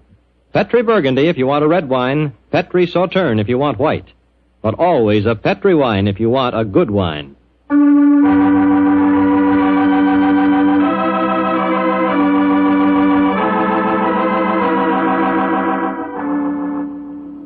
Now back to tonight's new Sherlock Holmes adventure. It is in the early hours of a winter's morning in 1887. The famous pair, while investigating the mysteries of a scientific laboratory in the East End of London, have been trapped in an airtight metal cabinet, their only companion being the dead body of a woman scientist. As we rejoin our story, Sherlock Holmes and his old friend Dr. Watson are listening intently as footsteps approach what appears to be their metal coffin. There's someone outside. They're sliding back the metal panel. Good evening, gentlemen. That voice, it's Dr. Parady's assistant. Let us out of here. Or should I be more precise, Mr. Holmes, and say good morning? Hello, Moriarty. Moriarty, you scoundrel. I can just get my hands on him. Dr. Watson, I wish you could get over your dislike for me. For my own part, I'm genuinely sorry that my trap had to catch you, too. I've often felt unhappy that you're not on my side. Such slavish admiration of you given your friend Sherlock Holmes must be highly gratifying. There's never mind about all that. What do you think you're up to? It's obvious, my dear Watson. The whole scheme was a plan to lure me out of my safe hiding by presenting an intriguing problem, and one that victimized the wife of my old friend. You knew it would get back to my ears, didn't you, Moriarty? Yes, exactly. But why did you murder this Paradise woman? That's equally obvious, my dear Watson. It served her purpose in presenting a most convincing scientific front. As soon as the trap was baited, she was a liability. She might tell tales, and so she was killed. Like so many other of your accomplices, my dear Professor. Ah, precisely. Now, my dear fellows, I'm afraid that I must close this panel and say goodbye. Quite sorry to have to kill you, but you're becoming dreadfully in my way. And how do you plan to kill us, Moriarty? By doing nothing more than closing this panel. Oh, I could be frightfully dramatic and release deadly gases into the chamber, or poisonous snakes, or something equally colorful. But quite frankly, it seems so much simpler just to shut you in. Your oxygen supply won't last very long, you know. And for your benefit, Dr. Watson, I may tell you that Paradol, whatever its other shortcomings as a metal, is bulletproof. Goodbye, you meddling fool! Oh. There seems nothing for us to do but look around and ascertain our chances of escape. Holmes, I don't like this. We're in a very nasty situation. My dear Watson, sometimes you're a master of understatement. Aha, just as I thought. What have you found, Holmes? Sliding panel, just behind the dead woman. It leads us to a passageway. A passageway that has been bricked up only within the last few hours. But long enough, I'm afraid, to make it impossible. No, there's no escape here. Hold the lantern a little higher, will you, old chap? Yeah. That's it. Well, what are we going to do now? I was just estimating the cubic capacity of this chamber. The air supply should last comfortably for at least another 8 hours. I recommend a brief sleep to refresh us and also to conserve our oxygen supply. Sleep? Who could sleep at a time like this? I can and you can, old chap, if you discipline yourself. Well, I'll try, Holmes, but I know perfectly well I shan't close my eyes.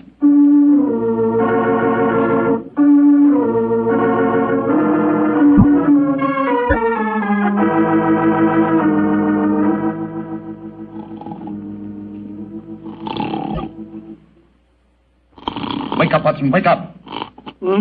Yes, Mary dear. It's you.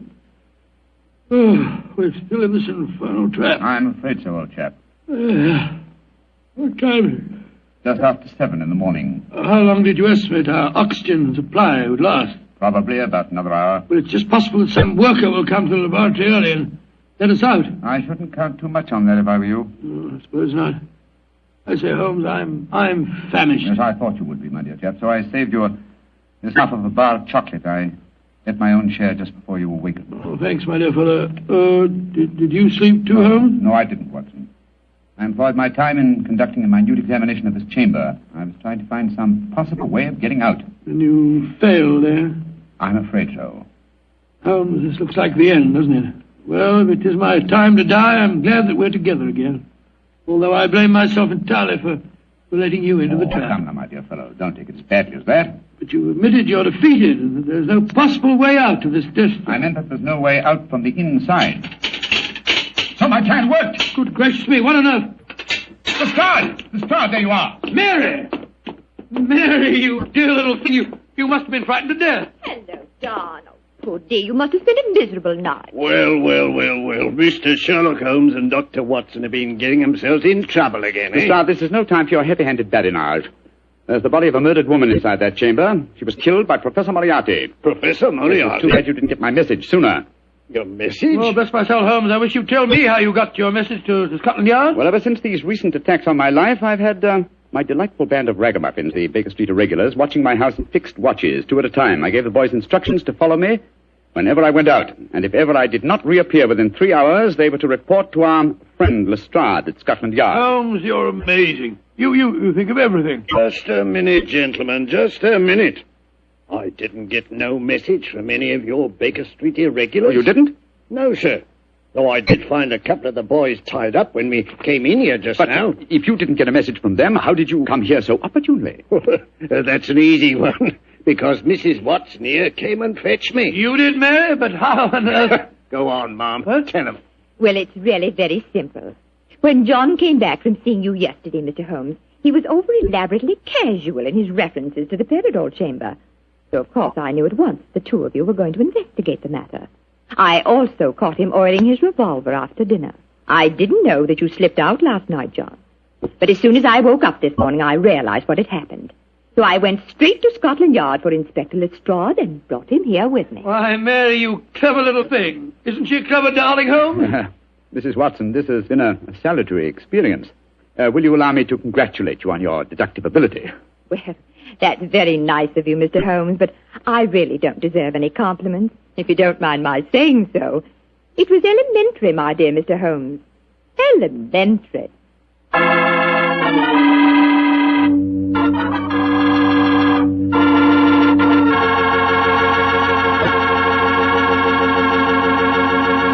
Let's knock on his library door and see if... There's no point in doing that, Mr. Slattery. I'm right behind you. Oh, hello, Dr. Watson. Don't tell me you've been stalking me. No, my boy. I was on the patio and I heard your footsteps, so I thought that I'd come in and fetch you. Let's go back and sit out there, shall we? It's a beautiful evening. That's fine with me, Doctor. Here we are. Now, settle yourself down in a chair and light a cigarette, if you have one. I'll get on with my story. Well, last week you told us it concerned an adventure that you and Sherlock Holmes had in Flanders during the First World War. That's right, Mr. Slattery, it did. I thought that you and the great man had retired at that period. We had, my boy, but it was only natural that as soon as the war broke out, we both offered our services in any capacity that might help our country. Of course. And how did tonight's story begin, Doctor? It was in the winter of that first year. Things weren't going very well for the Allies. The Germans were advancing on Paris, and the picture was looking very black. It was just 24 hours before the famous Battle of the Marne began, the battle that changed the early course of the war, when Holmes told me that we had to go up to the front lines on a secret mission. We'd been in Paris for several weeks, where Holmes had just solved the case of the missing aide-de-camp. I was anxious to get back to England and my work in the war hospitals, but of course this new summons was in the nature of a command. And so, late on a rainy September afternoon, Holmes and I, with the boom of gunfire in our ears, found ourselves in the front seat of a staff car, sloshing and jolting its way towards the battlefield. Am I driving too fast for you, gentlemen? No, Sergeant, not at all. No, you're doing a splendid job. Oh, my man, look out, considering the state of the road. Thank you, sir. Hello? The gunfire's getting nearer, Holmes. Yes, old fellow.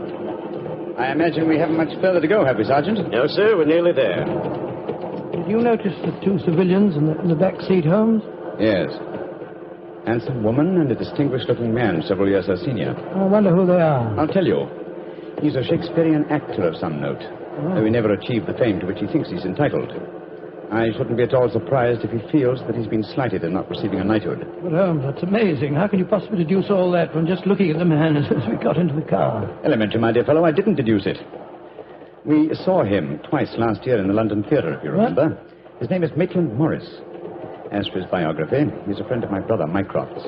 He told me about him. Well, what do you suppose he's doing up here near the front line? His brother is General Sir Stanley Morris, who's in command of this particular front, and it would seem reasonable to presume that his brother has come up here to give a performance for the front-line troops.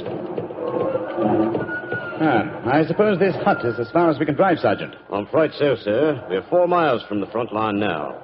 You'll have to clear your papers here. See that ruined farmhouse there, sir? Yes, Sergeant. Is that the General's headquarters? Yes, sir. Come on, Watson. Good Lord, it's pelting with rain. Yeah, let's make a dash for it.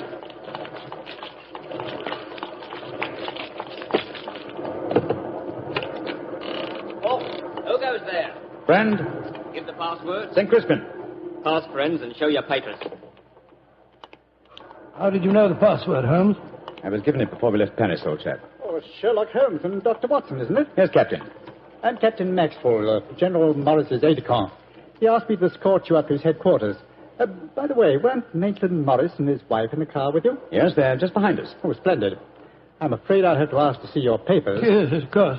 Here's my permit, Captain Maxwell. Thank you. I know you both, of course, but we can't afford to take any chances when they're this close to the enemy lines.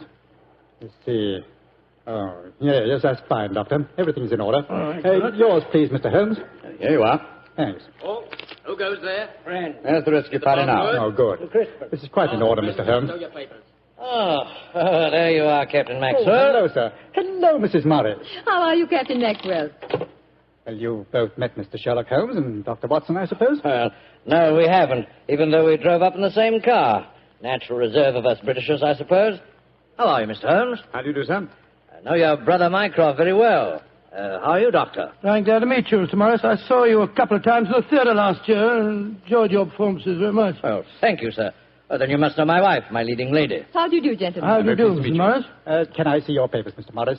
Just a matter of form. You understand. Yes, of course. Mrs. Morris, I presume you and your husband are going to give a performance tonight for the men going up the front line. Yes, Doctor. We're very flattered.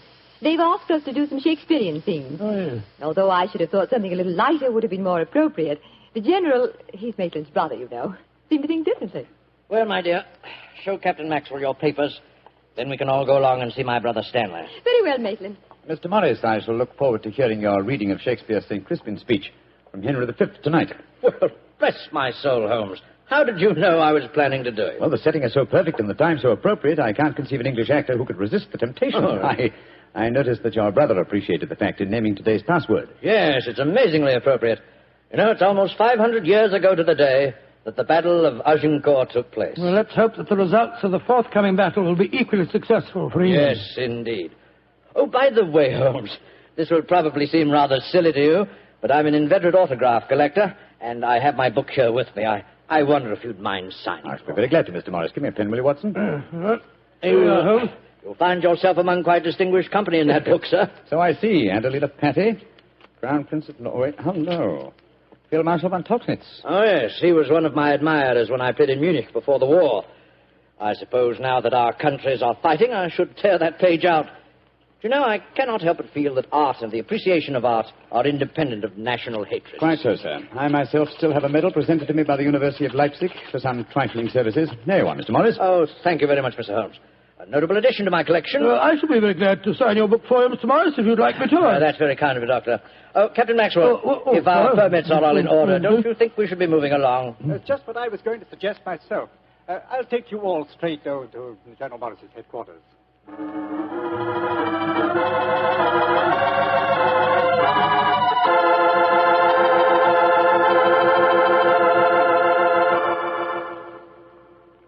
General Morris, may I introduce Mr. Sherlock Holmes and Dr. Watson? How do you do, sir? How are you, General? How do you do? Know a lot about you. Long way from Baker Street, isn't it? Yes, indeed, sir. Where's that brother of mine? Ah, there you are, Maitland.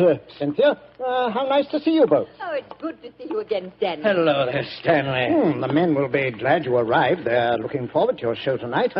We're very flattered that they want to hear us do some Shakespeare. Oh, rubbish, old boy.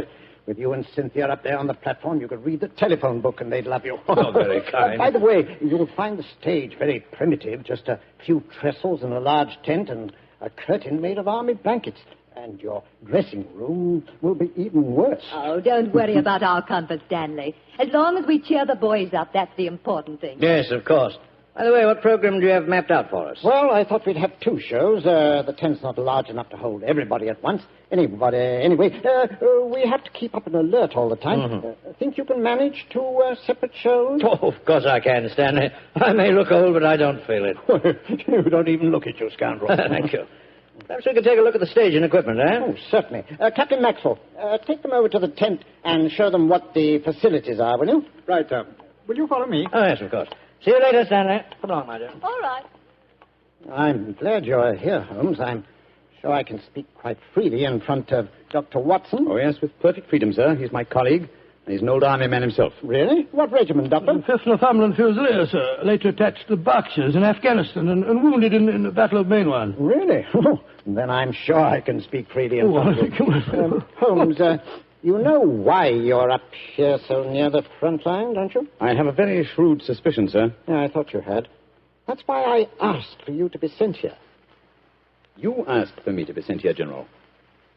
Yes, I think I understand. Well, I wish I did. You will, Doctor, in due time. In the meanwhile, gentlemen, I'll have an orderly show you to your quarters. Thank you, sir. And, Holmes, take a look around, will you, and keep your ears open. We're comparatively a little distance from the German front lines, and yet there's a very puzzling silence just now. Yes, I noticed that, sir. And half an hour ago, on our way up, there was quite a lot of shelling. Exactly. It's unnatural and rather frightening at a time like this. You see, we're attacking at dawn. The enemy might be trying to infiltrate spies, and the whole success of this battle depends on a surprise attack. I quite understand, sir. Come on, Watson.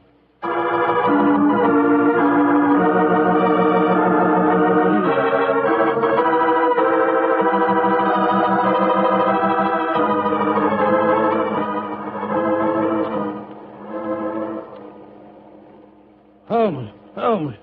The first performance starts in a few minutes, you know. They're all there waiting.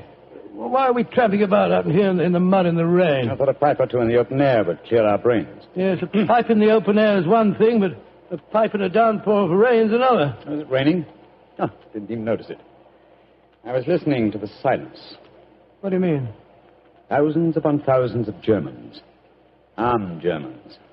Full of a blind fanatical hatred and desire to kill. Are crouched in trenches only a mile or two from here. Surrounding us are an equal number of English boys, also armed. And with a will, if not the desire, to fight. Because they know their cause is the cause of freedom and justice. All these thousands poised, ready to pounce on each other and fight to the death. And yet, beyond that patter of rain, there isn't a sound to break the stillness of the September evening. Strange world we live in, old chap. You're being unusually rhetorical, Holmes. Yes, I am, aren't I? Let's be a little more practical, shall we? I wonder what is wrong with the actors tonight. Why do you ask that? Well, a little while ago I noticed Mrs. Morris in a great state of excitement, going towards the farmhouse where the General is. Then she went back to her own quarters, and now she seems to be headed in our direction. Is anything wrong, Mrs. Morris? It's Maitland. What's wrong with him, madam? He's disappeared. Disappeared? What's happened? We were in the tent together, making up for our performance, when an orderly came in with a message. Maitland said it was from his brother. Slipped on a raincoat and went out, saying he'd be back in a few moments. I waited and waited, and after a while I got worried, and I went over to see the General myself. He said that he'd sent no message, and that he hadn't seen any sign of Maitland. Good Lord, what could have happened to him? I don't know, Doctor, but I'm frightened. What shall I do, Mr. Holmes? You're a brave woman, Mrs. Morris. Brave? I don't know, Mr. Holmes. Why? Because the show must go on. I shall take your husband's place. But Holmes, something's happened to Maitland Morris. He's in danger. True, Watson, true. Huh? But 1,000 men inside that tent are in mortal danger, too. Tomorrow morning, many of them may be corpses on the fields of Flanders. But tonight, they've been promised a show. Do you think that you can do it, Holmes? Oh, I think I can, with the help of Mrs. Morris. I can't do it, Mr. Holmes. You can, Mrs. Morris, and you will. If only to uphold that great tradition of the theater, that the show must go on.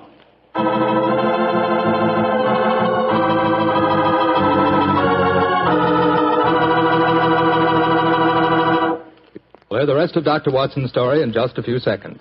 Time I'd like to take to tell you that if you've got a butcher who has meat, and you've got the points to get that meat, don't forget to bring home a bottle of Petri California Burgundy. Tell you why. That Petri Burgundy is a rich red mealtime wine that's wonderful with any meat or meat dish. That's a fact. Petri Burgundy can make a banquet out of a hamburger. And boy, Petri Burgundy and old-fashioned Irish stew are bosom companions. Just get yourself some Petri Burgundy and share it with your family. Petri Burgundy is the best friend a good meal ever had.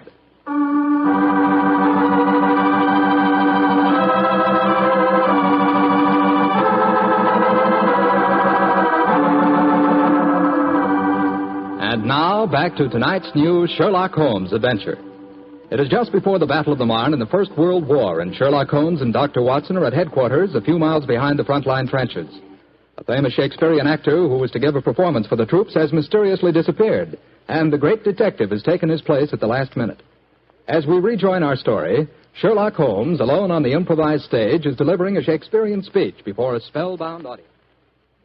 Happy breed of men, this little world, this precious stone set in a silver sea, which serves it in the office of a wall or as a moat defensive to a house against the envy of less happier lands. This blessed plot, this earth, this realm, this England.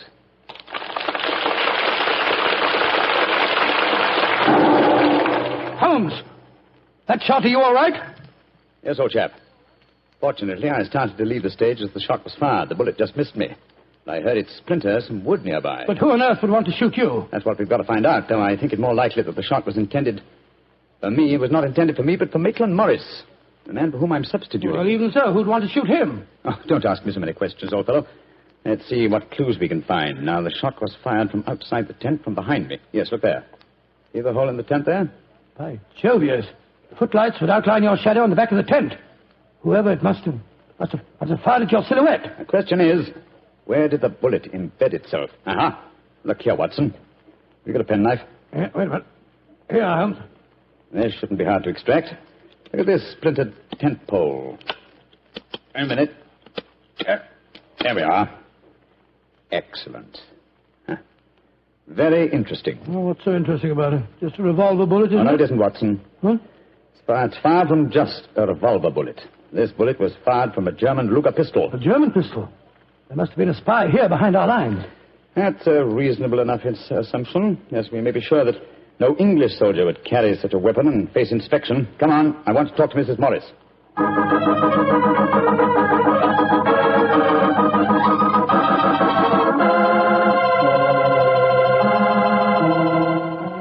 Mrs. Morris, I want you to be very frank with me. But of course, Mr. Holmes. You know why your husband's missing, don't you? No, I don't. Have you found out anything? Come, madam. Why keep up this pretense any longer? I know that your husband is a spy, or at least a great sympathizer with the German cause. The General's brother a spy? Good Lord. How dare you say that? Because it's true. Foreign Office have been suspicious of his sympathies for some time. His own brother knew it. That's why he asked to have me sent up here to keep an eye on him during his visit. It is true. Why should I keep up the pretense any longer? You see, Maitland was a disciple of Stuart Houston Chamberlain. Oh, who was this Stuart Houston Chamberlain? An Englishman who married one of Richard Wagner's daughters and became a German citizen, and an arch-enemy of England. I tried to dissuade Maitland. I implored him to consider his British heritage, his brother's name and mine. But Maitland was a strange man. His life was one of frustration and envy. Envy of his brother, I suppose? Yes. When Stanley was knighted, it hurt Maitland terribly. He said it was typical if the English would knight a soldier and yet leave a great artist like himself unrecognized. That in Berlin, they really understood and rewarded the artist. Well, if the authorities knew that, it's amazing they allowed him to come so close to the front lines at a time like this. Oh, it was at the General's request. He wanted to plead with my husband to warn him that his secret was known. And now Maitland's gone over to the German lines. Oh, it's terrible. It's worse than that. It's disastrous. He can give them information as to the strength of our troops here. He knows the password. He might even know the hour the attack is timed to start. How did your husband expect to enter the German lines in safety, Mrs. Morris? He speaks fluent German, Mr. Holmes. I fancy the autograph book he was carrying, containing the signature of Field Marshal von Tobacconist, was in reality his pass through the German line. You told the General that his brother was gone, of course. I haven't been able to. He moved up to the front line position immediately after the first performance, though I had warned him what I thought Maitland was planning to do. I think he intended to give his performance first, then cross the lines immediately afterwards. But something must have made him change his mind. Perhaps he suspected I'd warned the General. Anyhow, as you know, when I got back to our quarters, he'd gone.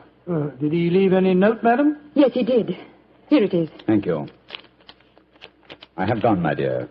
Try and understand and forgive if you can. You wouldn't come with me, and so I'm taking what is left of my heart and my hopes where they belong, among the friends that understand and appreciate me.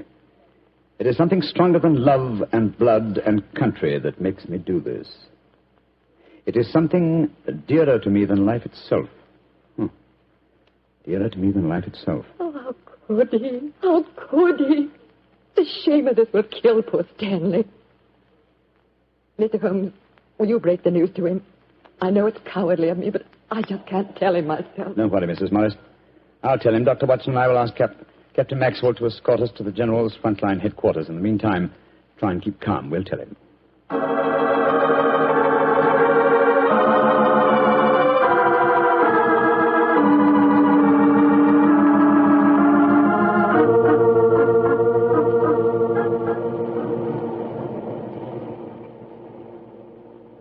If you will wait in the dugout, Mr. Holmes, I'll tell the General that you're here. Thank you, and be sure to let him know the urgency of the matter. Yes, sir. Holmes, this is a dreadful business. Yes, it is, Watson. Though if my plans work out correctly, I think the success of tomorrow's battle may not be imperiled. What plan? Listen. You know, Holmes, a strange silence from the German line since we came here might be accounted for by the fact that they knew Maitland was making his getaway. They wouldn't want to risk wounding such a valuable spy. Quite possibly. What I still don't understand is who shot at you with a German pistol and why. You're being very dense, old fellow. Surely it's obvious that... Here comes General Morris now. Poor devil. This is going to be a dreadful shock to him. Hello, Holmes. Dr. Watson? General Morris, I'm afraid that I've bad news for you. Your brother has gone over to the German lines. Maitland did go there. I should have put him under an armed guard as soon as he came here, but I thought I could reason with him, appeal to his sense of honor. Instead of which you tried to shoot him, sir, but fortunately for me, you missed. You see, I took his place at the first performance. But that shot was fired from a German pistol. True. That was when I first knew the general had fired the shot. But I still don't see how you could now. Only a high-ranking officer, not subject to inspection, could carry a non-regulation firearm. You're an old army man, you should know that.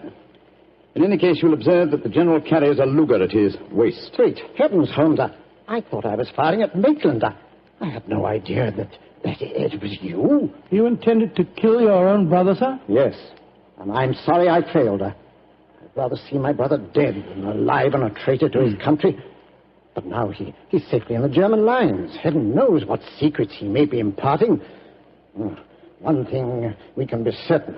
Our chance of a surprise attack in the morning is gone. Possibly not, sir. What do you mean? You see, I took the liberty of altering your brother's credentials quite extensively. How, Holmes? I knew of his German sympathies. Mycroft had given me a great deal of information about him, and so I took it on myself to decide that it was unsafe to allow him so near the enemy lines with his own identification on him. Well, what did you do, Holmes? I took the liberty, sir, of stealing his autograph book, the one containing the magical signature of Field Marshal von Tauchnitz. I have it in my pocket now. I think we shall find within its pages a code concealed in the various autographs, giving valuable information to the enemy. Good Lord. I also switched military permits on him. I felt that in the event that he did go over to the German lines, his welcome might be less cordial if they were under the impression that they'd captured Sherlock Holmes. To make that identification doubly sure, I also slipped in his pocket a slight souvenir of my own. By Joe, Holmes, you mean that medal that was presented to you by the University of Leipzig? Exactly, old fellow. I no longer wish to own a decoration given me by a country of barbarians, and it seemed a rather neat and effective way of returning it to them. So the Germans will think they've captured Sherlock Holmes? Yes, sir, and unless I'm much mistaken, he'll receive very short shrift at their hands. Yes, they hate you. There's your answer, sir. I'm sorry. Don't be sorry, Holmes. It's better that way. Now his secret can die with him. Excuse me, sir. Yes, Maxwell, what is it? Would it be in order for me to return to headquarters now, sir? It's very nearly time for the second performance, and I've still been unable to trace the whereabouts of your brother. Well, my brother will not be acting tonight, I'm afraid. Holmes, I wonder if I might ask you to take his place once again. If you want me to, General. I do. Maitland had planned to do the St. Crispin speech from Henry V. He knew how much I loved it. I realize that, sir. When I was told the password up here. Well, can you remember the speech, Holmes? Oh, I think so. At any rate, I can try. Then do it for me, my dear fellow, will you? For me. I'll be very proud to do it, General. Goodbye and good luck. Thank you, Holmes. Captain Maxwell, take them back to headquarters, will you? The men will be waiting for the performance.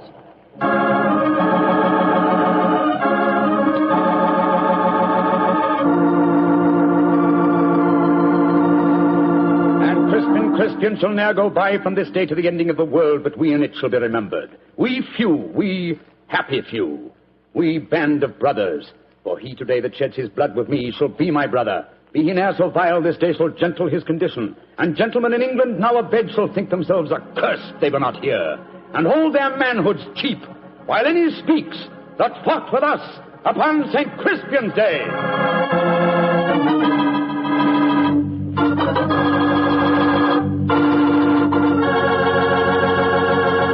Well, Doctor, that was a bit of an exciting adventure. I can still remember that awful feeling I had when I heard the shot in the tent and realized someone had tried to kill Holmes. He did have a narrow escape, didn't he? Well, Holmes always said there was no such thing as a narrow escape. He said you either escaped or you didn't. If you did, well, why worry? And if you didn't, you couldn't worry, so what? Quite a philosophy. I'd like to discuss it with you further. Over a bottle of wine? How else? What kind of wine? Naturally. Naturally. You couldn't ask for a more delicious wine than Petri. That's because the Petri family knows how to make good wine. It began on a summer evening in 1906. I'd been for a long walk in the park, I remember, and when I returned to Baker Street, and entered our rooms, Holmes looked up at me with a twinkle and spoke.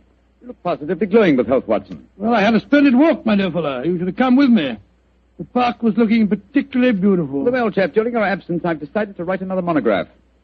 Oh, well, what's the subject this time? Occupational liability to murder. For instance, the mortality rate is naturally high among policemen and detectives. Physicians are murdered with fair regularity, but the murder of a dentist is rare. And who ever heard of a murdered veterinary surgeon? It's quite true, but what's the occasion for this little homily? I've been browsing over my newspaper clippings. Yeah? You recall ever hearing of a murdered tobacconist, Watson? No, I can't say that I do. Oh, why? And yet my clippings inform me that no less than 3 tobacconists have been murdered in the past 6 months, and all the murders have occurred in the same small shop at the East End of London. Now, why do you suppose 3 tobacconists would be murdered in the same shop? Come now, old fellow. Give me a logical solution to the problem, will you? Well, let me see.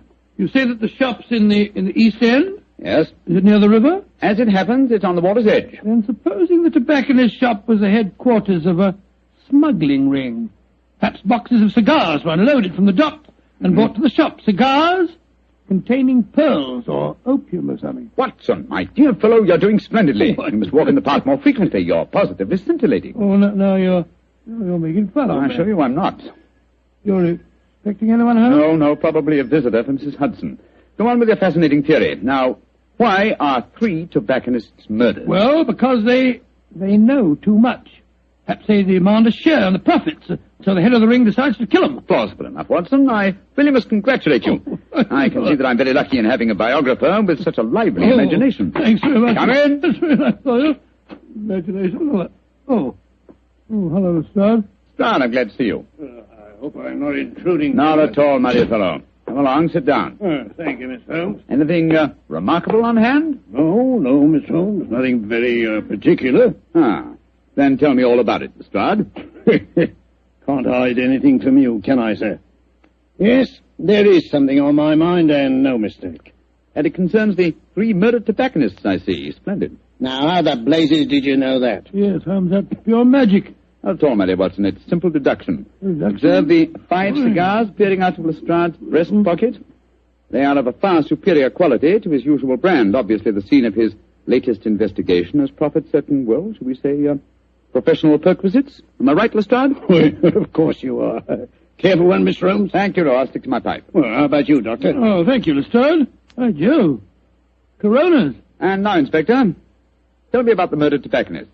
Well, how much do you know about the case? Just what I've read in the papers. Well, curiously enough, we were discussing the affair as you walked in, Lestrade. It's a strange business, gentlemen. I only got hold of the old story today when I had a long talk to young Jack Longworth. He's the owner of the shop. Oh, in relation to Gerald Longworth, the Tory member of Parliament who battled so successfully against the slum clearance bill? His son, Mr. Holmes. Nice young fellow, too. When his father died, he inherited this shop along with a lot of other property in the East End. Well, how big a shop is it, Lestrade? Oh, just a hole in the wall, Doctor. Like all the other shops in that part of London. Young Mr. Longworth tells me he first rents it to a man by the name of George Grillet.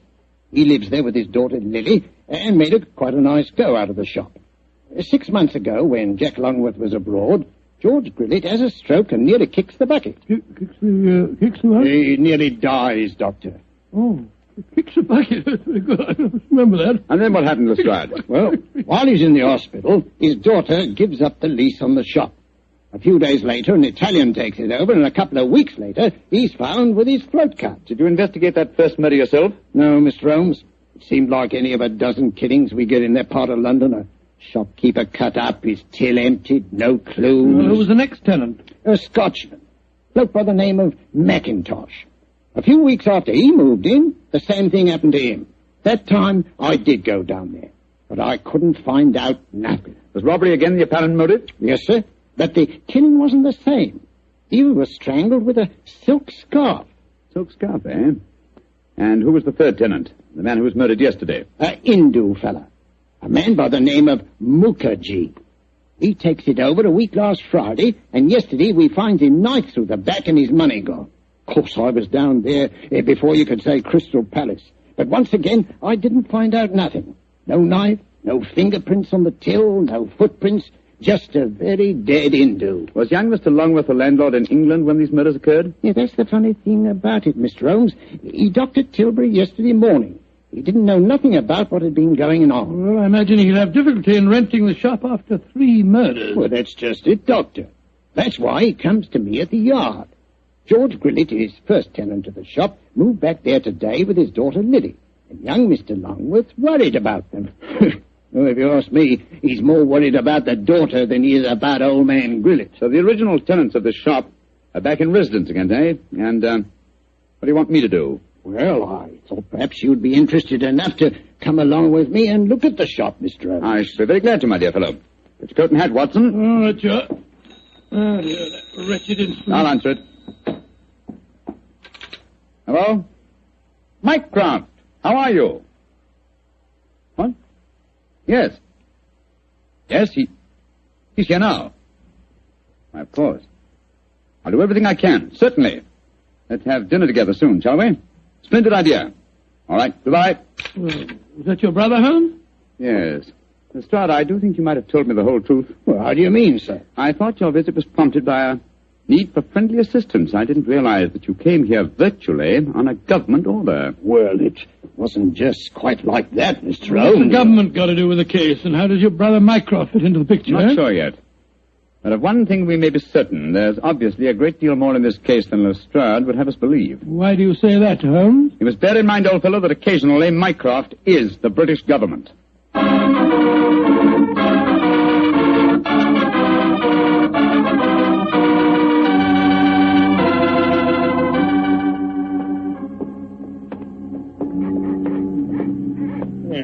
Nice part of London to take a walk in on a foggy night, ain't it, gentlemen? All our policemen work down here in pairs, you know. Yes, I don't blame them. It's a vile neighborhood. There's the shop just ahead of us, with a sign hanging out. Hello, there he is again. Oh. See that bearded Hindu skulking off around the corner there? Oh, yes. He's been haunting the place ever since I came down here. So a bearded Hindu haunts the place, eh? Yes, and yesterday, Holmes, the Hindu proprietor of the shop was murdered. Exactly.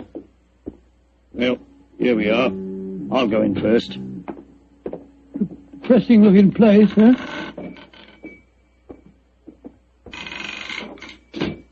I'll be out in a jiffy. That's Lily, George Grillett's daughter. Helps him with the shop. Sorry to keep you wet. Oh, it's you, Inspector Lestrade. Yes, Miss Lee. I brought some gentlemen to see your father. This is Mr. Sherlock Holmes and Dr. Watson. Pleased to meet you, I'm sure. How do you do, Miss Grillett? How do you do, young lady? Is your dad home? No, Inspector, he won't be in till after dinner. Went down to the docks, he did, to see about some cigar shipments. Mr. Longworth's here. If you want to see him, we were just having some tea in the back room. Yes, I'd like these gentlemen to meet him. Jack, come out in the shop, Jack. What is it, Lily? Oh, Inspector Lestrade. And this must be Mr. Sherlock Holmes and Dr. Watson, I'm sure. How do you do, sir? How are you, Mr. Longworth? I'm very glad the inspector was able to persuade you to come down here, Mr. Holmes. I'm dreadfully worried about this business, particularly since Lily's father insisted on coming back here. I'm afraid they're in great danger, but I can't make Mr. Grillett see it. Young lady, I wonder if I might ask you a few questions. Well, of course, Mr. Holmes. Before your father had his stroke, did he receive any threats concerning his occupancy of the shop? Well, if he did, he never told me about him. But it wouldn't surprise me. I often told him his biggest enemy is himself.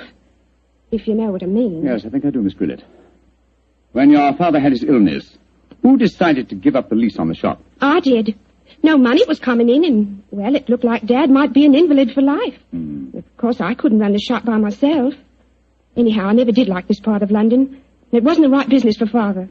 What was his reaction when you told him to give up the lease? Oh, he was awful angry with me. Said I'd no right to do it without asking him. By the way, we saw that bearded Hindu again as we walked up just now. He's been hanging around ever since we came back here, Inspector. Well, has he actually come into the shop, Miss Grillett? No, but he keeps walking by and looking in the window. I'm sure if we both went into the back room or left the shop for a little while, well, he'd come right in. Then I suggest we give him the opportunity he's seeking. Miss Grillett, I wonder if you and Mr. Longworth would mind leaving the shop for a while. Of course not, Mr. Holmes. To make your departure rather ostentatious, shall we say, so that he can't help noticing it.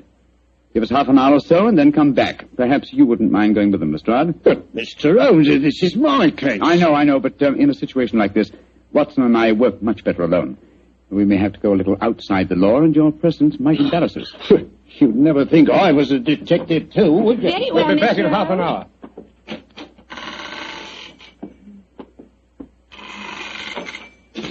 hour. Poor old Lestrade. He gets very touchy as the years roll by. See, I blame him. I'm leaving him completely in the dark. Come on, Watson. Behind the counter. No, my dear fellow. Not under it. Not under it, old chap. We lift the flap. So. Now I suggest we crouch down behind here. Come on. That's it. Have you got your revolver, Watson? Yes, it's in my pocket. Good. Meantime, make yourself as comfortable as these cramped quarters will permit. We may have quite a wait ahead of us.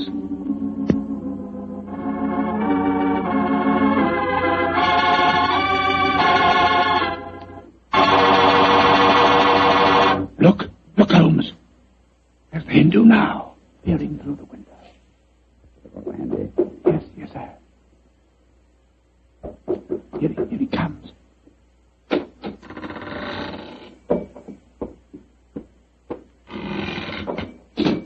All right, Watson.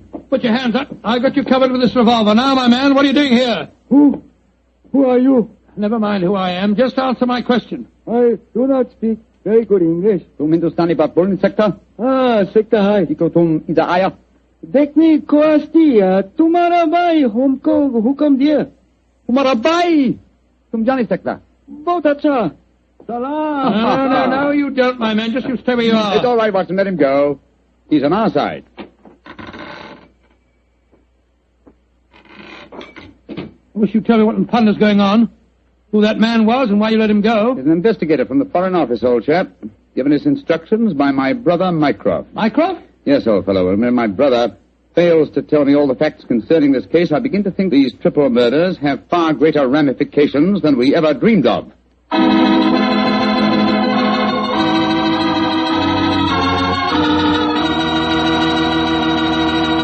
Dr. Watson's story will continue in just a second. Just about time enough for me to mention that any meal becomes a better meal when you serve it with Petri wine. And say, you'll find that Petri California Burgundy and Petri California Sauterne are just made to go with food. That Petri Burgundy is a rich red wine that's bosom pals with any meat or meat dish. Boy, what a flavor. And that Petri Sauterne is the delicate white wine that's just perfect with chicken or with fish. Yes, sir, with food, you just can't beat a good Petri wine.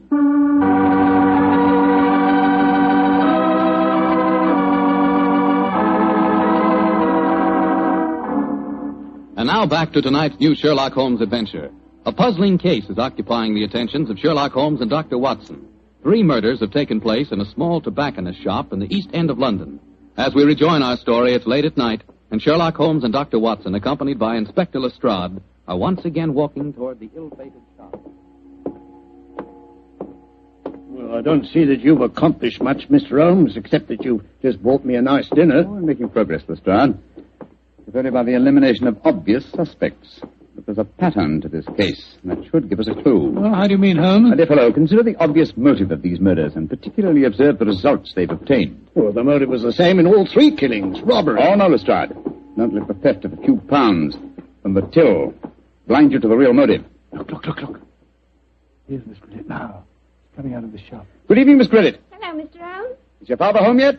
Yes, he is, Mr. Holmes. Well, I can't tell you how anxious I am for you to talk to him. I'm going to meet Mr. Longworth. He's taken me to the music hall. I should be home just after 10. I hope you'll be able to stay with Dad until then. Well, don't you worry, Miss Grillet. We'll keep an eye on him. Oh, thanks ever so much. Oh, Mr. Holmes. Yes, Miss Grillet? Please don't go into our rooms in a beck, will you? I've left things in a frightful mess. I quite understand, Miss Grillet. Well, ta-ta all. See you later. Let's go into the shop.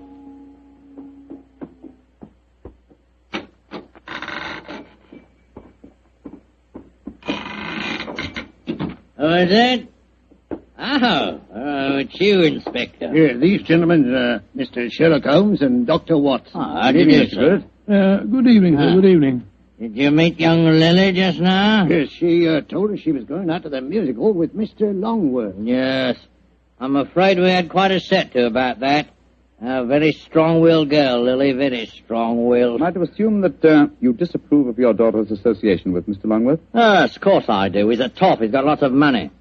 Lily's so blunt she can't see that he's up to no good. I'm pretty sure he's afraid I might find out what's really at the back of these here murders. And what is your theory, sir?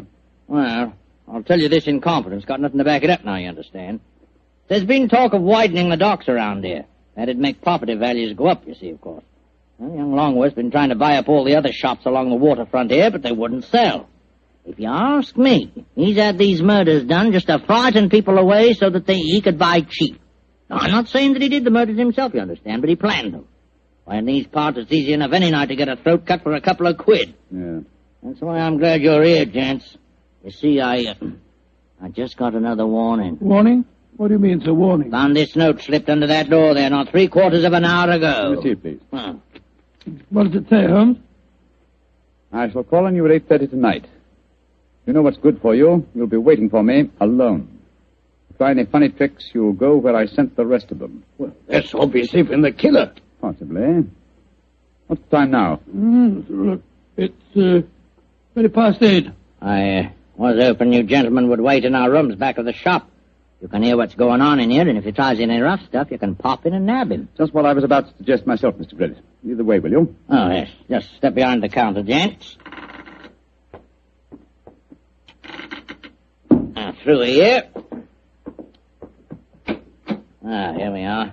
Ain't exactly Buckingham Palace back here, but you can make yourselves comfortable, can't you, gents? Oh, don't you worry about us, Grillet. Oh, I better turn out the gas. If this bloke spots a light under the door in here, he might smell a rat. Now, there we are. Now, as soon as I see him coming in the shop, I'll knock twice on the door, like this. And that'll give you the signal that he's here. Is that right? Right, you are, Grillet. All right, now keep your ears open, gents. I may need your help.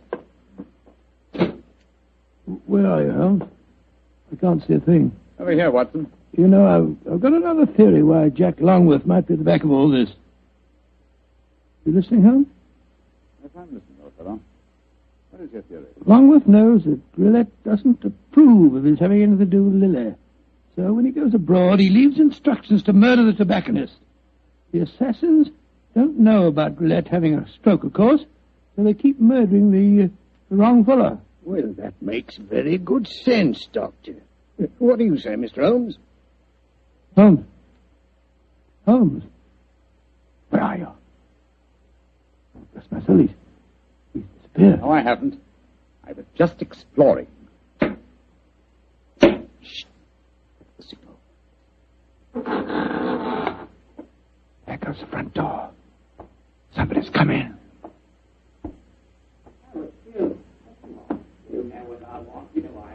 We'd better go in.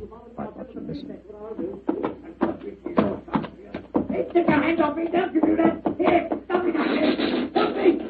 We've got to get in there at once. Open the door. Well, it's locked. Never mind that. Get your shoulders into it. Come on, help me. On here. Come on, one more.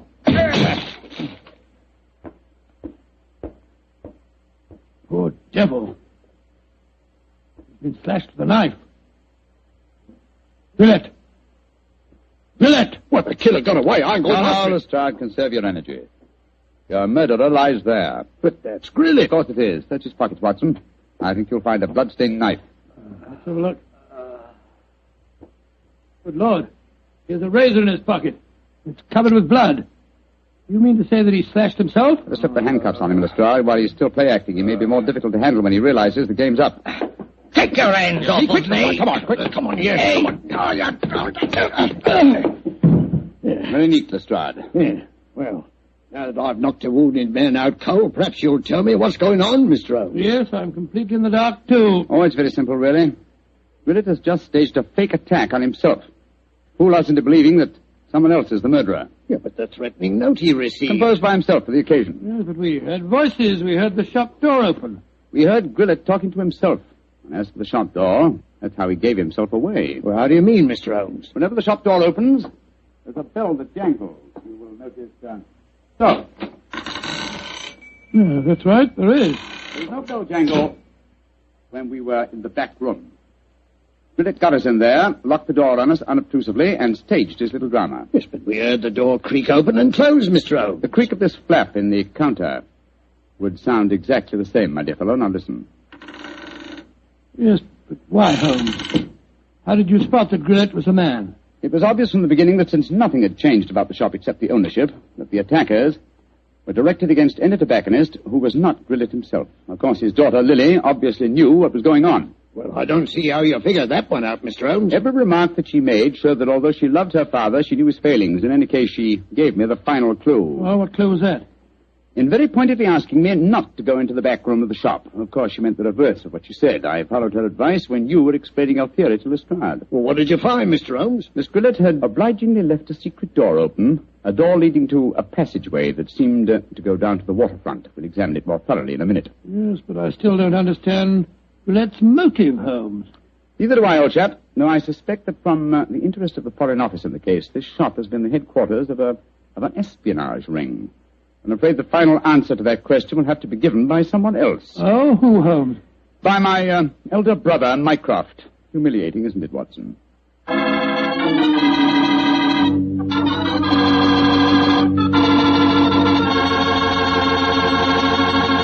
And what was the final answer to the question, Dr. Watson? Well, Holmes was right as usual, Mr. Foreman. The shop had been the headquarters of a spy ring operated by Grillet.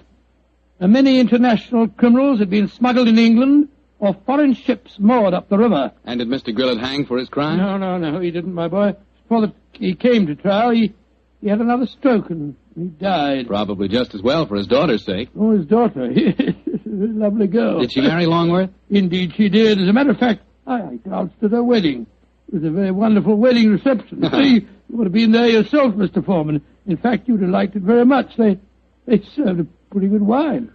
Was it a Petri wine by any chance? Oh, well, it was so good it easily might have been.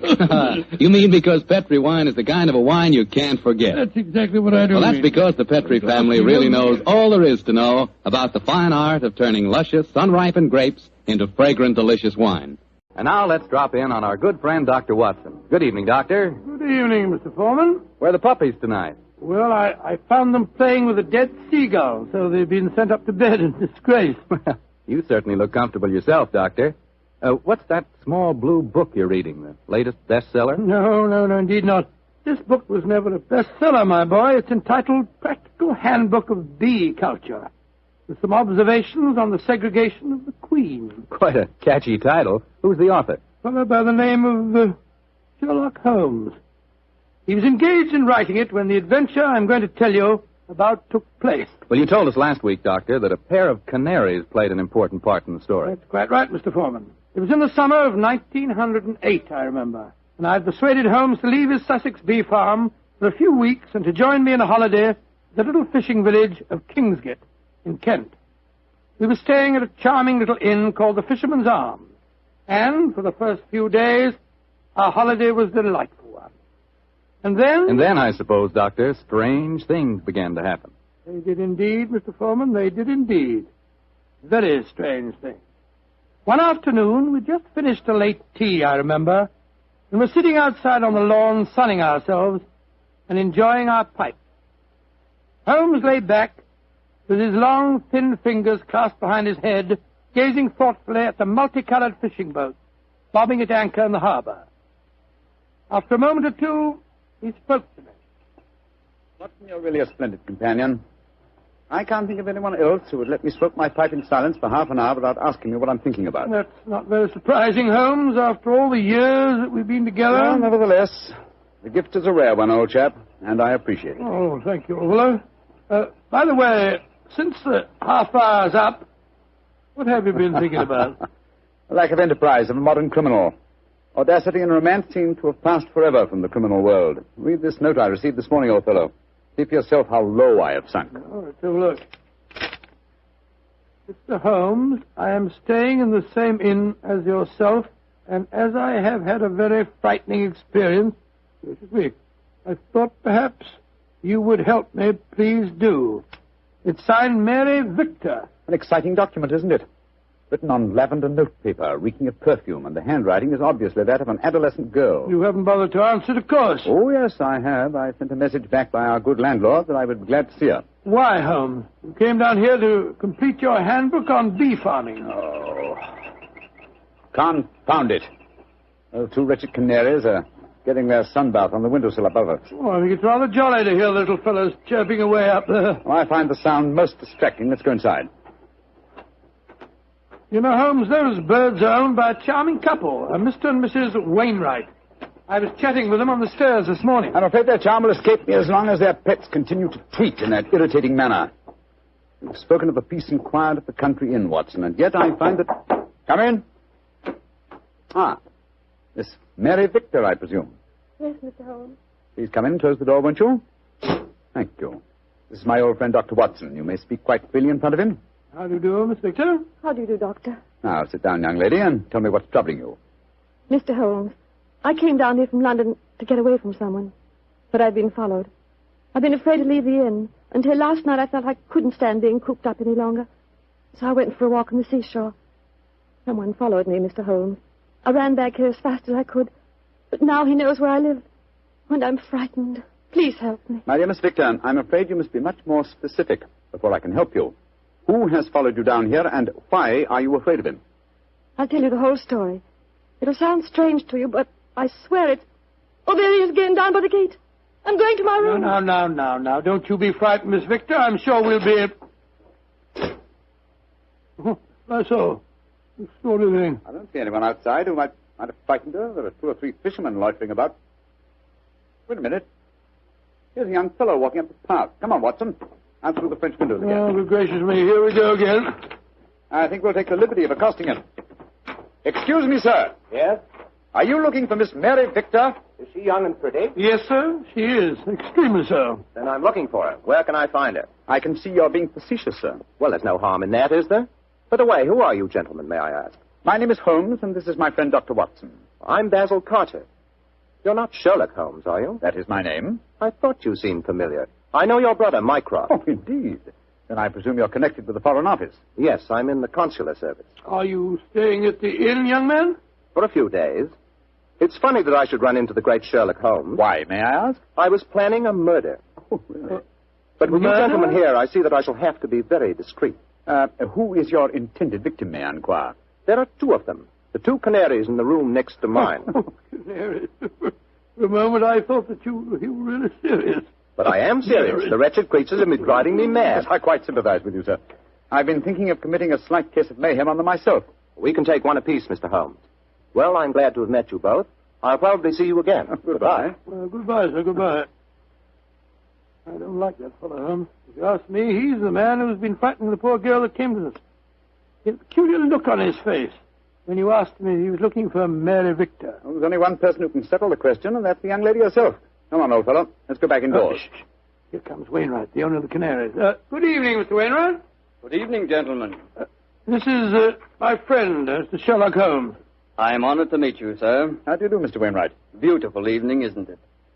I just took a stroll down to the store to get some more birdseed. By the way, Mr. Holmes, I hope our canaries don't bother you. Little fellows are such a comfort to my wife and me. Oh, no, not at all, sir. I find their chirruping very soothing. Oh, I'm so glad. Good night, gentlemen. Good night, sir. Good night, Mr. Wilson. Not Wilson, Mr. Holmes. Wainwright. Oh, I beg your pardon. I'm so sorry. I thought you said Wilson. Good night. Not like you to mix up names, Holmes. I didn't mix them up, old fellow. I never forget a face. Mr. Wainwright is in reality Wilson, the notorious canary trainer, whom I had the pleasure of sending to prison for a 7-year stretch in '95. Some years later, he made one of the most spectacular escapes from prison in the history of crime, and has since managed to evade all efforts to recapture him. Great Scott, he seems such a sweet old fellow. Well, possibly he's reformed, but I doubt it. Our stage is set for an intriguing problem, old chap, and our cast is an interesting one. A frightened young girl, a diplomat of uncertain integrity, and a noted criminal. Watson, I have a feeling that once again the game's afoot.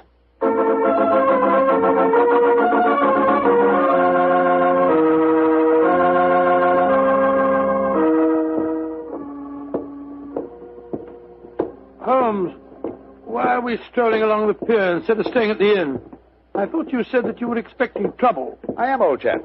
And I'm sure it will find us out. You know, Holmes, I'm still completely mystified by the behavior of that girl, Mary Victor. I knocked at her door last evening, again this morning. I couldn't get any answer. And the landlord told me that she was not seen at dinner last night, nor at breakfast this morning. And yet her room has not been vacated. Curious. Hello, there's the village constable, sunning himself at the end of the pier. Yeah. Good morning, Sergeant Blake. Mr. Holmes, Dr. Watson. How are you, gentlemen? Well, splendid, thank you, Sergeant, and very appreciative of the weather that you've provided for us. Oh, think nothing of it, sir. We always arrange that for our really distinguished visitors. Oh. By the way, Mr. Holmes, I was reading one of your friend's stories about you last night. The one called The Adventure of Mysteria Lodge. That was, Wisteria Lodge, you foolish fellow. Well, maybe it was. Anyway, I was reading it aloud to me old woman. And if you don't mind my saying so, Mr. Holmes, we both thought you made a bad mistake. Oh, really? Though, of course, you come out all right in the end. Dear me, Sergeant, I stand reproved. Excuse me, Sergeant. Holmes, look. Look at that figure standing by itself right at the end of the pier. Mm-hmm. Our friend Wilson, the Canary trainer. He's got a revolver. Here, we don't want any of these goings-on in Kingsgate. Come on. Here, you. What are you doing waving that revolver about? Keep back, the three of you. I'm the law here. Don't you tell me what to do. Keep back, I say. I'm not afraid to fire. Better do as he says, Sergeant. You don't want to trifle with. Just exactly what are you up to, Wilson? You caught up with me once again, Sherlock Holmes. But this time you're not going to send me back to a prison again. And maybe the gallows. If I can't escape you, then I'll take my own way out with this revolver. Wilson, what in thunder are you talking about? The murder at the inn last night. I did it. Murder? I'm confessing in front of the three of you.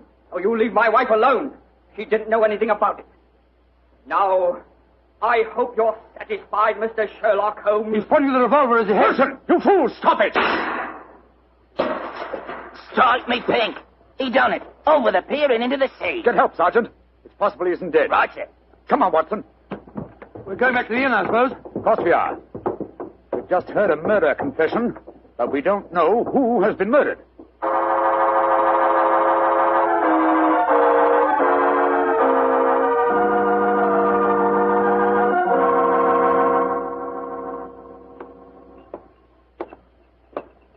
Holmes, what was the telegram that you sent off just now? A message to my brother, Mycroft. The innkeeper informed me that Basil Carter, the young diplomat we met yesterday, left the inn rather hurriedly in the early hours of this morning. Come on, let's go upstairs. Well, we'll have to break the news to Mrs. Wainwright, I suppose. Before we do that, I think we'll see if Miss Victor's in her room. Which one is it? Here, top of the stairs. We'll take the liberty of looking in. Miss Victor hasn't been seen since last night. Uh-huh. Unlocked. Lord, what a mess. Clothes strewn all over the place, open suitcases. Yes, it Look looks at as if the young lady had been planning an immediate departure. Where can she be? No one's seen her since last night. Oh, I beg your pardon, gentlemen. I thought I heard Mary Victor come in. I'm Mrs. Wainwright. Mrs. Wainwright, I'm afraid we have some rather bad news for you. Your husband shot himself a quarter of an hour ago at the end of the pier, and his body fell into the sea. Is he dead? We must presume so, madam. I left the police sergeant there searching for him. Sergeant Blake should be back here any moment now. So he did it. After all. You don't seem very surprised, madam. He threatened to do it. Mrs. Wainwright, before your husband shot himself, he confessed to committing a murder in this inn last night. A murder? Whose murder? At the moment, we're not quite sure. Oh, he must have been out of his mind. Mrs. Wainwright, I'm afraid I must ask you some rather painful questions. Are you aware that your husband was a criminal, that he served a prison sentence under the name of Wilson? Yes, I knew that. He told me when we were married 2 years ago. But he said that he'd gone straight ever since he'd come out of prison. That's why he changed his name. He was trying to make a fresh start. You know no reason for his planning to kill anyone at this inn? None. And unless you find someone murdered, I wouldn't give too much thought to it. Yes, if you'll forgive my saying so, madam, you seem remarkably unmoved by your husband's tragedy. Why should I pretend? We were very unhappy together. This might be the best way out of it for both of us. Oh, my soul. My husband carried quite a large amount of life insurance. In the event of suicide, would that be payable? And on the policy, madam, then I must say that from your attitude, I begin to doubt whether your husband is dead. What do you mean? I mean that if Mr. Wilson, or if you prefer it, Mr. Wainwright, wished to disappear in spectacular style, What could be simpler than to pretend to shoot himself, drop into the sea... Mr. Elm! I'm up here, Sergeant. Ah, did you find him? Yes, Mr. Elm. We fished him out right away. Dead as a doornail. Shot himself through the head, he did. Well, that disposes of your last theory, Holmes. Did you find the revolver, Sergeant? Yes, ma'am. Got it right here with me. One bullet missing. Have you found out if anyone here's been murdered, Mr. Elm? I found out very little as yet. Wait a moment. Listen. I don't hear anything.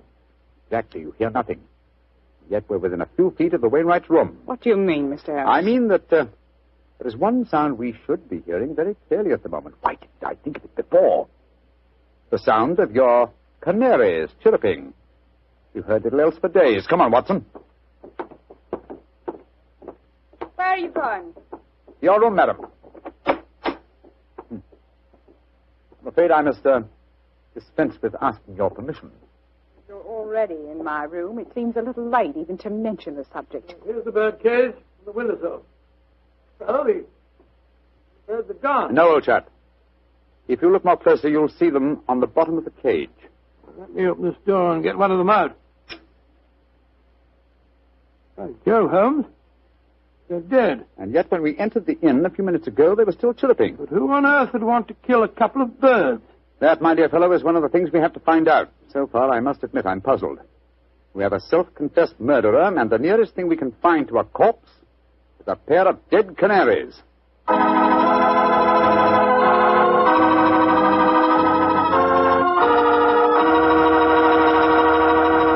We'll bring you the rest of Dr. Watson's story in just a second. A second I'll take, if you don't mind, to ask you if you've ever had a glass of Petri California Sherry. Because if you haven't, boy, you want to remedy that situation pronto. Try that Petri Sherry before dinner some evening. Look at its clear amber color. Smell the fragrance of those luscious grapes. And get a sample of that Petri flavor. That Petri Sherry can turn the usual before-dinner lull into a main event. And say, if you like your sherry dry, as I do, wait till you taste Petri Pale Dry Sherry. Is that ever good? But after all, when it's a Petri wine, it's always a good wine.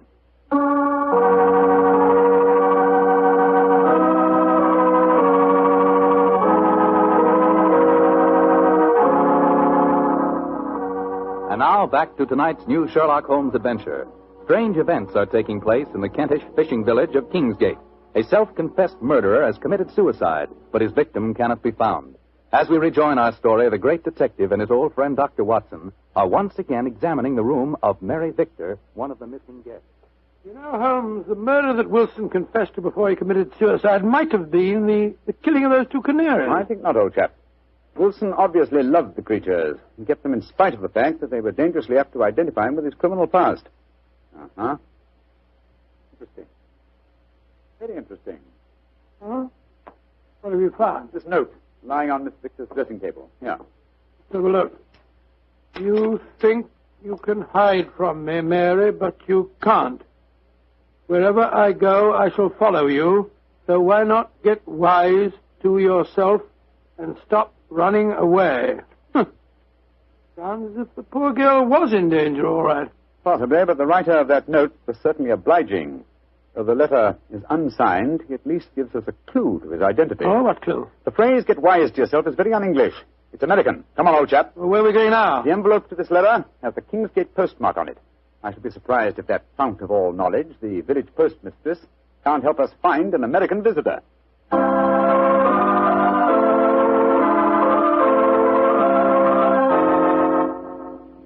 Yes, I know the young man you must be looking for, gentlemen. His name's Walter C. Bunker. He's been in here to send telegrams, and his accent's so strong you could cut it with a knife.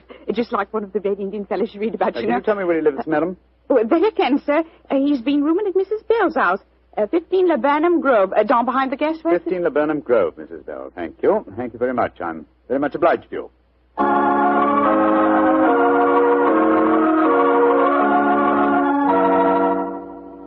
Mrs. Bell? Yes, sir.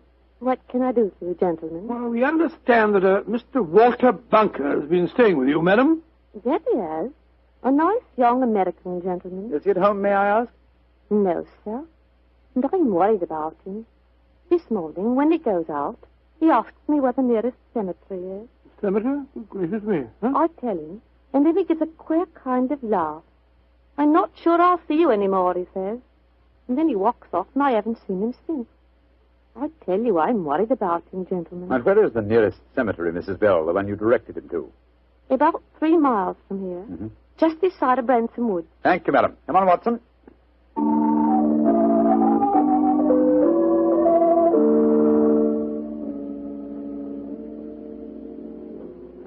The cemetery seems deserted. The music comes from the church. Good Lord, it's a funeral. Or a wedding.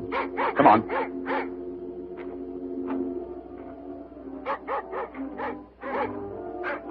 By Jove, it is a wedding, Holmes. I'm afraid we're on the false trail, but we'd better make sure.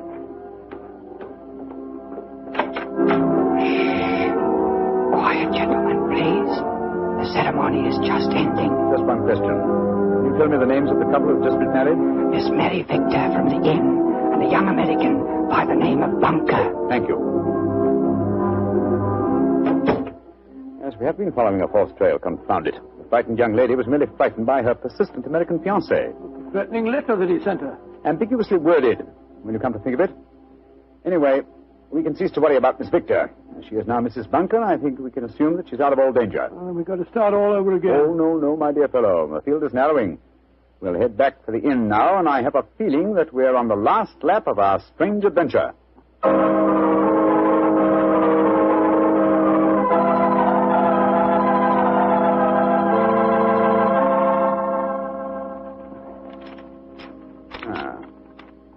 Yes, here's another suspect eliminated. This telegram is from my brother Mycroft. I telegraphed him earlier on today to check on the movements of Basil Carter, the young man who left the inn so mysteriously in the early hours of this morning. His answer informs me that the gentleman in question was recalled to the Foreign Office suddenly and arrived quite safely a few hours ago. Well, now I'm completely puzzled. And I, old fellow, at last see daylight. Wish I did, Mr. Holmes. Sergeant, go upstairs and get the dead man's widow and bring her to my room, please. Right. And then I think I can give you the solution to this problem.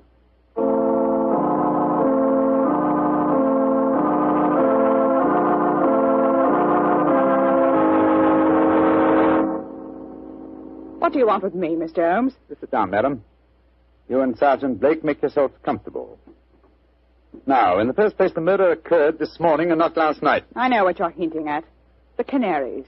I admit I killed them. But you can't do anything to me for that. Why did you kill those birds? I hated them. As much as my husband loved them. And when I knew he was dead, their singing drove me mad.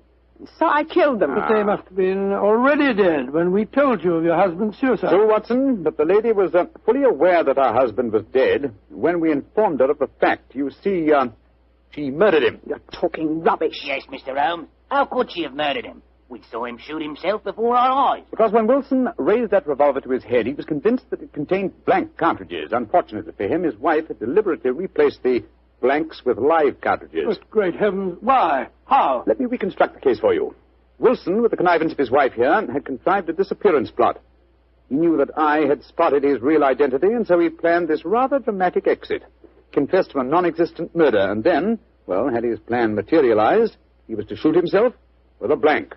Fall from the pier, and apparent suicide. What a fantastic scheme, but how did he plan to get away? Well, he would have swum under the water, safe distance, and so made his escape. Oh, his plan couldn't work possibly. No, probably not, not. But at least it was ingenious. He would have destroyed his true identity and had his revenge on me by making the search for a murder that had never been committed. Unfortunately for him, his wife was his accomplice and saw in the scheme an excellent way of killing her husband. You think you're so very clever, Mr. Holmes, but even if it were true, how could you prove it? Observe this revolver, Mrs. Wilson. It's the one your husband shot himself with. What can you prove from that? Ever hear of fingerprint tests? I've heard of them. But that revolver's been underwater. True, quite true. But thanks to the researches of my excellent friend, Dr. John Thorndyke, an infallible test has been discovered for recording fingerprints even after immersion in seawater. I applied the test to the prints on the revolver and the bullets and compared them with some that we found on the water glass in your room. They are the same, Mrs. Wilson. Now, does a man let his wife load his suicide weapon? Sergeant Blake, I think it's obvious that the time has come for you to take over the case. All right, so I did change the bullets. I hated him. I'm glad he's dead. What's more, I'd do it again.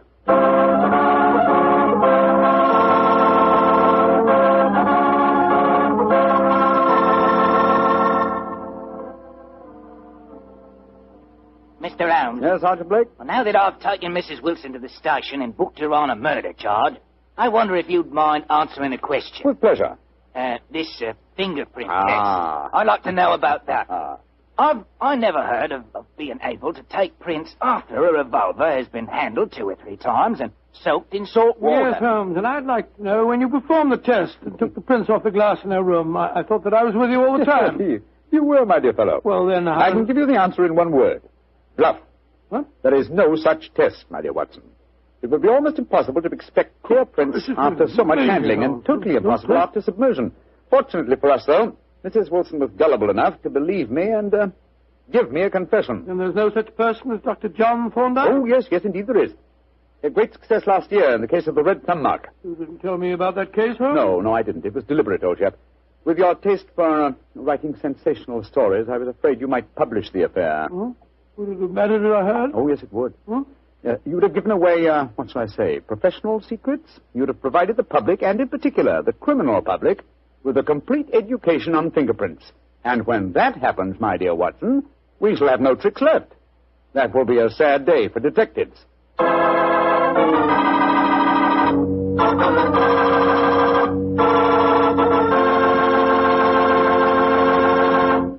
And now I'm sure our good friend and host, Dr. Watson, is waiting, so let's go in and join him. Good evening, Doctor. Good evening, Mr. Bartell. Here. What? Down, Monty. Down there. Dogs seem very chipper tonight. Yes, tonight, yes, but they've been in disgrace most of the day, Mr. Bartell. Oh? What have they been up to? After the seals again, Doctor? No, my boy, this time it was chickens. They got into my neighbor's coop and had a delightful time. Fortunately, there were no casualties, but I'm afraid that my good neighbor policy has suffered a slight diplomatic strain. But you come here to listen to Sherlock Holmes' adventures, not those of my dog, so draw up your usual chair and make yourself comfortable, and I'll get on with tonight's story. Last week, Doctor, you told us it was a case in which Sherlock Holmes found the solution without ever meeting any of the suspects. That's quite correct, Mr. Bartell. As remarkable as an exhibition of long-distance detection as I ever recall. But judge the story for yourself, my boy. It was in the autumn of 1903, and Sherlock Holmes was about to retire to his bee farm on the Sussex Downs. I must confess, Mr. Bartell, that my heart was heavy during those last few weeks we spent at Baker Street. I thought of the countless adventures that we'd shared together. I remembered those many evenings of quiet comradeship and companionship. A fire blazing away in the hearth as Holmes lay back in the shadows playing his beloved violin. And then, Mr. Bartell, as so often happened, there'd be a violent jangle on our doorbell, and some wretched soul in misery would be standing before us and pouring out his troubles. Suddenly the violin would be discarded, and Holmes the dreamer would become Holmes the man of action. Come, Watson, the game's afoot, he'd say. And in a few moments later, we'd be rattling off in a cab through the foggy, gaslit London streets. Yes, Doctor, I can imagine it was pretty hard for you to leave Baker Street. It was, Mr. Bartell. However, as it transpired, there was one more adventure awaiting us before we left. A few days before the actual move, I persuaded Holmes to take an afternoon off from his packing and accompany me on a visit to the laboratory of an old friend of mine, a Professor Jean Boulin. He was an eminent French scientist engaged in very important work at the London University. Well, by the way, this was at a period, Mr. Bartell, when radium was something extremely new and extremely rare. The university had just acquired a minute but invaluable portion of the element, and Professor Boulin was in charge of the research connected with it. I can remember the picture so well as Holmes stood in the laboratory talking with keen interest to the distinguished scientist. Amazing, Professor Boulin. Quite amazing.